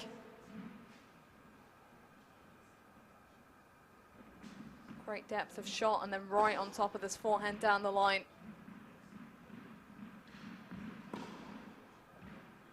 Great positioning. Caught that one well.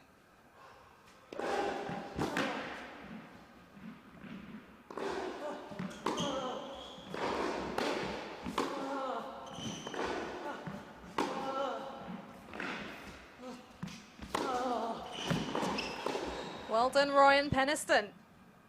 Gets the opening break of the second set. Looked pretty frustrated back end of the first after Cox won those games on the trot from 2-5 to come out on top. Great start. Doesn't look too excited yet. He knows Cox is going to come firing back, so it's a long way. Just a case of getting through each point in this game and seeing if he can build himself another lead. Up the aggression again there. Came forward and Cox, in the end, misses a passing shot. He generated some real pace in that rally. Peniston behind the serve, the return even that just caught the line.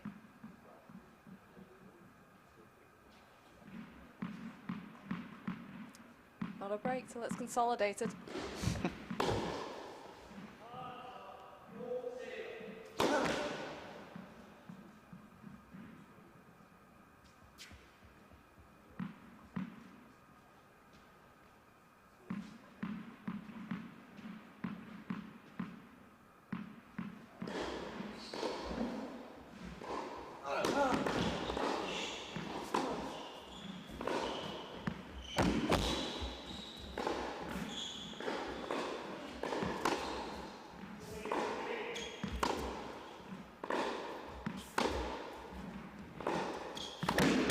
Oh, brutal. Did really well to stay in the point there, Ryan. The angles that Cox is able to generate from so far back in the court are really something special, and time and again he's catching Peniston on his way in. He's like, not again. Yeah,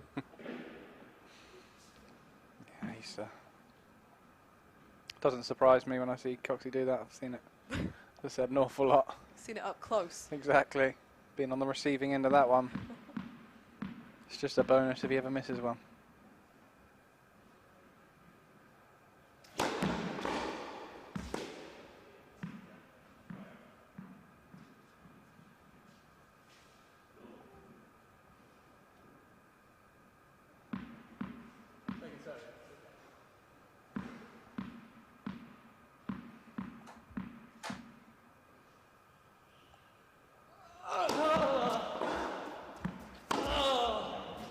Huge hitting.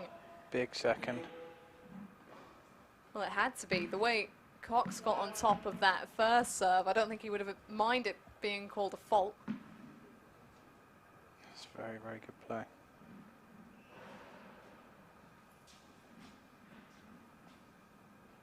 Channeling some frustration there, maybe.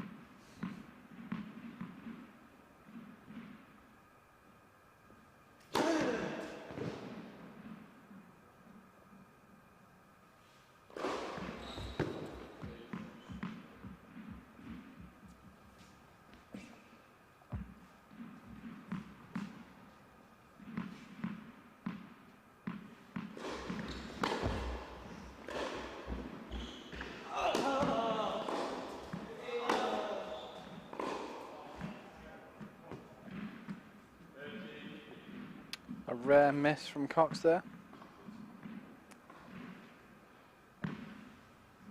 Strange shot to go line on there. Maybe definitely the winner. Maybe scared him off that backhand cross again. Who knows? So mental.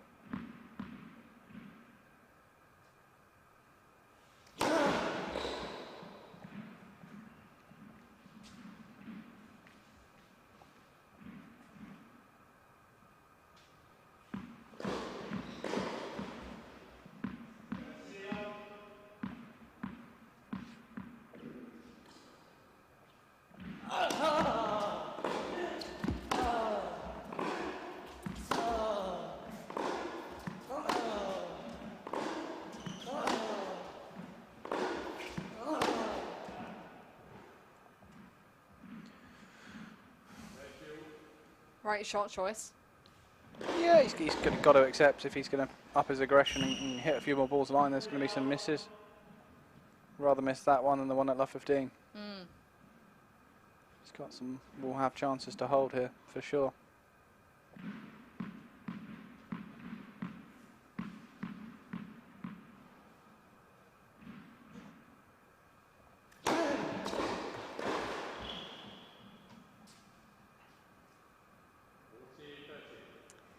No, he's got an outright one.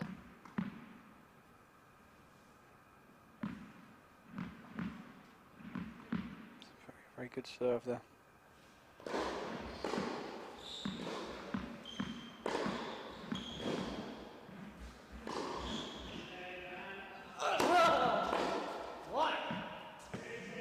Two huge wide serves from Ryan Peniston to avert the danger. Did look in a precarious position there. The angles that Dan Cox has been throwing into the court, really asking the questions, but when push came to shove, the big serve came out. Peniston consolidating and maintaining the lead. Already 3-love up in this second set, but still a way to go.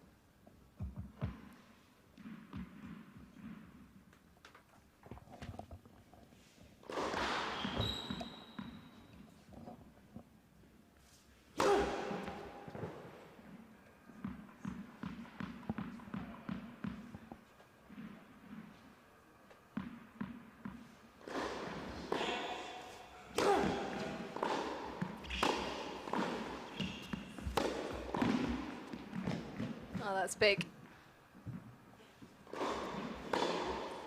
Back-to-back, really aggressive points from Peniston. One goes his way, one doesn't, and with that style of tennis, that is the way it's going to go. 3-love up, why not? Well, it's worked a few times this match. It's just picking and choosing the right times, isn't it? That clearly wasn't a bad time at all.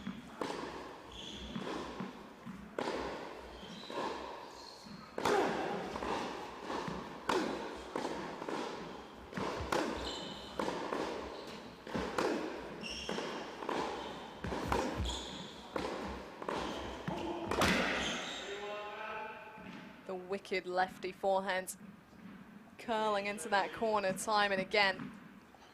Upping the aggression here. Not missing. No. Another time to regroup for Cox.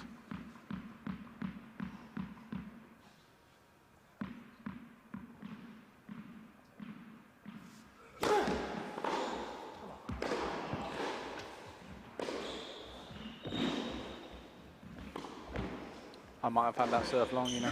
I was going to ask the question and then I thought, no, is this just me again? No one really seemed too concerned. No. They all just moved on. Maybe I'm the problem. Well, I was thinking the same.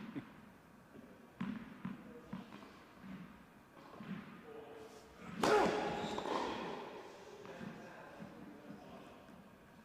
mean, that was pretty much the same distance as the one before. No comment. Not bad, Ryan Peniston.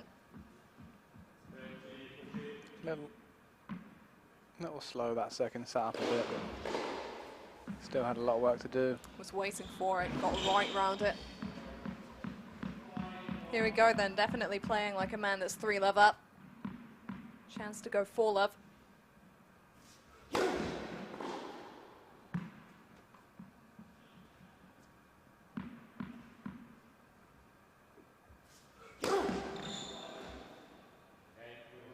And Dan Cox feeling the pressure after Peniston fully attacked that previous second serve. Double fault hands it over. Does bring out errors. It's not a nice feeling when your serve gets smoked past you, so wasn't happening again, but in the same way he's sort of given the game away there. This is impressive from Peniston after the disappointment of the opener. This is the thing, the disappointments have generally come in match tie breaks for Peniston over the past few weeks. So he's had to leave court after that. He hasn't had the opportunity to rebound. It's probably a novelty out here. Is this a must-win game for Peniston or not? It's not going to make any sense to a lot of people. It's definitely a must-win game for Cox. Peniston looks flowing now. Yeah, when Cox was 4-love and serving yesterday, that probably wasn't a must-win game, but this one certainly is, I think, with the form that Peniston's in.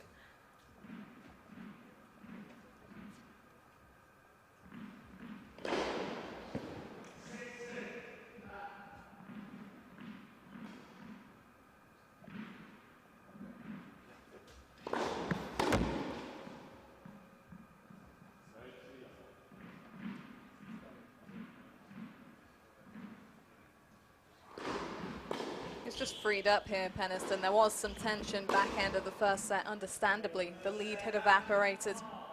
He was playing to maintain it. Looks like I've cursed Dan after that chat. He seemed pretty happy to chat to you. Yeah, he's fine. To be fair, he's again not done a whole lot wrong here. Ryan's taken a lot of risk. And it's paid off. Is Cox now thinking about the third set tiebreak? Is he? Don't know. Can't ask him now, he's playing.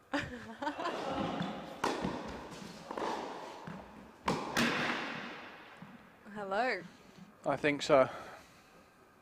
I think he'll obviously try and hold, but in the back of his mind will be the 10-point tiebreak, and he's going to have to make some changes. Yeah, it's difficult when the hole is this deep. Peniston about to make it deeper, it would seem. Great angle there previously.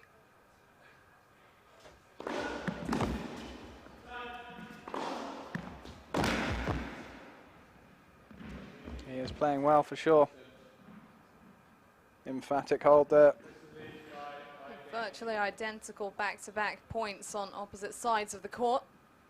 Peniston looking incredibly comfortable. The moment he got the break and the consolidation, he just settled down and seemed to decide to go for broke. It's working. One game away. And it's a mountain to climb for Dan Cox. If he's going to come back in this set, has to take it 1 point at a time.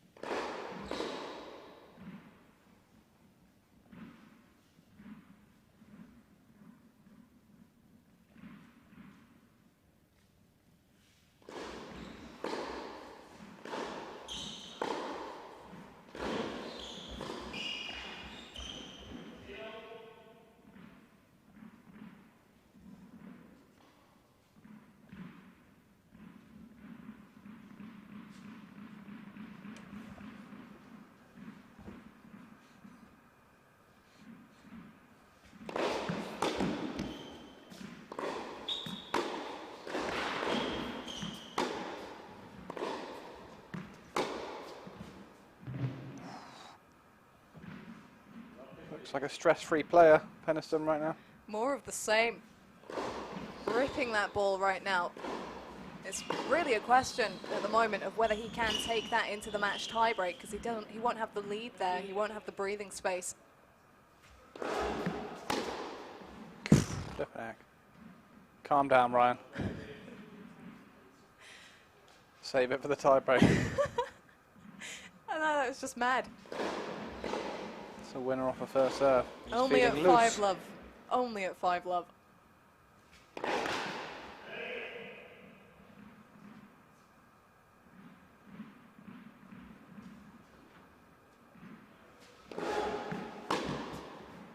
Oh, he's missed one. Is he feeling all right? Slight malfunction in the machinery.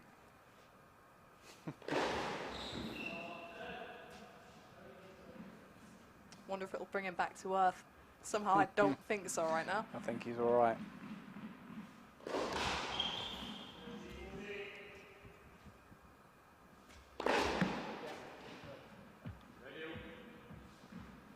That's one way to stop the return winner happening. He's got the Julian Cash special out. Ace out wide. Cox hasn't been serving badly himself throughout the week. Got a few cheap points here and there.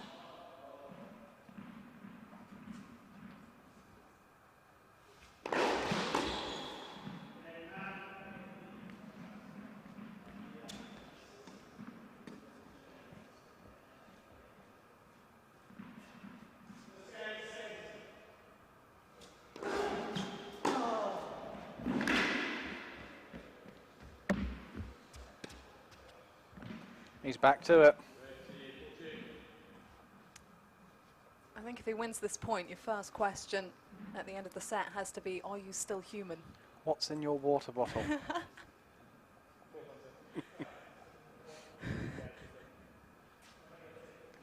And can I have some, please? Yeah, keep us going for days, I think. Here we go then. Set point on the return.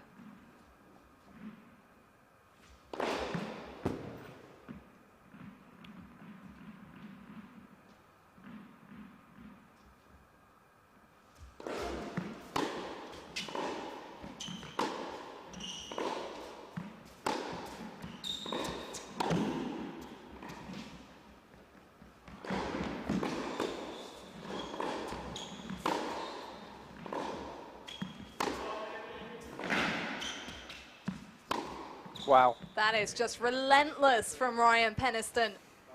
What a regroup midway through that point. 4-5, 30-40 didn't go his way, but Love 5, 30-40 gets the second set under his belt. What a turnaround. Streaked through the back end of that one, Peniston. You rarely see sets like that. I mean, he was faultless. Red lines at Did the back well end. there.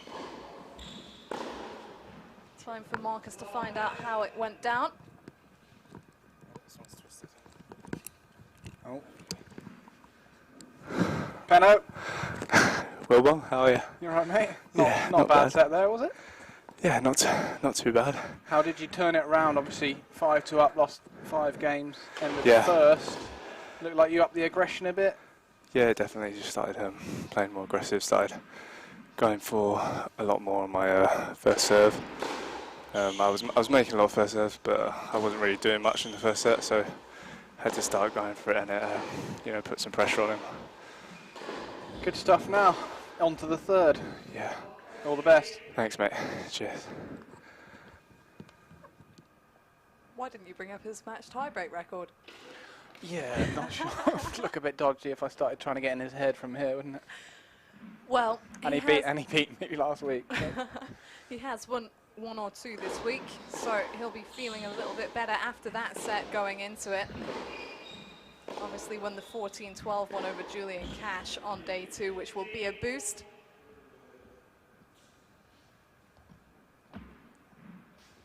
%40 of first serves for Peniston in that set. I'm not sure I believe that.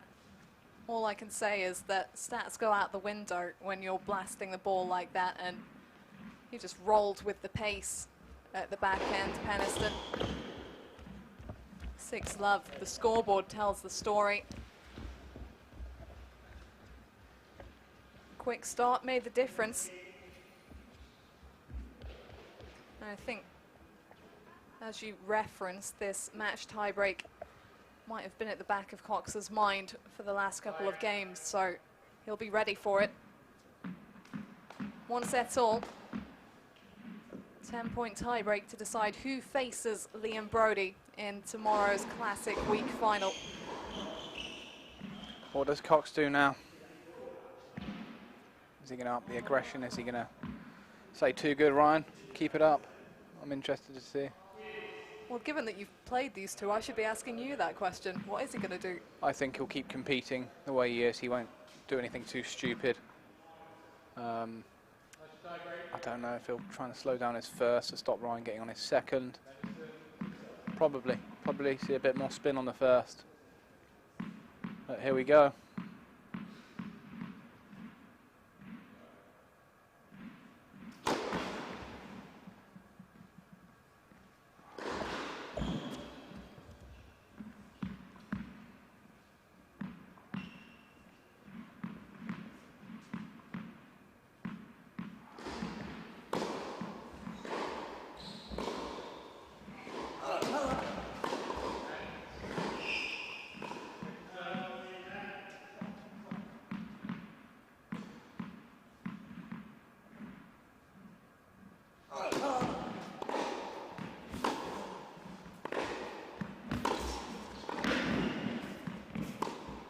Great turnaround. Cox certainly wanting to up the aggression there, but not quite enough in that approach. Not for Ryan anyway. He didn't waste any time getting on top of the return. But once again, Peniston well balanced.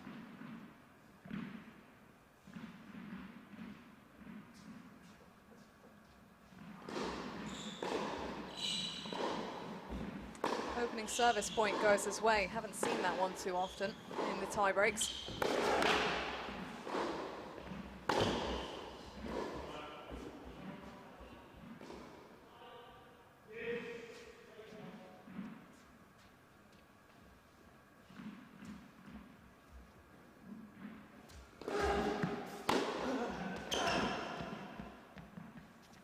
First serve costing him a bit now. Peniston there able to launch into this match tiebreak the way he finished off the second set. the key here for Cox, and he can still do it, was to stop him getting a quick start, because then he just carries on the momentum. He wants to make him feel like he is having to start afresh.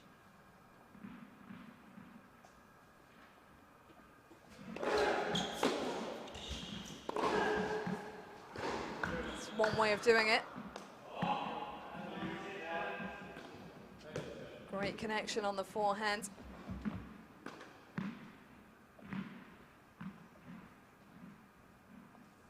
Peniston's body weight leaning in the other direction. Made to pay.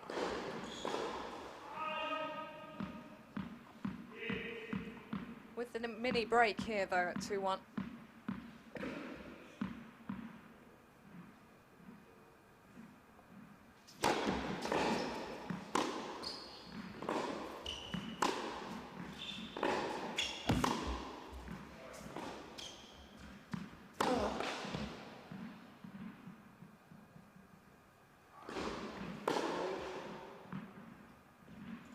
The return of Mr. Solid.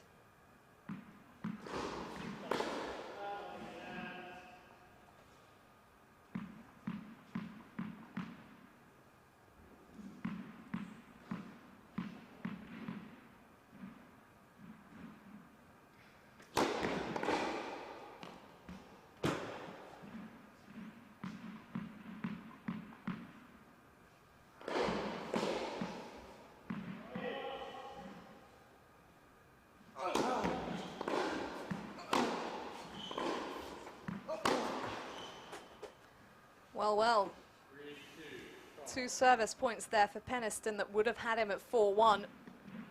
3-2, and Cox is serving.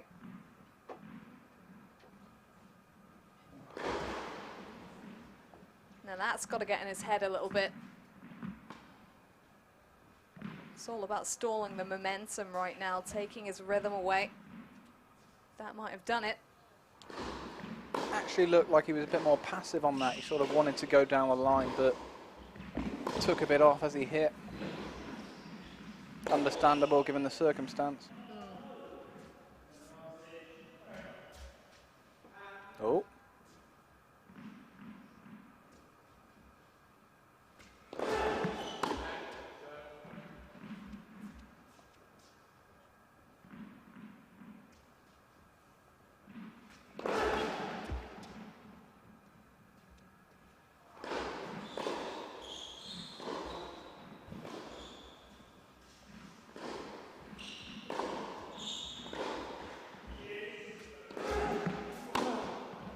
Oh, well, there's a throwback to set 2.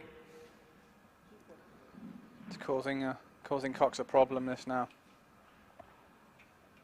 Just direct winners off the serve. You're not giving him the chance to get into those rallies that he's so consistent in. Bit of back and forth to keep us level as they head into the first change of ends. Tulev Peniston looked dangerous. The way he'd win that second set, it looked like he could streak out in front here. Cox really crucially holding on. He doesn't lie down, Cox. He doesn't know when he's finished. It's a very good competitor. Hence Kept coming calm. back Yep. from his little retirement that lasted a few years. Yeah, it's awesome to see. He's in such good shape as well. Very difficult to do, but he's back up and running. I heard a great quote from him on a podcast recently. I'm like a little terrier. Once I bite, I try not to let go. I can't argue there. I cannot argue. I've had some, yeah. Not just me. There's been some great matches between us lads growing up.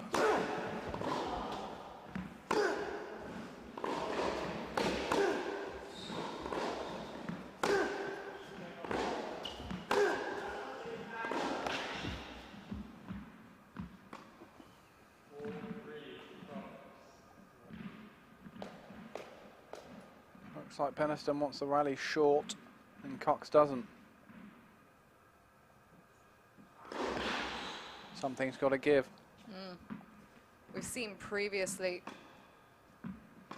the solidness that he's able to maintain has really made the difference for Cox in some close contests.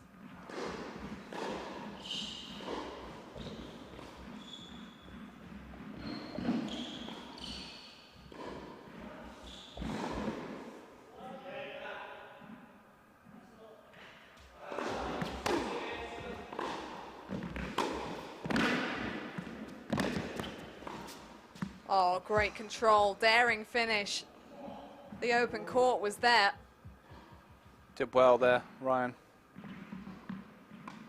Not a bad pass at all. Covered the net well. Yeah, the return came in so fast. He had to be really steady behind it. Huge moment for him.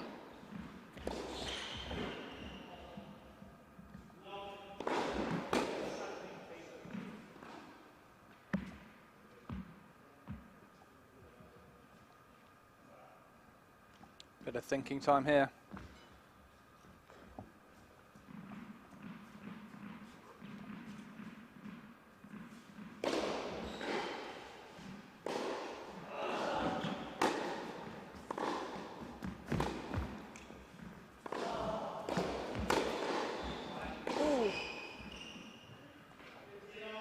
Got away with that one. Did look like it just missed. Yeah, I really didn't know on that one. That doesn't help. Nor does this. So tough on the backhand side. That shot so flat. Credit to Peniston putting the pressure on again, just committing to that net approach.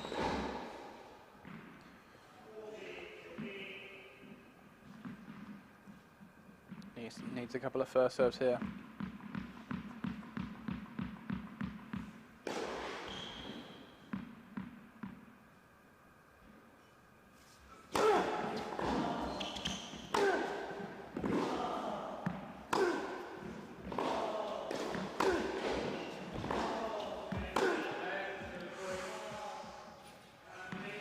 Well, we spoke about the moments that happens.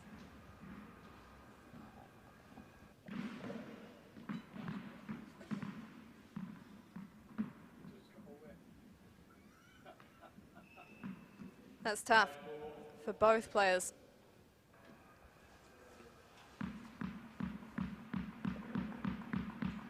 Test of mentality here.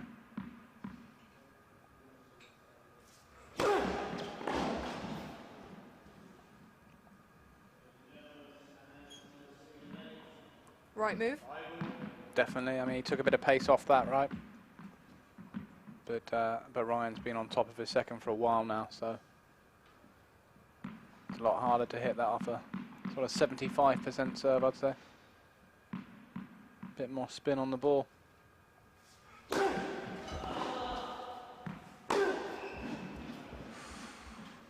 Did he need to go for that much? He dragged Peniston so far wide off the other side of the court. Smart serve, right play, yeah. Just margin's a bit tight there. Well, if Peniston can find a couple of big first serves now, that point could prove highly significant. That said, 2-1 up with the two serves for 4-1. He didn't win a single one. You'd think Dan will have a half chance at least in one of these 2 points.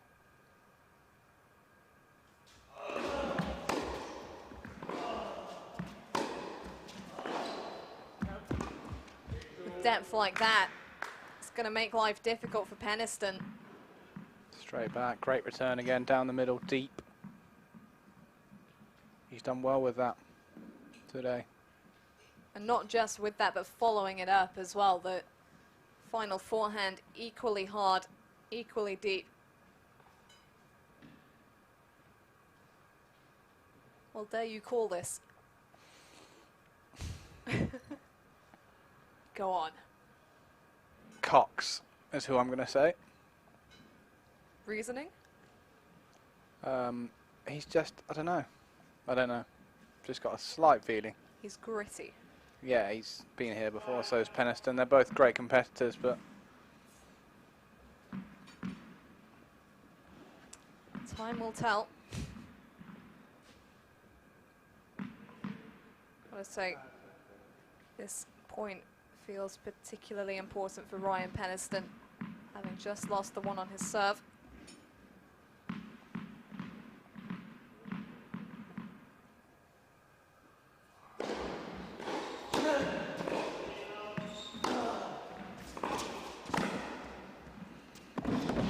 so well done from below the height of the net with the ball coming in at speed. The control he was able to exhibit on that. And that first serve is key, isn't it, right now? Absolutely. For both players. Great hold of nerve.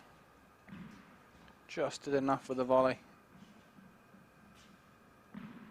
I've seen Cox make them, but it's a very tough shot still. Well, this will really see where he's at mentally in this one.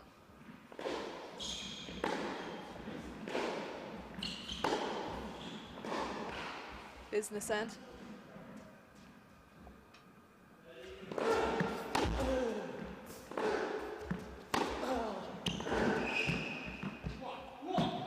Forward movement from Peniston. That was a cracking return. Really got him up in the rally, and then still had a lot to do with that forehand line, but he's been hitting it pretty well. Yeah, such a great attacking mindset here from Peniston. He's worked out that that is the way past Cox. Get on him before he can start something. Difficult to do when he's nailing the wide serve like that. Huge from Cox, but it is Peniston with the 2 serves for the match, and with it, his place in the final.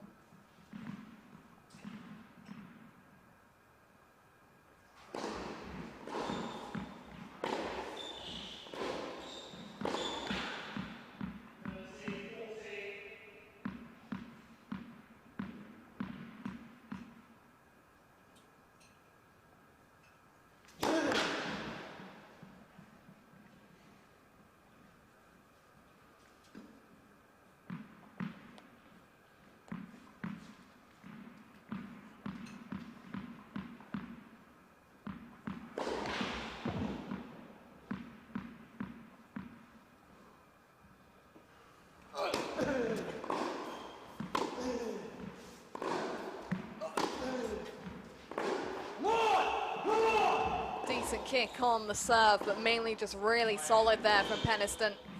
Cox had to be feeling the tightness at that point. Scoreboard pressure is officially on, and it's double match point.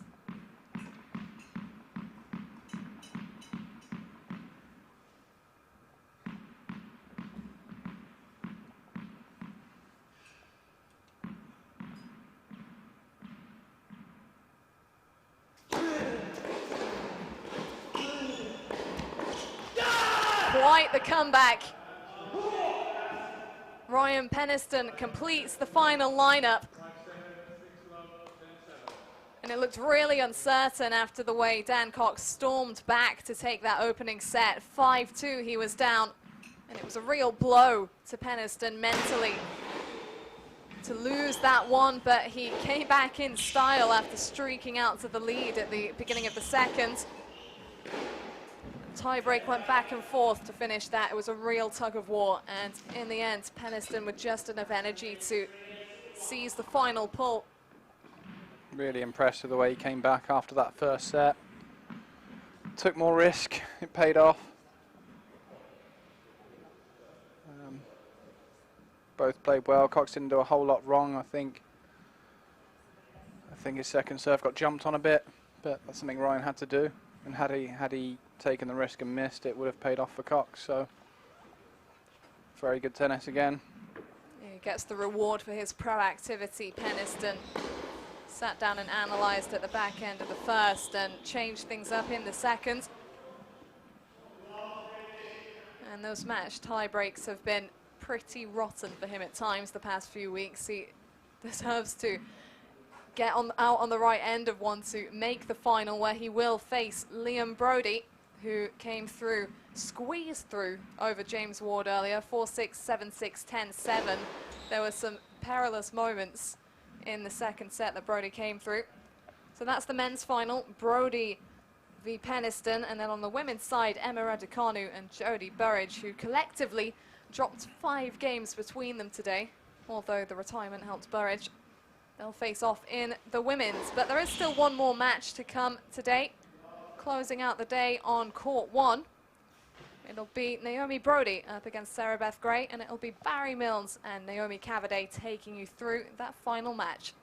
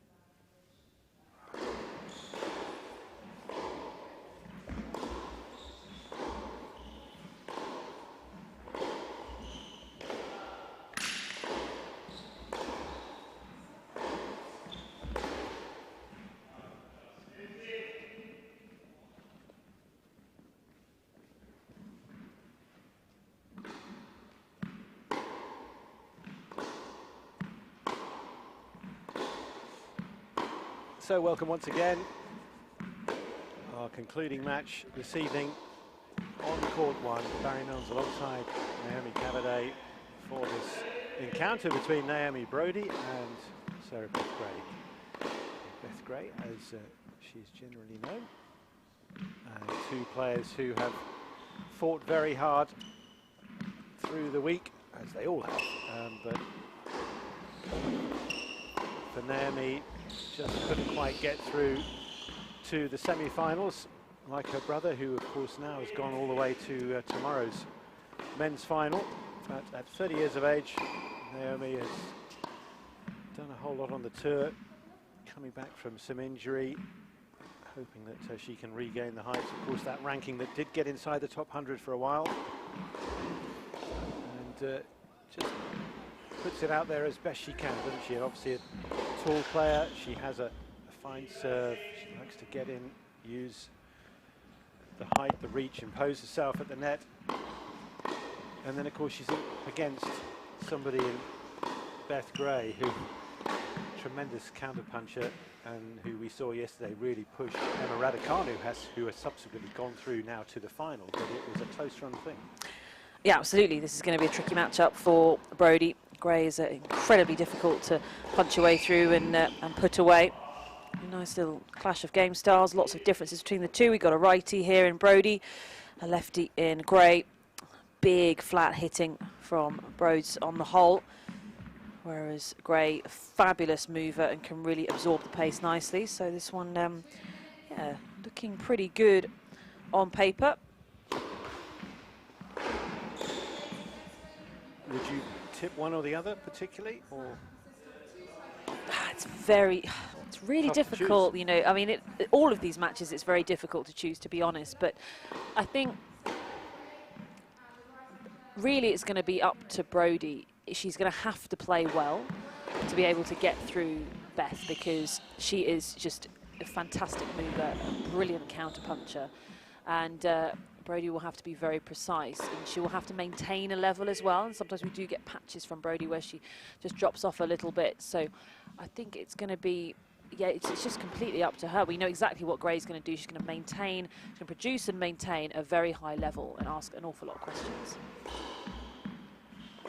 Gray has won their most recent encounters. 2-1 the head-to-head win. They have played 3 times this year, but as I say, it is Gray who has won of late. She beat Brodie in the opening week. 10-8 match tiebreak came from a set down, and she also beat her in the recent Battle of the Brits. Got the better of her in straight sets. And before we get into this encounter, just your reaction, Naomi, to the final lineups that we have, both men's and women's, the 4 players who have got through today. Yeah, I mean, on the women's side, you've got Burridge against Raducanu. I think they produced the best tennis through the week. They were probably the favourites. I know we had Harriet Dart ranked quite highly, but she just hadn't had many matches coming into this event, and that just put her at a slight disadvantage. So no surprise there, and I think that is going to be a fantastic final. And then, of course, Liam Brodie against Ryan Peniston for the men, the lefty. The lefty maximum lefty for the you love final. it, don't you? I absolutely love it. I'm a lefty myself. But for me, Peniston have been playing the best tennis of the week on the men's side. And Liam played an absolutely fantastic match, the best level I've seen from him he produced today. So yeah, another cracker. Well, those finals will run back to back. I think the women's final not before 2:30, and the men's not before 4 p.m. But of course the playoffs for places and prize money before and after those encounters as well. So we have a full day still to come here. Tomorrow, once this day is done, we'll be prepping up vigorously for what is to be the concluding day of this great series that has been run to such a impressive effect, and really benefiting all involved. I think they've really taken to it, the chance to compete again, to get so many matches under their belts. And of course, there is one of them, Billy Harris, who has been ever present. But here we go. Gray getting it underway against Naomi Brodie.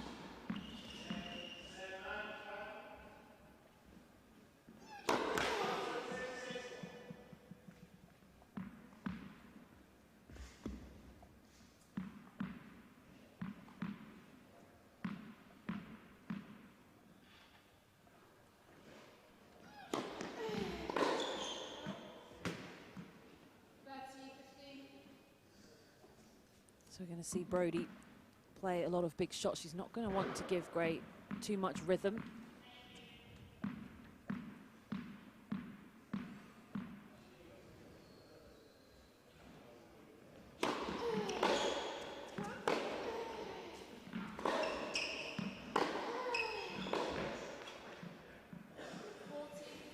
It's a good tactic against Brodie, just rushing that backhand. If you can get there with pace or depth, or ideally both, then you see the contact can just fall back a little bit.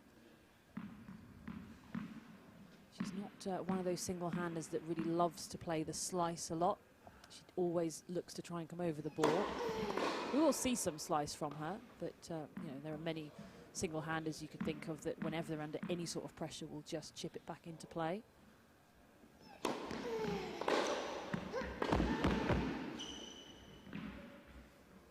When she gets it right, it looks something like that.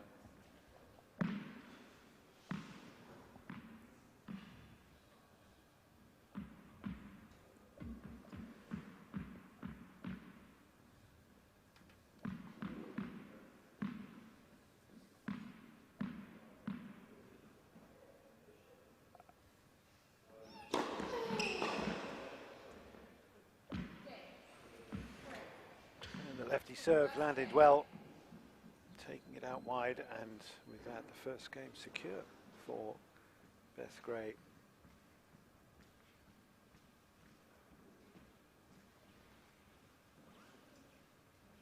She battled so hard yesterday against Raducanu.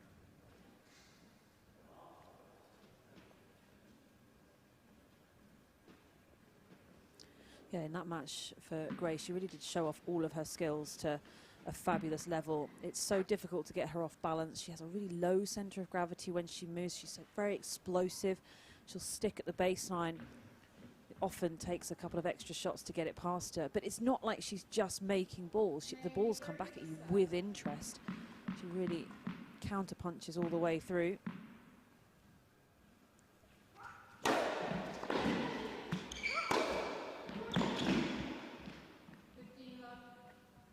Getting the width will be key for Brodie, and for her to get the width, she needs to get up the court and lean through with her shoulders. I think if she tries to just thump everything centrally, Gray will lap it up.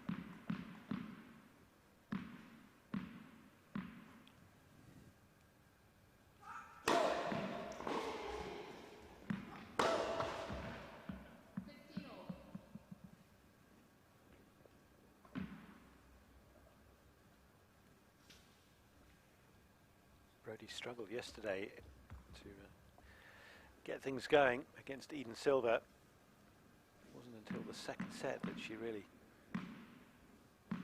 made inroads, but ultimately lost out in a match tiebreak.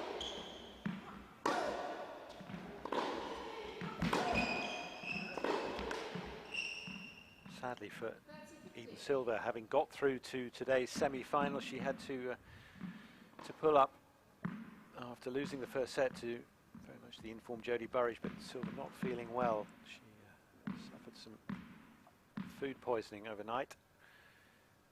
A real shame, because she'd played a very good match, very good level, and is obviously in some form. Disappointing that she couldn't give of her best today.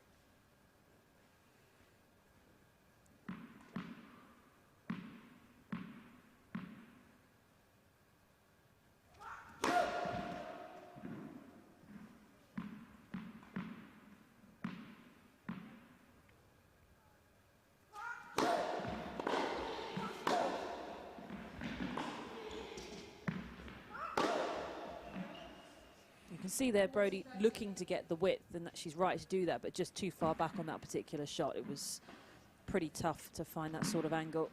Just have to wait for the right one.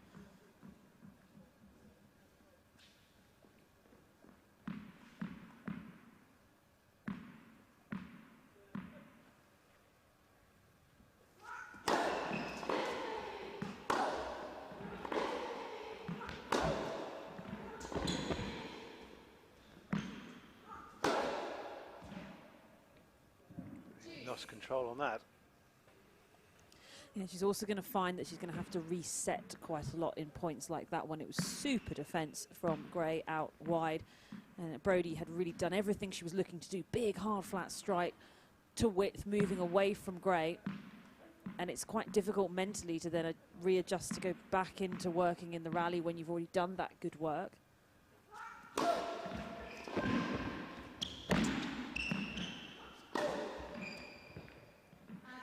Put the brakes on and took it calmly.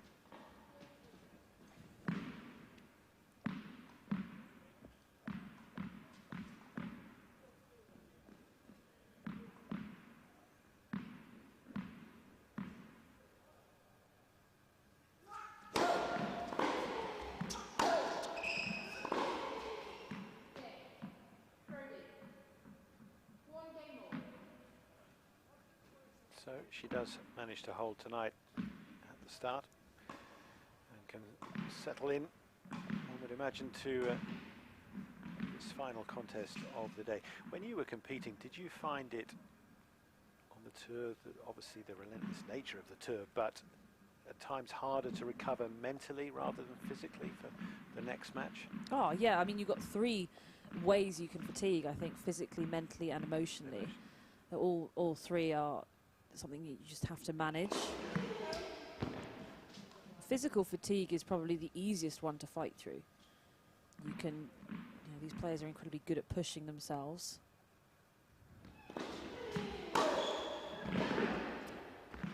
How about that? I think the mental fatigue is one that, I mean, if you really are pretty drained, there's nothing you can do about it. And emotional fatigue, it tends to takes a lot of work before the match, trying to get yourself into the right sort of frame of mind and trying to, you can shift that around in terms of your approach and the way that you're thinking. I mean, you can't con yourself, you can't just pretend everything's good, no. But there are ways that you can kind of get that mindset right.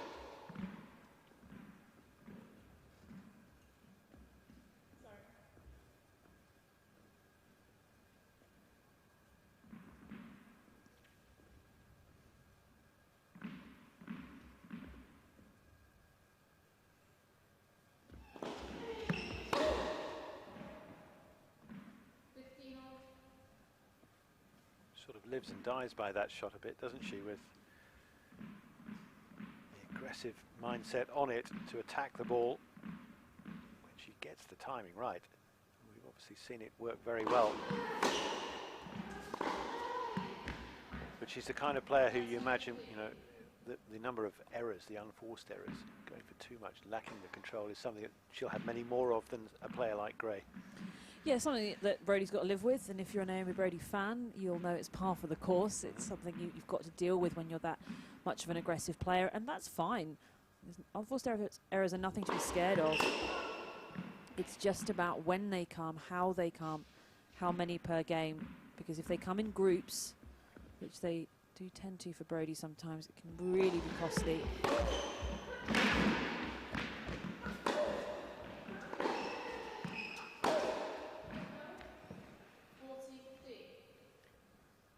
And again, pulling the trigger on a ball, determined to try and make it happen, but forcing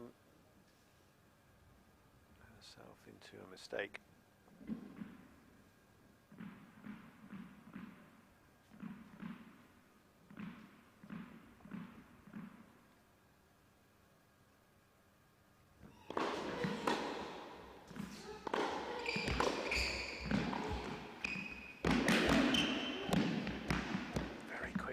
That, and again, as you said, that sort of low centre of gravity, she's right there, had to make that sharp move at the finish, but absolutely controlled this very well. Little fortune off the tape, and then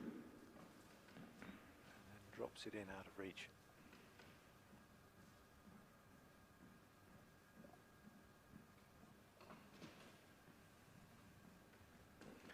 So another game for Beth Gray, and at the moment up 2-1 first set.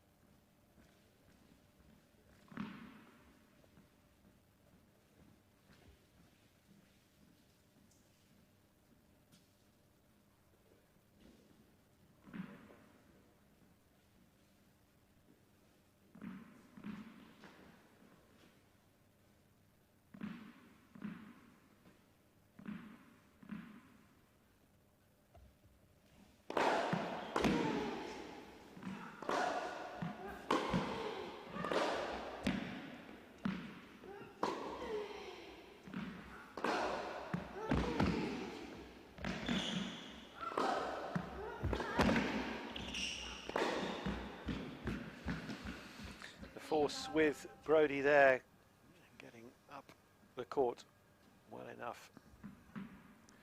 There's the width that she needs to apply, and there's the finish. God, it just feels like you're getting battered though down the other end, doesn't it? I mean, every one of those, it's like a big blow. Gray does well to absorb it all. If she was a boxer, she'd have a pretty strong chin.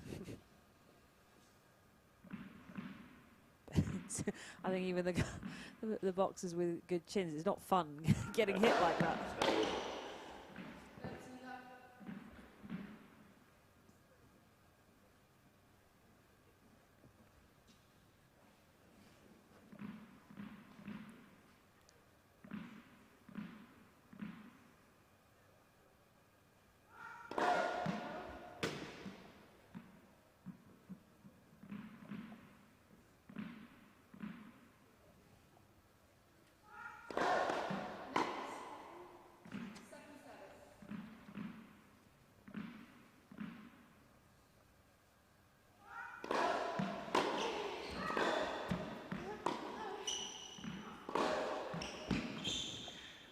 Look at that, we were right behind that. It is somewhat of an unorthodox backhand, it looks it, doesn't it? But it works for her.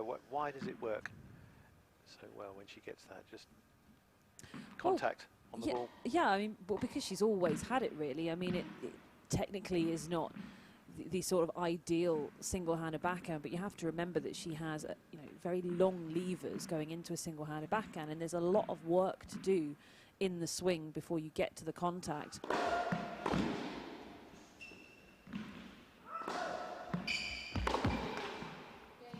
I think all of that just kind of contributes to how she hits it, because when it comes to the swing, she has to rush it a little bit, because the longer your arm is, the longer your levers are, the longer it takes to get through your swing, and you don't have any more time than anybody else, so she needs to go a little quicker. So it looks a little less fluid, it looks a little more rushed, because the main thing is getting to the contact on time. That's the number one thing that you've got to do, and she does do that pretty well.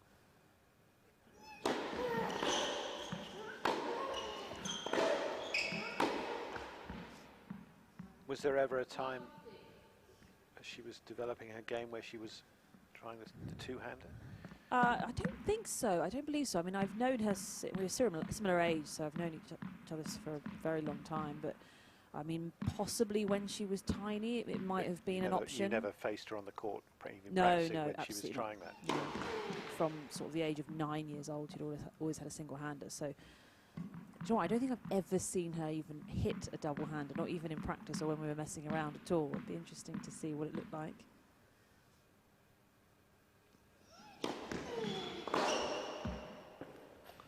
Single-handed forehand, thank you very much. She takes that in her stride.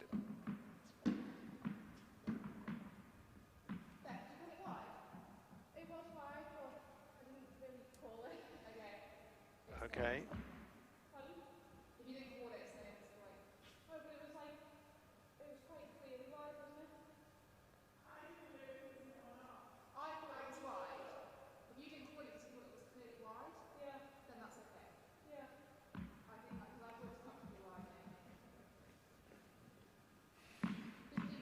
Okay.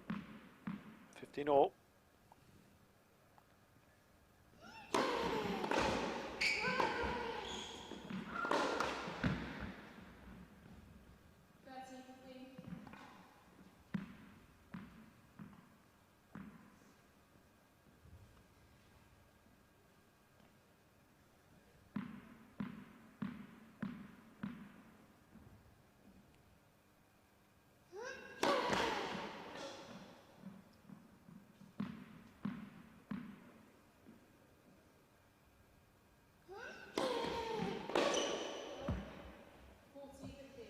She relentlessly goes for it, doesn't she? As I mentioned, particularly on the return, you would often see some chip backhand, slice backhand returns. Even the two-handers go for it when they're under pressure. But it is rare. I think Brodie actually goes for the slice return more on the forehand than she does on the backhand.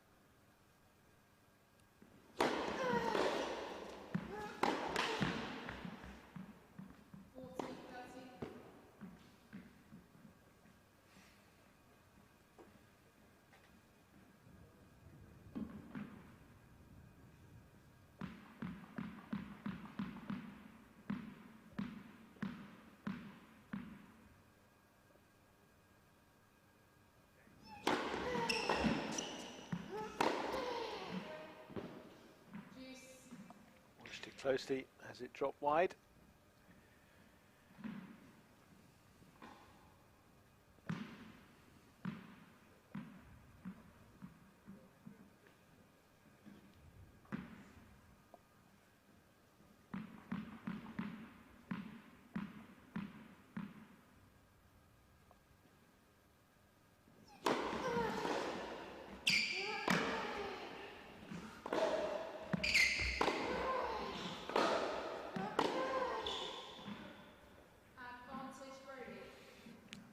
Falling long, Brodie now has the opportunity to get a break on Gray's serve. Emily Appleton will face the winner tomorrow.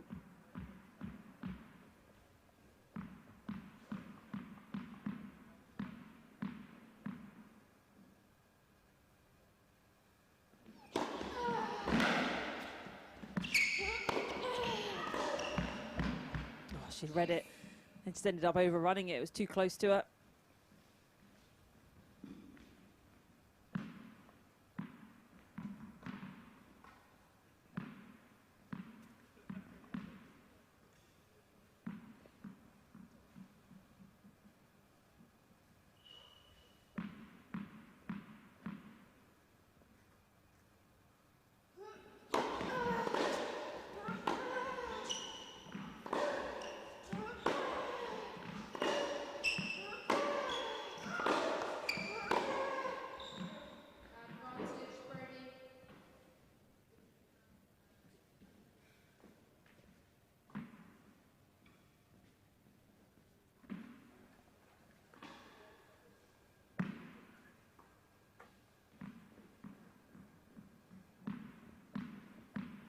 So again, Brodie setting herself, eyeing up the possibility.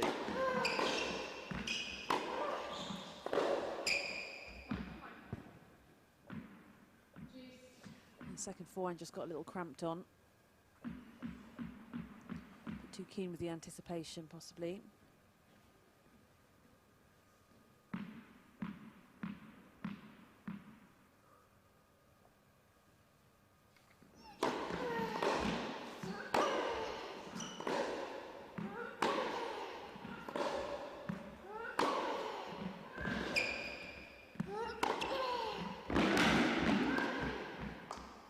Steady build up through the point. Good work from Gray.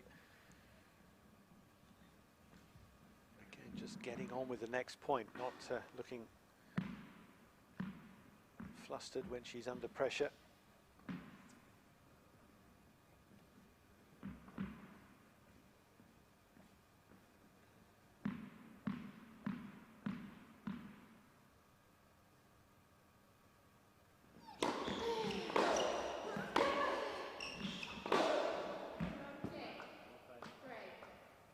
That hit too much by Brodie, so Gray does fend off the big threat from Brodie in that game, but it is Gray with another hold and a lead at 3-2.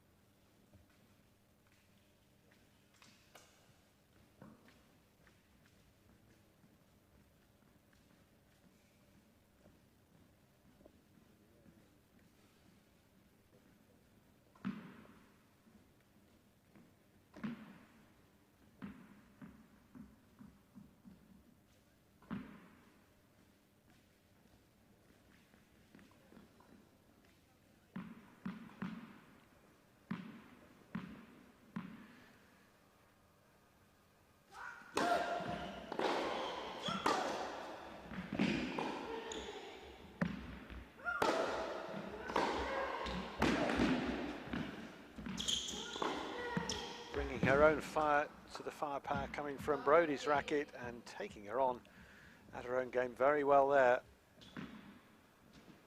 It's not all about the counter punch. She is on occasion prepared to come and do that. And does it very well.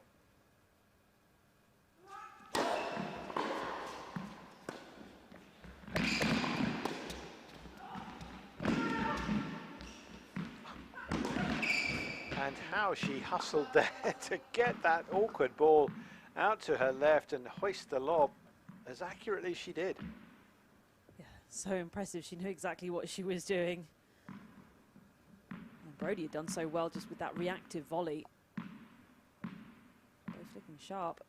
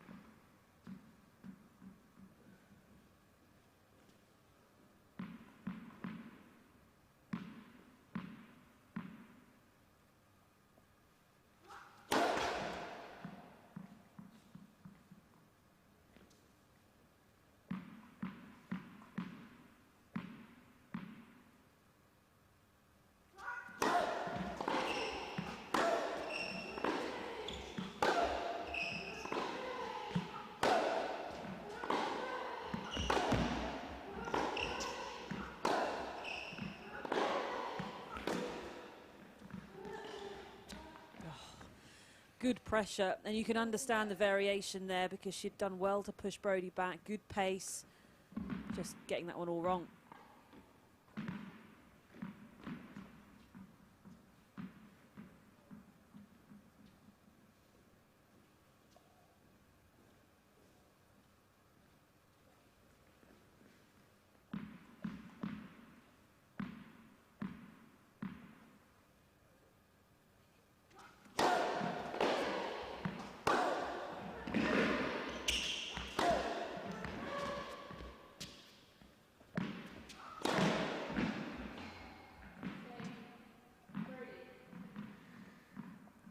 Brodie stepped it up when she needed to.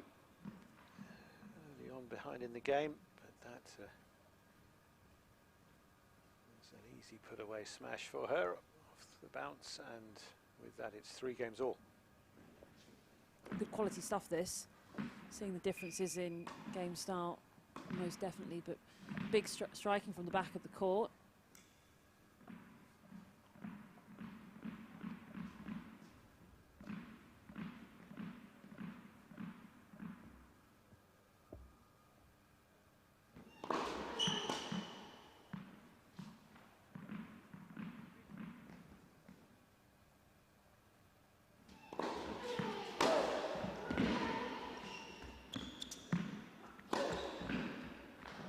Pace just a little too much there for Gray to deal with.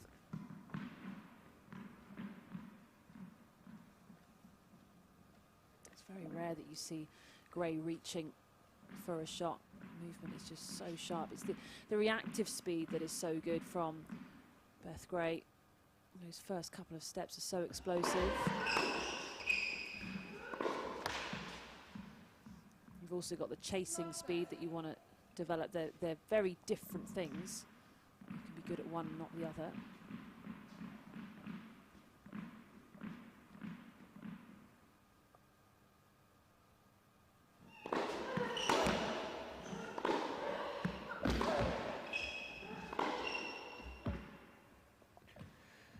Fell off the shot, and all of a sudden, having been in a position to threaten Brodie, she's now severe attack here. Love 40.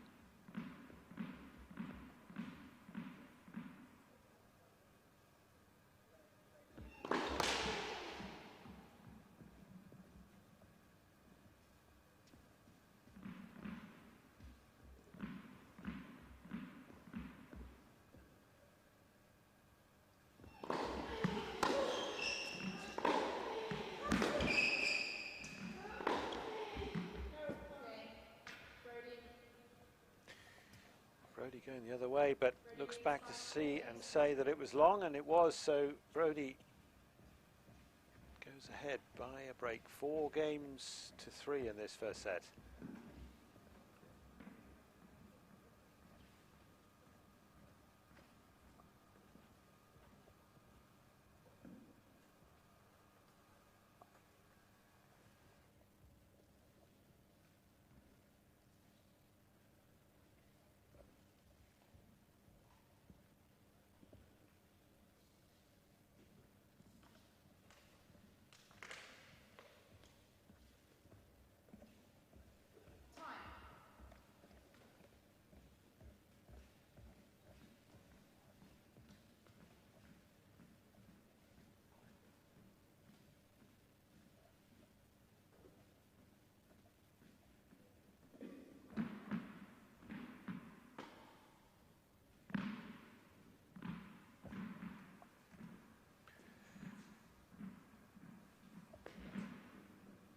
Match on this penultimate day.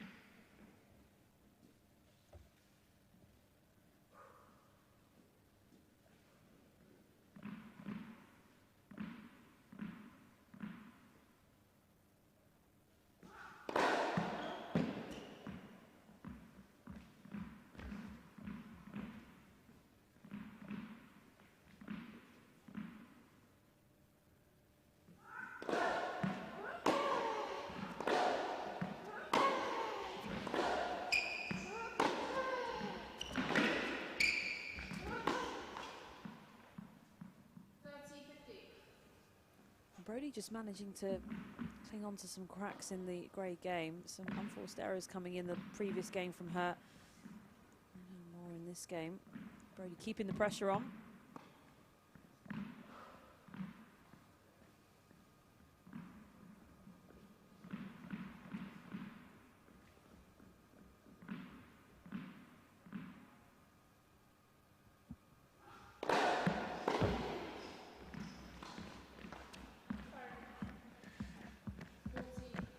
Fortunate little clip off the net cord.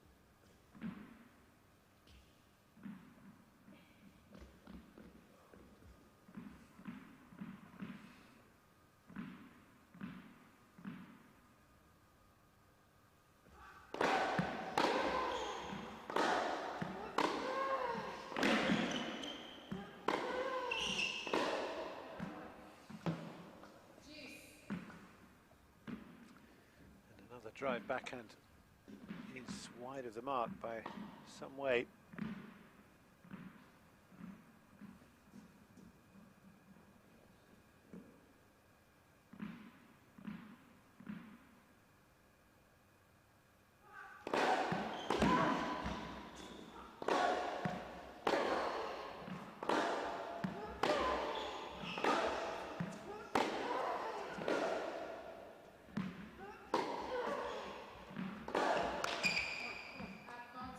clever shot there from Gray, going high and deep, getting up above shoulder height to Brodie. It's much more difficult because she has to come down from there, but being so far back, you run the risk of it going down into the net. Really smart choice from Gray.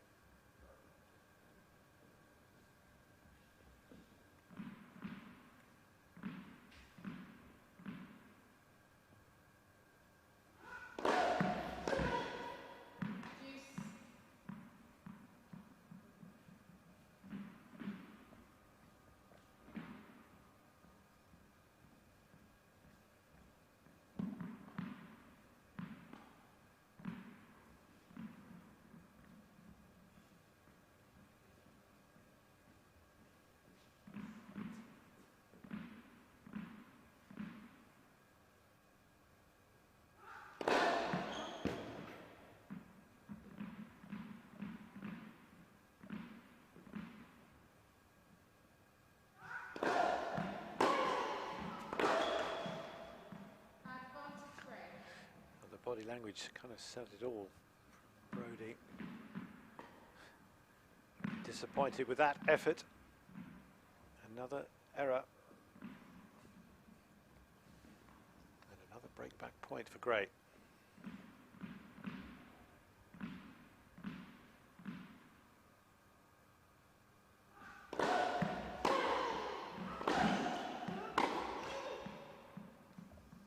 A bit of an unusual miss for Gray. She's frustrated with that one.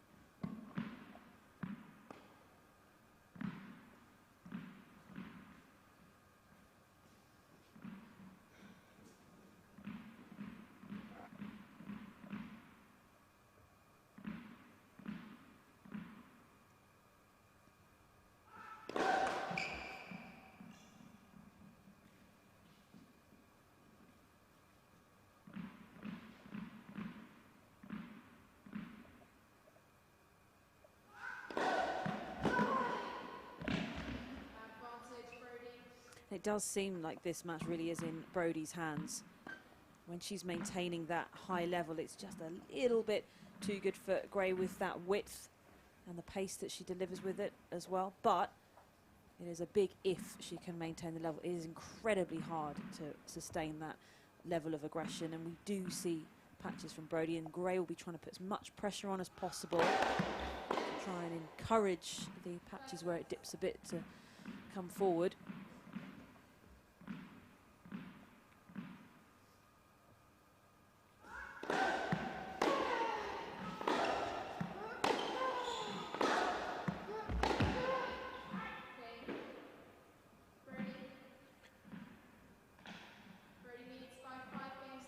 So no break back by Gray. Brodie with the growing chance here of claiming this first set. Looking for her 4th win of the week.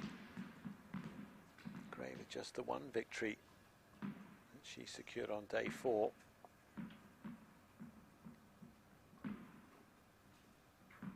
Elise Maloney, her victim that day.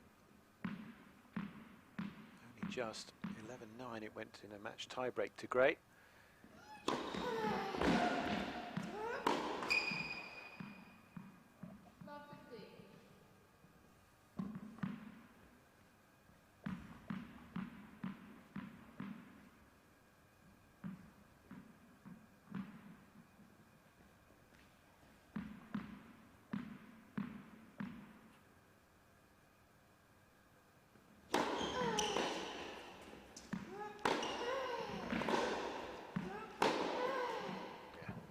Danced around the ball and drives it through. A little short from Brodie and didn't have as much pace on it as she would like, so getting dealt with. And that's the thing as well, you know, we talk about counterpunches, but counterpunches have really evolved over the past decade or so in the game. I mean, they really put the punch in counterpunch, and it's not that they're not going to hit any winners. Anything that drops short or isn't quite good enough to a high quality, they'll get on it, take it early, be aggressive with their movement, and of course they can. But it's just that they are so good at neutralising, especially out of the corners as well.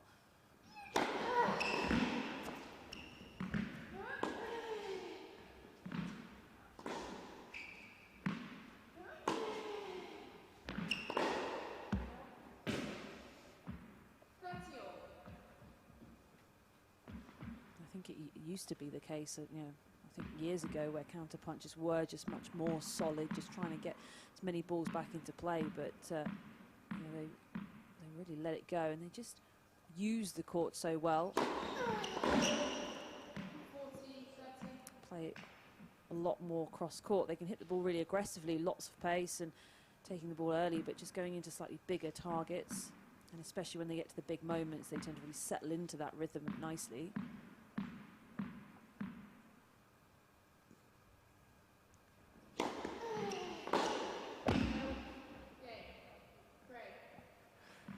So Gray still involved in the first set, and at least asks the question of Brodie, can she serve it out next? We'll find out shortly, but it is Brodie at the moment ahead here by 5 games to 4.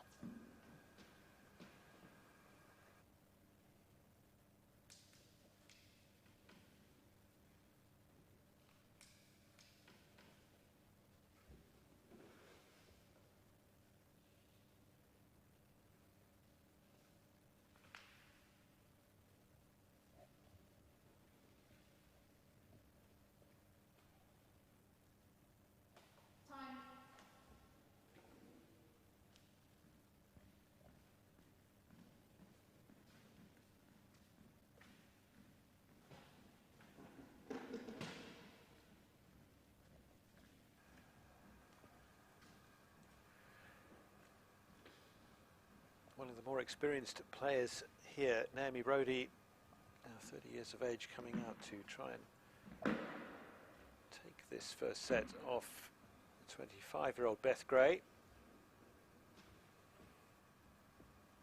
Brodie just looking for a stray ball as they have to field their match balls here themselves.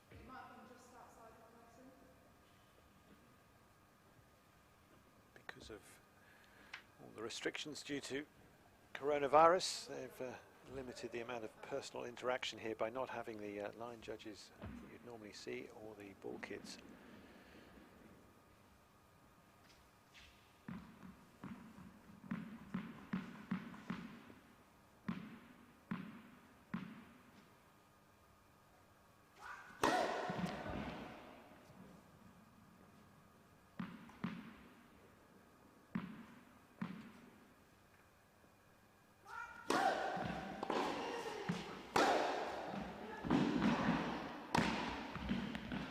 So good from Brodie. That's exactly what she likes to see. Really opening up, lovely loose backhand right into the corner, and then just keeping it very simple on the volley finish.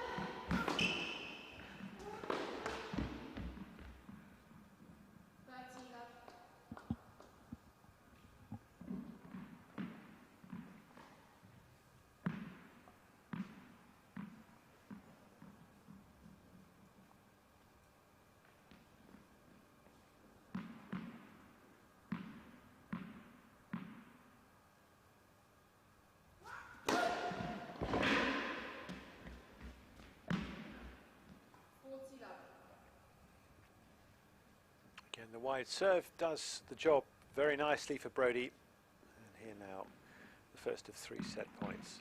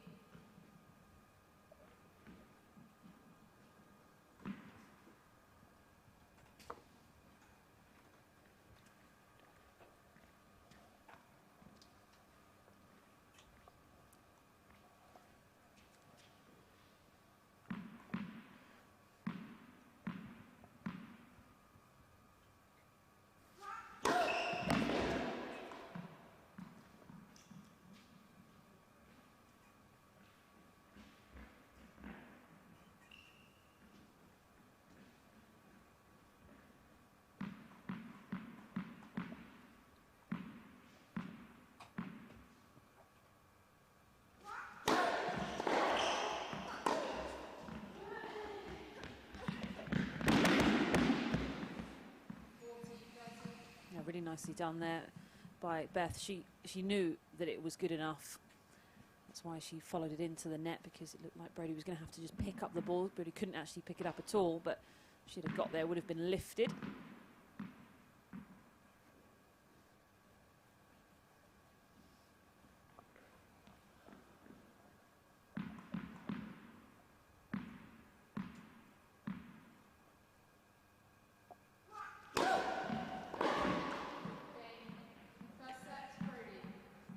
And the third one works the treat. The good serve, hugging the tee, is enough for Brodie to get the set. And eventually taking it by 6 games to 4.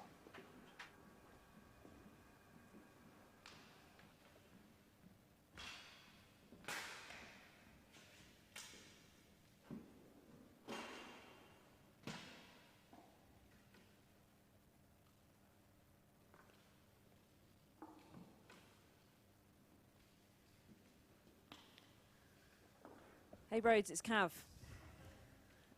So what about that in the first set then? Looking like you're striking it really nice. We expect a big ball from you, but looks like you got a good rhythm. Yeah, I'm feeling a bit better today. Just really up and down throughout the whole 7 weeks with my level, but yeah, finally starting to find a bit of form. It took me long enough, but yeah, after 9 months out, I guess it was going to take a while to come back, but it can still change. As I say, it's very up and down, but just trying to concentrate on doing the right things. And what are you most pleased with about that set? What did you think you did well?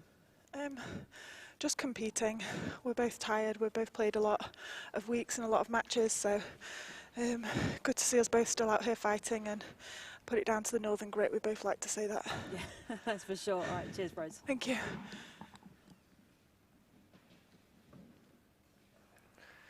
Great character that she is, and still able to find a smile in the midst of an intense battle. And as she said, all the matches they played, the hard work, I mean, they are tired, they must be tired. All the players who've played so much over the last few weeks. But if it's helping her find that game again, you know, then the benefit to all of them doing that, getting all these matches under their belts, just hope that there's some competition around the corner that they can get involved in and use this as a springboard for it, but that may not be the case.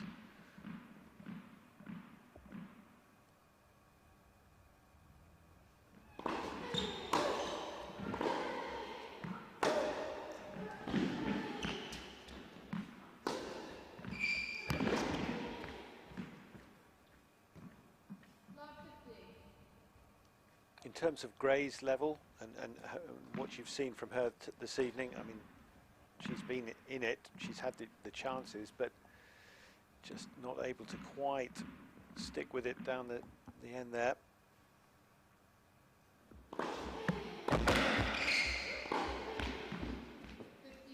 Yeah, I think just a couple of too many unforced errors of basic balls for Beth than she would like. A few more than we saw, say, for example, in the match that she played yesterday. And then on top of that, she's just not getting a lot from Brodie, because, as Naomi was saying, that she's feeling good out there. She's finally finding some form and striking it nicely, feeling clean, so she's not giving many opportunities.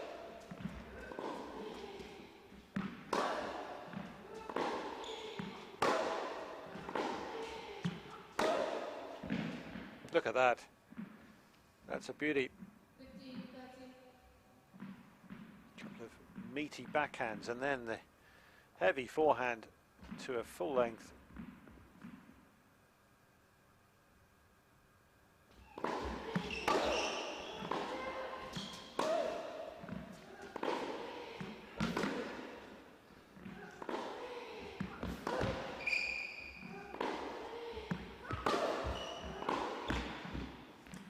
Looks like she can't miss at the moment, Brodie. And as much as Gray is a tremendous counter-puncher, if Brodie's going to be punching with that weight of shot for 7 shots, I mean, barely anyone can withstand that. The point of being that counter-puncher is making them play the 4th and 5th shot, but if Brodie's making that comfortably, it's a problem.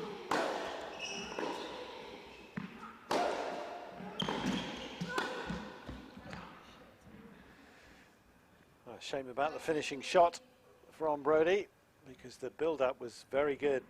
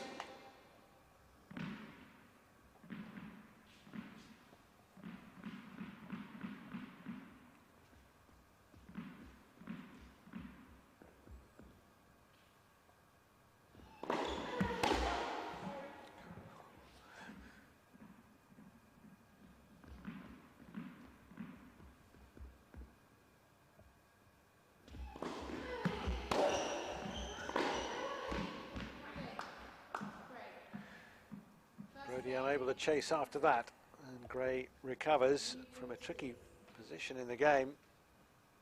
Doesn't get broken when Brody must have well, seen the opportunity to do that. But again, suddenly it's a sort of a run of mistakes. The consistency is still something she's striving for. And maybe had she reined it in a little bit on one of those break points, she could have found a way. It's easy from here. I haven't had to play all the weeks they've been playing, and Yeah. not at this level, certainly. Yeah, and I agree with what Naomi was saying. I think they're both feeling a little tired, that's for must sure. be. It's tough, and mentally as well, because there's one thing playing in the matches, but the whole build up to the match and the preparation, getting on site, you know, it's tiring, and this just never happens that you play 7 matches in 7 days. Even if you win a tournament or reach a final, it's normally 5 matches in 6 days, and then you'll have a day or two before then starting the next event.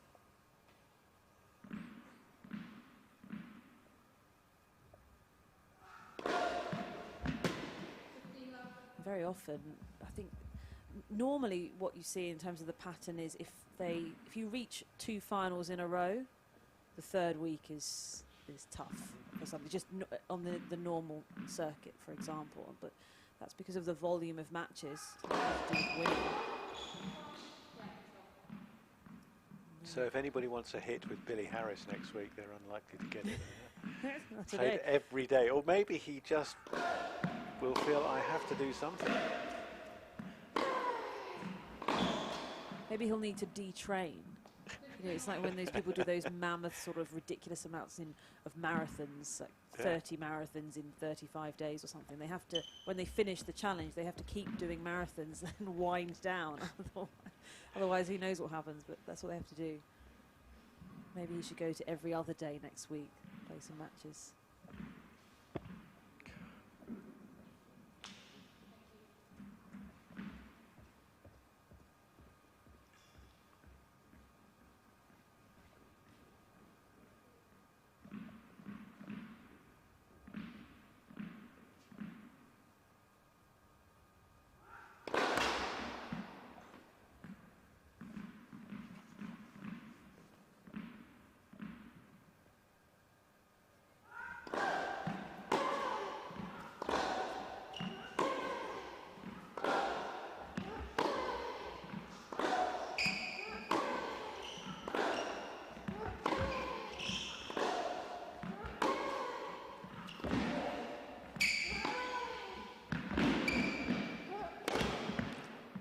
Oh, Would no. you believe that? My goodness.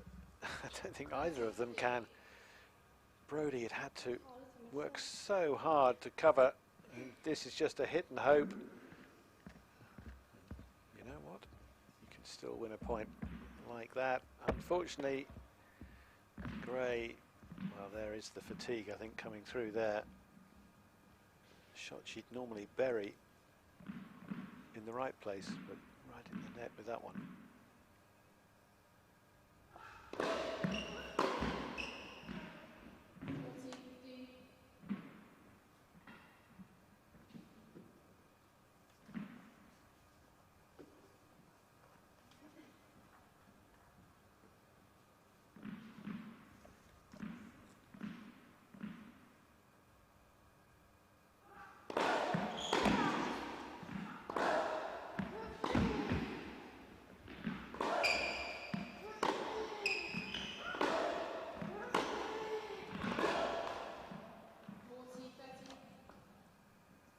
Good quality work. It's still pretty relentless from Gray, isn't it? Just the energy, it just never dips from her. She might have passages of play where she puts in a few more unforced errors, and maybe the quality of strike is not 100%, but it doesn't drop by much. But one thing that is always there is that energy and work rate.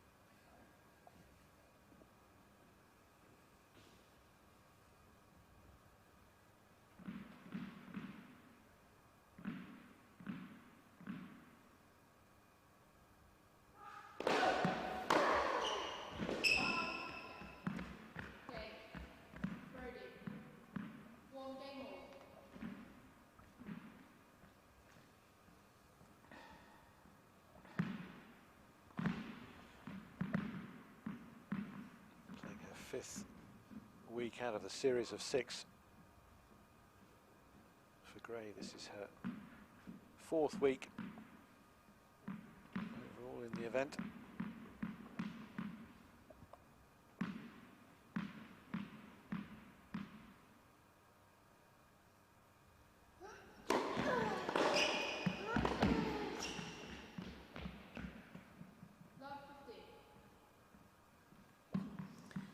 Just keeps coming. I mean, hasn't really blinked with her game. She's just kept it at this high level.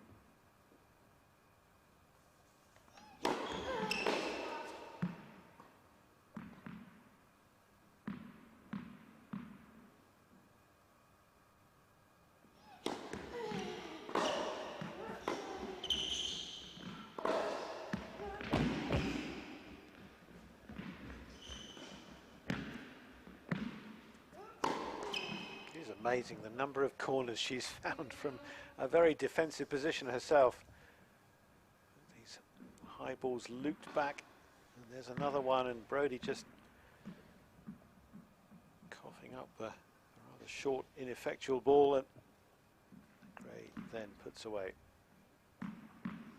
She really does have a knack of forcing you to play the most difficult shot in any position.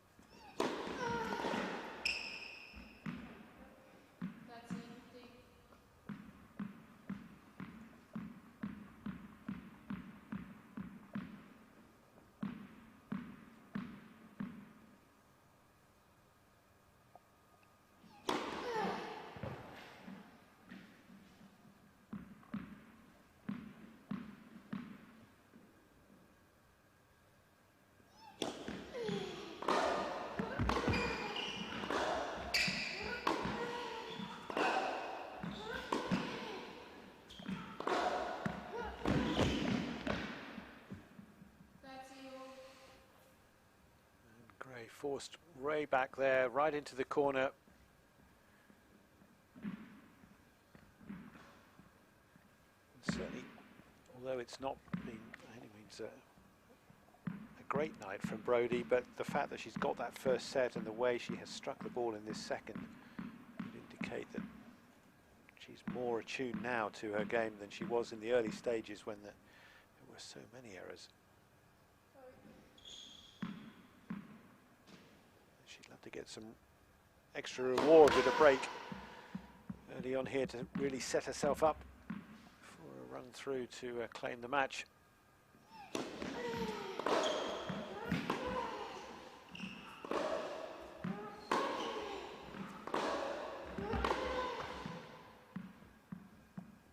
And it is another break point for Brodie.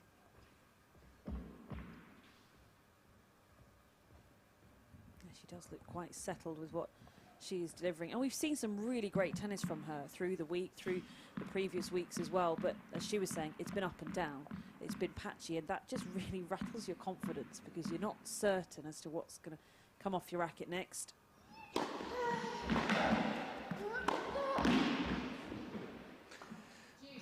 it's a very canny combination from Gray to defend that break point against her. Good use of the lefty serve, and then the back behind shot as Brodie is forced to try and defend the other side.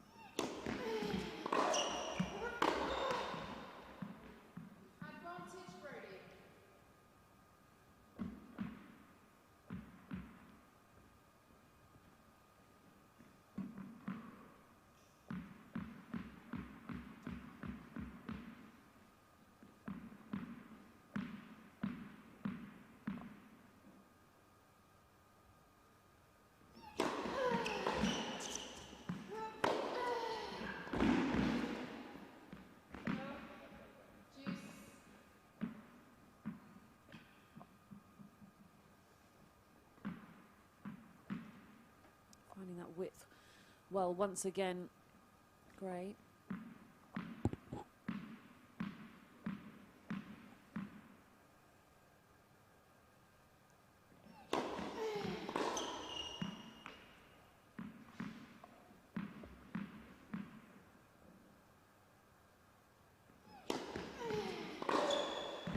It's a very short serve. That was a sign perhaps of some weariness.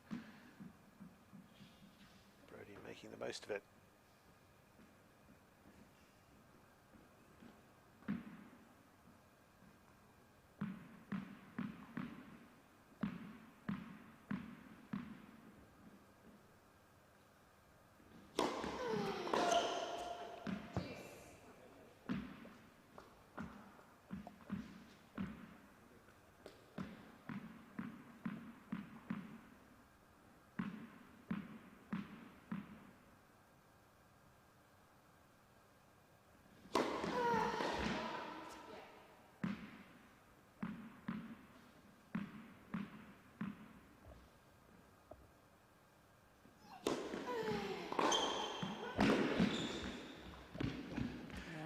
Off backhand once again. She really likes that shot. You were talking about the unorthodox technique, and it really helps actually when she does go for that off shot from the left hip. Doesn't need to play it with too much pace, just taking it early and guiding it away.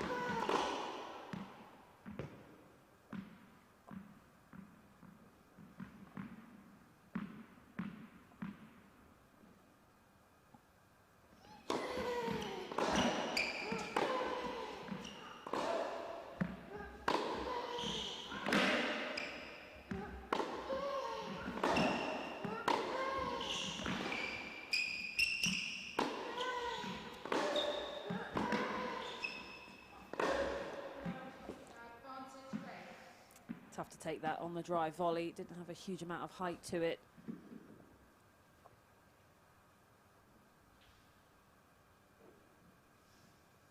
Good work out there, though. Some really physical stuff. Yeah.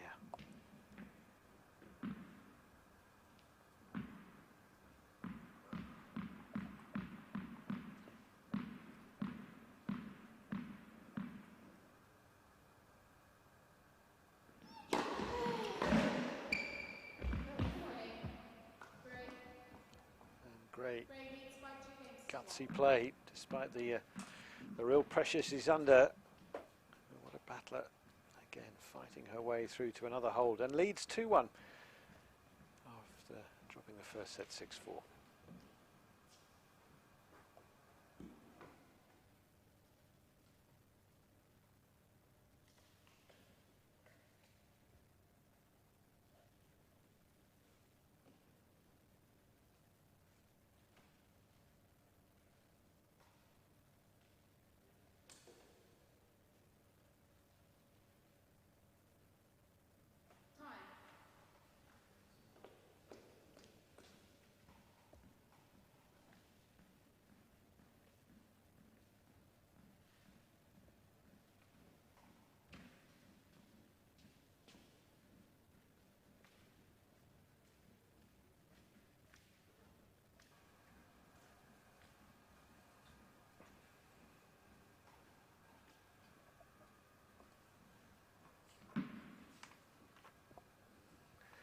The 12th and final match of this penultimate day of competition in the UK Pro Series.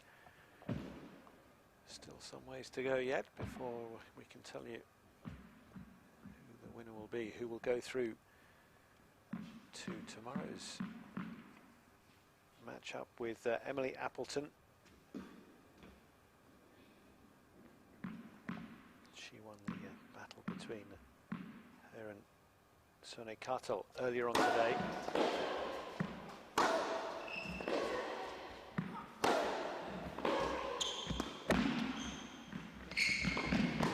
Oh, that's just superb. Very good. That is Brodie at her best. Blistering backhands and then just all over the net.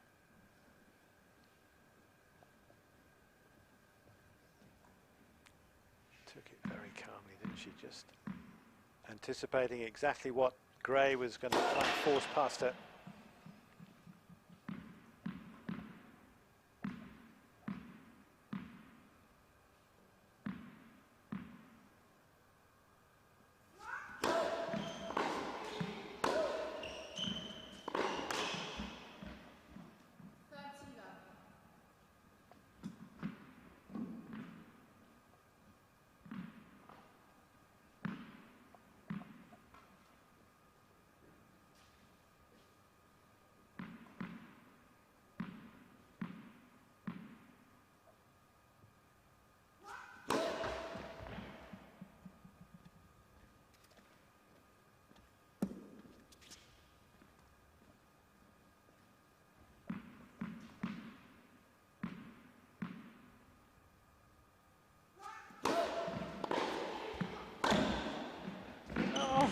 Just so good. That backhand is killer. It's certainly warmed up, hasn't it? Just took it on.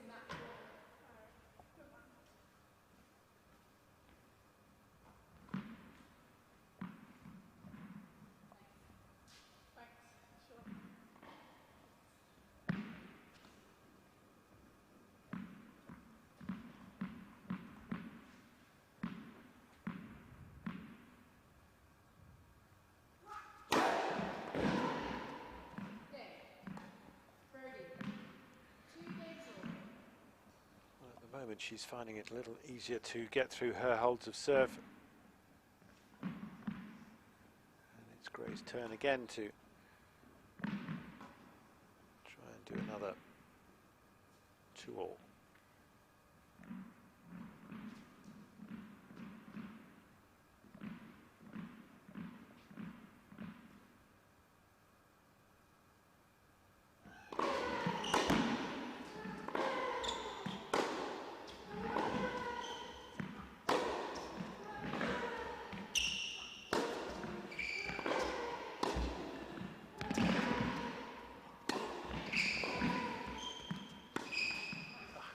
does it again. She wriggles out of a jam, and understandably Brodie very annoyed to have messed up at the end there. Kind of feel that Gray's got no right to win that point. Brodie was dictating it, pushing her about.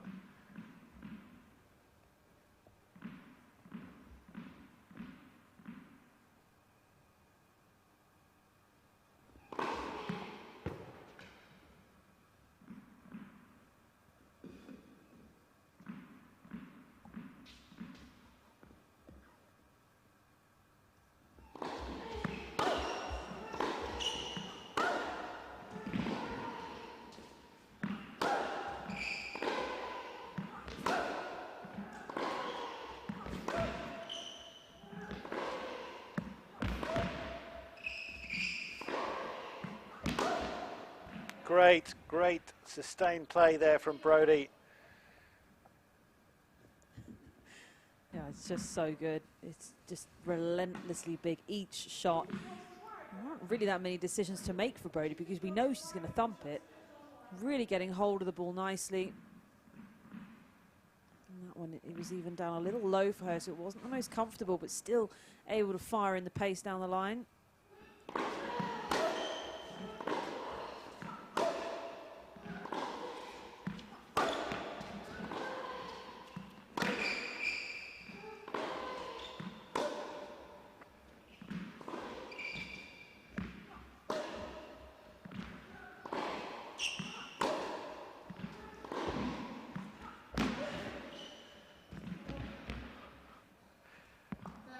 Some tussle this, isn't it? I mean, just a great credit to both of them. Late in the day, late in the week, they've missed out on the top spots this week, but there's still good prize money to play for, as well as the pride of getting another win, getting a victory going into that final day. And of course, they've got another match to play tomorrow, both of them.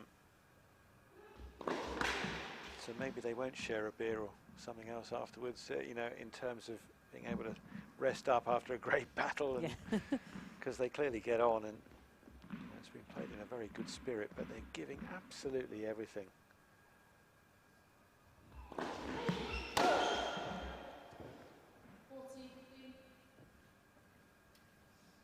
It just really is just the pure essence of, you know, one player in grey saying, go on, hit through me, and the other one saying, okay, I'll try. Brodie really maxing out as much as she can.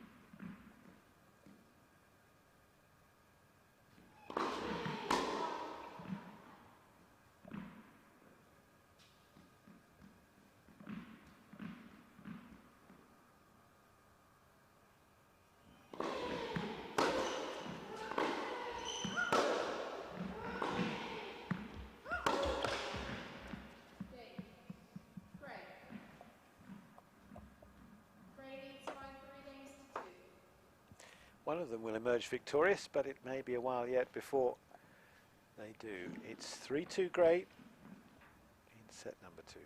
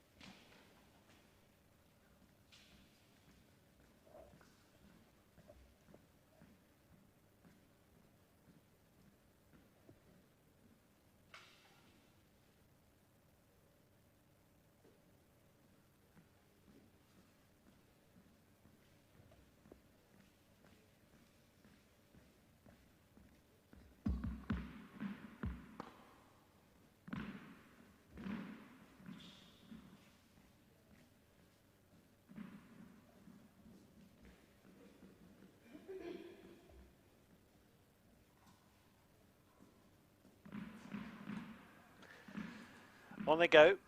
Brodie. Serve.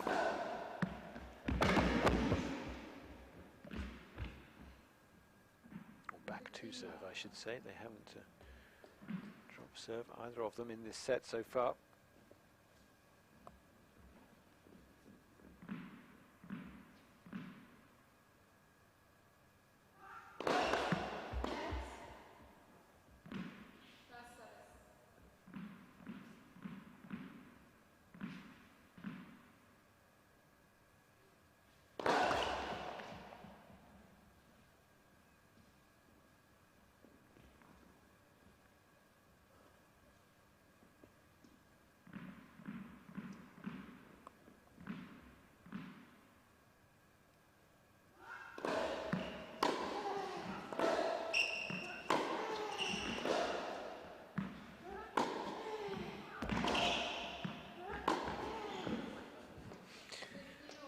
Their extra angle from Gray does the job very nicely.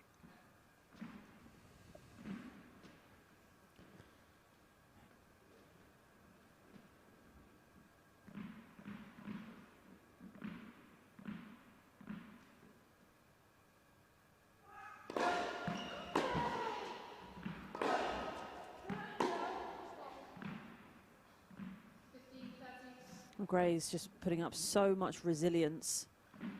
And it's felt like the cracks might start with the Gray game because Brodie's been coming through her service games a little bit easier and been putting the pressure on Beth when she's been serving. But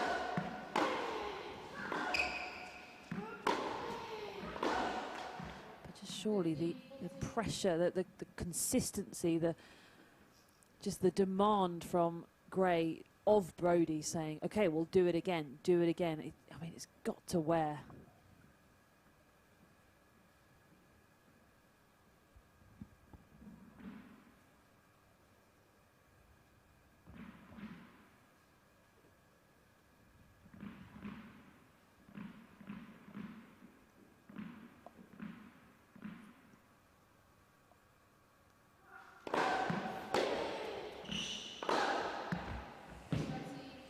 Or you just do that in response.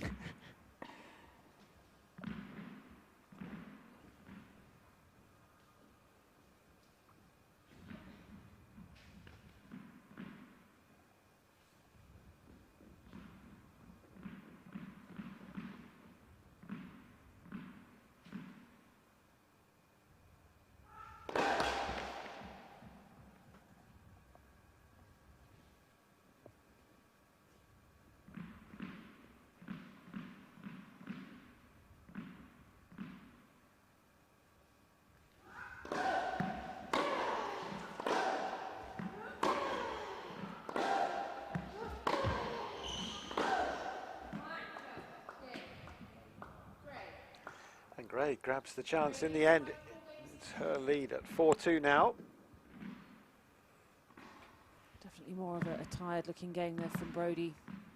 As I say, the level that Gray is demanding from her. And look, she's delivered it up until this point, but it is just... Gray's not going anywhere, she's not rolling over. And as a big hitter, you often count on your big strikes and your winners to do more than win you that point, to kind of really hurt your opponent a little bit emotionally, have them a little bit concerned about things, worried that you're going to run away with it. But Gray has seemed pretty unfazed, and really Brodie, for all of her work, is only winning that point and is not really having much more effect on the match.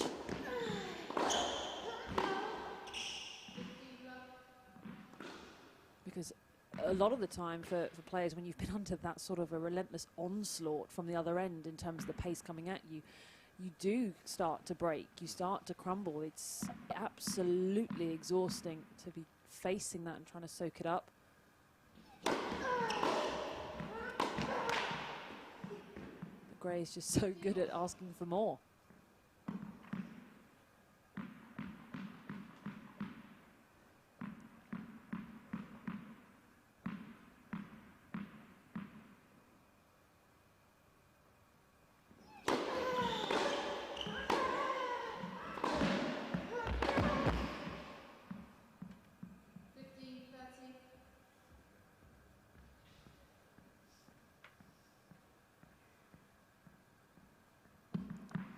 Seems like Brodie's happy to dish out a bit more.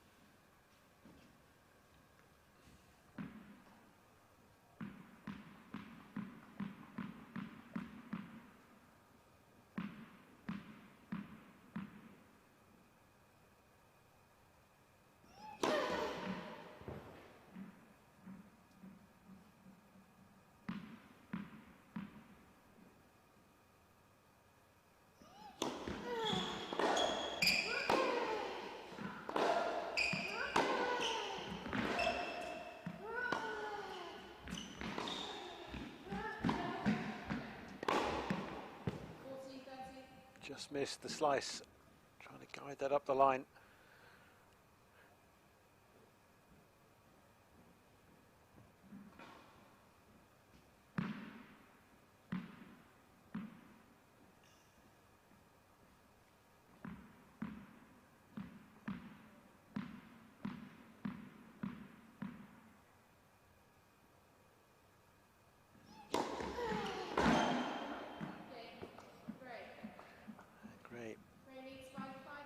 Advancing further in this second set, now really in charge of it, 5-2 ahead, looking to take them to a match tie-break decider.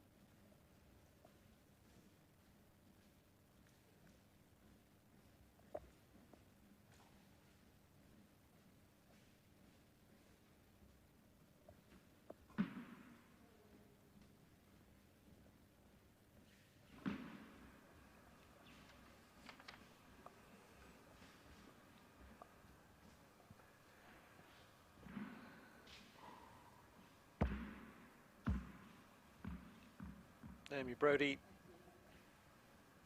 not having things all her own way by any stretch tonight. Didn't expect it to be that case either.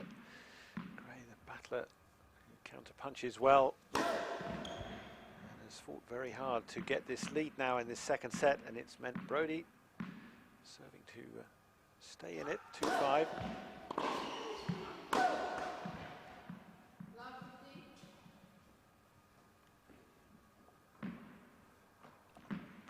At 9 p.m. of course now, and 9 a.m. tomorrow we will kick things off the long final day, beginning with Julian Cash against Billie Harris. The women's final not before 2:30. Raducanu against Burridge, and the men's final to follow that not before 4 o'clock, when Liam Brodie takes on fellow lefty Ryan Peniston.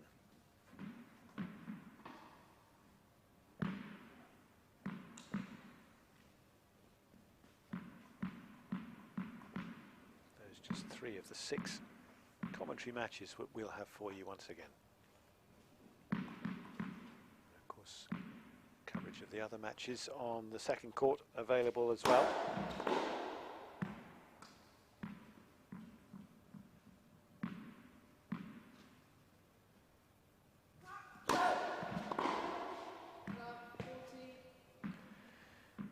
And it's all added up to a bit too much, this second set for Naomi Brodie.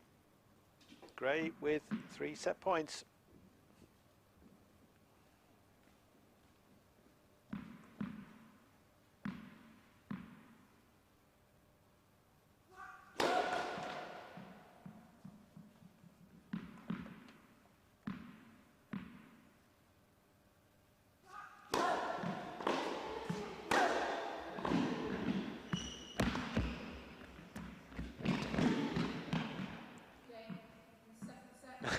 She's got it. After all the work, all the running about, she's still got a little more energy there, and enough to find the winning shot to end that second set. So great effort from Gray to still be involved here, and it will go to a match tiebreak after Gray clinches that set 6-2. Yeah, tremendous effort from Gray to turn that around. It wasn't exactly like Brodie went anywhere in that second set. Just a couple of tweaks here and there and some of the big moments going her way. A huge difference that made, but it's felt really tight all the way through, hasn't it? Hey Beth, it's Cav. Hi. Some tough battling out there. What made that second set go your way? I think I just tried to stay really strong along the baseline. Yeah, Naomi was hitting really well and I was managing to soak it up a bit better in that second set. Yeah.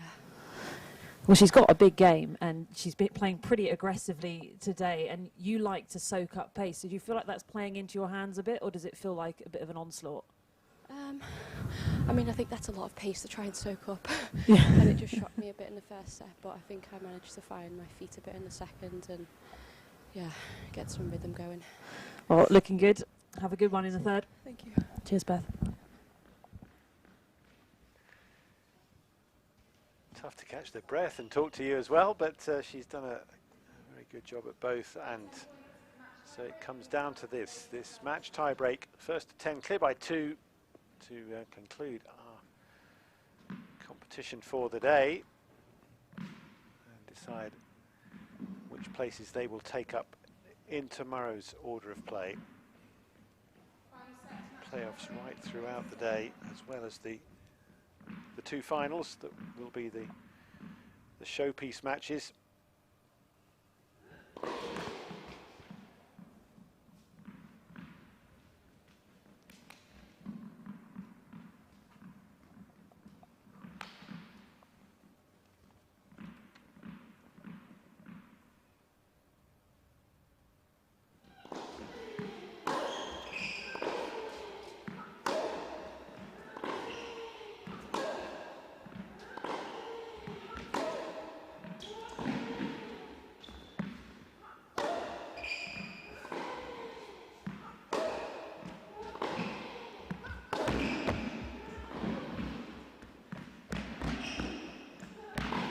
Again, just tremendous effort.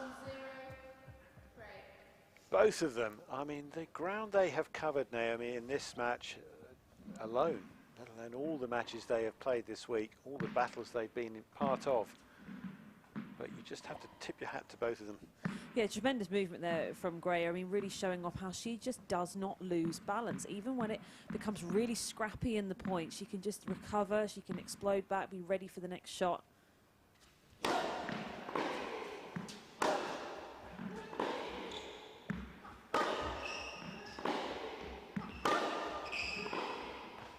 It's just beaten for pace there. I mean, that has to be as hard as Brodie can possibly hit her backhand. As Beth said, yeah, she might like soaking up pace, but it's a lot of pace.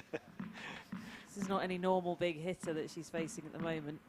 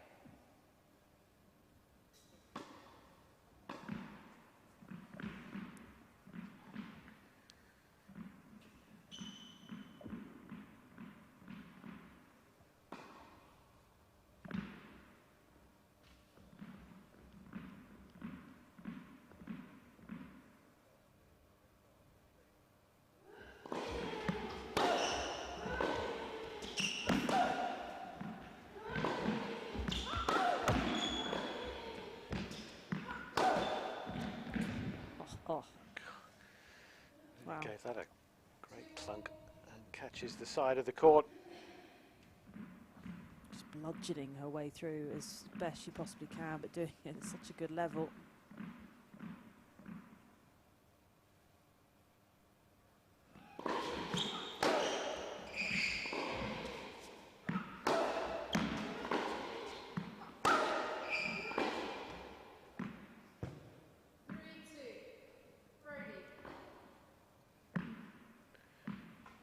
So the advantage back with Brodie, having been a mini breakdown earlier on. 2 Points against the serve. Now 2 points to come on hers.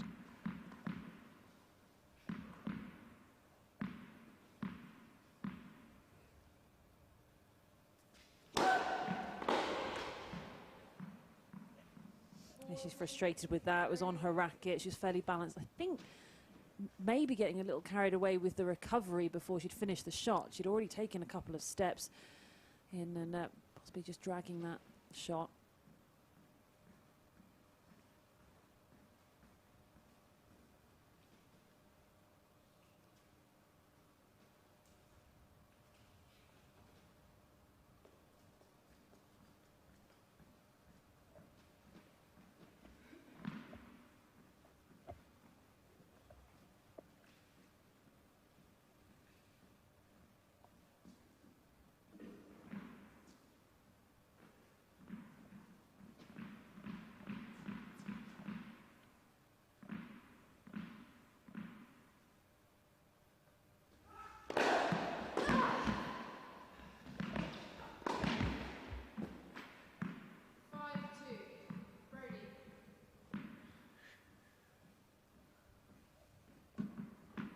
Breathing space now for Brodie, if there is such a thing in a final match tie-break.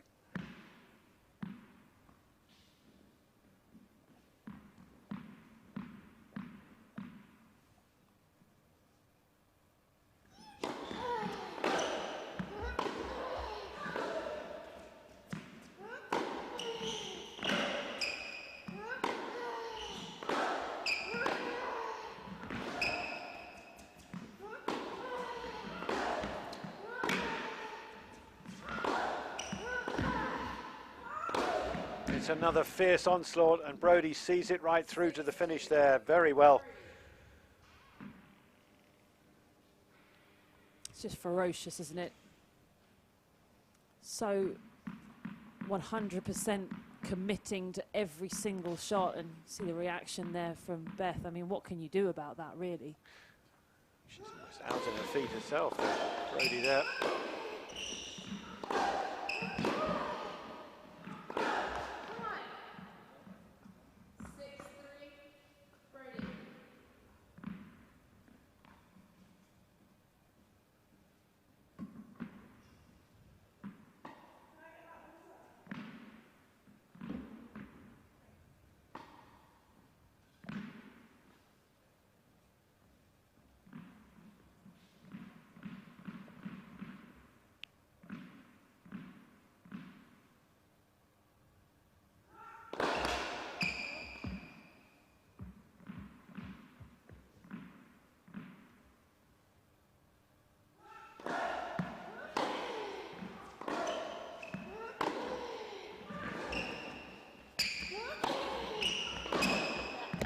Rips it. Come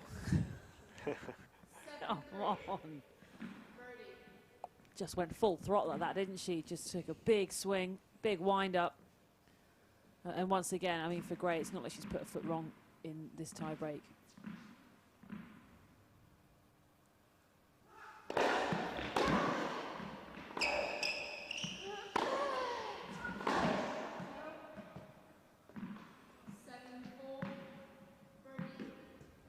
Change in the game plan from Brodie, going after another backhand.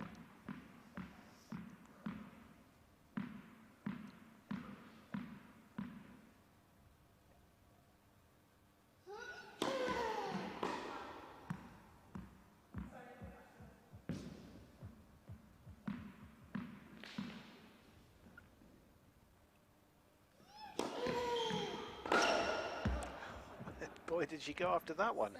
But another one that was wide, so the gap closing. 7-5, they'll change ends. Yeah, and Gray, she's just got to dig her heels in. That's what happened in the second set, and it was just a point or two, and then things really did run away from Brodie. And there's enough time for that to happen in this breaker.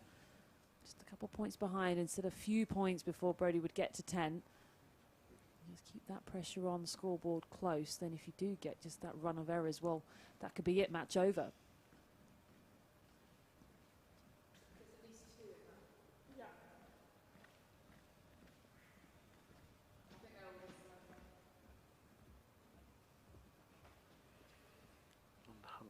the ball.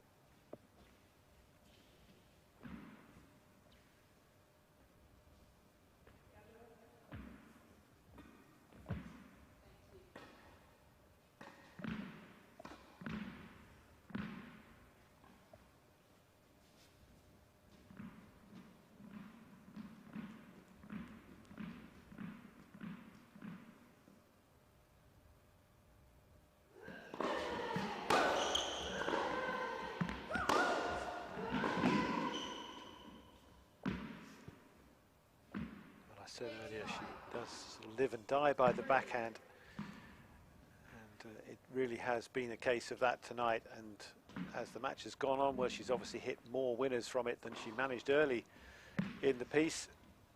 And even if it wasn't an outright winner there, the damage it did, it just comes through at such a pace. Gray unable to handle that one. 8-5 Brody.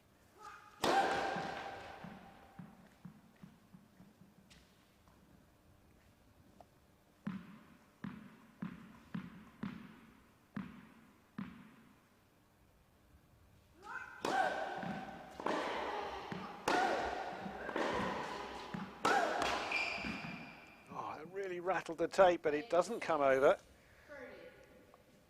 How big is this next point? They're all big at this stage, but one more service point to come for her at the moment. Do you think she's going to go for it or play it safe? What do you think? Well, the history of this match would suggest the former. Underarm serve and a little drop shot, maybe.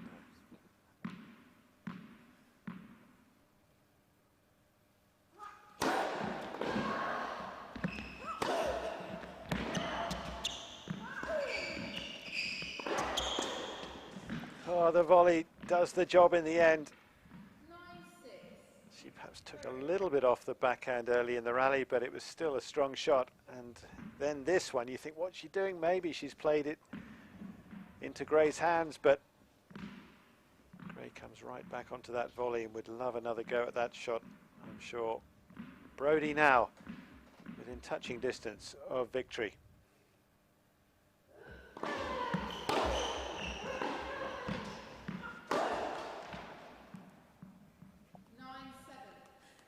Well, we knew she was going to go for it. Yes. Gray knew she was going to go for it. Exactly what is happening in this match. It's been the same throughout, but boy, has it been fun.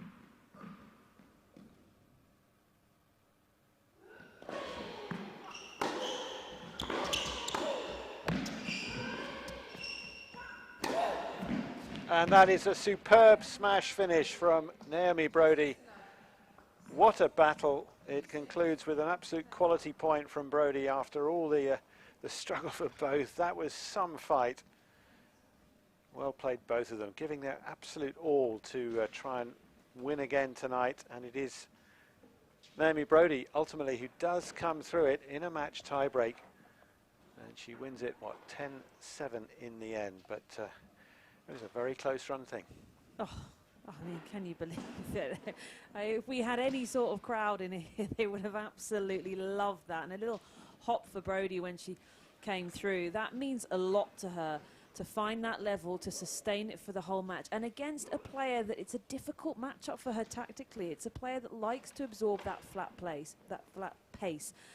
I mean, and for Brody, I just thought that was an excellent performance. She knew exactly what she was trying to do. And she has had to ride out some rough results over the past few weeks, but she has come back day after day, as we've seen, played an awful lot through this tournament as well. She's trying to get her game back to where she'd like it to be, but I tell you what, if she could guarantee that sort of level for when the international events start up again, I think she'd be very happy indeed. That was a super performance, and it's gutting for Gray, but you could see there was nothing she could do in the end. I thought it was a great performance from her. She did really well digging her heels in. And that's just the way that it goes. We knew that the match would be on Brody's racket. Gray pushed her as close as possible, but Brody played great. Indeed she did, and she will take on Emily Appleton in her last match of this classic week. tomorrow.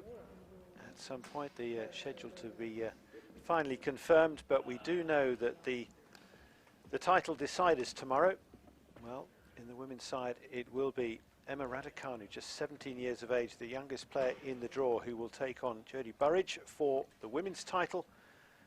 And that not before 2:30 in the afternoon, and then not before 4 o'clock. We will have the men's final between Liam Brodie and Ryan Peniston. Do hope you can join us for as much of the action tomorrow as you possibly can. We're looking forward to that. Until then, from Naomi Cavaday and myself, Barry Milnes, it's good evening.